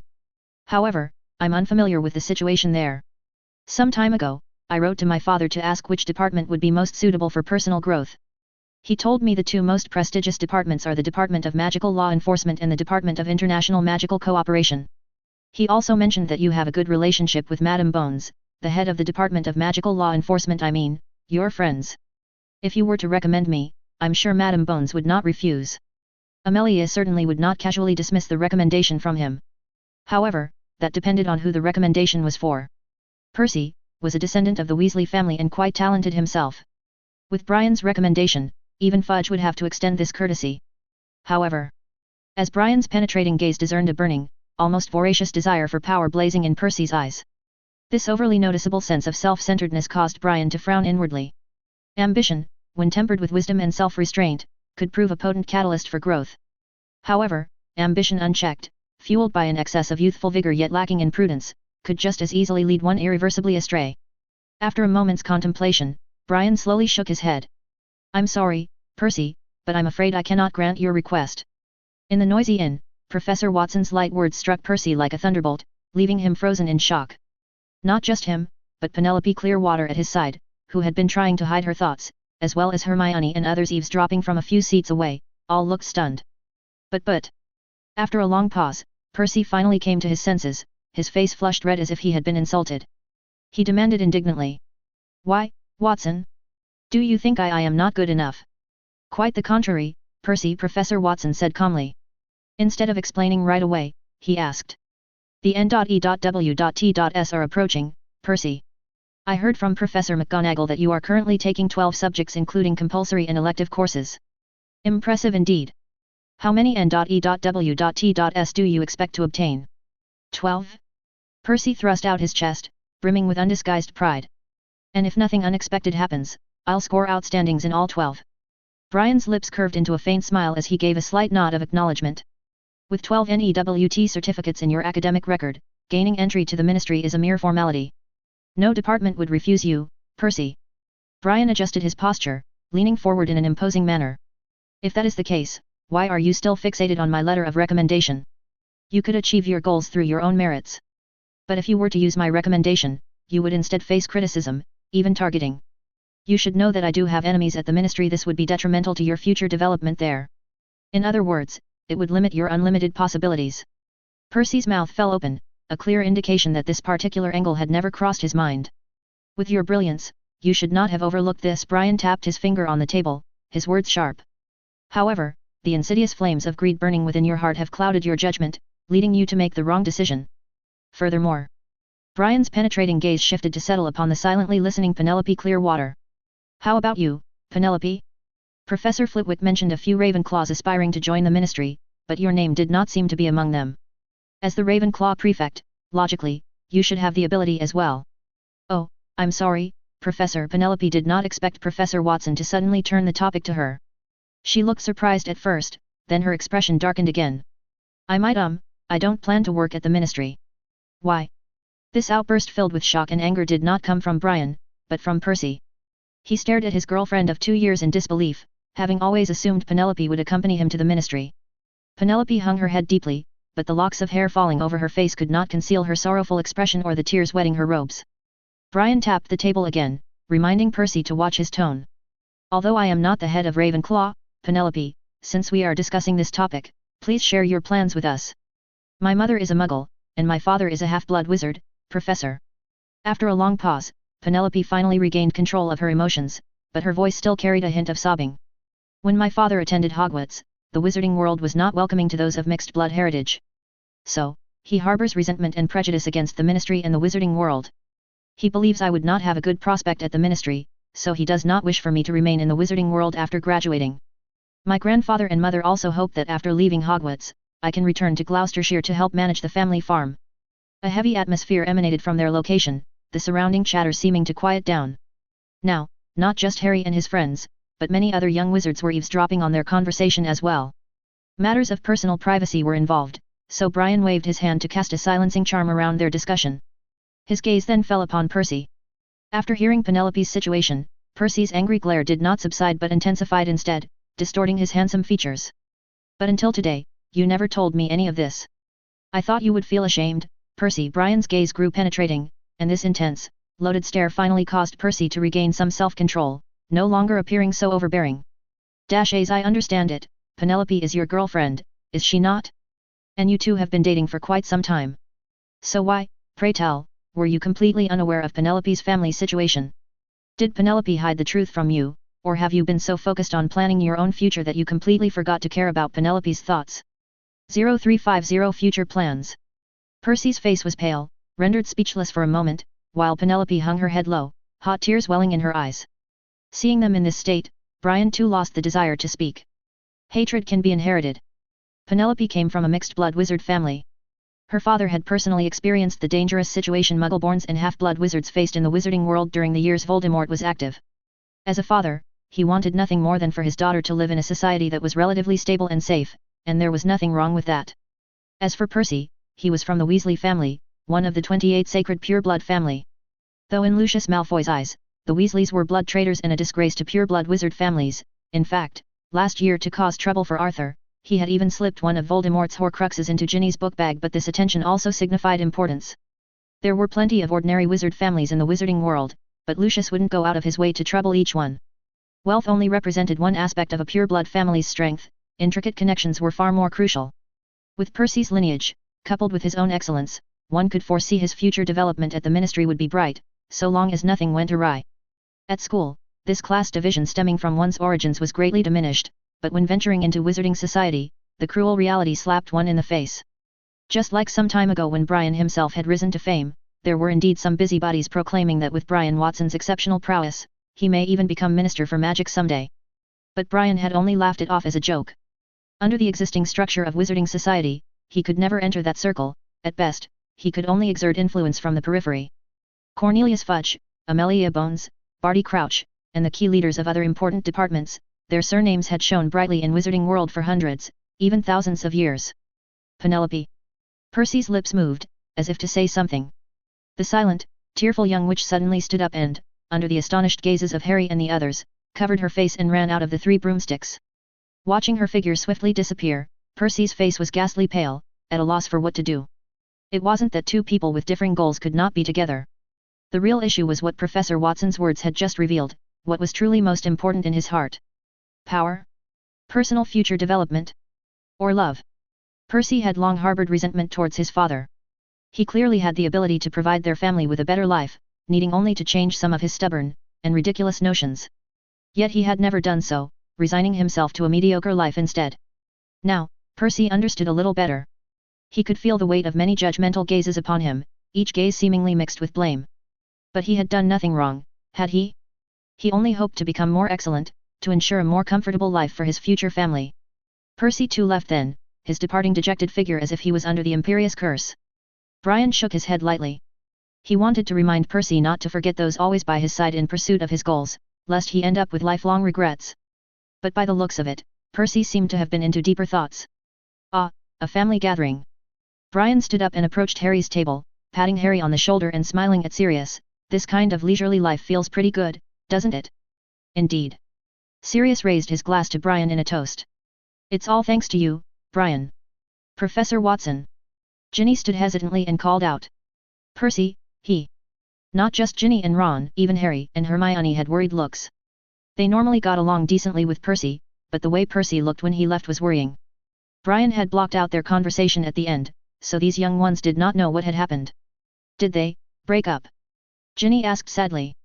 Though the Weasley siblings frequently teased Percy about his girlfriend, seeing him so heartbroken, they could not help but worry too. Ron had even momentarily forgotten his embarrassment upon encountering Professor Watson, and looked at him expectantly. No, not quite. Brian gently shook his head. Percy and Penelope, well, they seem to have some disagreement regarding their plans for the future. I suggest you all do not interfere too much in this matter, leave the choice to the parties involved. Plans for the future. The youngsters blinked in confusion, not understanding what Professor Watson meant. But Sirius immediately nodded in understanding, his eyes reflecting memories and emotions. After all, as an adult wizard who had lived through his youthful days, he knew what that meant. Well then. Looking at the silent crowd, Brian playfully winked at the youngsters. I won't disturb you all from enjoying a pleasant weekend here. I suppose I haven't been very popular these days. Harry and Hermione immediately smiled sheepishly, while Ron ducked his head guiltily. Have a drink with us, Brian, Sirius smiled. They would love more of your guidance. In fact, I wanted to discuss something with you. Meeting Brian's inquisitive look, Sirius glanced at Harry with an affectionate smile. You see, I plan to take Harry away from his aunt and uncles during the summer holidays. I've consulted Harry himself already, but I need your permission too, don't I? I don't have a spare place to house Harry and myself. Take Harry away from the Dursleys. Brian looked at Harry, who was struggling to conceal his excitement, his brows furrowing slightly. Have you consulted Dumbledore about this? What does it have to do with Dumbledore? Sirius scoffed dismissively. James and Lily entrusted Harry to me, I'm his godfather. It's my right, isn't it? Since Harry has no objections, Dumbledore has no business interfering. In this crowded public place, Brian could not explain much. He pondered briefly for a moment and said. You should ask Dumbledore, Sirius. He may have some advice for you. Professor Watson's insistence caused a creeping sense of dread in the hopeful Harry. He suspected this matter of leaving the Dursleys might fall through. But then he thought, why would Dumbledore stop him from leaving the Dursleys? They didn't even know each other well. And as Sirius said, the headmaster of Hogwarts had no authority over where he lived, did he? All right, let's leave it at that for now. I still need to stop by Zonko's joke shop to prepare some teaching aids. If they don't have enough stock, I may need to make a trip to Diagon Alley too. With those words, Professor Watson promptly took his leave, leaving the dumbfounded group sitting there looking at each other. Prepare teaching aids. Harry opened and closed his mouth, puzzled. At Zonko's joke shop. For the rest of the time, Professor Watson's last words became the focus of their discussion. Even Sirius couldn't think of what kind of teaching supplies one could find at a joke shop. However, they had planned to visit the shop that afternoon to buy some dung bombs for protection. But when the rowdy group arrived at Zonko's joke shop and pushed open the door, they were stunned to see Fred and George inside, stamping their feet and howling in distress. What's going on? Sirius was the first to recover, rushing over to grab the twins. What happened? Professor Watson! George cried out indignantly. He bought all the dung bombs in the shop. Once the Easter break was over, bidding farewell to the joyous festivities and leisurely days, the atmosphere at Hogwarts School suddenly became much tenser and charged with palpable anxiety. The reason for this shift was the impending O.W.L.S, ordinary wizarding levels, and N.E.W.T.S, nastily exhausting wizarding tests, examinations, which loomed ominously on the horizon, mere 2 months away. These pivotal exams held the power to largely determine the fate and future prospects of most aspiring young wizards. Harry had already spent nearly 3 years at Hogwarts, but in his first and second years, he didn't feel this tense atmosphere too strongly. However, this year was different as Ron's 3 brothers, Fred, George, and Percy, were all facing these 2 crucial exams. To a certain extent, Harry could also sense this anxious ambience. Sirius had been under a lot of pressure recently too, as the defense against the dark arts class was also an important subject of these exams. Apart from the half-year when Professors Lupin and Professors Watson covered the class, the teaching standards for this subject at Hogwarts had been notoriously poor, plagued by a succession of incompetent teachers. Sirius, however, was not one to simply coast by and collect a paycheck, merely going through the motions without genuine investment or dedication. Although he had initially taken up this teaching position primarily to help the Dumbledore, he clearly wouldn't let the label of incompetence fall upon himself. Especially during mealtimes at the staff table in the Great Hall, there was always an unfriendly colleague who would make pointed remarks, cloaked in seeming nonchalance, expressing concerns and doubts about the potential exam results of a particular class this year. These veiled barbs and thinly veiled jabs infuriated Sirius immensely, stirring a simmering rage within him. Consequently, he poured a tremendous amount of effort and time into meticulously preparing comprehensive materials and detailed lesson plans, all with the singular goal of helping the 5th and 7th year students achieve success in the upcoming exams. This unwavering dedication and laser-focused determination were the reasons why Harry and his friends could hardly find opportunities to have private conversations with Sirius lately, as the new professor's every waking moment seemed consumed by his educational responsibilities. Ultimately, Percy and Penelope broke up, according to the information from Ginny. She told them that once, after taking Professor McGonagall's Transfiguration class and heading to the Great Hall, she saw Percy and Penelope brushing past each other in the corridor. Both looked pale, avoiding each other's gaze without even a greeting. Moreover, Percy stopped attending Professor Watson's physical education class after that day.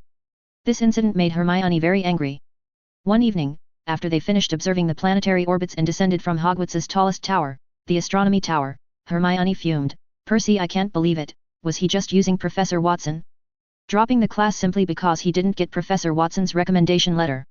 He's been under a lot of pressure lately." Ron mustered the rare courage to meet Hermione's furious gaze, attempting to pacify her anger with a measured response. Since Professor Watson refused to write him a recommendation, whether he can get into the ministry now depends entirely on himself. This has been his goal all along. Percy has been planning for this almost since he first entered Hogwarts. But that doesn't mean he can. Hermione's words trailed off, as she had been ready to unleash a torrent of criticism upon Percy's actions, but Ron's remarks made her swallow the words on the tip of her tongue. And besides, he just recently suffered an emotional setback. I mean, he's running low on energy, and from what I can see, Professor Watson's physical education class is mostly useful for burning off our excess energy. Harry felt a sudden urge to remind Ron that his use of the pronoun "our" was not entirely accurate, considering that Ron himself had already quit Professor Watson's physical education class 2 weeks ago. 2 weeks? Harry's exclamation reverberated through the corridor, nearly causing poor Neville, who had been walking ahead of them, to tumble down the stairs in a clumsy display of imbalance. What? Neville steadied himself against the cool stone wall, rubbing his sprained ankle with a bewildered expression etched upon his features, his eyes darting between Harry, Hermione, and Ron, seeking an explanation for Harry's outburst. Harry glanced at Hermione and Ron, realizing they were also looking at him curiously. "Don't you remember?" Harry hastened to explain. "It's been another 2 weeks. I mean, it's been a month since Professor Watson's physical education class started. He said at the beginning of this class that the first phase would last a month, and then there would be some changes." Which means a flush of delight spread across Hermione's rosy cheeks, betraying her true thoughts. "We don't have to." Hermione's words trailed off because she noticed Ron grinning at her. "I think it would be quite good to stick with it," Neville said thoughtfully as he stopped before the fat lady's portrait, turning to look at them. "No one's stopping you from continuing, Neville," Ron said, pursing his lips. "Come on, move aside. I reckon you've forgotten the password again. 0351 the second phase. Don't you remember?" Harry hastened to explain. "It's been another 2 weeks. I mean, it's been a month since Professor Watson's physical education class started. He said at the beginning of this class that the first phase would last a month, and then there would be some changes." Which means a flush of delight spread across Hermione's rosy cheeks, betraying her true thoughts. "We don't have to." Hermione's words trailed off because she noticed Ron grinning at her. "I think it would be quite good to stick with it," Neville said thoughtfully as he stopped before the fat lady's portrait, turning to look at them. "No one's stopping you from continuing, Neville," Ron said, pursing his lips. "Come on, move aside. I reckon you've forgotten the password again." Neville was right, though. Over the past few days, even Harry had begun to feel that Professor Watson's class wasn't entirely pointless. After getting through the initial adjustment period, he could clearly sense an improvement in his energy levels and overall vitality. Now, he no longer felt drowsy as easily, able to resist the urge to doze off even during Snape's potions class or Professor Binns's ghostly lectures. As Harry closed his eyes that night, his mind eagerly anticipated the arrival of the new day, despite no longer harboring any resistance or fear toward Professor Watson's Muggle physical education class. Nevertheless, a sense of curiosity and excitement coursed through his veins, fueled by the prospect of the promised changes to the PE class. Word had spread courtesy of an unknown source about Professor Watson previously purchasing dung bombs from Zonko's joke shop as teaching aids. The following day, the number of young wizards persisting with this class suddenly dropped by 1/5. Now, half a month later, the original group of around 100 had dwindled to just over a third of its initial size. As April arrived, the gentle breeze wafting across the grounds had shed its early morning chill, caressing Harry's hair with a refreshing coolness as it met his face. Harry squinted at the slightly green dawn, silently adjusting his breathing, a technique he had figured out recently. Proper breathing rhythm could alleviate fatigue during prolonged exercise. "Let's begin." Professor Watson arrived at the training grounds, punctual as always. He seemed unaware that a month had passed, donning one of his usual sports outfits, tracksuit, as he calmly instructed them. Harry couldn't hide his disappointment, glancing around to find the other young wizards wearing similar expressions.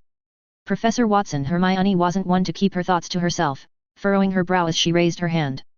You see, Professor, if I'm not mistaken. Hermione paused, drawing in a steadying breath as her bright, inquisitive eyes fixed upon the professor's face. You mentioned that our phase-based exercises would last a month, after which our class would undergo some changes. Thank you for the reminder, Miss Granger. Professor Watson gave a slight nod. Yes, that's the plan. Our physical education class is about to enter the next phase. This morning will be your final early morning run. Surveying the excited murmurs among the young wizards, Brian gave a faint smile, deciding not to spoil their good mood for the moment. Starting today, we'll move into the second phase of the curriculum, with classes scheduled every Monday, Wednesday, and Friday evening from 8 to 9 p.m. in the maze classroom. The maze classroom was the same room where, during Harry's second year, Professor Watson had them face off against in Fury. Last term, the engaging boat race competition had also taken place in that seldom-used classroom. Upon hearing that their upcoming lessons would be held there, the young wizards could scarcely contain their swelling excitement. After persevering through the grueling initial phase, it seemed that Professor Watson was finally prepared to unveil a more engaging and interesting side of his class. By the time the lunch hour had drawn to a close, news of Professor Watson's physical education class potentially taking a more intriguing turn had already permeated every nook and cranny of the ancient castle, piquing the curiosity of countless young wizards. However, those who had previously been eligible to participate but had dropped out didn't seem too pleased about missing out. After dinner, Harry and others hurriedly completed their history of magic essays within an hour. Then, under Ron's sullen gaze, they hastily left the common room and rushed toward Professor Watson's exclusive classroom. Whoosh! As the clock struck the 8th hour of the evening with a resounding chime, the assembled group of young wizards, who had already gathered in the corridor outside, eagerly surged forward, pushing open the classroom door and streaming inside with an air of unbridled anticipation. Once the last student had squeezed through, the newly installed torches that lined the walls of the classroom, which had been magically expanded to a quarter of a mile in length, suddenly flickered to life with a whoosh, bathing the space in a warm, flickering glow. In the sudden illumination, the objects that had been strategically placed along 3 of the walls emitted a series of distinct clicking sounds, as though awakening from a deep slumber. Those are Hannah Abbott, from Hufflepuff, opened her mouth in awe, her eyes widening as she gazed upon the polished, glistening metallic surfaces reflecting the flickering flames. The armors from the corridor! Neville exclaimed in horror. The spacious classroom, illuminated by the flickering golden radiance of torches mounted upon the stone walls, exuded an aura of enigmatic allure and intrigue. This mystical ambience was further amplified by the imposing suits of armor strategically positioned at precisely measured intervals of 10 feet, their metallic forms emitting faint, ominous clanks that reverberated through the chamber. Neville's shrill cry, laced with unrestrained fear, echoed resonantly, its piercing resonance reverberating off the classroom's walls. The young wizards, their faces etched with nervousness, instinctively huddled together in the center of the room, maintaining a wary distance from the suits of armor that seemed ordinary on any other day but ominous in this setting. Cho Chang, one of the few remaining Ravenclaw students who had not abandoned Professor Watson's physical education class, found herself seeking support in the crowd. Her inseparable best friend had already quit, and now, with lips drained of color, Cho unconsciously scanned the assembly for a familiar face to anchor her wavering resolve. Her gaze settled upon Harry, but the presence of Hermione by his side dissuaded her from approaching him. Is Professor Watson preparing us to battle these suits of armor? The Hufflepuffs had the most students remaining. They lacked the courage of Gryffindors, the wisdom of Ravenclaws, and the ambition and thirst for power of Slytherins, but at least most of them possessed the equally rare virtue of perseverance. Cedric lowered his voice, tinged with fear, but Cho seemed to find her anchor. Her clear eyes shone with worry. But how are we supposed to face these suits of armor? I left my wand in the dormitory. Don't worry. Despite his ashen complexion betraying his own anxiety, Cedric exuded an air of gentlemanly composure, offering Cho a reassuring smile before casting a wary glance towards the ominous suits of armor, their metallic forms seemingly poised to spring into motion at any moment. These things don't seem too fast.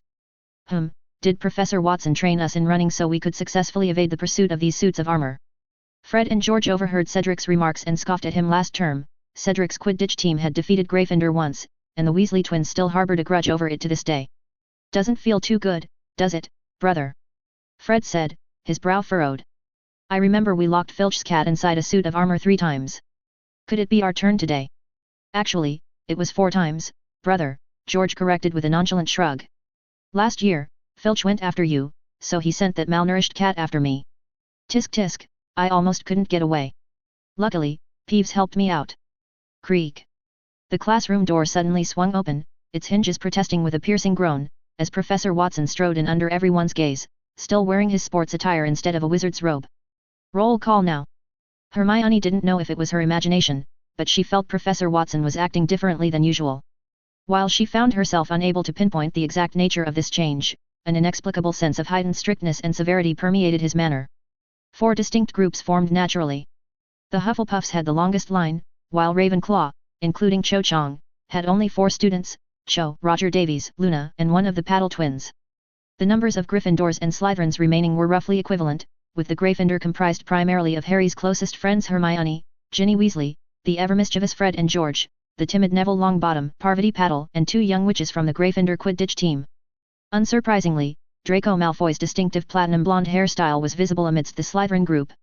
Aside from the hulking, gorilla-sized Marcus Flint, the majority of the remaining Slytherins were Malfoy's year mates. Crabbe and Goyle, Malfoy's ever-present cronies, had already abandoned the class, and Harry couldn't help but ponder whether their absence might be a contributing factor to Malfoy's uncharacteristic restraint in provoking him during Professor Watson's class. After all, Slytherins seemed to possess an innate talent for sizing up a situation and acting accordingly.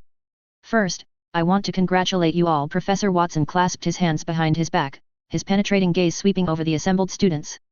The past month has been both training and a test for you. Those of you standing before me now have passed the training and the test, meaning you possess certain qualities worth cultivating. No one whispered, everyone listened intently to Professor Watson's words. So, from now on, you will undergo more professional training. Of course, I need to make one thing clear, starting from this moment, you will be deprived of the right to quit. Everyone must persevere until the final stage until this training is over. Additionally, the entire cycle will likely last about a year. But Professor Watson, considering the harshness of the past month's training and the ominous presence of the suits of armor within this room, Hermione asked thoughtfully, what kind of improvement do you hope for us to achieve? I'm sure you've been troubled by this question for a long time, haven't you? Professor Watson finally showed a slight smile on his face, raising his head to listen to the young wizards' murmuring discussion. He nodded, pacing before them with his hands clasped firmly behind his back. All this time, Hogwarts has lacked a systematic course teaching young wizards how to fight. Professor Watson's words ignited a flurry of hushed whispers and exclamations among the students. Their private speculations had proven accurate. After all, the professor who could single-handedly defeat nearly 100 werewolves was indeed going to teach them how to fight? Harry didn't quite agree with Professor Watson's statement, as Hogwarts had defense against the dark arts class, and that Charlotte and Lockhart had even held a dueling club once. But then again, defense against the dark arts focused primarily on countering dark magic and dealing with dangerous creatures, while the one-time dueling club was a joke. This course has never existed before, so no one knows how to conduct it. Therefore, based on my personal experience, I have designed some teaching plans. You are the first batch. If it succeeds with you, then this course may be permanently retained. But Professor Cedric raised his hand eagerly. How do you define success? I mean, what level of skill do you think we need to attain to prove this course is successful?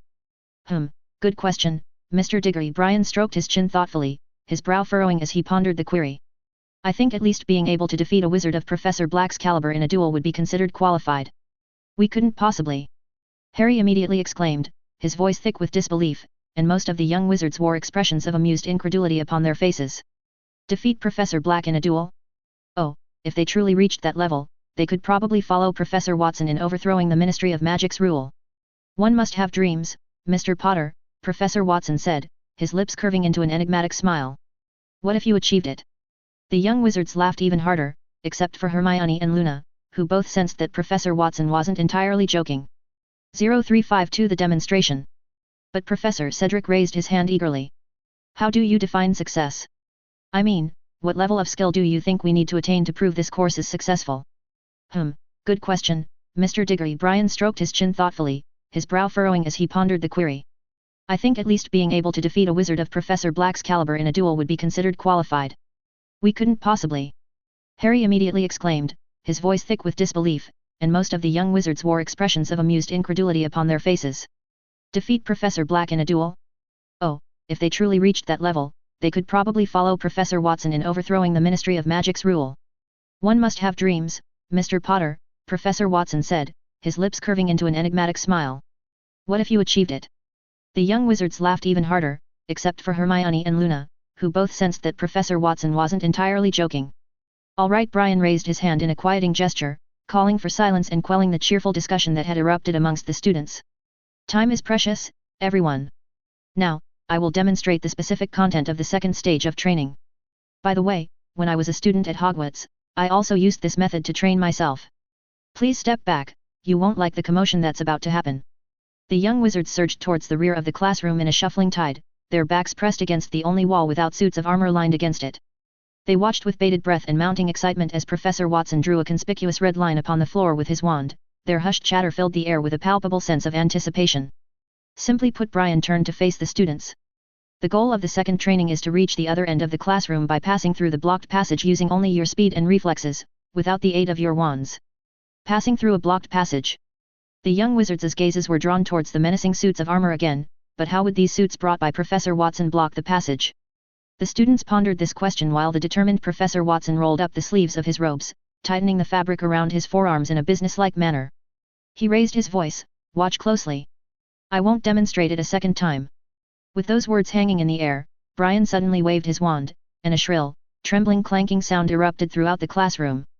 The suits of armor lining the other three walls abruptly lurched into motion, taking an ominous step forward with their left feet in eerie synchronicity. Their torsos twisted with a groan of protesting metal, and they raised their right arms in a synchronized throwing motion that sent a chill rippling down the spines of the assembled students. "Look at those armor's hands!" The talented seeker Harry immediately exclaimed, his cry laced with palpable fear. Heeding his urgent warning, every head turned as one, and with just a single glimpse, they were filled with a collective wave of shock and horror. "Dung bombs," Fred muttered in a trance-like state. "So that's what they're for."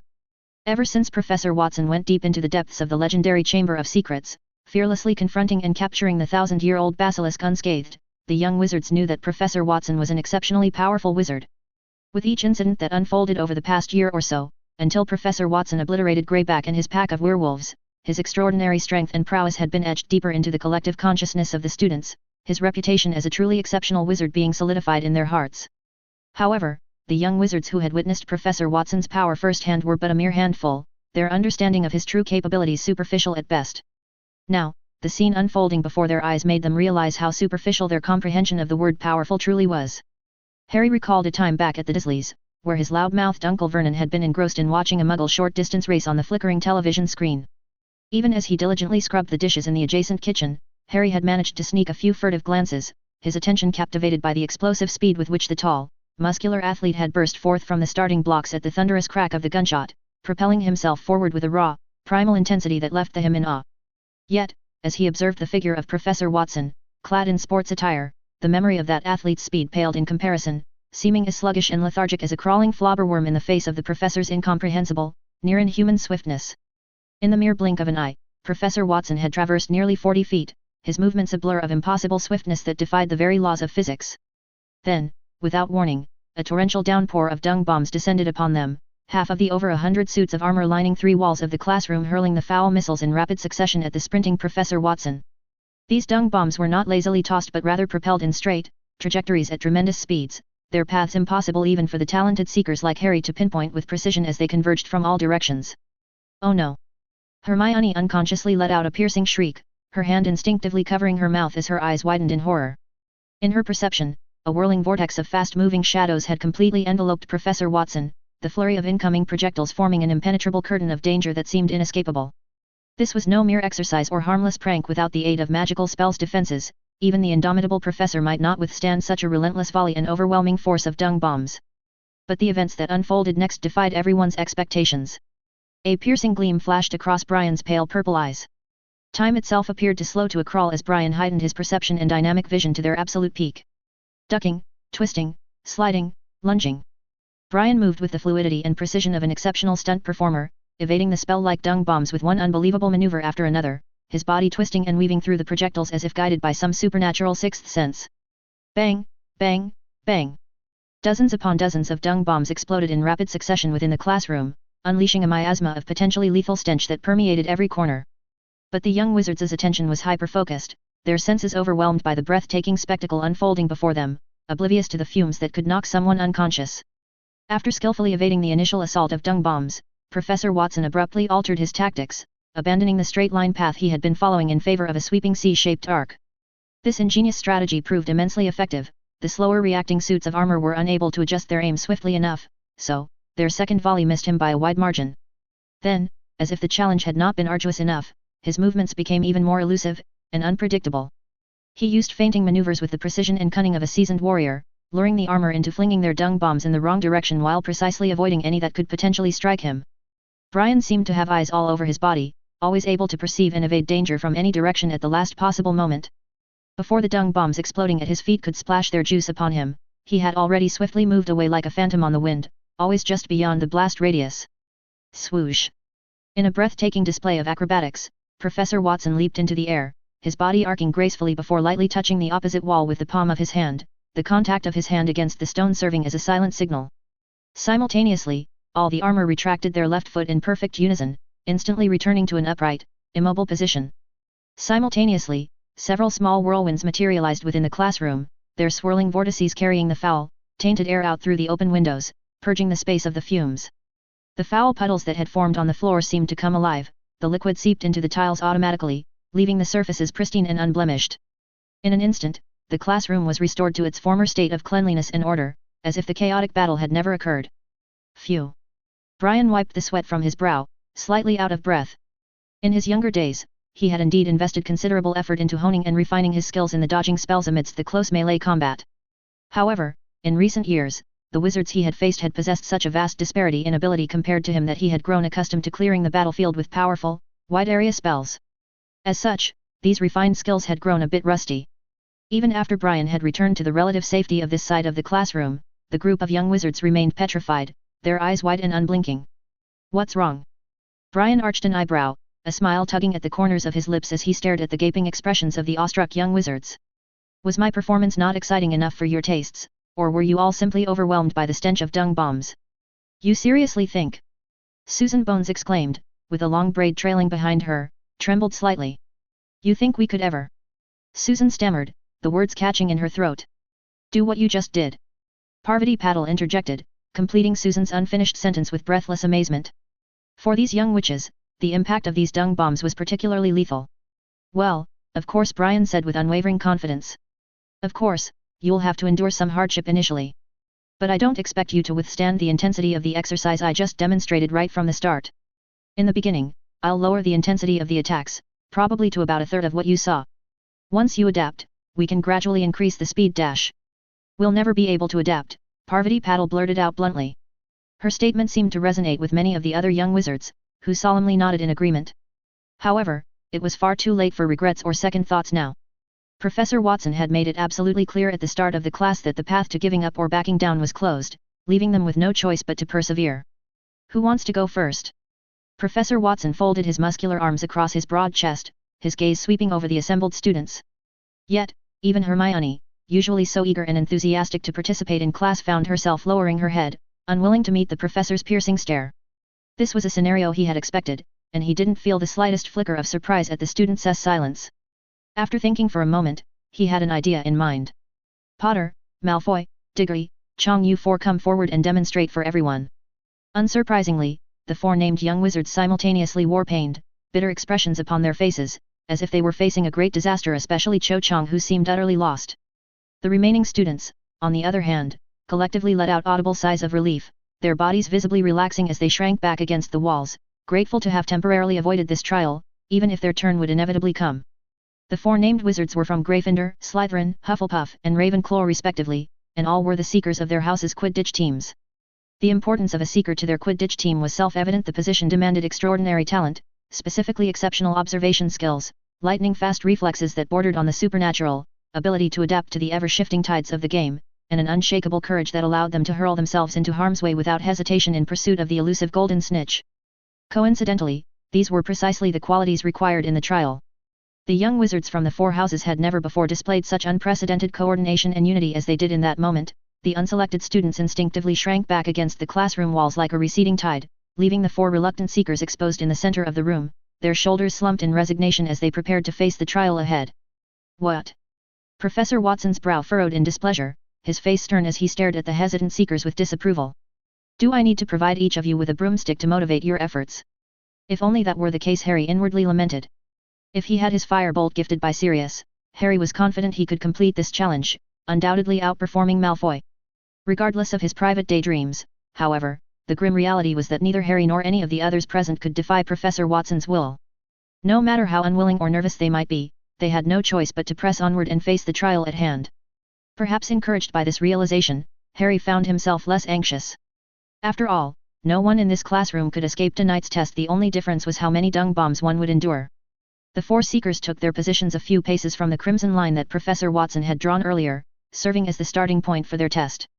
Except for Cho Chang, who looked utterly miserable with teary eyes, the young wizards were mentally preparing themselves. Harry took a deep breath, intending to advance a couple of extra steps beyond the starting line before the first wave of dung bombs arrived. Even if he ultimately fell prey to the relentless barrage, he was determined to at least get closer to the finish line than Malfoy. Dare to make it a competition, Potter. Just as he was mentally mapping out his strategy, Malfoy's irritating voice rang out once more, prompting Harry to immediately turn and face provocatively looking Malfoy's pointed chin and taunting gaze. Let's see who can go farther. Mind your own business, Draco. Professor Watson's calm but authoritative words made Harry swallow his retort. But they continued to glare at each other, both refusing to be the first to admit defeat or back down from the unspoken challenge. Don't worry, Cho. It was Cedric's voice that cut through the tension. He gave Cho a slight warm smile and said, just follow behind me. This goes for you too, Cedric, Brian said with a stern face, mind your own business. 0353 Dung Bomb Attack. Professor Watson waved his wand again, and the suits of armor lined up against the wall instantly prepared to throw dung bombs. The air was filled with a heavy, somber atmosphere. Harry. Hermione clutched her chest, calling out in worry. Harry turned his head and gave her, as well as the equally concerned Neville and Ginny, a smile. It might have been a smile, or perhaps a grimace of pain. Harry wasn't quite sure. Fred and George, on the other hand, seemed quite enthusiastic. They were likely the students at Hogwarts most familiar with dung bombs and didn't seem to mind the stench at all. Get ready. Professor Watson raised his hand in the air, making a chopping gesture. The other 3 wizards didn't quite understand what the strange hand gesture meant, but Harry had seen it before. When he was at his Muggle school, during sports events, the announcer would make the same gesture before announcing the start of the race. Harry focused intently on Professor Watson's open hand.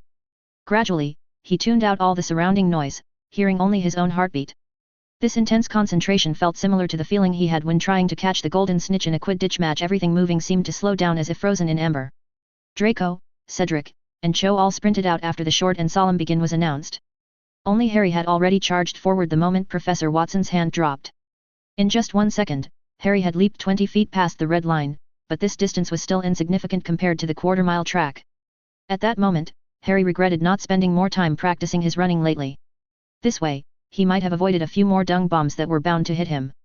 Draco looked at Harry, who had surpassed him by several positions, with a resentful gaze. No matter the challenge, whether it was battling in Fury or rowing boats, Potter had always clinched the final victory. Even in Quidditch matches, he was always 1 step behind. His pride and self-esteem couldn't stand losing to Potter in every competition. Determined to win tonight, he pushed himself harder and chased after Harry. But this trial wasn't just about speed. Just as Draco focused single-mindedly on avenging his shame, over a dozen dung bombs finally descended. To be fair, the situation Harry and others faced was much better than what Brian had demonstrated earlier. During his demonstration, he had faced dozens of dung bombs in the first wave of attack, whereas now there were only a dozen incoming at them, and with 4 targets, each person only needed to dodge 4 or 5 dung bombs theoretically. In theory, it was easier, but in practice, it was much harder. Draco stared in horror at the looming of dung bombs heading straight for his face. He wanted to dodge, but while his brain issued the commands, his body couldn't respond to such complex instructions. Unable to perform any intricate evasive maneuvers, Draco clutched his head with a shrill cry, crumpling to his knees and rolling head over heels several times across the floor. Harry fared no better than Draco, clearly attempting to mimic Professor Watson's impressive serpentine sea motion, but without a broomstick under him. Such rapid changes of direction at speed proved far from simple. Harry's feet slipped out under him, and he slammed straight down to the floor with a heavy thud. Ah! A piercing shriek, loud enough to shatter glass, rang out.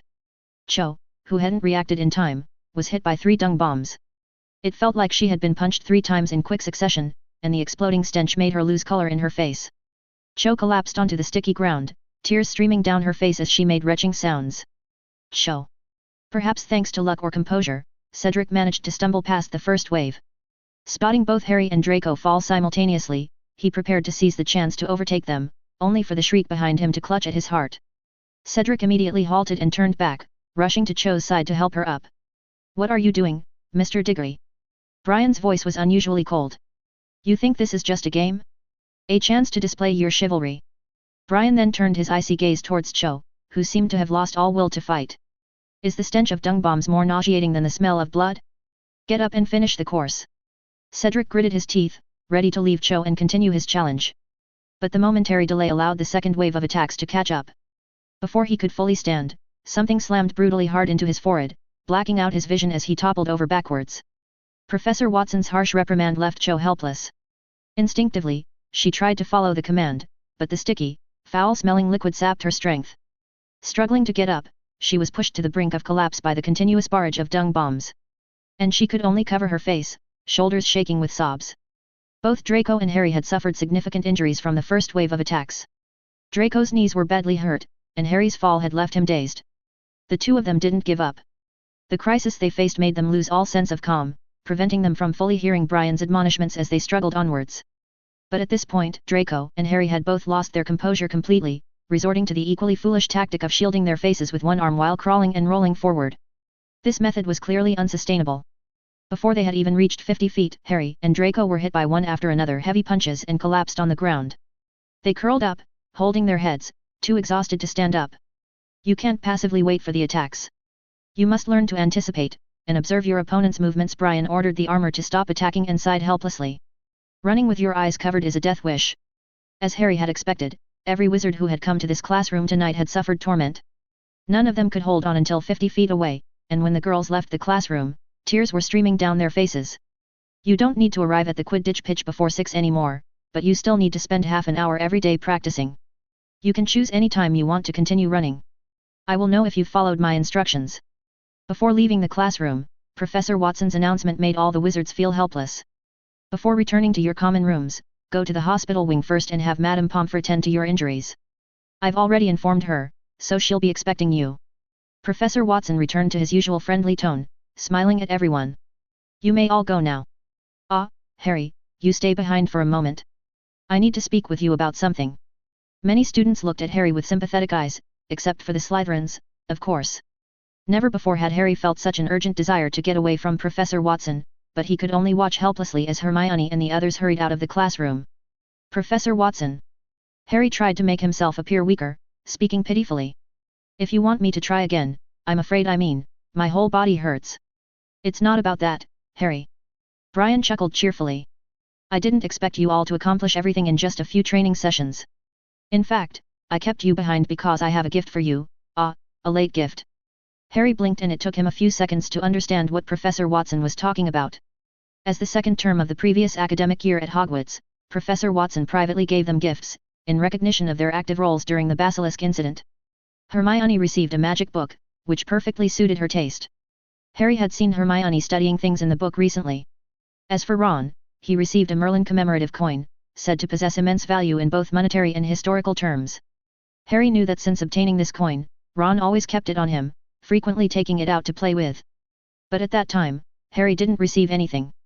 Professor Watson only told him that he would prepare a gift for him and give it to him in the future. Last Christmas, Harry got the Firebolt broomstick as Christmas gift from someone. Initially, both Harry and Ron had speculated that this extraordinary gift was the long-awaited present from Professor Watson, but they soon discovered that the true gift giver was Sirius, Harry's godfather. Since then, Harry no longer dwelled on this matter. He only grumbled a few words in his heart when Hermione took out the magic book or when Ron played with his coin. But he didn't expect Professor Watson to bring it up at this time. Oh. Harry wanted to be modest, but he was indeed very curious about what Professor Watson would give him. It couldn't be a broomstick, could it? He already owned the world's best racing broom. But apart from Quidditch-related items, what else could it be? A full set of broomstick maintenance gear. Harry had wanted this for some time, but he was still considering it. Although his wealth could easily support the expense, it was still quite costly. He currently had no means of earning money, so he had to be prudent in using his inheritance. An exquisite Quidditch match replay model. This model could replay the entire process of any classic Quidditch match in history. It was the latest alchemical product released by the Lumos Company. Ever since learning of its existence, Harry had yearned for it. However, it was also not cheap. No matter how much he thought about it, everything in Harry's mind revolved around Quidditch. After all, it was his most favorite sport in the wizarding world. It couldn't be the keys to a house, could it? Harry saw Professor Watson reach into his robes, and this thought suddenly popped into his head. Previously, Sirius had said that during the summer holidays, he would take Harry away from the Dursleys and have him live in his ancestral home. But Sirius had also mentioned that the house now belonged to Professor Watson, and he only had the right to use it. Harry didn't quite understand how this had happened, but if Professor Watson now took out the keys to that house. Take it, Harry. Professor Watson finally took his hand out of his pocket and handed him a shiny golden object, with a mysterious smile on his face that Harry couldn't understand. When returning to the Gryffindor Tower and passing through the fat lady's portrait, Harry still had a dazed expression. He had Professor Watson's gift in his pocket, but what concerned Harry more was the professor's intent in giving it to him. The common room was as lively as ever. Fred and George were vividly recounting the evening's incident with Cedric to the group gathered around them, including Lee Jordan and other young wizards. George mimicked Professor Watson's scolding of Cedric, causing the crowd to burst into laughter. Harry didn't join them, he quietly slipped past and saw Hermione waving at him from the sofa. "Where's Ron?" Hermione pointed to the other side of the common room where a crowd was gathered. Then she lifted her wet hair and sniffed it under her nose. Although Professor Watson had removed the stench of the dung bombs from them, for a girl who valued cleanliness like Hermione, the mental shadow couldn't be easily erased. The first thing every young witch did upon returning to the dormitory was to rush into the washroom and thoroughly clean herself. "What's going on, Harry?" Hermione wore a yellow velvet pajama set. She pulled up the right pant leg to her knee, revealing a fading bruise on her legs in the soft candlelight. "You seem distracted. What did Professor Watson keep you behind for?" "Oh, it's like this," Harry murmured, then took out the item Professor Watson had given him from his pocket and began explaining its origin. 20 minutes later, the crowd gradually dispersed. Having listened to many jokes and wholeheartedly believing that quitting Professor Watson's physical education class was a wise decision, Ron walked out of the crowd and saw Harry and Hermione sitting there whispering. 0354 The Gift Incident. 20 minutes later, the crowd gradually dispersed. Having listened to many jokes and wholeheartedly believing that quitting Professor Watson's physical education class was a wise decision, Ron walked out of the crowd and saw Harry and Hermione sitting there whispering. "When did you get back, Harry?" Ron had just plopped onto the sofa when he noticed the object in Hermione's hand and immediately jumped up in surprise. "Good heavens, a gold watch! Where did you get that?" "Professor Watson gave it to Harry as a gift." Hermione glanced at Ron and calmly said, "It's not a gold watch, Ron. I just used magic to detect it. The casing isn't made of gold but it is a special kind of metal, and this watch seems to be magically protected." "Oh." Upon hearing it wasn't a gold watch, Ron appeared much more serious as he carefully examined the silver dial adorned with glistening crystal-like decorations. "A gift, but from Professor Watson." "Oh, I understand, it's about that incident." Ron had also recalled Professor Watson owing Harry a gift. He blinked, his puzzled gaze shifting to Harry. "But why would he give you a watch? I thought he'd give you something related to Quidditch." "We were just discussing that," said Harry. "Hermione thinks maybe Professor Watson wants to remind me to cherish time with this watch." Ron snorted with laughter, but Hermione's annoyed look made him hastily suppress his grin. After tilting his head in thought, his expression grew much more solemn. Generally, when a young wizard comes of age, his parents or elders will give him a watch that will accompany them throughout their lives. Ron noticed the confusion on Hermione and Harry's faces, so he shrugged and added. "This is an ancient tradition in the wizarding world. Mom and Dad gave watches to Bill and Charlie when they came of age. Percy has one too, but he rarely wears it, maybe because he doesn't like it much." "Parents and elders." Harry was stunned for a moment, not knowing what to say. "In my opinion," Ron said pensively, resting his chin on his hand, "it would have been more appropriate for Sirius to give it to you. You know what I mean, right? After all, he's your godfather." Hermione hesitated for a moment but didn't say anything. If there really was such a tradition in the wizarding world, Ron's words were not wrong. Harry silently took his watch back from Hermione. After considering, he still fastened it onto his wrist. In the gentle candlelight, the golden casing's reflection held a touch of mysterious radiance. Harry furrowed his brow slightly. "Isn't it a bit too showy?" "No," Hermione raised her eyebrows and said decisively, "it looks great and suits you very well." Harry grinned and finally showed a happy smile. Scene break. In the fleeting days after receiving the watch, Harry found himself enveloped in a perplexing state of absent-mindedness. His keen intuition told him that Professor Watson giving him the watch might not just be a tradition in the wizarding world, as Ron had said. This tradition was usually carried out by parents, elders, or guardians, and Professor Watson did not fall into any of those categories. Of course, compared to other professors, Professor Watson had always been quite caring towards him, but this care would not exceed certain boundaries. For example, Sirius would directly warn Snape and would not hesitate to duel with him in the castle to prevent Snape from targeting Harry anymore. However, Professor Watson would not do such a thing. In fact, he had the best relationship with Professor Snape among all the staff. All this time, Harry, Ron, and Hermione had been the students who interacted with Professor Watson the most frequently. However, Professor Watson paid more attention to Harry than to Hermione and Ron. This was not because he was the famous Harry Potter, but rather, Harry guessed, because he and Professor Watson were both orphans, so there might be some emotional resonance between them. There must be some other meaning behind it. This thought made Harry constantly try to figure out what was so unusual about this watch. Whenever he was free, his gaze would fall on his left wrist, and he would unconsciously fiddle with the watch face, as if he were bewitched. Even during classes, he could not control himself, and this led to a series of accidents. For instance, during Professor Flitwick's class, when he and Ron were practicing the cheering charm face-to-face, the reflection of light from the crystal-clear watch face caught Harry's attention. His wrist turned involuntarily, and with a deafening bang, Ron ended up hanging from the giant chandelier on the ceiling, his face blackened and smoke coming out of his mouth. "Oh, I'm fine, really, I'm sure," Ron assured the concerned Professor Flitwick adamantly, facing the roar of laughter erupting from his amused classmates and Harry's apologetic expression. After being let down, this incident eventually settled with Harry losing 5 points. Yet, the string of misfortunes did not cease there. During Professor McGonagall's transfiguration class, they were learning how to transfigure a beautiful teacup into a turtle. Harry absent-mindedly waved his wand, and the teapot in front of him exploded with a loud bang, its shattered remains raining down upon the nearby desks, eliciting startled cries from the unsuspecting students. "Really, Potter?" Professor McGonagall pushed her black square glasses, striding up to Harry from the lectern and saying sternly, "When did you learn that skill from Professor Finnegan, Mr. Potter?" "Well, another 5 points gone from Gryffindor." "Please, Harry," Hermione said worriedly on their way to the potions classroom in the dungeons on Thursday afternoon. "Don't worry about why Professor Watson gave you that watch anymore. If Professor Snape catches on, he won't just take 5 points." Harry deeply agreed with Hermione's advice. He should indeed let this matter go. However, not actively causing any accidents in potions class did not mean that unfortunate things would not happen. Professor Snape. Harry was concentrating on brewing the confusing concoction according to the book's instructions when Malfoy suddenly raised his hand from across the row of desks. Harry looked over to find Malfoy sneering at him with a twisted smile. "What is it, Draco?" Snape, standing below the lectern, his gaze encompassing the entire dimly lit dungeon, asked Draco lazily. "Potter is trying to distract me from brewing my potion, Professor. He's using that fake gold watch to reflect sunlight into my eyes, making it impossible for me to concentrate." "You're lying!" Harry burst out angrily, pointing at the tightly sealed curtains and shouting loudly, "There's not a single ray of sunlight in here." "Oh, yes, yes." Snape walked over with an oily smile, slowly letting his gaze fall on Harry's gold watch. A glimpse of malice flashed in his dark, hollow eyes, though no one noticed. "It seems the great savior has acquired a new trinket to better capture the attention he so desperately craves." Snape gave Harry's thickening potion in the cauldron a disdainful glance.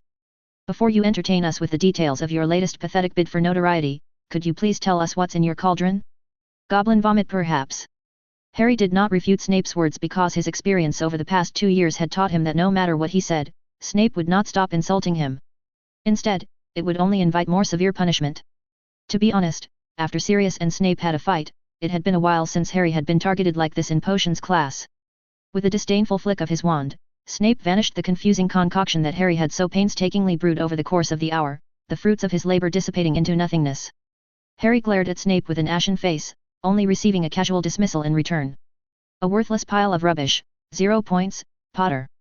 Before the next class, you need to submit a 15-inch essay on the properties of the confusing concoction to me individually."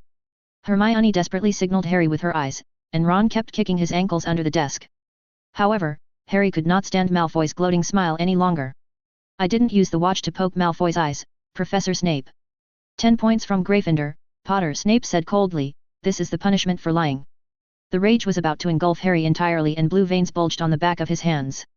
Using up almost all his reason, Harry barely resisted the urge to smash the searing cauldron onto Snape's head. However, Snape clearly did not intend to let him off the hook. He slowly bent down until Harry could smell the complex mixture of odors emanating from Snape's body. "Perhaps you think having a murderer as a backer in school allows you to disrespect your professors, Potter. But if I catch you showing off that ridiculous. Sirius is not a murderer, he has been proven innocent."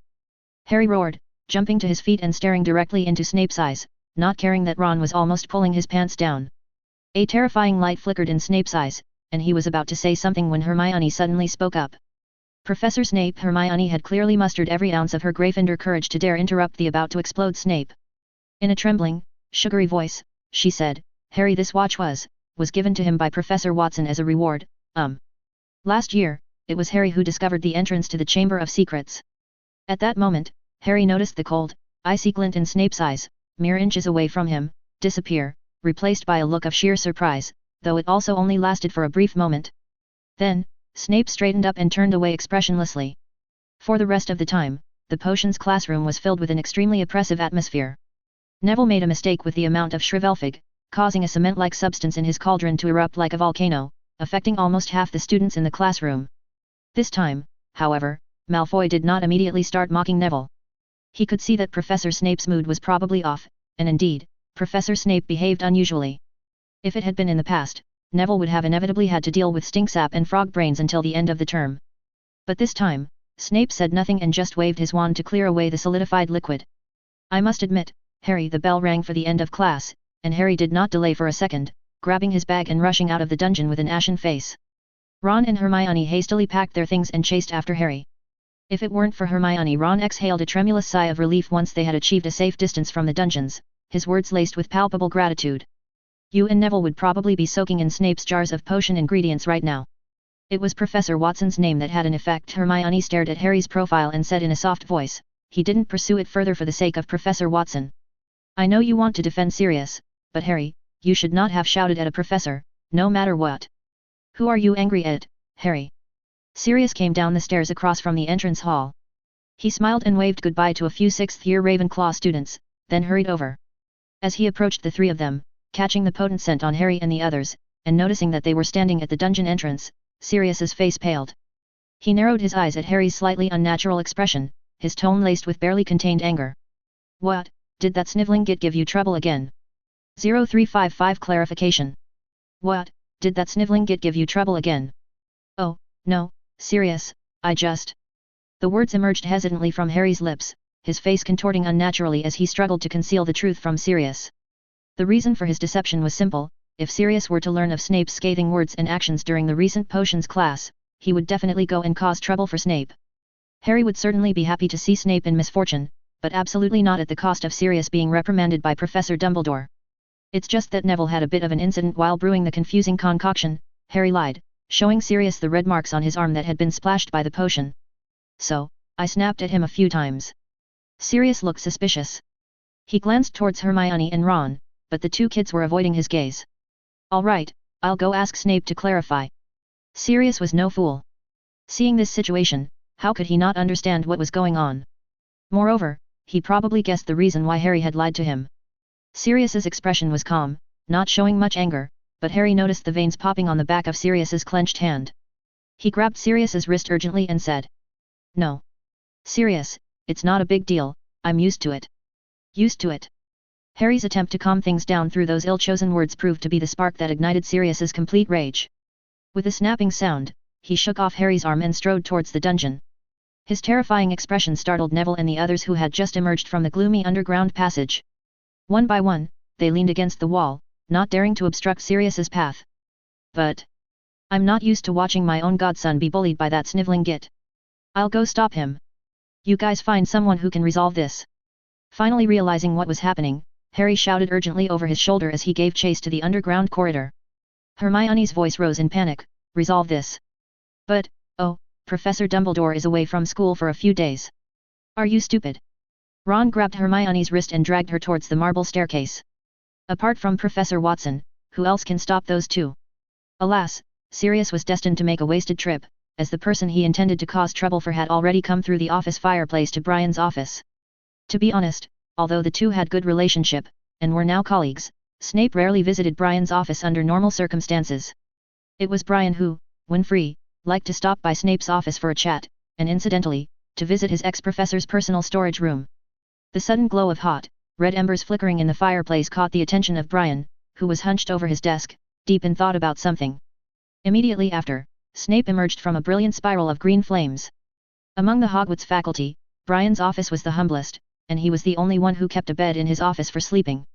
Looking around and confirming there were no other visitors, Snape glanced at the camp bed by the window in the corner and said flatly, "Why don't you get yourself a proper bedroom?" "You know I don't care about that," Brian answered casually and bent his head back to his own business. "What are you doing?" Snape's footsteps carried him towards Brian's desk, his gaze falling upon what appeared to be ancient manuscripts, their pages yellowed and brittle with age. Brian seemed engrossed in calculations, the parchments before him were covered in obscure formulae and complex arcane spell patterns. Even Snape's considerable magical knowledge could decipher only a fraction of the intricate workings laid bare before him.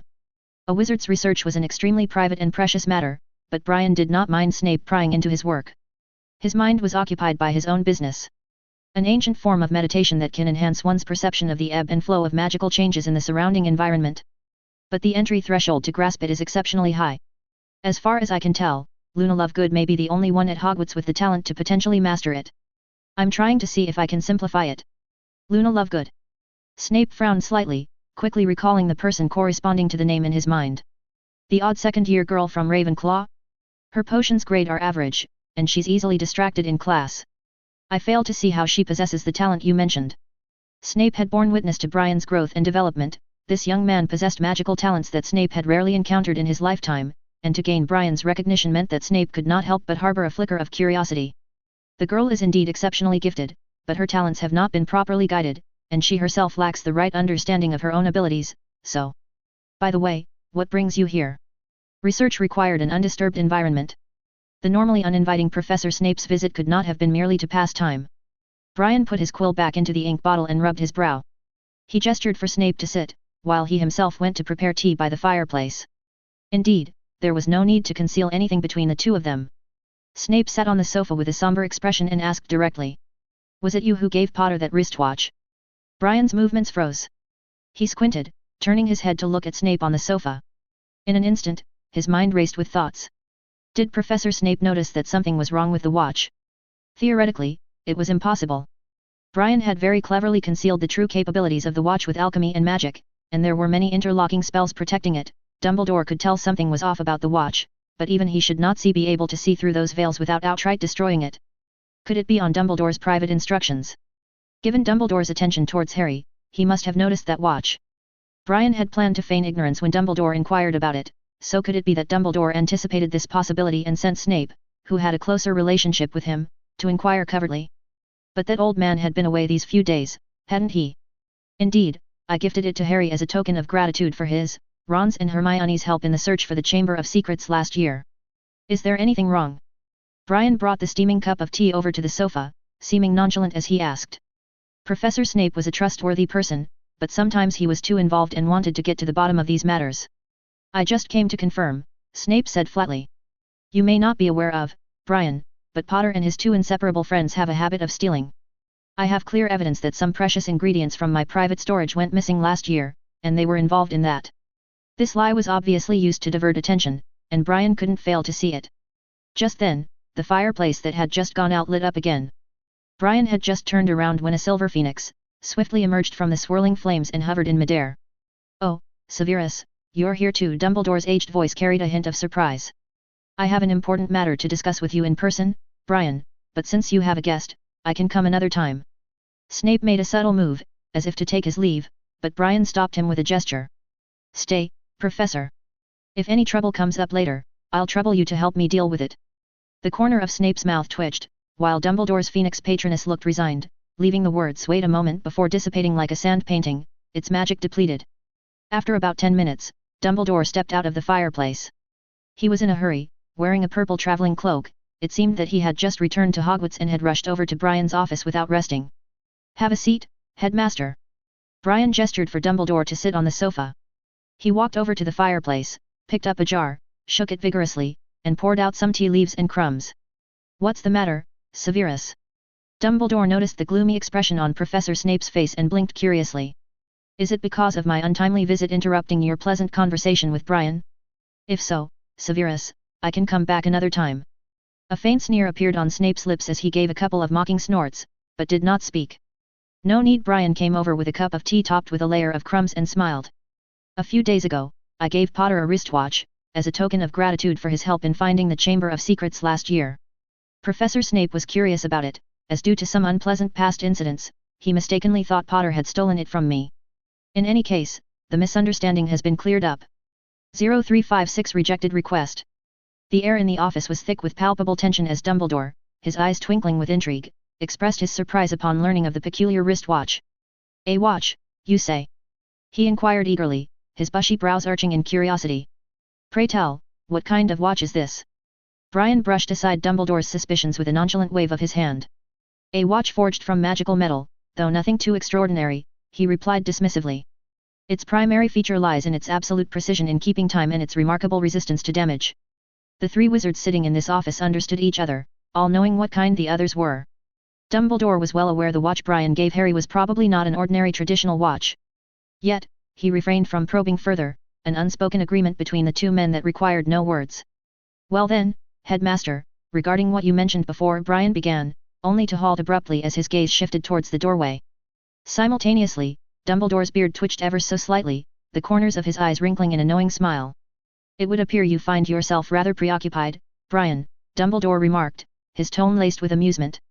Alas, troublesome matters do seem to appear in clusters, Brian conceded with a shake of his head. Professor Watson, Sirius has gone to find you, ahem. And Harry's gone after him too, air. The frantic cries of Hermione and Ron rung in the air as they burst into the office, their faces flushed with urgency, but upon seeing the smiling Dumbledore seated on the sofa, Hermione's face instantly flushed red as her fists clenched tightly with nervousness. Ron, too, seemed to have lost his voice, his mouth agape in a comical imitation of a pumpkin with its mouth sawed off. Dumbledore's presence was not the source of their discomfort, no, it was the rigid, suspicious glare of Snape that drained the color from their faces, leaving them flustered and tongue-tied. The atmosphere was suffocating, oppressive in its intensity. They had sought out Professor Watson's help in hopes of dissuading Sirius from going after Snape. Yet, to their dismay, one of the parties embroiled in the conflict sat before them, rendering them utterly speechless and unsure of how to proceed. It seems they have come to see you, Brian. Dumbledore said, his slender fingers interlaced as he reclined against the couch, feigning interest in the vibrant sunset visible through the window. His demeanor suggested a purposeful detachment, a reluctance to intervene in the unfolding events. Brian's gaze flickered momentarily towards Snape, taking note of the man's darkening face, before settling upon the flustered young wizards. The corner of his mouth twitched in an amused smile as he had a vague guess in his heart. With a skillful flick of his wand, its glowing tip traced intricate ripples upon the air, conjuring a solidified, ominous serpent with two wings, one black, one white, that slithered through the air with grace. Hermione's eyes widened as she noticed Professor Watson's pale purple irises flash with a deeper shade of violet for the briefest of instants. Simultaneously, the flapping winged beast's eyes mirrored the same fleeting flash before Professor Watson's patroness shot forth like a bolt of lightning, its ethereal form passing through the wall and disappearing from the room. No need to worry, Brian reassured them, crossing his fingers over his raised knee. I have called Sirius here. Watching the increasingly flustered Hermione and Ron scurry away with even greater haste than their initial burst into the office, Brian shook his head, an amused smile upon his lips. I have warned you before, Severus. Dumbledore withdrew his gaze from the window, as he said to the expressionless Snape with a resigned yet solemn tone. What you see is only what you wish to see. Past events have clouded your judgment, but if you let go of your prejudice, you'll find that Harry is a very nice child. Snape's demeanor made it abundantly clear that he passionately disagreed with Dumbledore's assessment of Harry. He snorted mockingly, his lips curling into a disdainful sneer as he replied in a dry, scathing tone. Wise words indeed, Headmaster Dumbledore. What you see is only what you wish to see.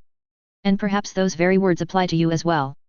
Sirius, having failed to locate his target in the basement, soon arrived upon the third floor. Brian had expected to be greeted by a face twisted in rage, perhaps even the sight of Sirius drawing his wand in preparation for a confrontation. However, to his surprise, Sirius entered with a relatively calm expression, though his eyes showed an undisguised hatred when his gaze fell upon Snape. I'm here, Sirius stated curtly, offering a curt nod to Dumbledore and Brian. The air was thick with the choking scent of gunpowder, a palpable tension that threatened to ignite at any moment. Unwilling to allow the mutually hostile pair to sit in close proximity, Brian levitated a chair from behind the desk, gesturing for Sirius to take a seat. Brian and Dumbledore exchanged a meaningful glance, a silent communication passing between them. Then, Brian spoke, his voice carrying an air of authority. I hope we can reach some consensus here today. His words resonated with a weight that left no room for argument or disagreement.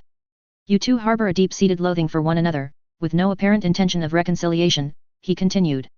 I am no idealist, and I harbor no delusions of changing your perceptions of each other. However, this is Hogwarts, a sanctuary for hundreds of young witches and wizards, here for knowledge and personal growth. You must understand that any conflict between you within these walls could very well have profound repercussions upon those underage students entrusted to our care. What Brian said represents my views as well, Dumbledore said sternly. I hope you both realize and truly understand the responsibilities borne by a professor.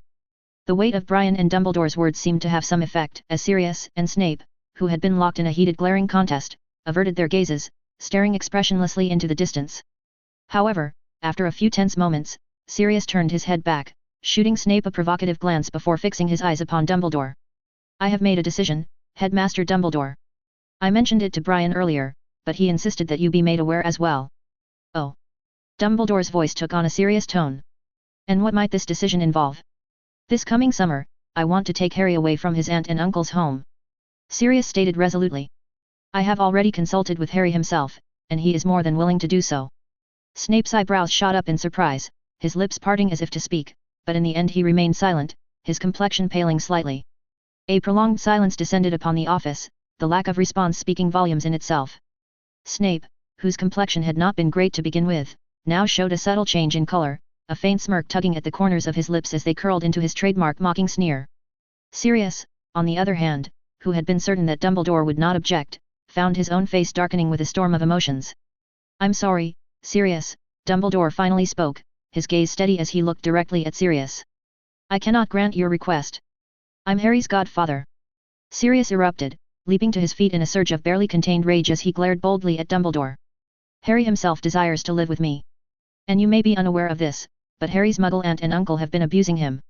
Harry confided in me that before coming to Hogwarts, they forced him to live in the cupboard under the stairs. Sirius's voice grew increasingly enraged as he rapid-fired off every detail Harry had shared about his mistreatment at the hands of the Dursleys, his words lashing out like bullets from a machine gun. Hearing this, even the previously smug Snape, who had initially seemed to take pleasure in Harry's misfortune, subtly changed. He was first visibly shocked, then a strange, unfamiliar anger began to swell within him, a feeling he himself couldn't understand. Petunia Evans, that insufferable, ridiculous woman, dared to. In fact, Sirius was still in the midst of his outburst, recounting the unfair treatment to which Harry had been subjected, when Dumbledore gently cut him off, his tone tinged with a weary resignation. I may be more aware of Harry's life with his aunt and uncle than you might imagine, Sirius. Sirius fell abruptly silent, staring at Dumbledore with an expression of utter disbelief that was mirroring Snape's astonished face. Why? Sirius uttered coldly. If you were aware, why did you not intervene and rescue Harry from those despicable muggle couple? Why did you simply sit idly by, Dumbledore? If not for James and Lily's sacrifice, if not for Harry himself, we might still be unable to escape Voldemort's reign of terror. This is... Brian could sense that Sirius had been on the verge of accusing Dumbledore of being ungrateful and disappointing the memory of the deceased Potters, but he had swallowed those words in the depths of his fury, out of residual respect for the old man. However, upon observing the ashen faces of Sirius and Professor Snape, Brian knew that Dumbledore would need to provide a substantive justification to defuse this volatile situation, otherwise the aftermath may spiral beyond their control. And Dumbledore, too, seemed to recognize this fact, the wrinkles etched into his forehead multiplying as a heavy silence hung in the air. Please sit down, Sirius. And you too, Severus. I will give you a reasonable explanation. 0357 New Errand. This was perhaps the first time Dumbledore realized his commands were not working much at Hogwarts. Sirius was still standing there, emanating an icy cold aura, while Snape was also glaring at his profile with a sinister look saying, I hope to hear some reasons that can resolve my doubts, instead of the usual lofty words you tell me. At this moment, Brian felt a bit sympathetic toward Dumbledore. These two middle-aged men, who were like water and fire, stood together in the same front for the first time, just to force him to give an explanation. Well, if you are willing to listen while standing, but I hope you realize that what I'm going to tell you must be kept strictly confidential. It cannot be revealed to anyone, and of course, I hope the person involved temporarily doesn't know either Dumbledore's side. First, I believe you won't forget the terrible events that happened 12 years ago when Voldemort went to Godric's Hollow and targeted the Potter family. James and Lily died, while the young Harry became famous overnight for defeating Voldemort that night. Upon hearing this, both Sirius and Snape both took shallow breaths, their lips tightly pursed, showing a distressed expression. Brian lowered his head and took a sip of tea, calmly becoming a good listener. Some things he knew, while others he was hearing for the first time. Dumbledore recounted everything in a somber tone. When he heard that Lily Evans had sacrificed her life to form an extremely powerful protective magic in Harry's blood, Professor Snape looked as if he was struck by lightning. Brian could feel the agony gushing from those hollow dark eyes, those intense emotions that not even occlumency could fully conceal. Brian clearly understood that this anguish did not solely stem from the death of his beloved, but also from the fact that the baby that Lily Evans had sacrificed her life to protect was the son of his lifelong enemy. This almost indicated the deep love Lily Evans had for James Potter. So, it wasn't Harry, but Lily, Sirius murmured in a daze, it was Lily's magic that defeated Voldemort.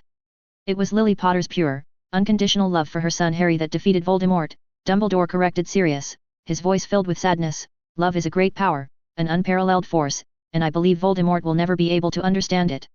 Sirius appeared deeply moved by these words, slowly sinking into a chair, his hands covering his face as his shoulders trembled weakly.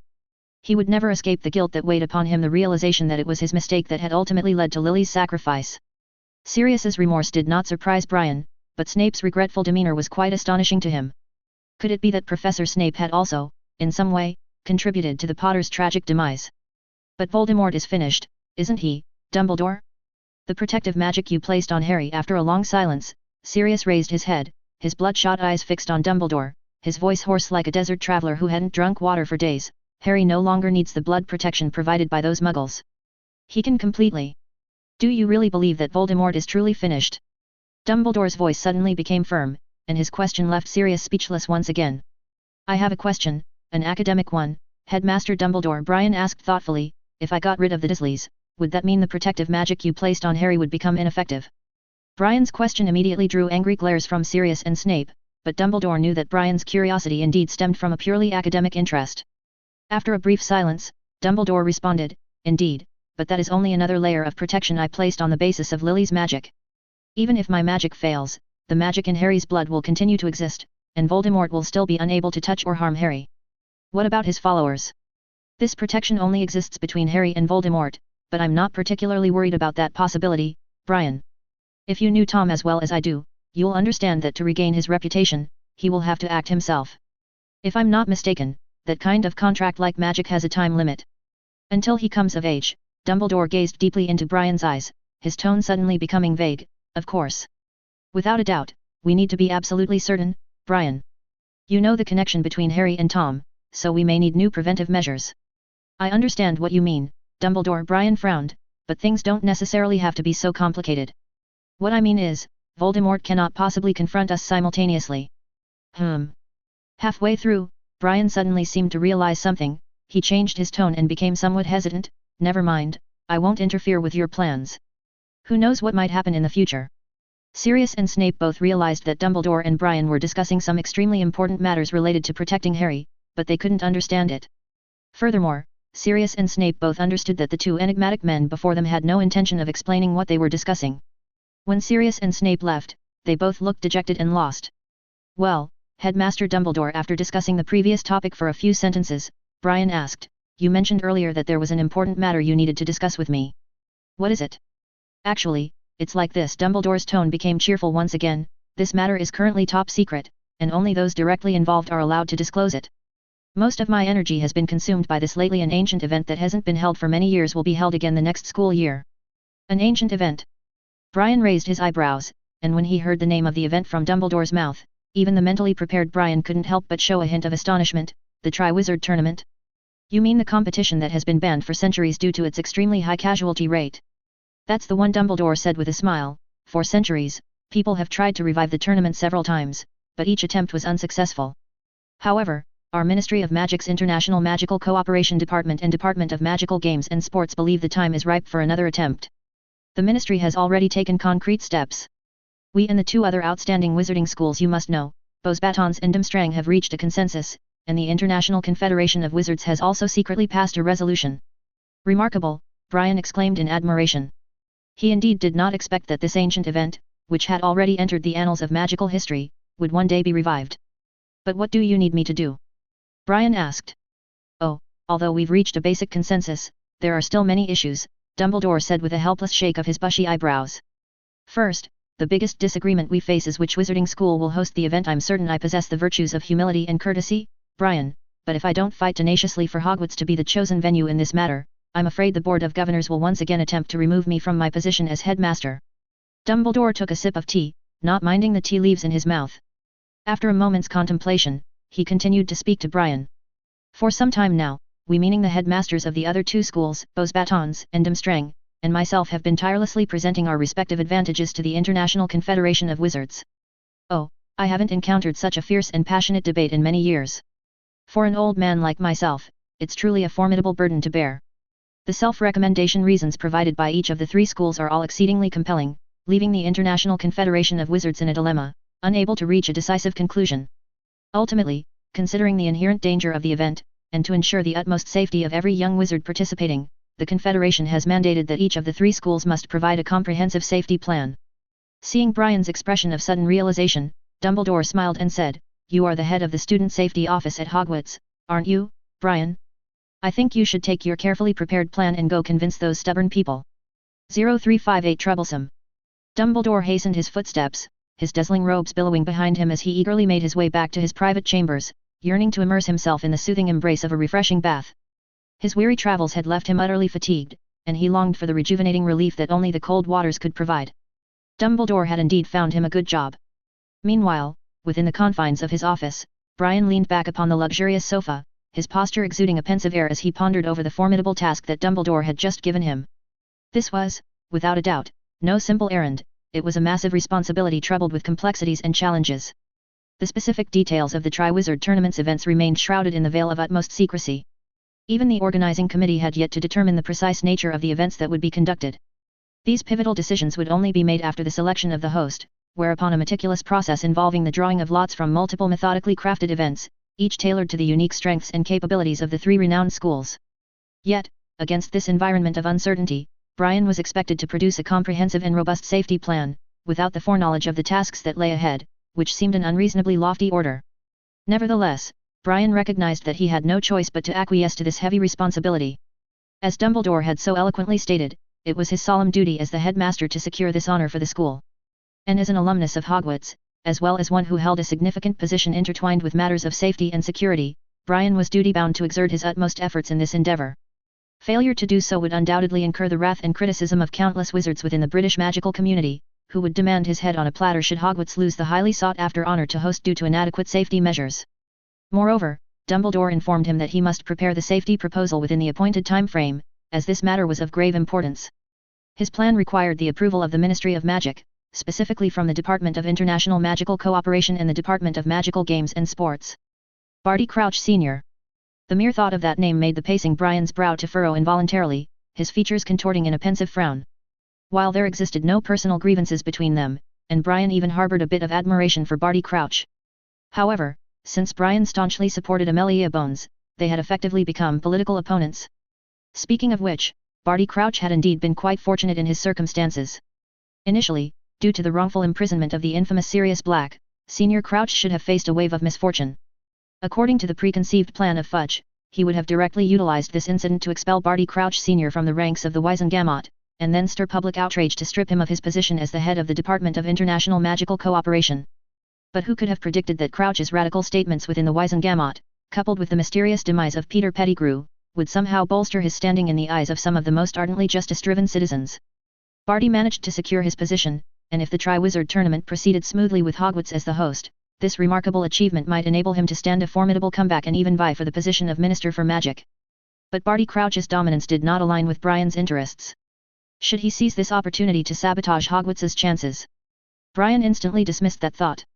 He could not, in good conscience, treat principles and integrity as trivial games like those played by the unscrupulous politicians. Dumbledore's abrupt assignment had indeed disrupted many of Brian's carefully laid plans. His cherished physical education class had just entered a substantive phase, and abandoning it now would render all previous training efforts utterly wasted. As the sky gradually darkened, its vibrant hues fading into the inky blackness of night, Brian approached the window, inhaling deeply the crisp, rapidly cooling air. He massaged his brow, his gaze sweeping across the lush grounds that stretched before him. Making the most of the waning daylight hours before the evening meal, many young witches and wizards frisked and played energetically upon the lush lawns. Within the Quidditch pitch, encircled by towering stands, a few dedicated Hufflepuff students faithfully followed Brian's instructions, diligently completing the day's running exercise. A sudden chuckle escaped Brian's lips as he turned towards the door, making his way down for dinner. In that moment, he found himself empathizing with Professor McGonagall's frustration. Working under a runaway headmaster was no easy feat. Harry and his friends dared not venture too close, instead concealing themselves around the corner of the third-floor staircase as they anxiously watched Sirius stride into Professor Watson's office, his figure disappearing from their line of sight. Earlier, Sirius had been resolute in his determination to confront Snape on Harry's behalf, although he had assured Harry that his intentions were merely to discuss with Snape about his conduct as a professor. However, after knocking several times without receiving any response from Snape's office, Sirius could not resist using rather impolite means to force open the unwelcoming door. As they surveyed the bizarre array of plants and animal specimens suspended in multicolored liquids lining the walls, Harry and Sirius simultaneously furrowed their brows, their expressions mirroring one another in disgust. The inner private storage room also bore no signs of occupancy. As the two speculated whether Blaise Zabani had provided them with false information, Professor Watson's shining patroness materialized through the wall, hovering before them. Professor Snape and Professor Dumbledore. As Harry and Sirius hurried towards the third floor, they encountered Hermione and Ron, who were rushing to find the two, on the first floor. Hermione panted, her words tumbling forth in breathless swiftness. "They're both in Professor Watson's office." Interesting. In response to Hermione's remark, Sirius merely let out a cold, sarcastic laugh. "Did the sniveling villain run to tattle first?" "It doesn't seem like it, S.I. Sirius." Despite Sirius's repeated requests, Ron stammered, still feeling an air of unease when addressing a professor by his first name. Professor Dumbledore, at least, seemed to be in a good mood. He didn't appear angry or upset. "I'm fine, Sirius, really." Fearless even in the lion's den, Sirius prepared to confront Snape himself. However, Harry firmly grasped his arm, his gaze resolute and unflinching. "You can't lay a hand on Snape in front of Professor Dumbledore and Professor Watson. Please, Sirius, don't give him any excuses." In truth, what Harry truly wanted to say was that he would rather endure Snape's torment 100 times over than have Sirius repeatedly confront Snape, risking expulsion from Hogwarts by Dumbledore. Perhaps it was the sincerity that shone forth from Harry's eyes that moved Sirius. He seemed to calm, offering Harry a reassuring smile before wrenching his arm free and striding towards Professor Watson's office.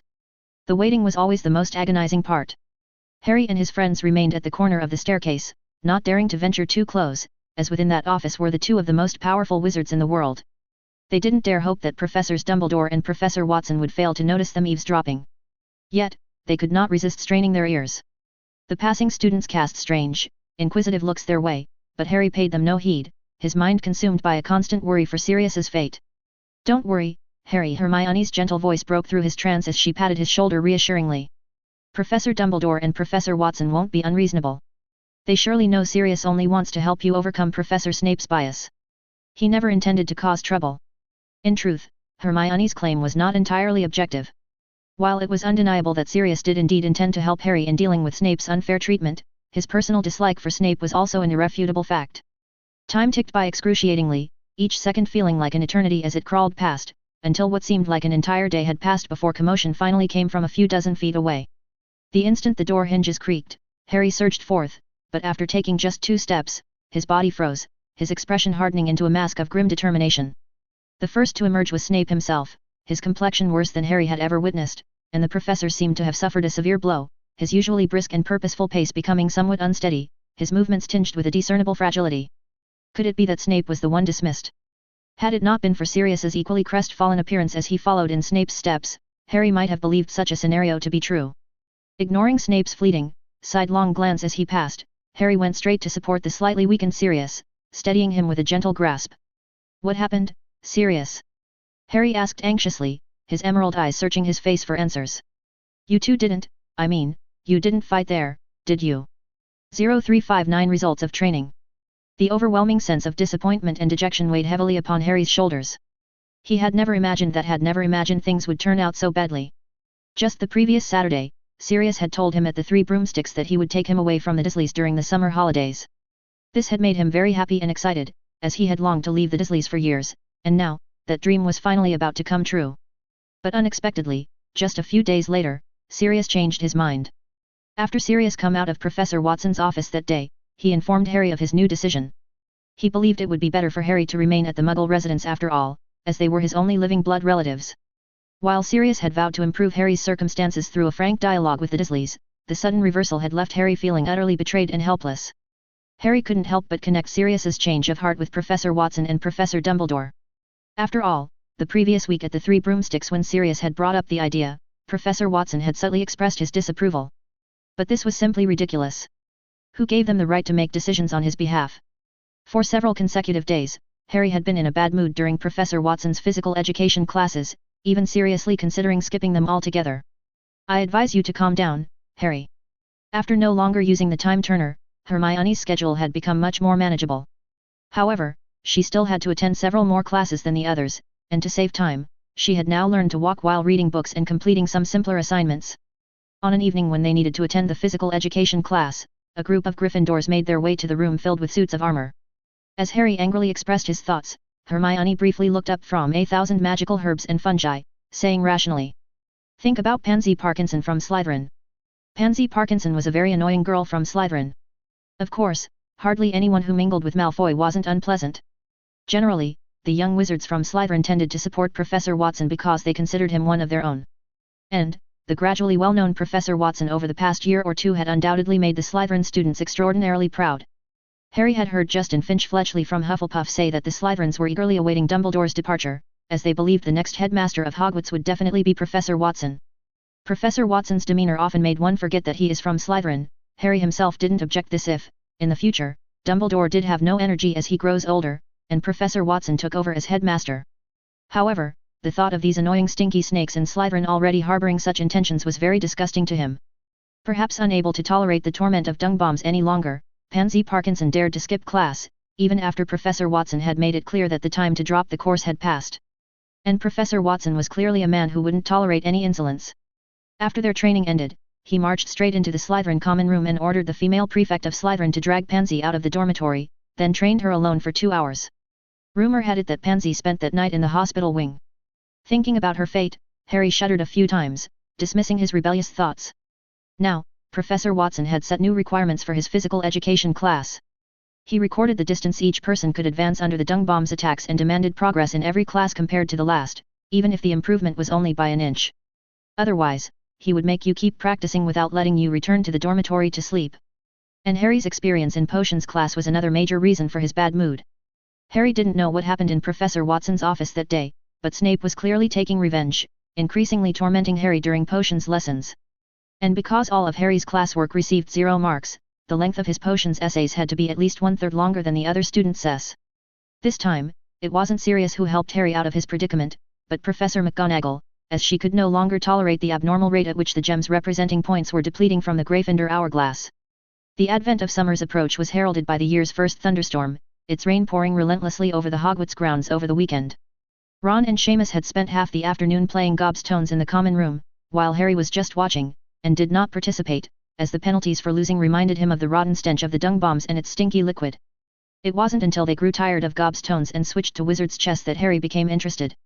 Of course, when it came to the skill level of wizard's chess, Harry and Seamus combined couldn't match Ron. Under the rule of loser's penalty, Ron had consistently remained seated, while Harry and Seamus took turns. After being checkmated by Ron's knight once again, Harry smacked his lips in dissatisfaction. Glancing out the window, he realized that the gloomy day had started to take on a dusky hue. Oh, running! The words escaped Harry's lips in a panicked exclamation as the realization dawned upon him that the hour of the evening meal was rapidly approaching. The watch he was still wearing told Harry that it was almost dinner time, and he got up in a panic. Quite a few of the students participating in the physical education class would schedule Professor Watson's required half-hour daily run right after classes ended and before dinner, as this was the most convenient time, and will not have much impact on their other schedules. Good luck, Harry. Seamus offered Harry a sympathetic shrug, his gaze shifting momentarily towards the torrential downpour that lashed against the castle's windows, the droplets creating a hypnotic sound upon the glass panes. Professor Watson hadn't said they could skip running just because of rain or snow. Surveying the common room, Harry noted the conspicuous absence of Neville, while the mischievous Weasley twins, Fred and George, appeared to have momentarily vanished into the air. However, his gaze soon settled upon Ginny and Hermione, seated in a secluded corner of the room, their heads bowed in hushed conversation. "What are you two talking about?" Harry asked as he walked over. Penelope Clearwater. Hermione's response was tinged with a hint of dissatisfaction as she momentarily lifted her gaze to meet Harry's inquisitive stare. "Luna told me she's often seen Penelope sitting alone in the common room lately, lost in thought." Harry's brow furrowed in bewilderment, his mind struggling to grasp the meaning of Hermione's words. So, boys could be rather oblivious in such matters, and Harry didn't quite understand what Hermione was trying to say. Hermione's expression showed a deepening sense of exasperation, her eyes narrowing ever so slightly as she regarded Harry with a mixture of disappointment and resignation. "So?" she echoed, her tone laced with a gentle rebuke. "I will mention this to Ginny, hoping she could talk some sense into Percy. I don't know what issues they're having, but weren't they always on good terms?" A fleeting notion crossed Harry's mind that perhaps Hermione was being a bit nosy, yet his better judgment told him not to voice his thoughts, as he felt that Hermione seemed to believe that all boys were as heartless as Percy. The group left the common room, heading to the Quidditch pitch for their run. With Hermione around, Harry wasn't too worried about getting drenched in the downpour. He knew she would know many practical spells to help them avoid embarrassing situations. The ceaseless rainfall that had persisted throughout the day had transformed the marble area of the entrance hall into an ice rink, with numerous students who had passed through slipping flat on their backs. Harry and his friends could hear screams of pain one after another when they reached the second floor. It's a mess. Isn't there anyone to maintain order around here? Hermione muttered under her breath, her brow furrowing in disapproval as she surveyed the chaotic scene unfolding below. From their elevated vantage point on the second floor platform, her gaze was drawn to the lonely figure of Neville at the castle's entrance, his shoulders slumped in a posture of melancholy as he faced the rain-soaked world. The dejected slouch of his shoulders showed the weight of his worries, and Hermione's lips pursed involuntarily, about to extend an invitation for Neville to join their company. However, before the words could pass her lips, a shrill, mocking laugh pierced the air, shattering the tranquil moment and drawing all eyes towards its source. It was Peeves, the infamous poltergeist, who had suddenly appeared above the entrance hall, floating at the same elevated level as Harry and his friends. Harry, Hermione, and Ginny all noticed the pile of water-filled balloons the size of fists that Peeves was clutching, and they immediately realized what the prankster ghost intended to do. Peeves instantly fixed his gaze on Neville, who was closest to the entrance, the muscles in his mischievous, broad face tightening with anticipation. Before Harry, Hermione, or Ginny could utter a word of warning, Peeves struck with lightning swiftness, seizing one of the water balloons and hurling it with tremendous force towards the unsuspecting Neville. How strange! Watching the water balloon's trajectory gliding through the air, a strange thought crossed Harry and the others' minds. Why did the balloon Peeves had thrown with full force seem to be moving so slowly? Harry's lips parted, but then he immediately realized the water balloon's speed wasn't slow at all, because before he could utter the first syllable, Peeves' balloon was already only 2 feet away from the back of Neville's head. And under the sympathetic gaze of those witnessing the scene, Neville suddenly moved.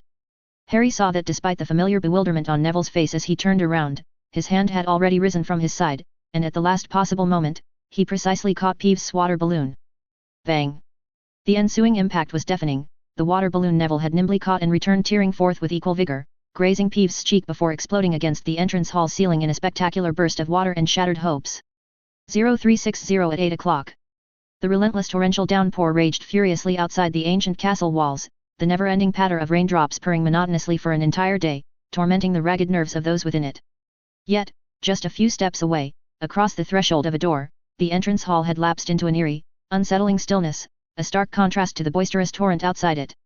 Neville's current frozen posture bore an uncanny resemblance to that of a seasoned baseball pitcher Harry had once seen on a television screen, his arms suspended in mid-throw, as if unleashing an imaginary water balloon, unmoving, while his face, now considerably slimmer, still bore a dazed expression, as if he hadn't quite grasped what he'd just done. Oh, damn, that was awesome! Ginny exclaimed, her eyes blazing with admiration as she witnessed the entire incident unfold before her. Hearing this, Harry, standing beside her, couldn't help but furrow his brow in perplexed confusion. Ron's little sister's admiration for him was almost common knowledge, an open secret. But today, she was praising another boy, right before his very eyes. Of course, Harry had to admit, Neville's split-second reaction was indeed impressively smooth and effortless. But still, this was Neville they were talking about. Over the past 3 years, thanks to Snape's relentless propagation of scathing rumors, Neville's clumsiness had become the well-known stuff of legend, even among the other houses. But that smooth, dashing, fluid catching and throwing motion just now, what was that all about? It defied everything Harry had come to expect from the bumbling Neville. Neville, you little brat! Peeves screeched, his shrill voice shattering the tense silence. While others were still stunned by Neville's astonishing performance, the mischievous poltergeist reacted first, interpreting Neville's throw as a deliberate provocation, and flew into an unrestrained rage. Peeves snatched off his bell-topped hat, the space inside seeming to possess an extraordinary capacity, much like their physical education classroom. His crooked hands left trails as he ceaselessly pulled out water balloons from the hat's seemingly bottomless depths, and the entrance hall was instantly filled with the popping sounds of bursting like firecrackers. Oh, help! Neville's reaction was much more normal now as he cried out, his earlier bravado evaporating as panic etched itself across his face. He scurried to dodge Peeves' relentless barrage of water balloons, joining the other young wizards who couldn't escape the entrance hall in time. Oh, seeing Neville lose his cool so quickly, Ginny sighed, the stars in her eyes flickering and fading as she shrugged her shoulders in resignation. This is the Neville I know, she muttered, her earlier awe dissipating like mist in the morning sun. Hermione's voice carried a hushed urgency as she stared intently at Neville from the second-floor railing, her expression serious. I don't know if you noticed. Of course, Harry affirmed, his gaze following hers, a silent understanding passing between them. The water-soaked marble floor was as slippery as ice, making it virtually impossible for the others to effectively evade in such treacherous conditions. In fact, they could barely stand, their feet sliding helplessly beneath them. Yet Neville, though stumbling clumsily, his graceful movements now gone, had not fallen even once. After all, the slipperiness of the water-drenched marble was comparable to that of the foul-smelling secretion left behind by dung bombs during their physical education classes. To avoid intimate facial contact with the rotten liquid on the ground, every young wizard tried his best to avoid falling down, a lesson Neville seemed to have learned through harsh experience. "Seems to be having some effect, isn't it?" A voice from behind made the trio jump, when they were closely observing Neville. "Oh, Professor Watson, sorry, I didn't notice you," Hermione said apologetically in a hushed tone, her cheeks flushing slightly. Meanwhile, Harry tensed up, a look of slight embarrassment flickering across his features. Recently, Harry had been taking out his frustration over his shattered dream of moving out of the Dursleys' oppressive household on Professors Dumbledore and Professor Watson. He even harbored a bit of resentment towards Sirius for breaking his promise. "I came down for dinner," Professor Watson said with a warm smile, his lips curving in a reassuring arc. "What about you?" Hermione gestured towards the rain-streaked entrance with a subtle tilt of her head, her eyes following the motion. "We usually finish our daily run before dinner, but Peeves blocked the entrance." Professor Watson nodded slightly in understanding, the fabric of his sleeve slipping down as he grasped his wand, which was about to slip from his grasp. With a gentle wave, the water balloons Peeves had just released burst into brilliant golden flames with a resounding bang. The orange bow tie adorning Peeves' bulbous nose began emitting thick plumes of black smoke from the burning flames. "Who dares?" Peeves shrieked, his vicious eyes darting around rapidly, wide with outrage at this brazen act of boldness. "Who dares to disturb the great Peeves while punishing these naughty little brats?" Upon locking eyes with Brian standing on the second-floor platform, whose arm was still raised, Peeves' expression morphed in the blink of an eye.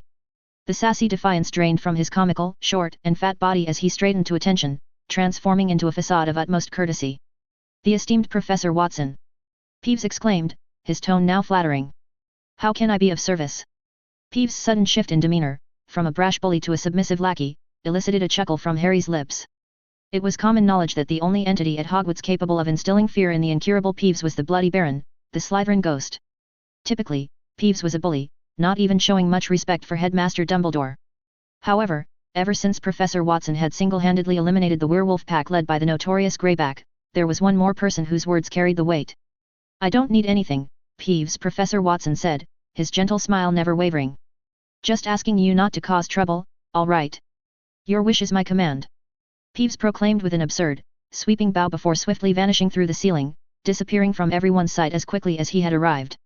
"There, problem solved," Professor Watson said cheerfully, the corners of his eyes creasing with satisfaction. "I'm going to enjoy my dinner now, you all carry on. Oh, to be honest, I'm quite hungry. Some matters occupied my mind, and I seem to have forgotten lunch today." With that, Professor Watson turned and headed down the stairs, his footsteps echoing through the hall. But midway, he suddenly stopped, turned to look at Hermione, and after a brief pause scattered by the patter of rain, gestured with a nod of his chin. "No classes tonight, Miss Granger. If you have the time, I'd like you to come to my office before 8 o'clock. Hermione opened her mouth, but before she could ask the reason why he summoned her, she saw Professor Watson talking with Neville in the entrance hall about the same thing. "And you too, Mr. Longbottom. I hope you can make it by then. It's not extra training, is it?" Neville, his robes still drenched and clinging to his slight frame, turned pale as he looked uncertainly at Hermione descending the stairs. This very thought seemed to fill him with dread. "Don't be silly, Neville," Ginny said briskly, a hint of her earlier admiration creeping back into her tone as she said to him. "If you need extra training, none of us would be spared." The relentless downpour showed no signs of stopping, the surface of the Black Lake already spilling over its banks and flooding the grounds in a steadily encroaching tide. The thunderous roar of the surging waves crashing against the cliffs resounded like muffled thunder, making the young wizards within the castle's walls feel uneasy. At 7:50, Hermione and Neville arrived on the third floor, where Professor Watson's office was located, only to encounter another figure, Luna Lovegood. Luna was a second-year student, a year below them, but thanks to Professor Watson's physical education classes, she had become acquainted with several Gryffindors. "Good evening." The beer bottle cap necklace around Luna's neck jingled merrily as she was the first to spot Hermione and Neville approaching from the other end of the dimly lit corridor, raising her hand in greeting. "Good evening, Luna," Hermione replied, her gaze unconsciously skimming over the strange necklace, her eyebrows furrowing slightly into a perplexed frown. Hermione simply couldn't understand why Professor Flitwick allowed Luna to maintain such an outlandish, eccentric appearance. If she were in Gryffindor, Professor McGonagall would certainly have something stern to say. However, recognizing that true friends should respect each other's personal choices, Hermione made no comment on Luna's unorthodox sense of style, though her eyes showed a hint of confusion. "Professor Watson asked you to come too, didn't he? Did he tell you why he called us here?" He didn't say, Luna replied. Her misty silver eyes had a dreamy look, but her tone was particularly sincere. I guess he wants to teach us how to get rid of Raxperts. Hermione and Neville exchanged glances, silently agreeing not to comment. But I think he's wasting his time. Luna made a swatting motion as she pushed open the office door. There are no tricks to deal with these creatures. We just have to get used to them. The sudden, harsh downpour had caused a drastic drop in temperature, and a roaring fire crackled merrily in the office's hearth. Professor Watson sat behind his desk in a high-backed leather chair, his chin resting on interlaced fingers as he stared at the haphazard pile of parchments before him. A pained, furrowed expression creased his brow, etching deep lines across his forehead as he frowned in intense concentration. Hermione was all too familiar with that particular look. It was the same helpless, almost despairing expression Harry and Ron had whenever they struggled to fulfill the demanding word count requirements for their history of magic essays. Or when faced with Professor Trelawney's weird demands for detailed predictions about their own fated demises, no matter how unbelievable. Have a seat. Professor Watson gestured vaguely with one hand, tossing his quill into the waiting ink bottle with the other as he glanced up at their arrival. As Hermione approached, she couldn't resist a quick, sneaky glance at the disorganized files littering the professor's desk like a minefield of paperwork. One large, yellowing parchment appeared to be a meticulously detailed bird's-eye view of the expansive Hogwarts grounds and surrounding lands. While in the top right corner of another stack, a small section bore an uncanny resemblance to a wizarding photograph of Madame Pomfrey. You must be wondering why I called you here, so let me get straight to the point. With a casual wave of his wand, he conjured 3 steaming mugs of pumpkin juice before them. Brian then massaged his throbbing temples as he said to the young trio, his voice tinged with weariness. Due to certain matters, I will have to leave Hogwarts for a period of time. I can't say for sure when I'll be back. But during my absence, I need to ensure that the physical education classes can proceed smoothly. So. Brian spread his hands open in a calming gesture, his calloused palms facing upwards as he paused for emphasis. I'd like you 3 to serve as teaching assistants for those classes. What do you think? 0361 us? The flickering candlelight cast wavering shadows across Hermione's pensive features as she blinked her large, cinnamon-hued eyes thoughtfully, her brow furrowing slightly. However, she wasn't particularly surprised by the professor's words. It wasn't an uncommon occurrence. Hagrid would occasionally leave Hogwarts on business, and Professor Dumbledore frequently left Hogwarts as well to handle his own affairs. Hermione's gaze drifted towards the corner of Professor Watson's desk, where a thick, haphazard stack of unopened letters lay, their envelopes adorned with intricate wax seals and elegant calligraphy. One could guess as to the numerous academic conferences or high-end meetings to which the professor was regularly invited. But teaching assistants? Hermione's train of thought was interrupted by the sight of Neville fidgeting uneasily in his seat, his fingers twisting anxiously in his lap. Instinctively, his wide, earnest eyes sought out Hermione's, hoping to get a hint as to how to proceed, but Hermione also looked bewildered. If it were charms or transfiguration class, Hermione felt confident she could handle it. In fact, she would be overjoyed, as it would represent the professor's recognition of her abilities. But Professor Watson's physical education class? Hermione was puzzled. What could she do?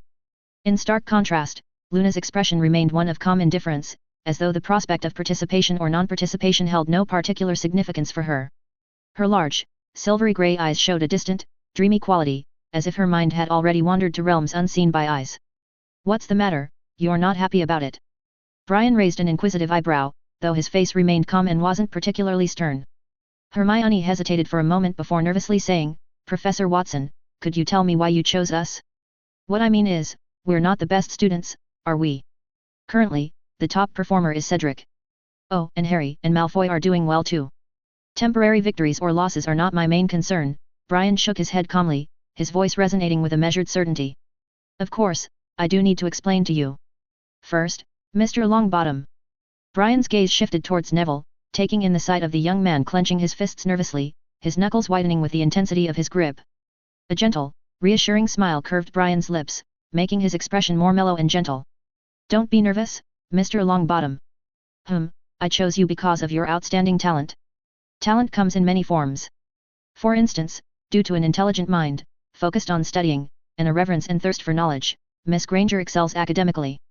Similarly, Harry became the youngest seeker in a century thanks to his sharp reflexes and physical balance. As for you, Mr. Longbottom, your magical talents are lacking, but in terms of physical abilities, you may even surpass Harry. It's just that certain weaknesses in your personality have overshadowed your exceptional qualities, only allowing them to be revealed under specific circumstances.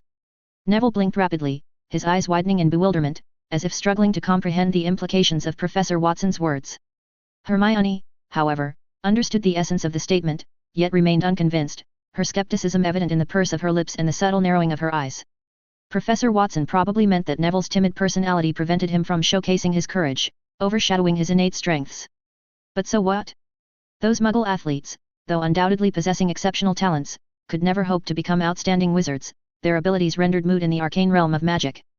Seemingly aware of Hermione's lingering doubts, Professor Watson pursed his lips contemplatively before continuing his explanation. Godric Gryffindor, the founder of Gryffindor House, was himself a valiant warrior. He seamlessly integrated the ancient magical arts with the combat techniques of the Muggle Knights, forging a synthesis and used them to defeat many formidable opponents of that era. Mr. Longbottom. Brian paused, his penetrating gaze turning towards the somewhat startled Neville. At least in terms of combat skills, I believe you have the innate talent to develop in that direction. Moreover, this will serve as an exercise for you to shed your reserve and reveal your true self more fully. The significance of Professor Watson's words hung heavily in the air. If word of his belief in Neville's potential to follow the legendary Godric Gryffindor's footsteps were to spread, then poor Neville would undoubtedly face no small amount of ridicule and skepticism. But this was Professor Watson. He wouldn't joke about such things. Hermione turned her head slowly, her eyes wide with a mixture of shock and newfound wonder as she stared at Neville's round, flustered face. It was as if she were truly seeing him for the first time. As for you, Miss Granger, I've already mentioned your strengths, Professor Watson nodded towards Hermione. But I missed one crucial point. Maintaining order and ensuring faithfulness to the rules is an extremely rare ability. After I leave, I can foresee some young wizards slacking off or even causing some trouble. For this reason, I need someone with an unwavering sense of discipline and authority to maintain control within the classroom. For this, I will grant you certain powers akin to those of a prefect. You will have the ability to deduct points from or assign detentions to unruly young wizards, and Argus will cooperate fully with you in enforcing these measures. Typically, it was not until their 5th year at Hogwarts that outstanding students, possessing both academic excellence and exemplary character, were selected to serve as prefects, a position granting them a measure of professorial authority. Hermione had never heard of a professor giving such significant power to a 3rd-year student. With great power, however, came an equal measure of responsibility. In an instant, Hermione's mind raced, envisioning which students might be tempted to slack off or cause disruptions during the training sessions. Would she truly be capable of exerting control over them, of enforcing the rules with an iron fist? Even as Hermione grappled with this weighty question, another doubt crept into the forefront of her mind. Why, pray tell, had Professor Watson recruited Luna for this? Luna was a 2nd-year student, specially recruited by Professor Watson alongside Ginny for the physical education class.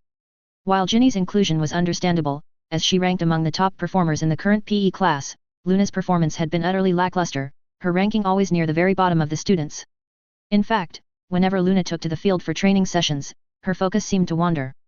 Before she could even attempt to dodge the first few projectiles, her gaze would inexplicably drift, her eyes taking on that familiar, dreamy look as she stared into the air, oblivious to the relentless barrage of dung bombs that would inevitably bombard her body, knocking her senseless and forcing her to withdraw.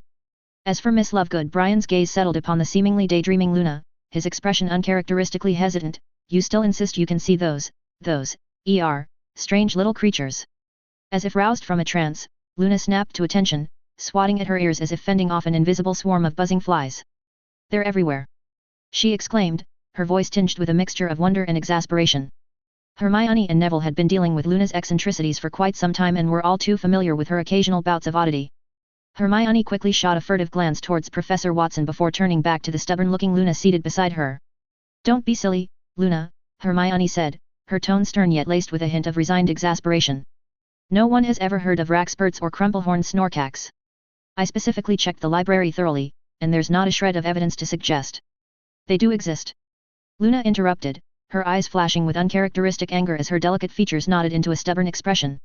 She gestured wildly with her hands, as if swatting at unseen forces. There are numerous eyewitness reports from credible sources. Just because you can't see them yourself, you think they don't exist. As Luna got into a heated argument with the ever-rational Hermione right before his eyes, a contemplative look flickered across Brian's face. His right hand moved subtly behind his back, the calloused pad of his middle finger pressing firmly against the tip of his thumb. Snap! The sudden, sharp sound reverberated through the room, catching Hermione in the midst of her valiant efforts to convince Luna to abandon her fanciful beliefs off guard. She subconsciously turned her head towards Professor Watson, her eyes widening in surprise. But at that precise moment, a fierce gust of wind suddenly whipped through the steady drizzle outside, the powerful, inexplicable blast sweeping past the classroom windows and causing the glass panes to rattle discordantly in their frames. Whoa! While Hermione and Neville remained dazed, Their senses momentarily overwhelmed, Luna reacted as if she had seen something incredible. In a flurry of motion, she leapt up onto the sofa, as her eyes widened in an expression of mingled fear and exhilaration. Facing the bewildered gazes of her confused classmates, Luna raised a trembling finger, pointing it towards the window as her voice rang out, laced with equal parts of nervousness and breathless excitement. Heliopath. A group of heliopaths just ran by. What's that? Neville stammered, his shoulders instinctively hunching inward as if bracing for an unseen impact, his unease palpable. Massive, fire-breathing creatures that race across the land, burning everything in their path to ashes, Luna stated matter-of-factly, her tone that of a seasoned magi-zoologist lecturing on the habits of a particularly fearsome species. But I didn't expect them to fly. Hermione's lips were pursed into a thin, pale line, her expression comical in its inability to conceal her utter skepticism at Luna's latest fantastical claim. Just as I thought, Brian nodded inwardly, a look of understanding dawning upon his features. Luna Lovegood, this young girl's keen perception of magic had reached the point of being able to manifest it. For many years, she was the first witch Brian had encountered whose sensitivity to magic was higher than his own. I have something here. Professor Watson strode back towards his desk, pulling open a drawer to retrieve a brand new notebook. He then returned to the sofa and handed the notebook to Luna. It teaches how to see Raxpurts, among other creatures. As Luna's wide, silvery eyes met his, shining with a close sense of wonder and recognition, Professor Watson's smile broadened slightly. If you're interested, you can study it first, Miss Lovegood. 0362 Another admirer. The night had begun with a gentle pitter-patter of rain droplets pouring from the inky black sky, but as the hours ticked by, the heavens unleashed their fury in the form of a torrential downpour. Streaks of blinding lightning illuminated the turbulent waters of the Black Lake, their jagged tendrils slicing through the darkness like ethereal swords.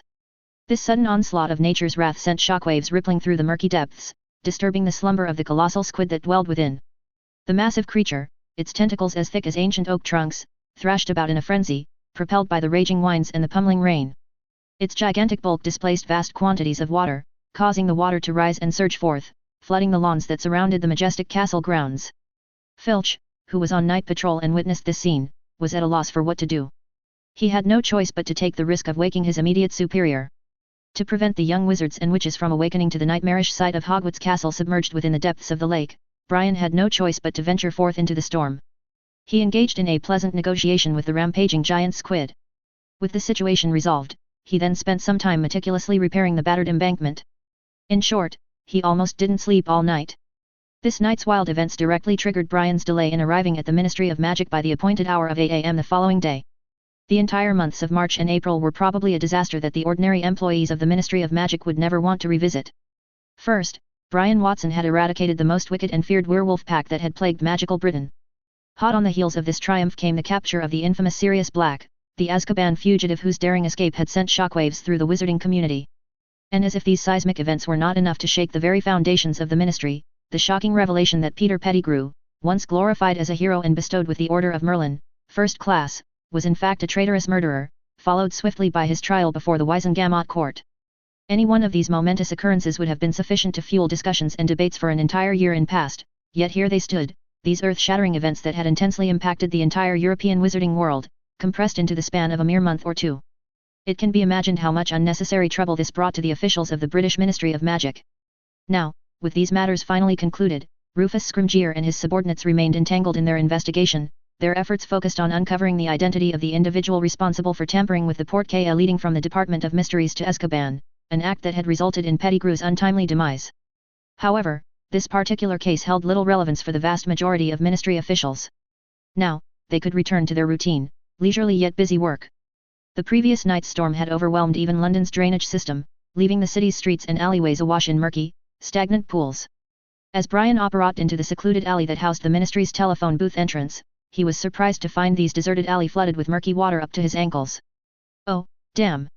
he exclaimed, his brow furrowing as he surveyed the veritable ocean that lay before him. "I hope the Ministry of Magic hasn't been flooded." Although the entrance telephone booth looked shabby on the outside, it was still reliable. Brian successfully entered the Ministry of Magic's entrance hall. Even on the most ordinary of days, the Ministry was a disharmony of sound and motion, with every individual present wearing an expression of urgency as they hurried about their tasks. The relentless rain appeared to have exacted its toll on the Ministry as well. As Brian emerged from the fireplace, he bore witness to a scene of disarray. Numerous fireplaces on his left, right, and across from him stood inoperative, their hearths dark and cold, while a young staff member was frantically trying to stop the rainwater seeping from the fireplace walls from making a mess of the grand hall.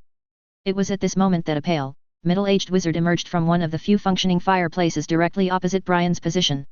His disheveled appearance, marred by 2 large black eyes and mud-caked leather shoes, as if he had just trekked through a muddy field. "Couldn't you avoid making a mess, Dirk?"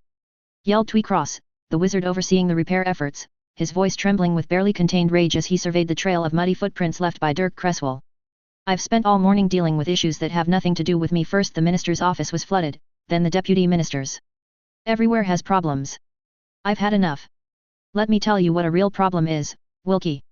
The panting Cresswell suddenly regained his energy, glaring at the accusing Cross Wilkie as he panted like a winded ox.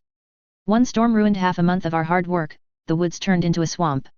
Over a dozen blokes working overtime to set up the stands were sent to St. Mungo's. I spent all night in the pouring rain checking if any other areas might collapse too. I went through this ordeal just so you'd have somewhere to park your arse while watching the Quidditch World Cup this summer, Wilkie. This wasn't even my job, and now you're yelling at me over a bit of mud." Cross's momentum faltered, his indignation deflating like a punctured balloon. "Thank you for your selfless efforts, Dirk. I just, It was at this juncture that Cross's gaze landed upon Brian, who had been observing the exchange from the sidelines. Initially failing to recognize the wizard, Cross rolled his eyes impatiently. "You'd best be on your way, sir. This is no place to be gawking with the entrance in such a state."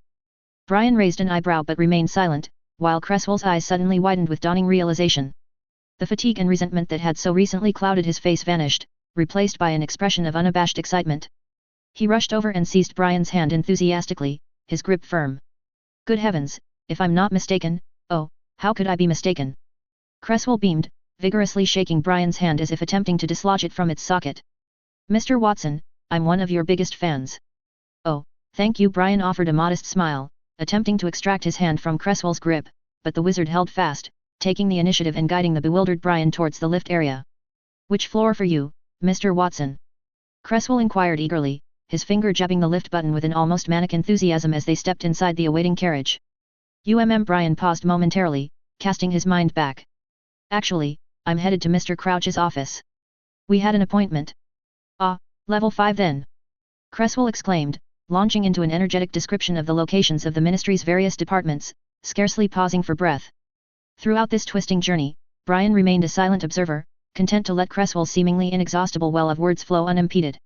Yet, amidst the flood of information, the wizard named Dirk Cresswell managed to convey his own identity and background with remarkable clarity. "I am also from Slytherin," he said as they reached level 5 and he gestured towards Crouch's office door. "Though my head of house at Hogwarts was actually Professor Slughorn. We frequently exchanged letters discussing wizarding affairs, and just recently when discussing Fenrir Greyback, he expressed his regret to me."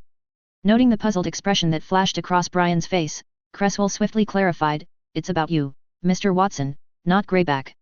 Professor Slughorn felt he should have held off retiring a bit longer so he could have been your head of house, instead of letting Severus Snape take advantage." Please convey my gratitude for his kind sentiments," Brian chuckled, his eyes crinkling at the corners as he came to a halt before the office door that marked his destination. "I believe this is my stop. Allow me to knock for you." Cresswell exclaimed, bounding ahead before Brian could protest, his knuckles knocking smartly against the sturdy oak. "You're late," came the curt response from within, the voice laced with a distinct undercurrent of irritation. This was an extremely oppressive office, with its antiquated, stuffy decor giving the impression of being transported back to the 18th century. But one only needed to glance at the meticulously organized shelves crammed full of files to sense that the room's occupant was a severely regimented individual, bordering on obsessive-compulsive. Barty Crouch stood behind his desk, his expression blank yet his eyes piercing, fixed unwaveringly upon the two wizards as they entered his office. "It's not Mr. Watson's fault." Cresswell burst out indignantly before Brian could offer an explanation, his voice dripping with self-righteous indignation. "I'll speak the truth, Mr. Crouch. If the ministry would loosen its purse strings a bit and spend some money to properly repair our infrastructure, the entrance wouldn't be in such a mess now." "You know Barty's style, Dirk, he's used to being practical," a third wizard interjected, leaping to Crouch's defense. It was at this point that Brian realized Crouch's office was not unoccupied. Ludo Bagman, the head of the Department of Magical Games and Sports, was also present. A fourth wizard lingered in the visitors' area, hunched in whispered discussion with Ludo, a travel case at his feet suggesting an imminent departure. It was he who had spoken up for Crouch, though his real motive seemed to be avoiding any further pestering, judging by Crouch's expression. "Oh, Cuthbert!" Cresswell blurted out, recognition flickering in his eyes as he addressed the fourth wizard. "What are you doing here? Didn't you request leave from the minister to go on holiday?" "I'm hitching a ride." Cuthbert Mockridge, the head of the Goblin Liaison Office and Cresswell's own supervisor, exclaimed with undisguised joy, giving his suitcase an emphatic kick. "I'm planning to stroll around Paris for a few days. I was originally going to use Muggle transportation, but Ludo told me they were also going to Paris. I can conveniently use Barty's international flua from his office instead." Barty was quite accommodating and agreed right away. From the expression on Barty Crouch's face, Brian could see that the main reason behind his acquiescence was to avoid further harassment from the overly enthusiastic Cuthbert Mockridge. 0363 Arrival in Paris. In the spacious and meticulously organized office of Barty Crouch, the diligent Dirk Cresswell was earnestly briefing the inattentive Cuthbert Mockridge on some recent critical work matters. However, it was abundantly evident that the preoccupied Cuthbert was unwilling to be disturbed at that particular moment, as he appeared to have a matter of great importance to discuss with the sociable Ludo Bagman. Barty Crouch sat behind his imposing desk, meticulously scrutinizing the safety plan that had been submitted by Brian, the head of the Hogwarts Office of Student Safety. His brow furrowed slightly as he schemed over the document, an unmistakable aura of dissatisfaction emanating from his stoic demeanor. To be honest, Barty was not satisfied with the safety plan put together by Brian. Not to mention its contents, if one of his subordinates had submitted such a poorly formatted report for his review, he might have already blown his top. Now, the only reason he could tolerate the grammatical errors and misspellings in the report was because it bore Albus Dumbledore's approving signature. Additionally, Brian himself had a special status. Not to mention that Brian, the head of the Hogwarts Office of Student Safety, was viewed as a hero for eradicating werewolves by many residents of the British wizarding world. Moreover, he was a favorite of the minister, not to mention his deep connections with certain people within the ministry. To openly antagonize an individual of such stature and influence would undoubtedly be misinterpreted as a brazen attempt by Barty to ignite a conflict, which would be unwise given his current unstable position. "There are many areas that need revision," Barty said impassively 10 minutes later. He tossed Brian's submitted plan onto the desk, hoping the potentially rude action would make the young man understand that what he had submitted was merely a pile of garbage. "Time is pressing, so achieving perfection is admittedly difficult, but fortunately we still have time for revisions," Crouch added with forced courtesy. Brian understood Barty's dissatisfaction, but he didn't take offense. He simply smiled slightly and said, "Speaking of which, so far Headmaster Dumbledore has only told me to prepare a safety plan to present at the Event Review Committee under the International Confederation of Wizards, but what are the specific regulations?" Exhaling an inward sigh of exasperation, Crouch nevertheless maintained an outward demeanor of unruffled calm as he provided Brian with an overview of the protocols. "We must submit Hogwarts' safety plan promptly at 8 a.m. 3 days from now to the Event Review Committee. At that time, the venue will be closed off, and representatives from the 3 schools participating will verbally present their respective plans to the review committee members and ask any inquiries they may have.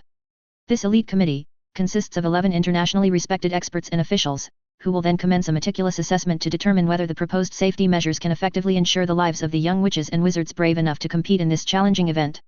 Only when the committee members have thoroughly interrogated all potential risks and emergencies will they hold an anonymous vote to formally select which school will have the honor of hosting the historic Tri-Wizard tournament." Crouch paused briefly to straighten the perfectly crisp collars of his tailored pinstripe suit jacket before continuing in that same rigidly formal tone. "After that vote, we will need to convene a comprehensive series of logistical meetings to hammer out the extensive remaining event details. These details range from establishing the specific timing and nature of each competition task, to securing appropriate accommodations for the visiting students and faculty from the 2 away schools throughout the tournament period, to determining the prizes to motivate the efforts of the eventual victor, and many other crucial considerations. This elaborate planning process will likely consume 1 to 2 months of continuous efforts." The moment Brian asked the question, a small part of Crouch had been tempted to simply roar at Brian to immediately vacate his office, then charge straight to Hogwarts and thoroughly interrogate Dumbledore on whether he even knew the immense historical significance and prestigious honor represented by hosting such a monumentally important event as the Tri-Wizard tournament. However, he ultimately restrained himself for the time being and calmly provided Brian with a general overview of the regulations. Brian's brow furrowed slightly as he processed this overview of the complicated procedures. 8 a.m. 3 days from now? He questioned with a hint of confusion. "The time frame seems quite sufficient. Then why did we need to rush off to Paris today in such haste?" "The purpose of reviving the Tri-Wizard tournament tradition is to promote mutual understanding and unity between the leading wizarding schools of Europe," Crouch explained in that same regimented tone. "This evening, the International Confederation of Wizards will be hosting an internal cocktail reception that key representatives from the 3 countries' ministries and competing schools are required to attend, as a symbolic gesture of unity and respect." Having thoroughly explained the urgency of their travel, Crouch then glanced at the antique grandfather clock in his office before rising from his chair and adjusting his suit collar with an air of impatient briskness. We should get going to avoid any unfortunate tardiness or delays. Ludo, and you too, Dirk. Surely you couldn't have only just discovered today that Cuthbert would be taking personal leave? Why did you not get those lingering issues properly sorted out well in advance? The rebuke caused Cresswell's already bad expression to sour even further. Situations are constantly changing and new problems keep arising every day, Mr. Crouch, he responded unhappily. Like just last night for instance, who could have possibly foreseen that one isolated summer rainstorm would manage to cause the construction crew so much unexpected trouble? After learning that due to previous evening's torrential downpour the arena section had collapsed sending over a dozen innocent workers to St. Mungo's, Barty's face turned ashen. This was no small matter. First and foremost, the families of those employees would surely demand substantial compensation from the ministry, not to mention the Daily Prophet's scandalous coverage alone would be enough to give the ministry a massive headache. If Crouch did not have this vital obligation to travel urgently to Paris for meetings, he would have certainly needed to convene an emergency strategy session with Minister Fudge and Dolores Umbridge to properly face the impending backlash. As it is now, he would just have to find a way to address the disastrous mishap at a later time. Let's go, Barty Crouch told everyone stiffly, while I can still get away from this mounting chaos. The sensation of traveling long distances via the flow network felt like being tossed into a violently shaking sieve. For wizards like Brian who could rapidly switch positions via apparition during combat, or Barty who frequently needed to visit foreign ministries on business trips, it was an unpleasant yet tolerable experience. But for the more inactive Ludo Bagman or the not-so-young Cuthbert Mockridge, the dizzying effects of fluid travel became an absolute nightmare. The two men came tumbling ungracefully out of the elegantly adorned receiving room's huge fireplace onto the plush maroon carpet below, Cuthbert faring even worse as he vomited up the contents of his recent breakfast in a disgusting display that caused the attendant wizard receiving them to frown deeply. Oh, I'm starting to doubt my choice, Ludo, Cuthbert groaned pitifully, his face a sickly shade of green as he struggled to regain his footing on the luxurious wool carpeting. This is even worse than those dreadful contraptions the Muggles use. At least their methods don't leave one feeling quite so violently ill. Ludo, having recovered slightly quicker thanks to his athletic background, shot his friend a sympathetic look as he patted his own slightly paunchy belly. Believe me, old friend, I can certainly empathize with you, he replied with a chuckle. I experienced those horrendous Muggle forms of travel just once during my glory days on the Quidditch trips. It was a nightmare. I'll take a bumpy flow journey any day over being trapped in one of those weird metal bird contraptions the Muggles insist on using. After being helped back upright by the disapproving attendant, Cuthbert could only offer a weary wave of farewell before hastily departing with his luggage in tow, clearly desperate to begin his long-awaited vacation away from such arduous wizarding duties. The remaining three, an unlikely trio, the distinguished if eternally dissatisfied Barty Crouch, the seemingly scatterbrained yet influential Ludo Bagman, and the relatively young if highly skilled Brian Watson. They now found themselves in the lavishly decorated lobby of a luxurious wizarding hotel. The sound of gently flowing water outside caught Brian's attention. He turned to gaze upon the iconic Eiffel Tower, towering like a giant and bathed in a golden glow from the rising sun. Averting his eyes away from the famous landmark, Brian turned his attention to scrutinizing their new surroundings with a puzzled frown. While the city of Paris itself wasn't entirely unfamiliar for him, he couldn't recall ever encountering a hotel quite like this particular one in all his travels. The architectural aesthetics clearly paid homage to the often underappreciated goblin culture in the most distinct fashion. In the center of the lavish circular lobby area rose an immense marble pillar, practically every inch of its towering surface intricately carved with vivid bas-relief depictions of legendary battles between goblin rebellion forces and human wizarding armies. While not particularly knowledgeable about history, Brian could still recognize the depicted scenes specifically chronicled the Goblin Rebellion of 1612 and its aftermath, a brutal conflict the goblins had fancifully termed as their holy war for sovereign dignity. Unfortunately for them, the outcome was not favorable. The wall facing the reception area was a rough stone surface extending all the way to the ceiling, with many niches carved out and holding various precious artifacts and alchemical treasures hailing from goblin artisans across the globe throughout the centuries, treasured Kemetic amulets, intricately decorated ceremonial blades and goblets worked from precious minerals, arcane tomes of forbidden lore bound in dragon scales, and all manner of wondrous goblin-made relics. Every aspect of the lobby's extravagant architectural decoration and interior design loudly proclaimed it to be a goblin-owned and operated establishment, constructed to cater exclusively to the comforts and tastes of the wizarding elite. Subtle touches like the natural quarried stone surfaces and raw materials enhanced an overall aesthetic of modest yet unmistakable goblin sophistication. I got quite the scare myself the first time I laid eyes on this place. Ludo had been discussing matters with Cuthbert earlier, but now he finally had a chance to chat with Brian. When interacting with a departmental head like Barty Crouch or Amelia Bones, one could easily sense an aura of authority from their words and behavior. However, Ludo Bagman was decidedly different. As Barty went to check them in, Ludo noticed Brian examining the hotel's decor. He stepped over and wrapped an arm around Brian's shoulders with a smile. Those greedy little goblins won't pass up any potential opportunity to bolster their already overflowing coffers, I'll give them that. Ludo continued with an amused snort. They constructed this hotel with the sole purpose of playing hosts to us wizarding officials who conduct regular business with the International Confederation of Wizards. They even donated a sum to the French Ministry of Magic, just to ensure their establishment would be the designated lodging for the ministry's valued VIP guests. Ludo smacked his lips in an exaggerated display of dislike, though his twinkling eyes showed his lack of genuine indignation towards the goblins' commercial scheming. After momentarily pursing his lips in an expression of contemplation, he changed the subject as he eyed Brian with keen interest. Back in Barty's office earlier, I overheard you two discussing the safety plan. How'd it go? Was Barty full of complaints as usual? 0364 Old friend. Ah, Mr. Crouch indeed acknowledged that the safety plan submitted by Hogwarts was far from being perfect. Brian was unaccustomed to being overly familiar or excessively casual with others, especially those he did not know well. He maintained a formal posture, keeping his hands clasped behind his back in a dignified manner, pretending to admire the ancient artifacts nestled within the intricately carved niches adorning the sturdy stone walls of the grand lobby. He naturally shrugged off the overly friendly gesture of Ludo Bagman, who had draped his arm over Brian's shoulders in a jovial display of familiarity. Aha! Ludo exclaimed, seeming absolutely delighted to hear the implicit confirmation that the ever-critical Barty Crouch was unsatisfied with Hogwarts's proposed safety plan for the upcoming event. Ludo bounced over behind Brian again, blatantly ignoring Brian's helpless and uncomfortable expression as he once again rested his arm on Brian's shoulders. Ludo's frivolous demeanor and casual body language showed no signs of the solemn decorum and dignified poise that one would expect from the head of such a prominent department within the Ministry of Magic. That's just how Barty is, Ludo said cheerfully. He demands absolute perfection in every tiny detail and aspect. He won't even allow for the slightest misplaced punctuation mark to go uncorrected. But I'd wager your proposal is utterly flawless. By the way, Brian, is this your first time in Paris? It's such a marvelous, enchanting place.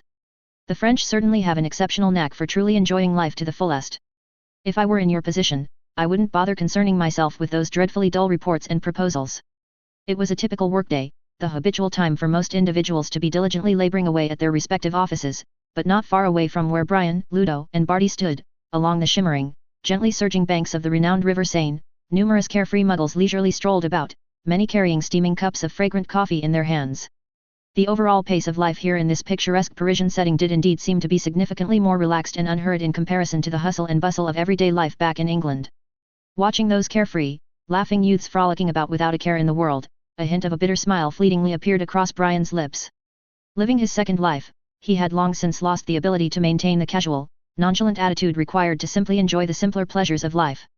Ludo Bagman continued to chatter on endlessly in Brian's ear, reminiscing fondly about a particularly wonderful encounter he had experienced in this very city during a prestigious Quidditch competition in his youth. However, Crouch, having completed the necessary registration procedures, abruptly interrupted Ludo's nostalgic recollections. We're on the 7th floor. I've arranged for a satisfactory lunch to be promptly delivered to our room. For the remainder of the day, we all need to focus our entire attention on meticulously revising and refining the proposal to ensure it meets the highest possible standards. Barty Crouch stared intently at Brian with an intense, penetrating gaze, as though deeply afraid that he might be seduced or swayed by Ludo's overly casual and careless attitude into abandoning the serious matter at hand. This luxurious hotel, officially designated to host esteemed guests by the International Confederation of Wizards and the French Ministry of Magic, enjoyed a steady stream of visitors even on ordinary days. Brian, Barty, and Ludo were each quite conspicuous and renowned public figures within the wizarding world, so their joint presence at this hotel was an even more remarkable and noteworthy occurrence. Earlier, many of the hotel's other guests had already taken notice of Ludo and Brian talking with one another in the lobby. Now, as the three men prepared to leave the spacious lobby area and make their way toward the elevators, numerous witches and wizards who recognized them flocked over in droves, hoping to chat with them and perhaps even obtain their autographs. Two particularly passionate and devoted Quidditch fans, overwhelmed with excitement at the prospect of meeting such famous figures, even went so far as to boldly chase after them into the elevator itself. However, they quickly withered and retreated under the full force of Barty Crouch's icy, stern glare, which conveyed an unmistakable aura of cold, hard disapproval at their intrusive and improper behavior.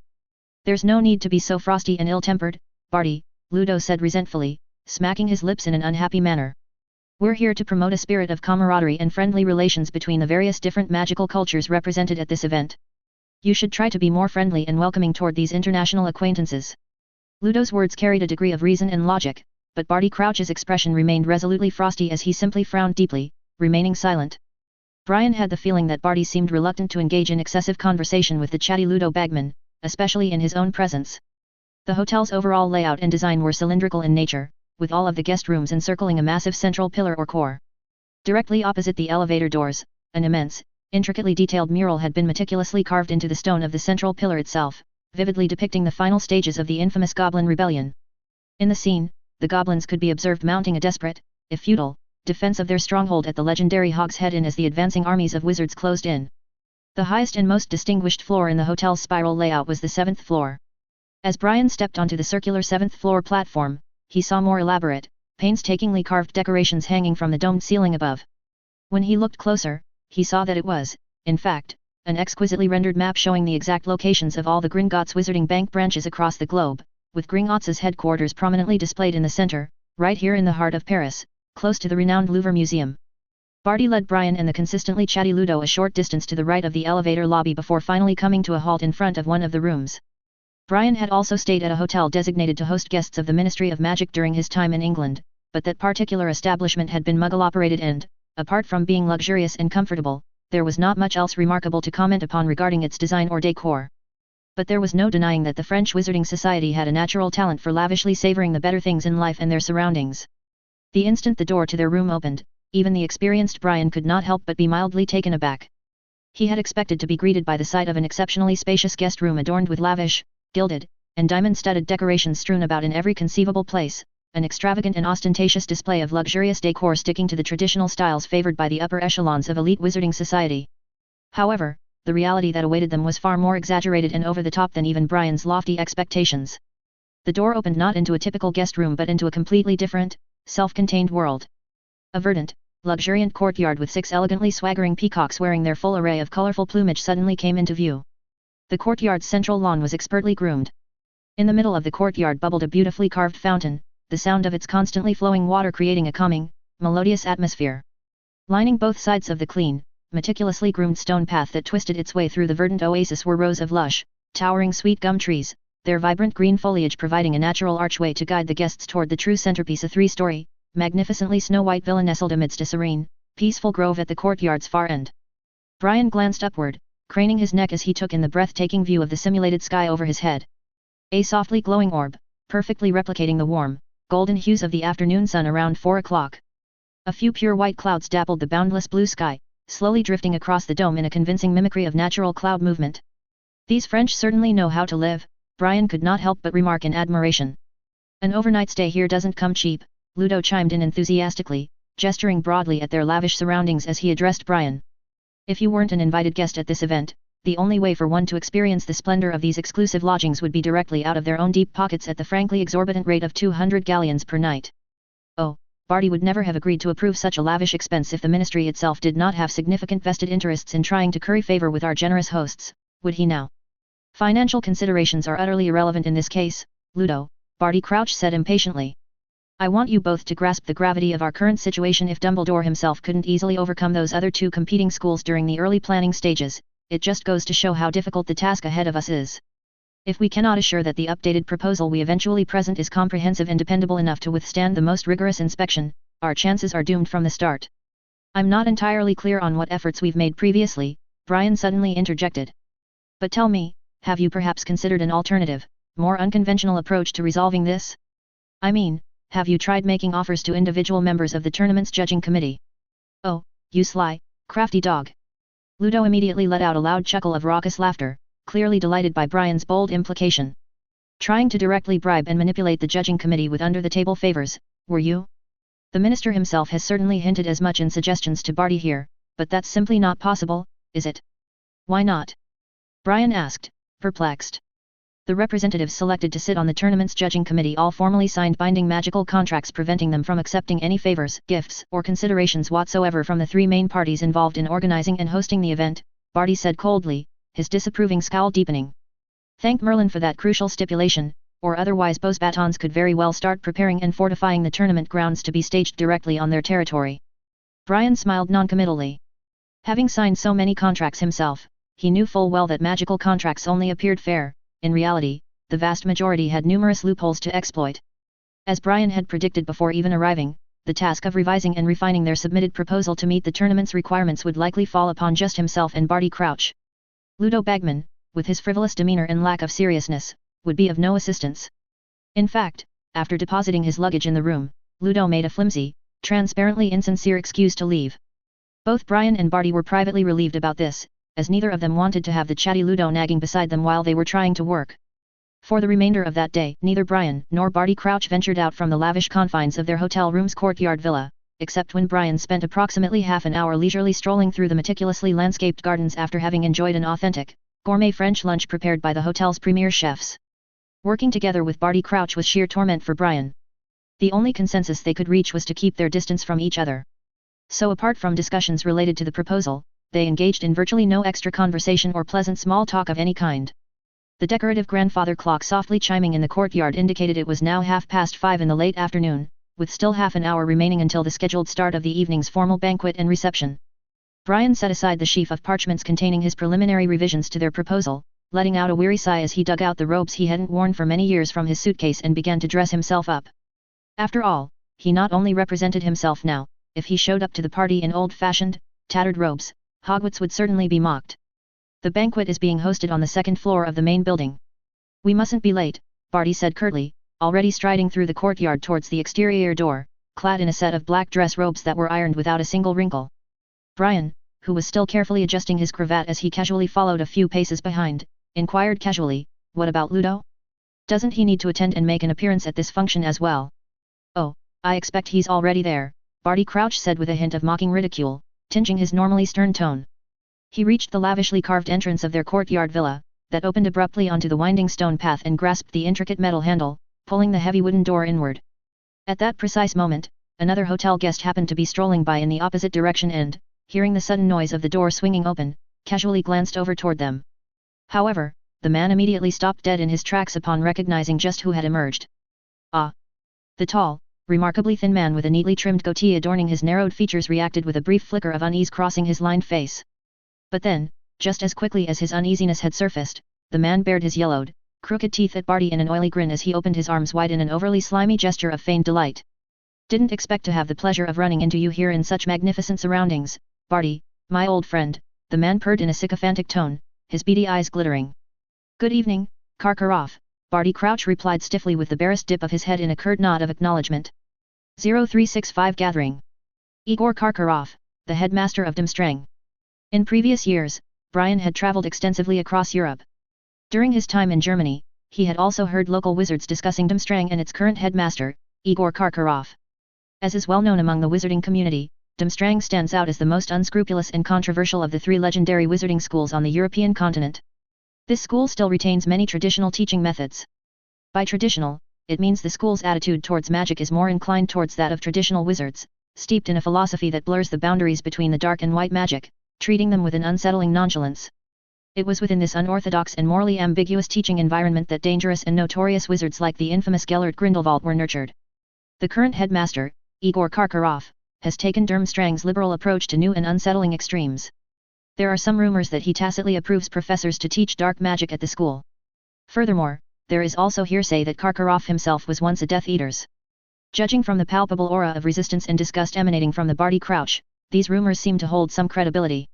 Barty's indifferent demeanor, however, did little to dissuade the recently awakened Karkaroff, whose face remained edged with a warm, inscrutable smile as he smoothly shifted his gaze towards Brian. A momentary flicker of puzzlement flashed across his face, quickly replaced by dawning recognition as he assessed the young man standing behind Barty Crouch, who, judging by his age, appeared to be a subordinate of sorts.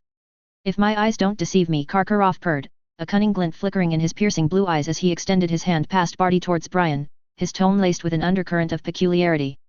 "This must be the esteemed head of Hogwarts' Student Security Office, Mr. Brian Watson."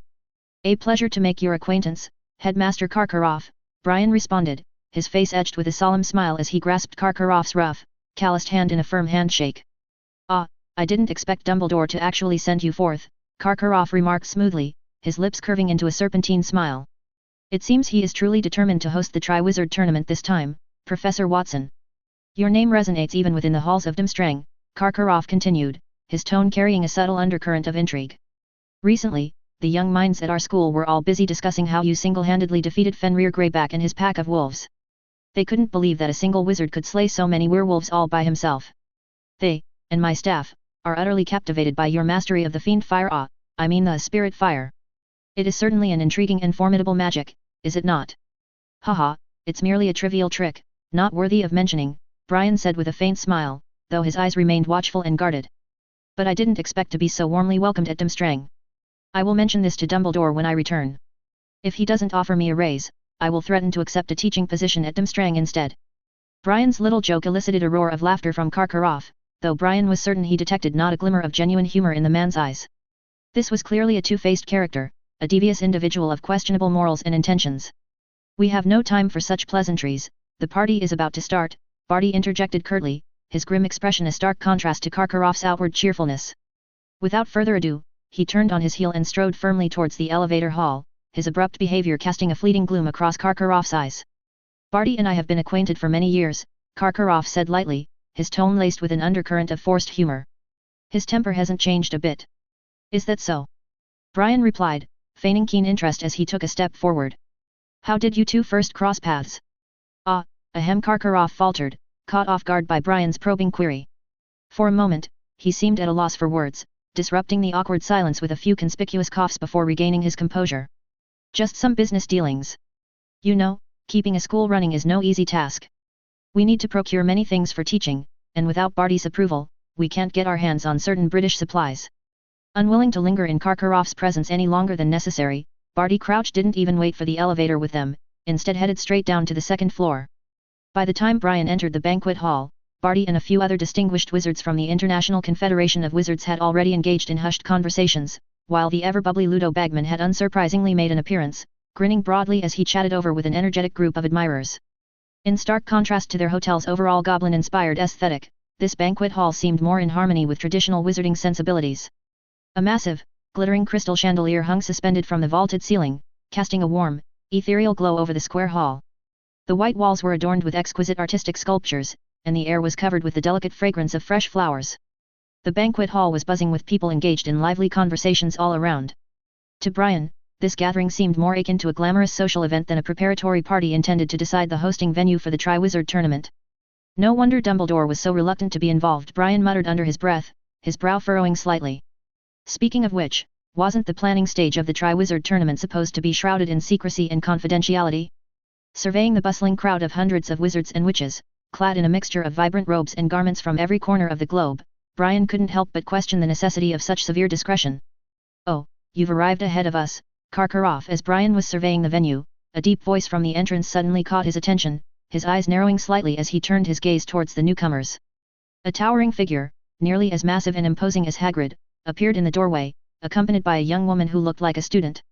Ah, Madame Maxime, and Miss Delacour. Karkaroff greeted them with an exaggerated grin, exposing a row of yellowed teeth as he strode forth, pulling Brian along by the arm. The two newcomers were both highly conspicuous figures, drawing immediate attention from all those present. Madame Maxime towered even taller than Hagrid, and she was much leaner, making her seem even more imposing, so much so that she was forced to duck her head to pass through the spacious entrance. Beside Madame Maxime stood a girl of exceptional temperament. She appeared to be about the same age as Percy, with a waterfall of shimmering silver hairs cascading down her back, reaching almost to her waist. In terms of sheer presence and temperament, this young woman was essentially on par with Cleodna, though she lacked some of the natural charm. To the other guests in attendance, Brian himself cut quite the striking figure amidst the banquet hall. Among the assembled wizards and witches, the majority of whom appeared to be well over 40 years of age, he stood out as a youthful presence. His bearing was upright, exuding an aura of confidence. Whenever someone met his pale violet gaze, their soul would tremble, as if glimpsing an abyss that could freeze it. That sly old fox Dumbledore has sent us a formidable new representative, Madame Maxime. Karkaroff said, his mouth curving into a smile utterly devoid of humor as he gestured towards Brian. Brian Watson. I'm certain you've become familiar with his reputation. He is a truly intimidating opponent. I fear we may have already lost the advantage before the contest has even begun. Upon hearing these words, Brian gave a subtle sidelong glance at Karkaroff, a flicker of thunder passing through his emotionless eyes. Just as Karkaroff tried to sow the seeds of discord, he suddenly felt a tightness constricting his chest, and his grip on Brian's arm instinctively loosened. It is a pleasure to make your acquaintance, Mr. Watson. Madame Maxime greeted him with a relatively friendly smile, extending her large, ring-adorned hand towards him. I have heard much about the amazing deeds and accomplishments you have achieved. They are truly impressive feats, from all accounts. Just a stroke of luck, really, Brian said, raising his hand to his cheek in a modest gesture as he grasped Madame Maxime's extended hand in a handshake. He then politely nodded his head towards the keenly observing Fleur Delacour. He was about to offer a formal greeting, but at that moment, a commotion from the main stage of the banquet hall drew his attention. A troupe of elegantly attired ladies floated onto the stage through a side door, each one holding a musical instrument in her hands. They ascended the stage via the side stairs with an almost ethereal grace, surrounded by a soft, pink radiance and the gentle fluttering of translucent fairy wings. Once assembled on the stage, each of them took their seat and began tuning their violin or other instruments in preparation for their performance. The Woodland Fairy Troupe, Fleur Delacour explained to Brian in a voice as sweet and melodious as the ringing of silver bells. They are quite famous throughout France. 0366 The Party, Part 1. In the grand and luxurious banquet hall, the air was filled with a lively, cheerful melody that seemed to dance along the walls. Respectable wizards from every corner of the globe had gathered here, mingling and conversing with one another, their elegant robes swirling as they moved. Brian had not been one to frequent such lavish social events until recently. After gaining widespread fame for defeating Greyback, he stayed in London for a period to cooperate with the Ministry of Magic's plans and initiatives. During that time, invitations to high society parties and gatherings poured in endlessly, and Brian selectively attended a few of the more notable ones.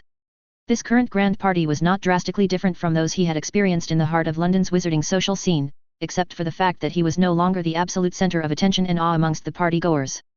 Barty Crouch, and high-ranking officials from the French and German ministries were surrounded by circles of guests, all vying for their attention. The towering figures of Madame Maxime, the headmistress of Beauxbatons, and Igor Karkaroff, the headmaster of the Dumstrang, engaged in active discussion with members of the International Confederation of Wizards. Meanwhile, the ever-sociable Ludo Bagman appeared to have lost himself completely in the partying, boasting endlessly about his glorious professional Quidditch career to any guest who would raise a glass in his direction. Of particular note was the striking young lady that Madame Maxime had brought as her companion. With her alluring beauty and an aura of enigmatic charm, she effortlessly drew the admiring gazes of countless party-goers who made a show of pretending to strolling by, hoping to catch a fleeting glimpse of her presence. And, of course, Brian himself was never without a mass of admirers and well-wishers surrounding him, eager to bask in his heroic aura and hear the tales of his incredible exploits firsthand. The burning topic on everyone's lips was the story of how he had managed to overcome and defeat Fenrir Greyback and his pack of werewolves, bringing an end to the reign of terror inflicted by that most vicious of werewolves. There were also many guests consumed with curiosity about the fabled basilisk that Brian had slain after all. The legend of Salazar Slytherin's secret chamber and the monstrous creature that dwelled within had been passed down through the ages, and countless wizards had coveted the opportunity to uncover the treasures that might exist in that legendary vault. However, there remained a distinct lack of open admiration and reverence for Brian amongst these assembled elite wizards hailing from magical communities across the nations. These were proud individuals, unaccustomed to being easily impressed or intimidated. In their eyes, it was far from certain just how pivotal a role Dumbledore himself had played in orchestrating the dramatic events surrounding the defeat of Greyback and the vanquishing of the werewolf pack. Perhaps, some whispered, this had all been an elaborate scheme carefully staged by Dumbledore himself, a grand spectacle designed to propel the young Brian Watson into the international spotlight and establish him as a figure of renown. After a while, Barty Crouch extricated himself from the group of German and French ministry officials that had encircled him, his piercing, hawkish gaze sweeping across the hall, instantly analyzing and engraving to memory the actions and interactions of every notable figure present. His scrutinizing stare then fixed upon Brian, and a glint of surprise flashed momentarily in those intense eyes. This young wizard appeared oddly at ease in the presence of such elite company, a behavior unbefitting of someone just into their 20s who would normally still be labeled as a intern in the ministry, much like Tonks, the Auror trainee who reported to Rufus Scrimgeour. Barty knew the girl was talented, but she was still a novice, a trainee Auror polishing her skills. Brian Barty began, pausing momentarily as if weighing his words before deliberately setting aside his innate bias, at least for the moment. He lifted his glass and approached, the wizards surrounding Brian politely dispersing to make way for the high-ranking official. Barty offered Brian a somewhat stiff, formal smile, and the two men touched glasses in a silent toast before taking small, measured sips of the fine sherry. "How are you finding it?" Barty asked, his tone neutral yet carrying an undercurrent of scrutiny. "The wine is excellent, and the wizards here are amicable enough," Brian replied, a faint, inscrutable smile across his lips. Barty understood the implication behind Brian's words, and his neatly trimmed mustache twitched almost imperceptibly in response. Yet he chose not to pursue that particular line of argument, realizing that the younger wizard would not be so easily baited into open criticism of their prestigious group here. But the true purpose of this grand party is not merely for making surface connections and fostering superficial friendliness, Barty stated, his gaze tinged with an unmistakable coldness as it centered upon the composed figure of Madame Maxime, and the elegant, confident Fleur Delacour, who adeptly handled the attentions of the wizards who considered themselves suave and charming. Barty's eyes lowered momentarily, his voice carrying a subtle undercurrent of disdain as he spoke. Madame Maxime has clearly brought that popular Beauxbatons student for an obviously ulterior motive. She intends to exploit the girl's alluring charm to curry favor and influence with the guests. You may not be aware of this, Brian, but the young lady possesses Vila blood running through her veins. Brian's eyes shifted, his gaze briefly stopping upon Fleur Delacour, who radiated an aura of unshakable confidence. An inscrutable smile appeared across his lips, showing no outward reaction to Barty's revelation, as how could he not recognize the heritage of one with Vila ancestry, having encountered pure-blooded Vilas on numerous occasions before?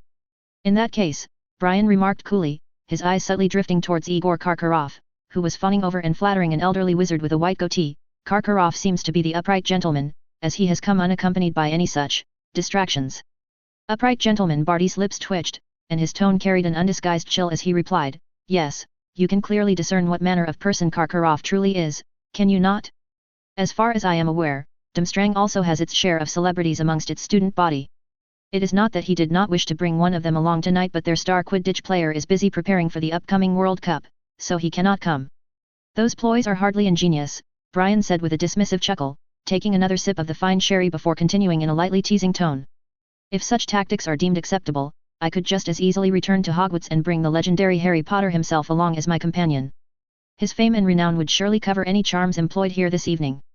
Barty's eyes narrowed in evident displeasure as he leveled an icy glare at Brian. He had said those things to raise Brian's guard, but Brian seemed nonchalant.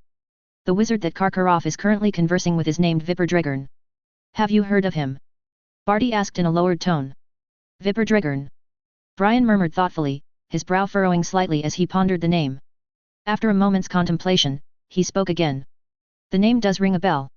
This man seems to have worked at the Confederation for many years. He participated in the hunt for extremist forces after Grindelwald's downfall. His reputation is quite good. He seems to want to go further, but after Maximus Santoris stepped down as Supreme Mugwump of the International Confederation of Wizards, the Ministries of Magic of various countries unanimously agreed to let Dumbledore take up the position. Word is, he was quite displeased by this and has privately opposed Dumbledore within the Confederation. He is one of the 11-member judging panel for the Triwizard Tournament.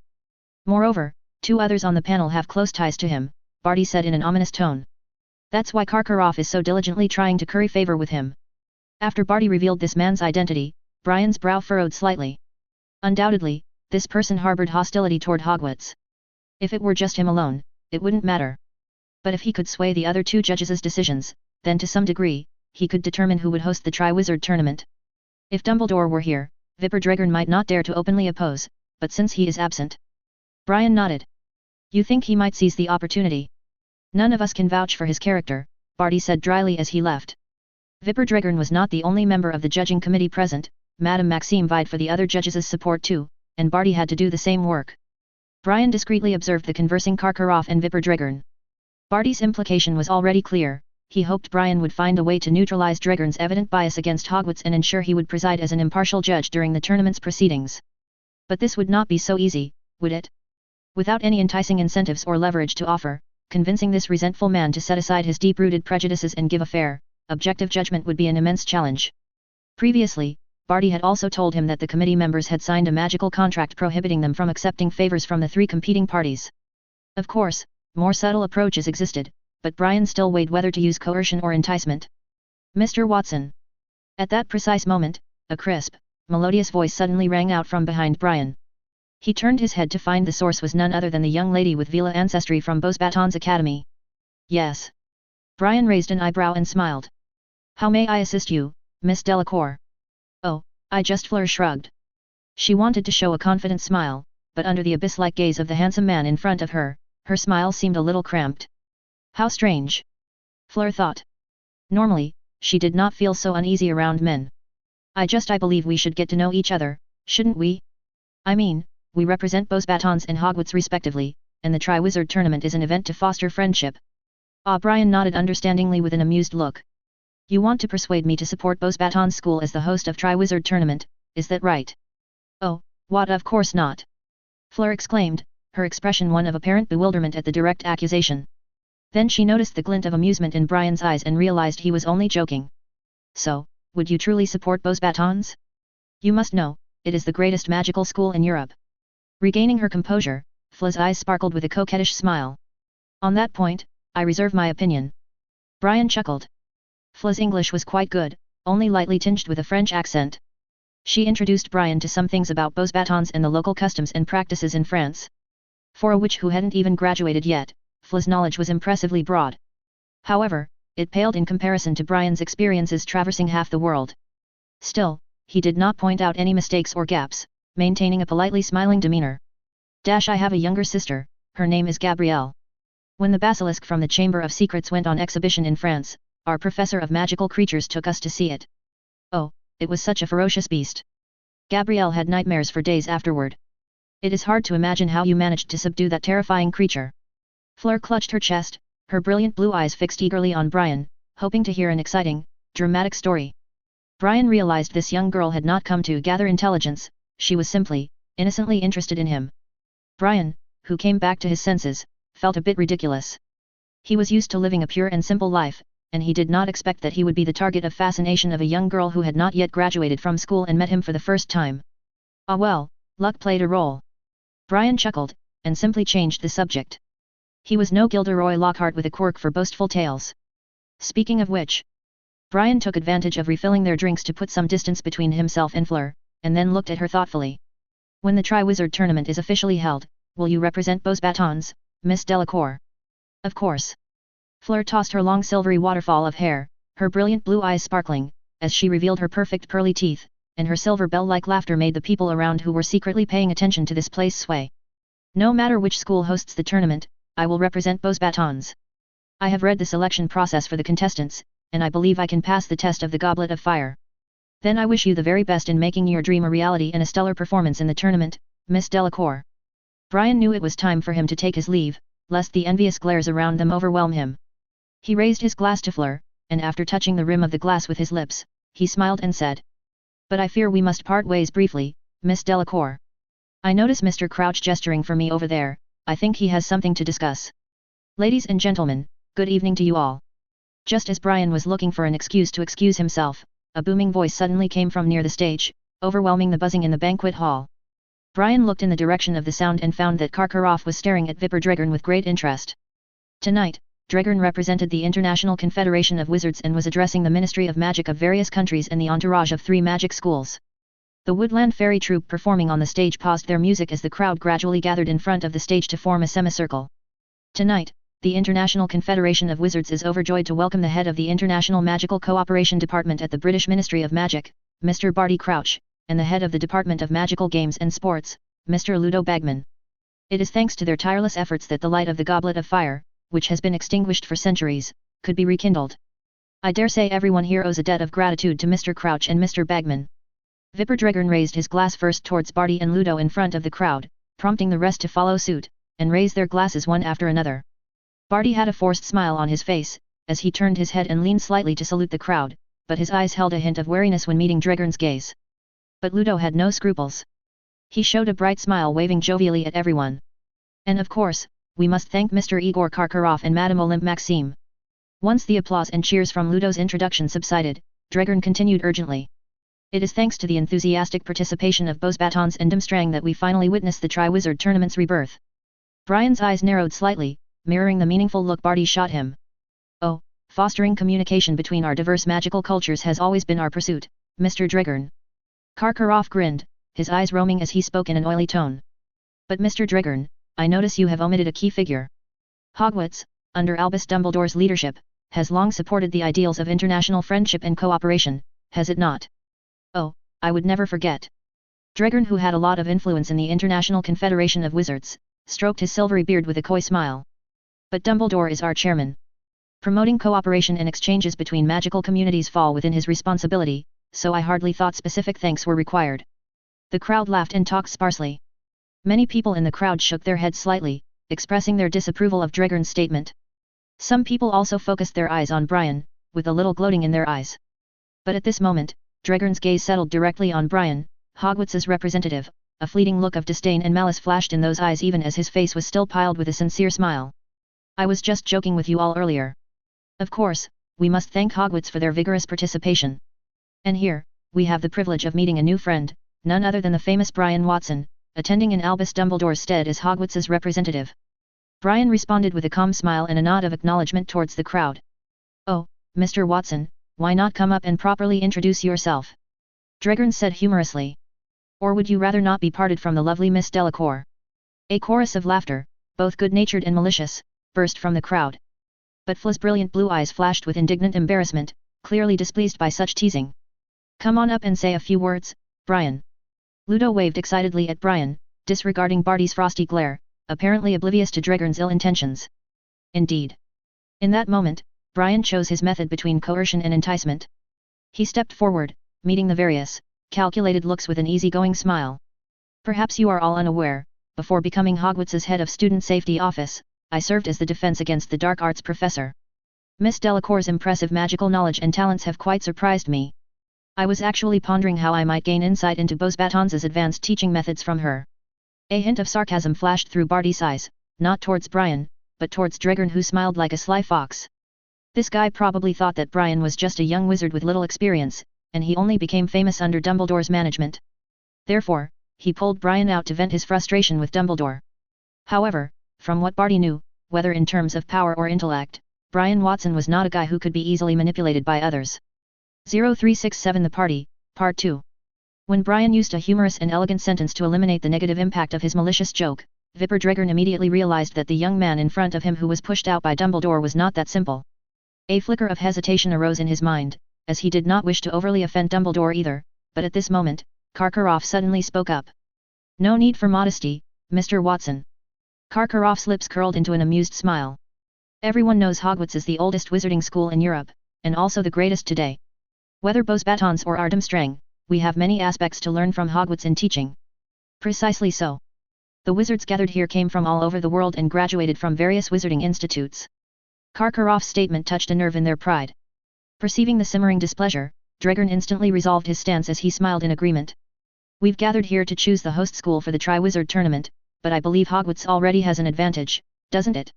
Oh, I've worked with Dumbledore for many years, he must be extremely confident to replace the representative at the last minute.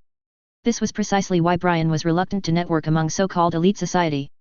These folks have always preferred using sneaky strategies to undermine their opponents.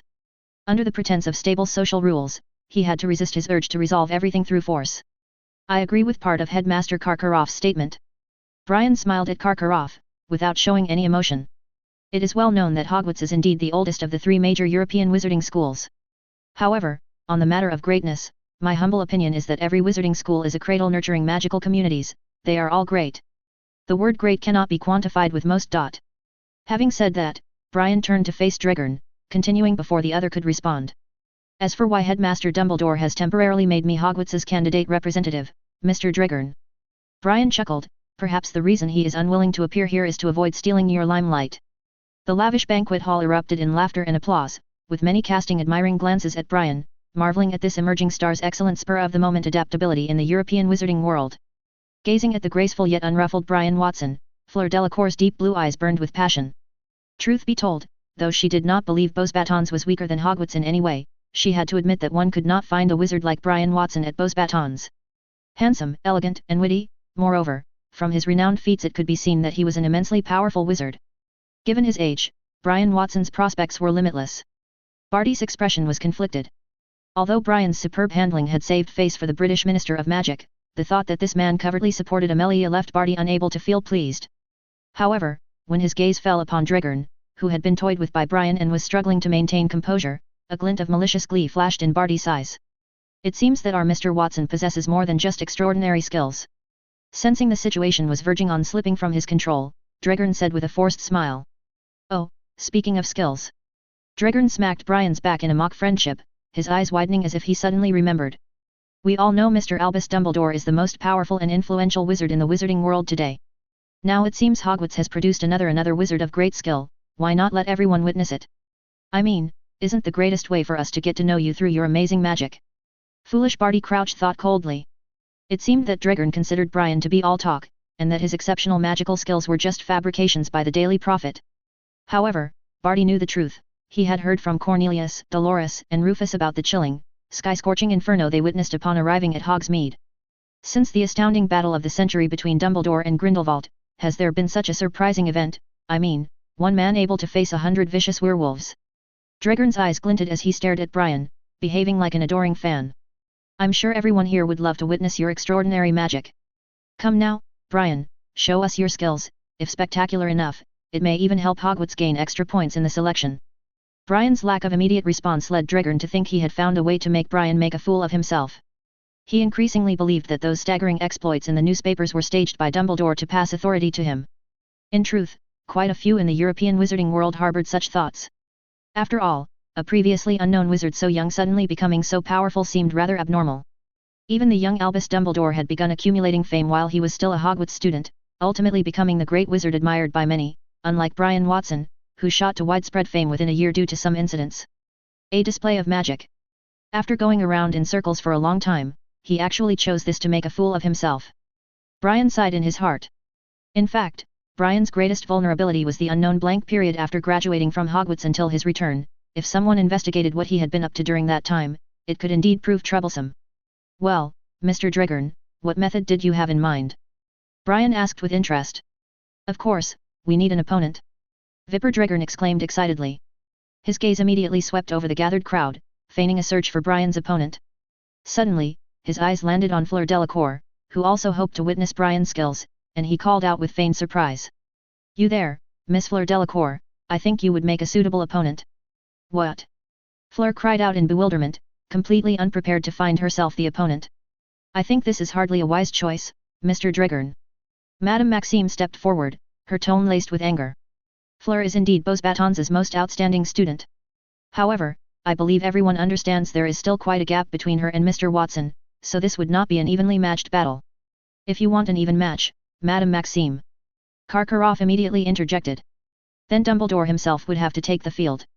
None here could single-handedly face 1,000-year-old basilisk, or 100 werewolves in an enraged frenzy. Karkaroff seemed to be joking, but his eyes were full of indifference, without a trace of smile. Quite right. Dragon clapped his hands, affirming Karkaroff's statement. Miss Delacour is still a student at Beauxbatons, while Mr. Watson is a professor. This is a rare opportunity, is it not? To receive his tutelage, Miss Delacour may well benefit greatly. Sly fox. Those with clear minds saw through Dragon's scheme. Of course, Brian could not lose to Fleur Delacour, or he would be utterly disgraced. Yet neither could he engage in an all-out battle, as that would likewise embarrass Brian. However, if he swiftly and cleanly defeated Fleur Delacour, then Madame Maxime would lose considerable face. Vipper Dragon wanted to have some fun at Hogwarts' expense, while Igor Karkaroff from Dumstrang wanted to amuse himself at the expense of both Hogwarts and Beauxbatons. In the banquet hall, hardly anyone failed to grasp Dragon and Karkaroff's scheme, which they had orchestrated so clearly that almost everyone caught on. Dragon's words did not entirely convince Madame Maxime. She looked unhappy, wanting to say something. However, but when she saw that her favorite student, Fleur, was actually quite moved, she hesitated and swallowed the words on her lips. Fleur had always been the pride of Beauxbatons. Her Vila heritage gave her outstanding beauty, and her exceptional magical talents made her idolized by her peers. Perhaps it wouldn't be a bad thing to let her face some hardship for once. With this thought in mind, Madame Maxime ultimately said nothing and even prevented the French ministry officials who wanted to defend Fleur. Senior Barty glared coldly at Vipper, furious at his persistence. He had already made up his mind to go back and say hello to Dumbledore. When this matter was over, he would give Dragorn a lesson, but the most urgent thing was to remind Brian not to fall into the trap. However, when Barty noticed Brian's relaxed demeanor and calm gaze, his slightly anxious mood suddenly eased. Don't be stingy, Brian. Ludo called out joyfully. Let us see your skills. Dragorn's scheme did not faze Brian, but Ludo Bagman's eager anticipation for the show made 2 tick marks appear on Brian's forehead. This guy, was he truly as stupid as the rumors said, or did he have ulterior motives? Brian also noticed the expectation in Fla's blue eyes and couldn't help but inwardly laugh. After all, she was just a young girl who hadn't even graduated from school, and her mind was simple. She was probably the only one in this banquet hall who genuinely wanted to witness his abilities. Well, then. Brian's mind raced, and after a few moments, he smiled at Fleur. Miss Delacour, shall we have a little contest? Dragon and Karkaroff simultaneously looked pleased, but before they could say anything, Brian continued. However, I have an opinion on the way we should contest. What did you have in mind? Fleur asked with great interest, taking graceful steps into the center of everyone's attention. In my humble opinion, since the Triwizard Tournament is meant to foster friendship between us, and this banquet is being held to prepare for the tournament, it would be rather inappropriate for me, representing Hogwarts, and you, from Beauxbatons, to directly duel. Brian gently swirled his crystal-clear wine glass, a playful smile on his lips. I have an idea. Since Mr. Dragon suggested a contest, why don't we involve him as well? Vipper's expression changed instantly. Before he could remove himself from this whirlpool, he heard Brian's proposal. Let's each compete against Mr. Vipper, and the contest will be who can disarm him faster. I believe this is a very appropriate suggestion. Barty Crouch stepped forward, a cold smile on his face as he clapped his hands. This is not appropriate. Vipper Dragon's expression was not pleasant now. Of course, he did not think that he would be disarmed by a young girl who has not graduated yet, but Brian's proposal almost threw back the difficult problem he had thrown to him before. Now, he is the one who urgently needs to maintain his face and consider the dignity of Beauxbatons and the officials of the French Ministry of Magic. I find it very appropriate. Barty asserted strongly, raising his voice to cut off Dragon's protests. Then, he looked kindly at Fleur. I'm sure Miss Delacour would not refuse this more dignified and illustrative way of contesting, would she? Truthfully, Fleur seemed more interested in contesting against Brian. However, she could not refuse Mr. Watson's suggestion. Just as she was hesitating, Fleur suddenly noticed Madame Maxime giving her an imperceptible nod. I think Mr. Watson's idea is not bad. Fleur nodded, though her expression showed slight disappointment. Whoosh! There were troublemakers among the crowd besides just Ludo. In an instant, the tables spanning the banquet hall were magically moved aside, clearing a spacious area. However, preparations still took some time since Fleur could hardly fence while wearing high heels and a form-fitting, low-cut gown. Well done! Everyone focused on the confrontation between the eager Fleur Delacour and the sullen Vipper Dragon. Barty took the opportunity to approach the faintly smiling Brian and murmured something. Truthfully, Barty's praise did surprise Brian a little since he knew the head of the International Magical Cooperation Department did not particularly like him. The real show is yet to come. Brian sipped his sherry, arching an eyebrow with a smile. Very well, then. Fleur, who had changed back into Beauxbatons' school uniform, held her wand and performed a standard duel preparation in a heroic manner, which won the applause of many people. Please excuse me, Mr. Dragon. Oh, I hope these old bones of mine can last. Despite his gnawing hatred, Dragon still tried to present himself with dignity. 0368 The Party, Part 3. Under the brilliant candlelight, a vivid red beam from Fleur's wand kicked off the contest. It was evident that Beauxbatons must have had courses like dueling, as Fleur was not just waving her wand recklessly. Her attacking steps, feints, and spells showed a certain method. However, her excellence still did not surpass what an underage witch should be capable of. Vipper, on the other hand, had participated in the pursuit of the extremist group of wizards after Grindelwald's downfall. He was a powerful wizard who had walked through the war era with outstanding magical abilities. No one, not even Madame Maxime, expected Fleur to successfully disarm Vipper Dragon. This was indeed the case. In the normal duel, the biggest challenge Dragon could foresee was to try his best to perform more strenuously and be careful not to defeat the little girl from Beauxbatons all at once and embarrass Madame Maxime. But 3 minutes later, a precise grey beam still struck Fleur's wrist, causing her to lose balance and drop her wand. Fleur stomped her foot in disappointment, looking crestfallen. I failed. Many people could not help but smile, but no one wanted to tell her the truth. You almost succeeded, Miss Delacour. Dragon steadied himself, wiping the sweat from his brow with a smile on his face that fully displayed the demeanor of a master. Truthfully, I have never seen such a talented young witch. I dare say, Miss Delacour, you will undoubtedly be a strong contender for the Triwizard Tournament champion. Your future is limitless, and of course, all this is inseparable from Beauxbatons' excellent teaching methods. Even Madame Maxime's expression softened after Dragon's words and his show of restraint, no longer minding that he had involved Fleur in his little scheme. Well then, it's your turn, Mr. Watson. It was not so embarrassing for Fleur to lose to a well-known wizard, not to mention that the other party gave her such a high praise. She quirked her lips like a girl who got her desired Christmas present and took light steps towards Brian, smiling at him with a hint of pride and boldness in her eyes. I hope the following demonstration will be enlightening for you, Miss Delacour, Brian said with a chuckle, handing his wine glass to Barty Crouch as he casually took the stage amidst everyone's eager anticipation. The previously relaxed atmosphere quickly became charged with tension. Everyone wanted to see just how skilled Brian Watson really was. Although the Daily Prophet had already reported on it in detail, everyone was well aware of the political leanings of the Prophet itself. Even if the information reporters had gathered from the villagers of Hogsmeade was true, how perceptive could a bunch of ordinary folks be? Who knew, perhaps what they said was just the boastful exaggerations of gossip mongers. You make a fair point, Mr. Watson. A flicker of sullenness crossed Dragon's gaze as he eyed the impeccably dressed Brian in his crisp black suit. I hope this confrontation will prove enlightening for those witnessing it. Brian chuckled but didn't respond.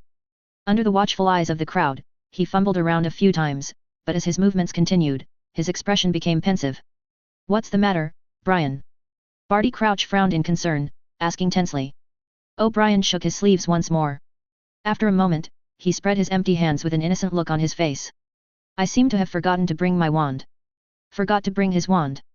Brian's words swept through like a biting cold wind, instantly freezing the eager guests who had anticipated witnessing an intense battle between evenly matched opponents.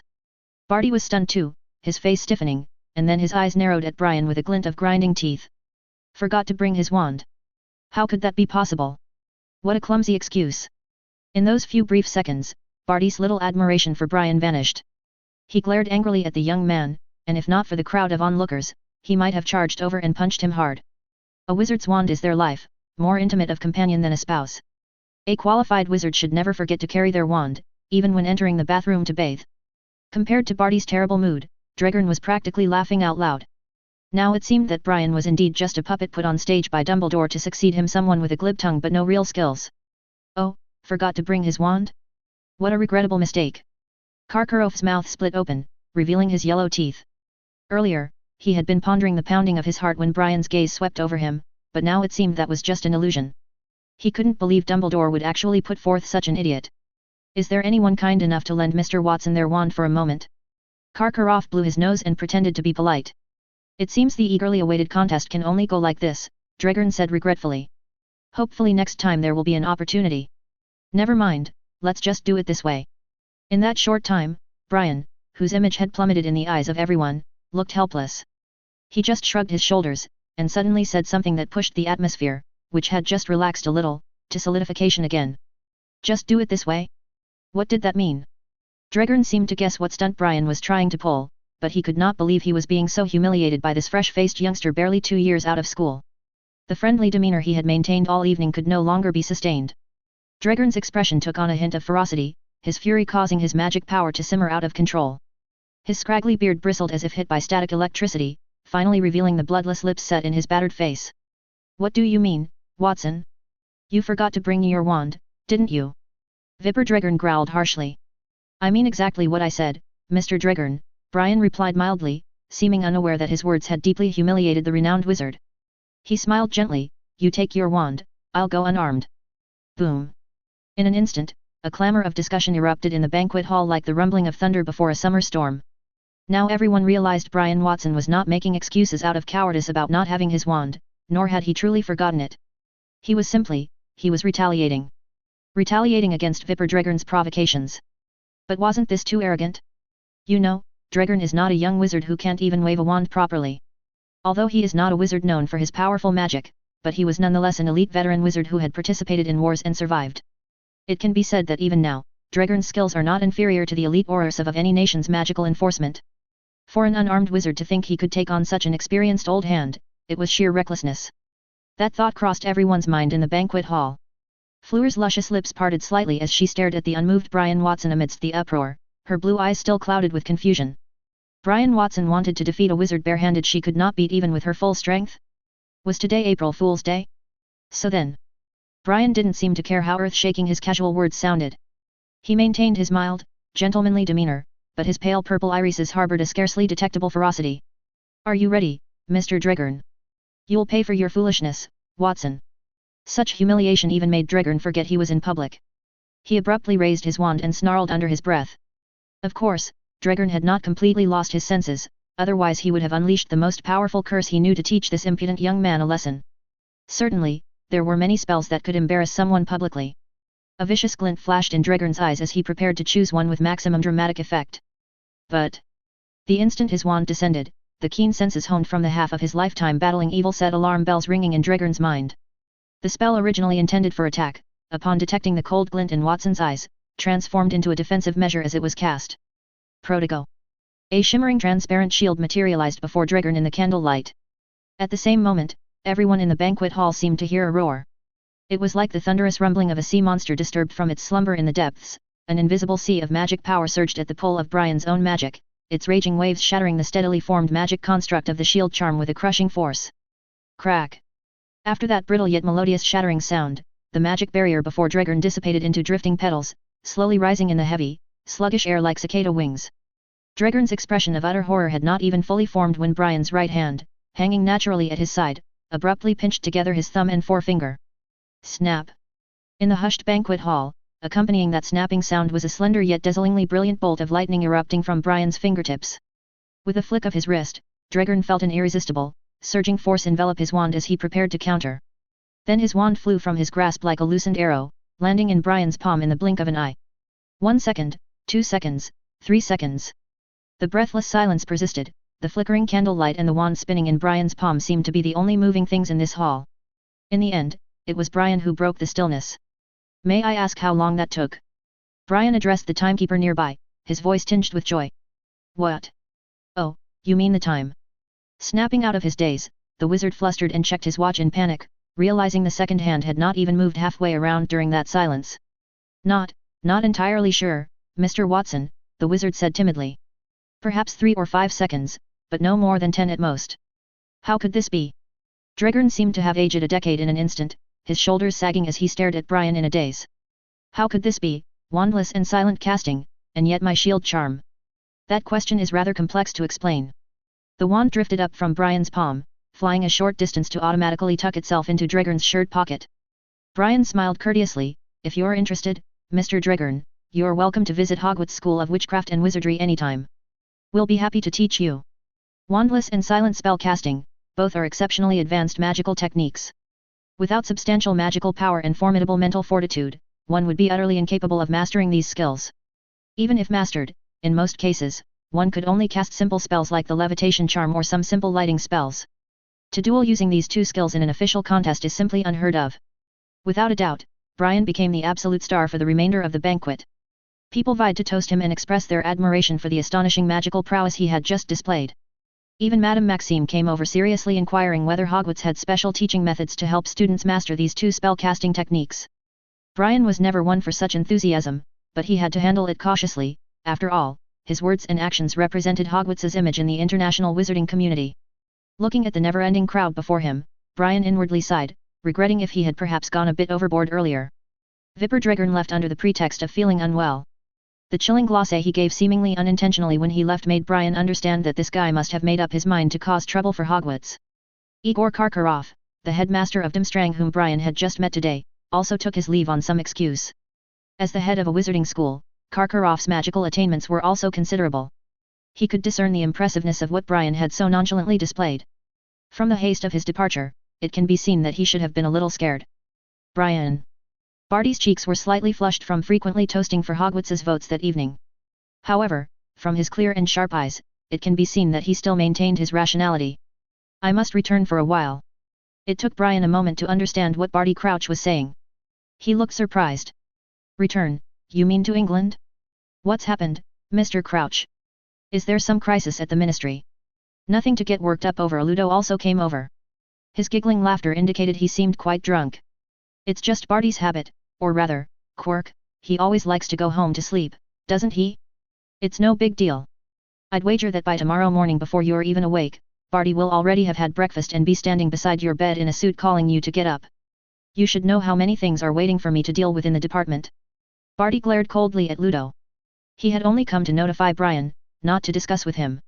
After dropping the remark "I'm very pleased with your performance tonight," he left of his own accord. Come to mention it, I won't be sleeping in my room tonight either. Ludo let out a burp, grinning dazedly.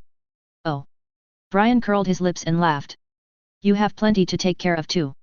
Oh, I'm not a bore like Barty. Ludo swayed closer to Brian, as if about to share a secret. Seeing this, Brian quickly leaned his ear over. You know, Paris is the city of love. The ladies here are so charming, I mean, passionate. I've already lost count of how many invitations I've accepted. Anyway. Ludo paused mid-sentence, suddenly scrutinizing Brian with a peculiar look. Why don't I take you out? I hear you're still single, aren't you? Ludo giggled again. A young, strapping lad always has excess energy to expend. How about joining me for a night on the town? I guarantee you'll be in for a surprise. Ah, just one thing, you'll have to keep it from Barty and Dumbledore. Thank you, but it took Brian over 10 seconds to catch his breath. Suppressing the urge to transfigure Ludo into a cow, he said through gritted teeth, Thank you for the offer, Mr. Bagman.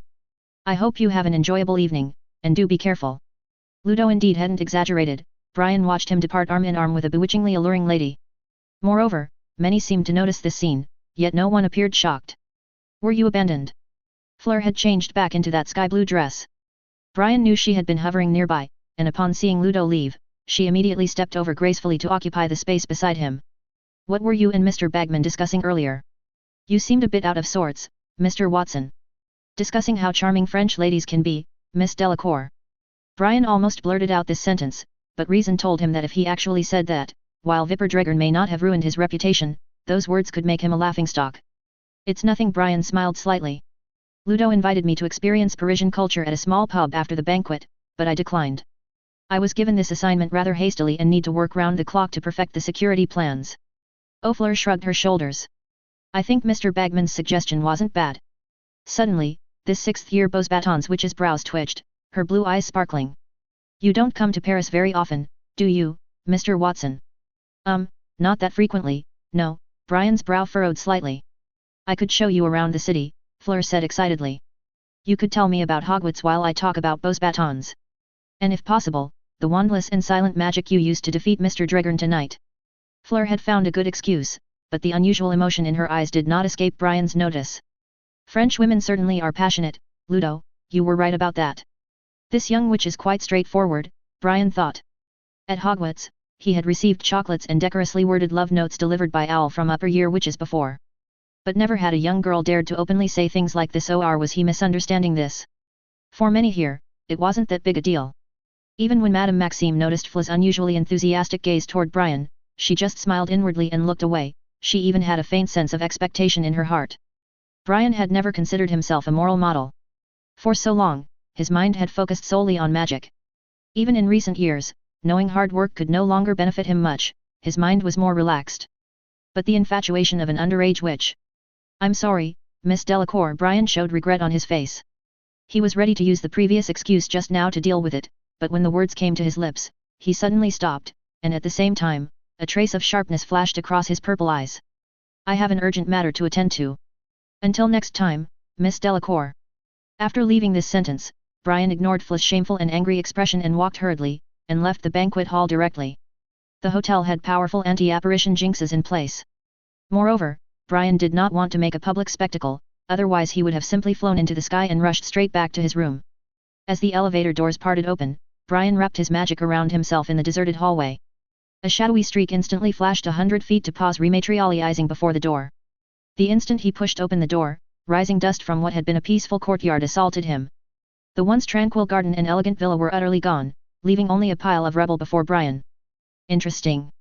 Brian walked slowly into the room, closing the door behind him. Surveying the devastated space, a cold smile crept across his lips. It seems someone is rather eager to be reborn. 0369 Not simple. Boom. A massive explosion rocked the center of the once grand villa, sending shockwaves across the disintegrating remains. A fractured wooden pillar, its surface burned and splintered, fell, filling the immense space with a torrent of shattered bricks and billowing clouds of dust. Interesting, Brian muttered, a hint of coldness glinting in his piercing gaze as he surveyed the peculiar, post-apocalyptic surroundings. Confirming with a calculated sweep that no other souls were present, he let out a chilled gloomy chuckle that reverberated ominously through the ruined space. From the moment the warning spell had been triggered, alerting him to the intrusion, to the instant he swiftly left the banquet hall and took the elevator up to the 7th floor, the entire process had taken no more than 2 fleeting minutes. Yet after ascending to the upper levels, while the ambient magic levels on the nearby floors were all well within his monitoring range, the intruder who had brazenly barged in and caused this devastating disturbance had vanished without a trace, as if they had never existed. Like Hogwarts and many other magical venues, this Parisian hotel was layered with intricately woven anti-apparition jinxes and an array of teleportation prevention spells, meticulously crafted to render any means a wizard could use for instantaneous movement utterly ineffective within its boundaries. In theory, such spells should have made it impossible for the intruder to simply disappear. However, the undeniable fact remained that this had somehow occurred, defying all given logical explanation. Brian tightened his fist, huffing deeply as a wand fell into his palm of hand.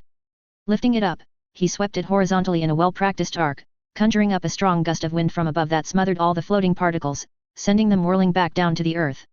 The landscape in front of him became clear again in an instant, the foggy layer of dust lifting to show the full scope of the destruction.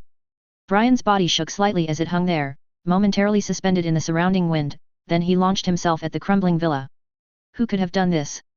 The name Vipperdreger immediately sprang to Brian's mind. It was unsurprising to have such a suspicion, was it not? The resentful, venomous look Dreggern had cast just tens of minutes earlier when Brian had left the hotel remained etched in his memory. However, Brian would not jump to the hasty conclusion that the culprit was definitively Vipperdreger, infuriated by the insult to his honor and acting out in a fit of rage. Could Dumstrang or Beaux Batons not also be suspected to some degree? One could never be too sure. Logically speaking, neither of the two schools would commit such a foolish, brazen act, because the people who had secretly orchestrated this trouble must have surely known that Hogwarts and the British Ministry of Magic would undoubtedly investigate the matter thoroughly. If any shred of evidence implicated them, let alone hosting the Triwizard Tournament, this ancient event symbolizing cultural exchange and friendship could be outright cancelled. But, if some crazy people were truly willing to gamble everything on the assumption that they could leave no trail behind. Gazing down at the heap of scattered debris and fractured masonry, Brian's eyes darkened with brooding thoughts. Igor Karkaroff. That man did not seem like an upright wizard and his mind did not appear particularly sharp either. Previously, he had also left the banquet hall hastily after Dragon's dramatic exit. Tap. Brian lightly floated back down to the rubble-scattered ground, his expression blank. How intriguing. The two men who stayed with him in the hotel rooms, Barty Crouch and Ludo Bagman, had also departed the banquet hall early. Had they really gone back to their rooms as planned, the burglar would never have been able to cause as much damage as he did. However, it so happened that one had claimed to have to put in extra hours at the ministry, and the other had ventured out in search of thrills in the thriving Parisian nightlife. None of them had been in their rooms at the critical moment when the incident had occurred. Under the influence of magic, broken wooden beams and shattered marble bricks levitated from the ground, hovering suspended in mid-air. Holding an eggshell-white magical wand, Brian strode through the ruins with uneven steps. After a cursory sweep of the decimated space, he pinpointed the location of his own room, or what remained of it amidst the sea of devastation. Every furnishing inside had been reduced to an unrecognizable state, the place had been utterly decimated, as if a raging firestorm had torn through it, consuming all in its path. According to the lingering magical traces in the air, numerous sources of powerful magic had manifested here. They had used a powerful explosive curse to obliterate the villa before abruptly vanishing.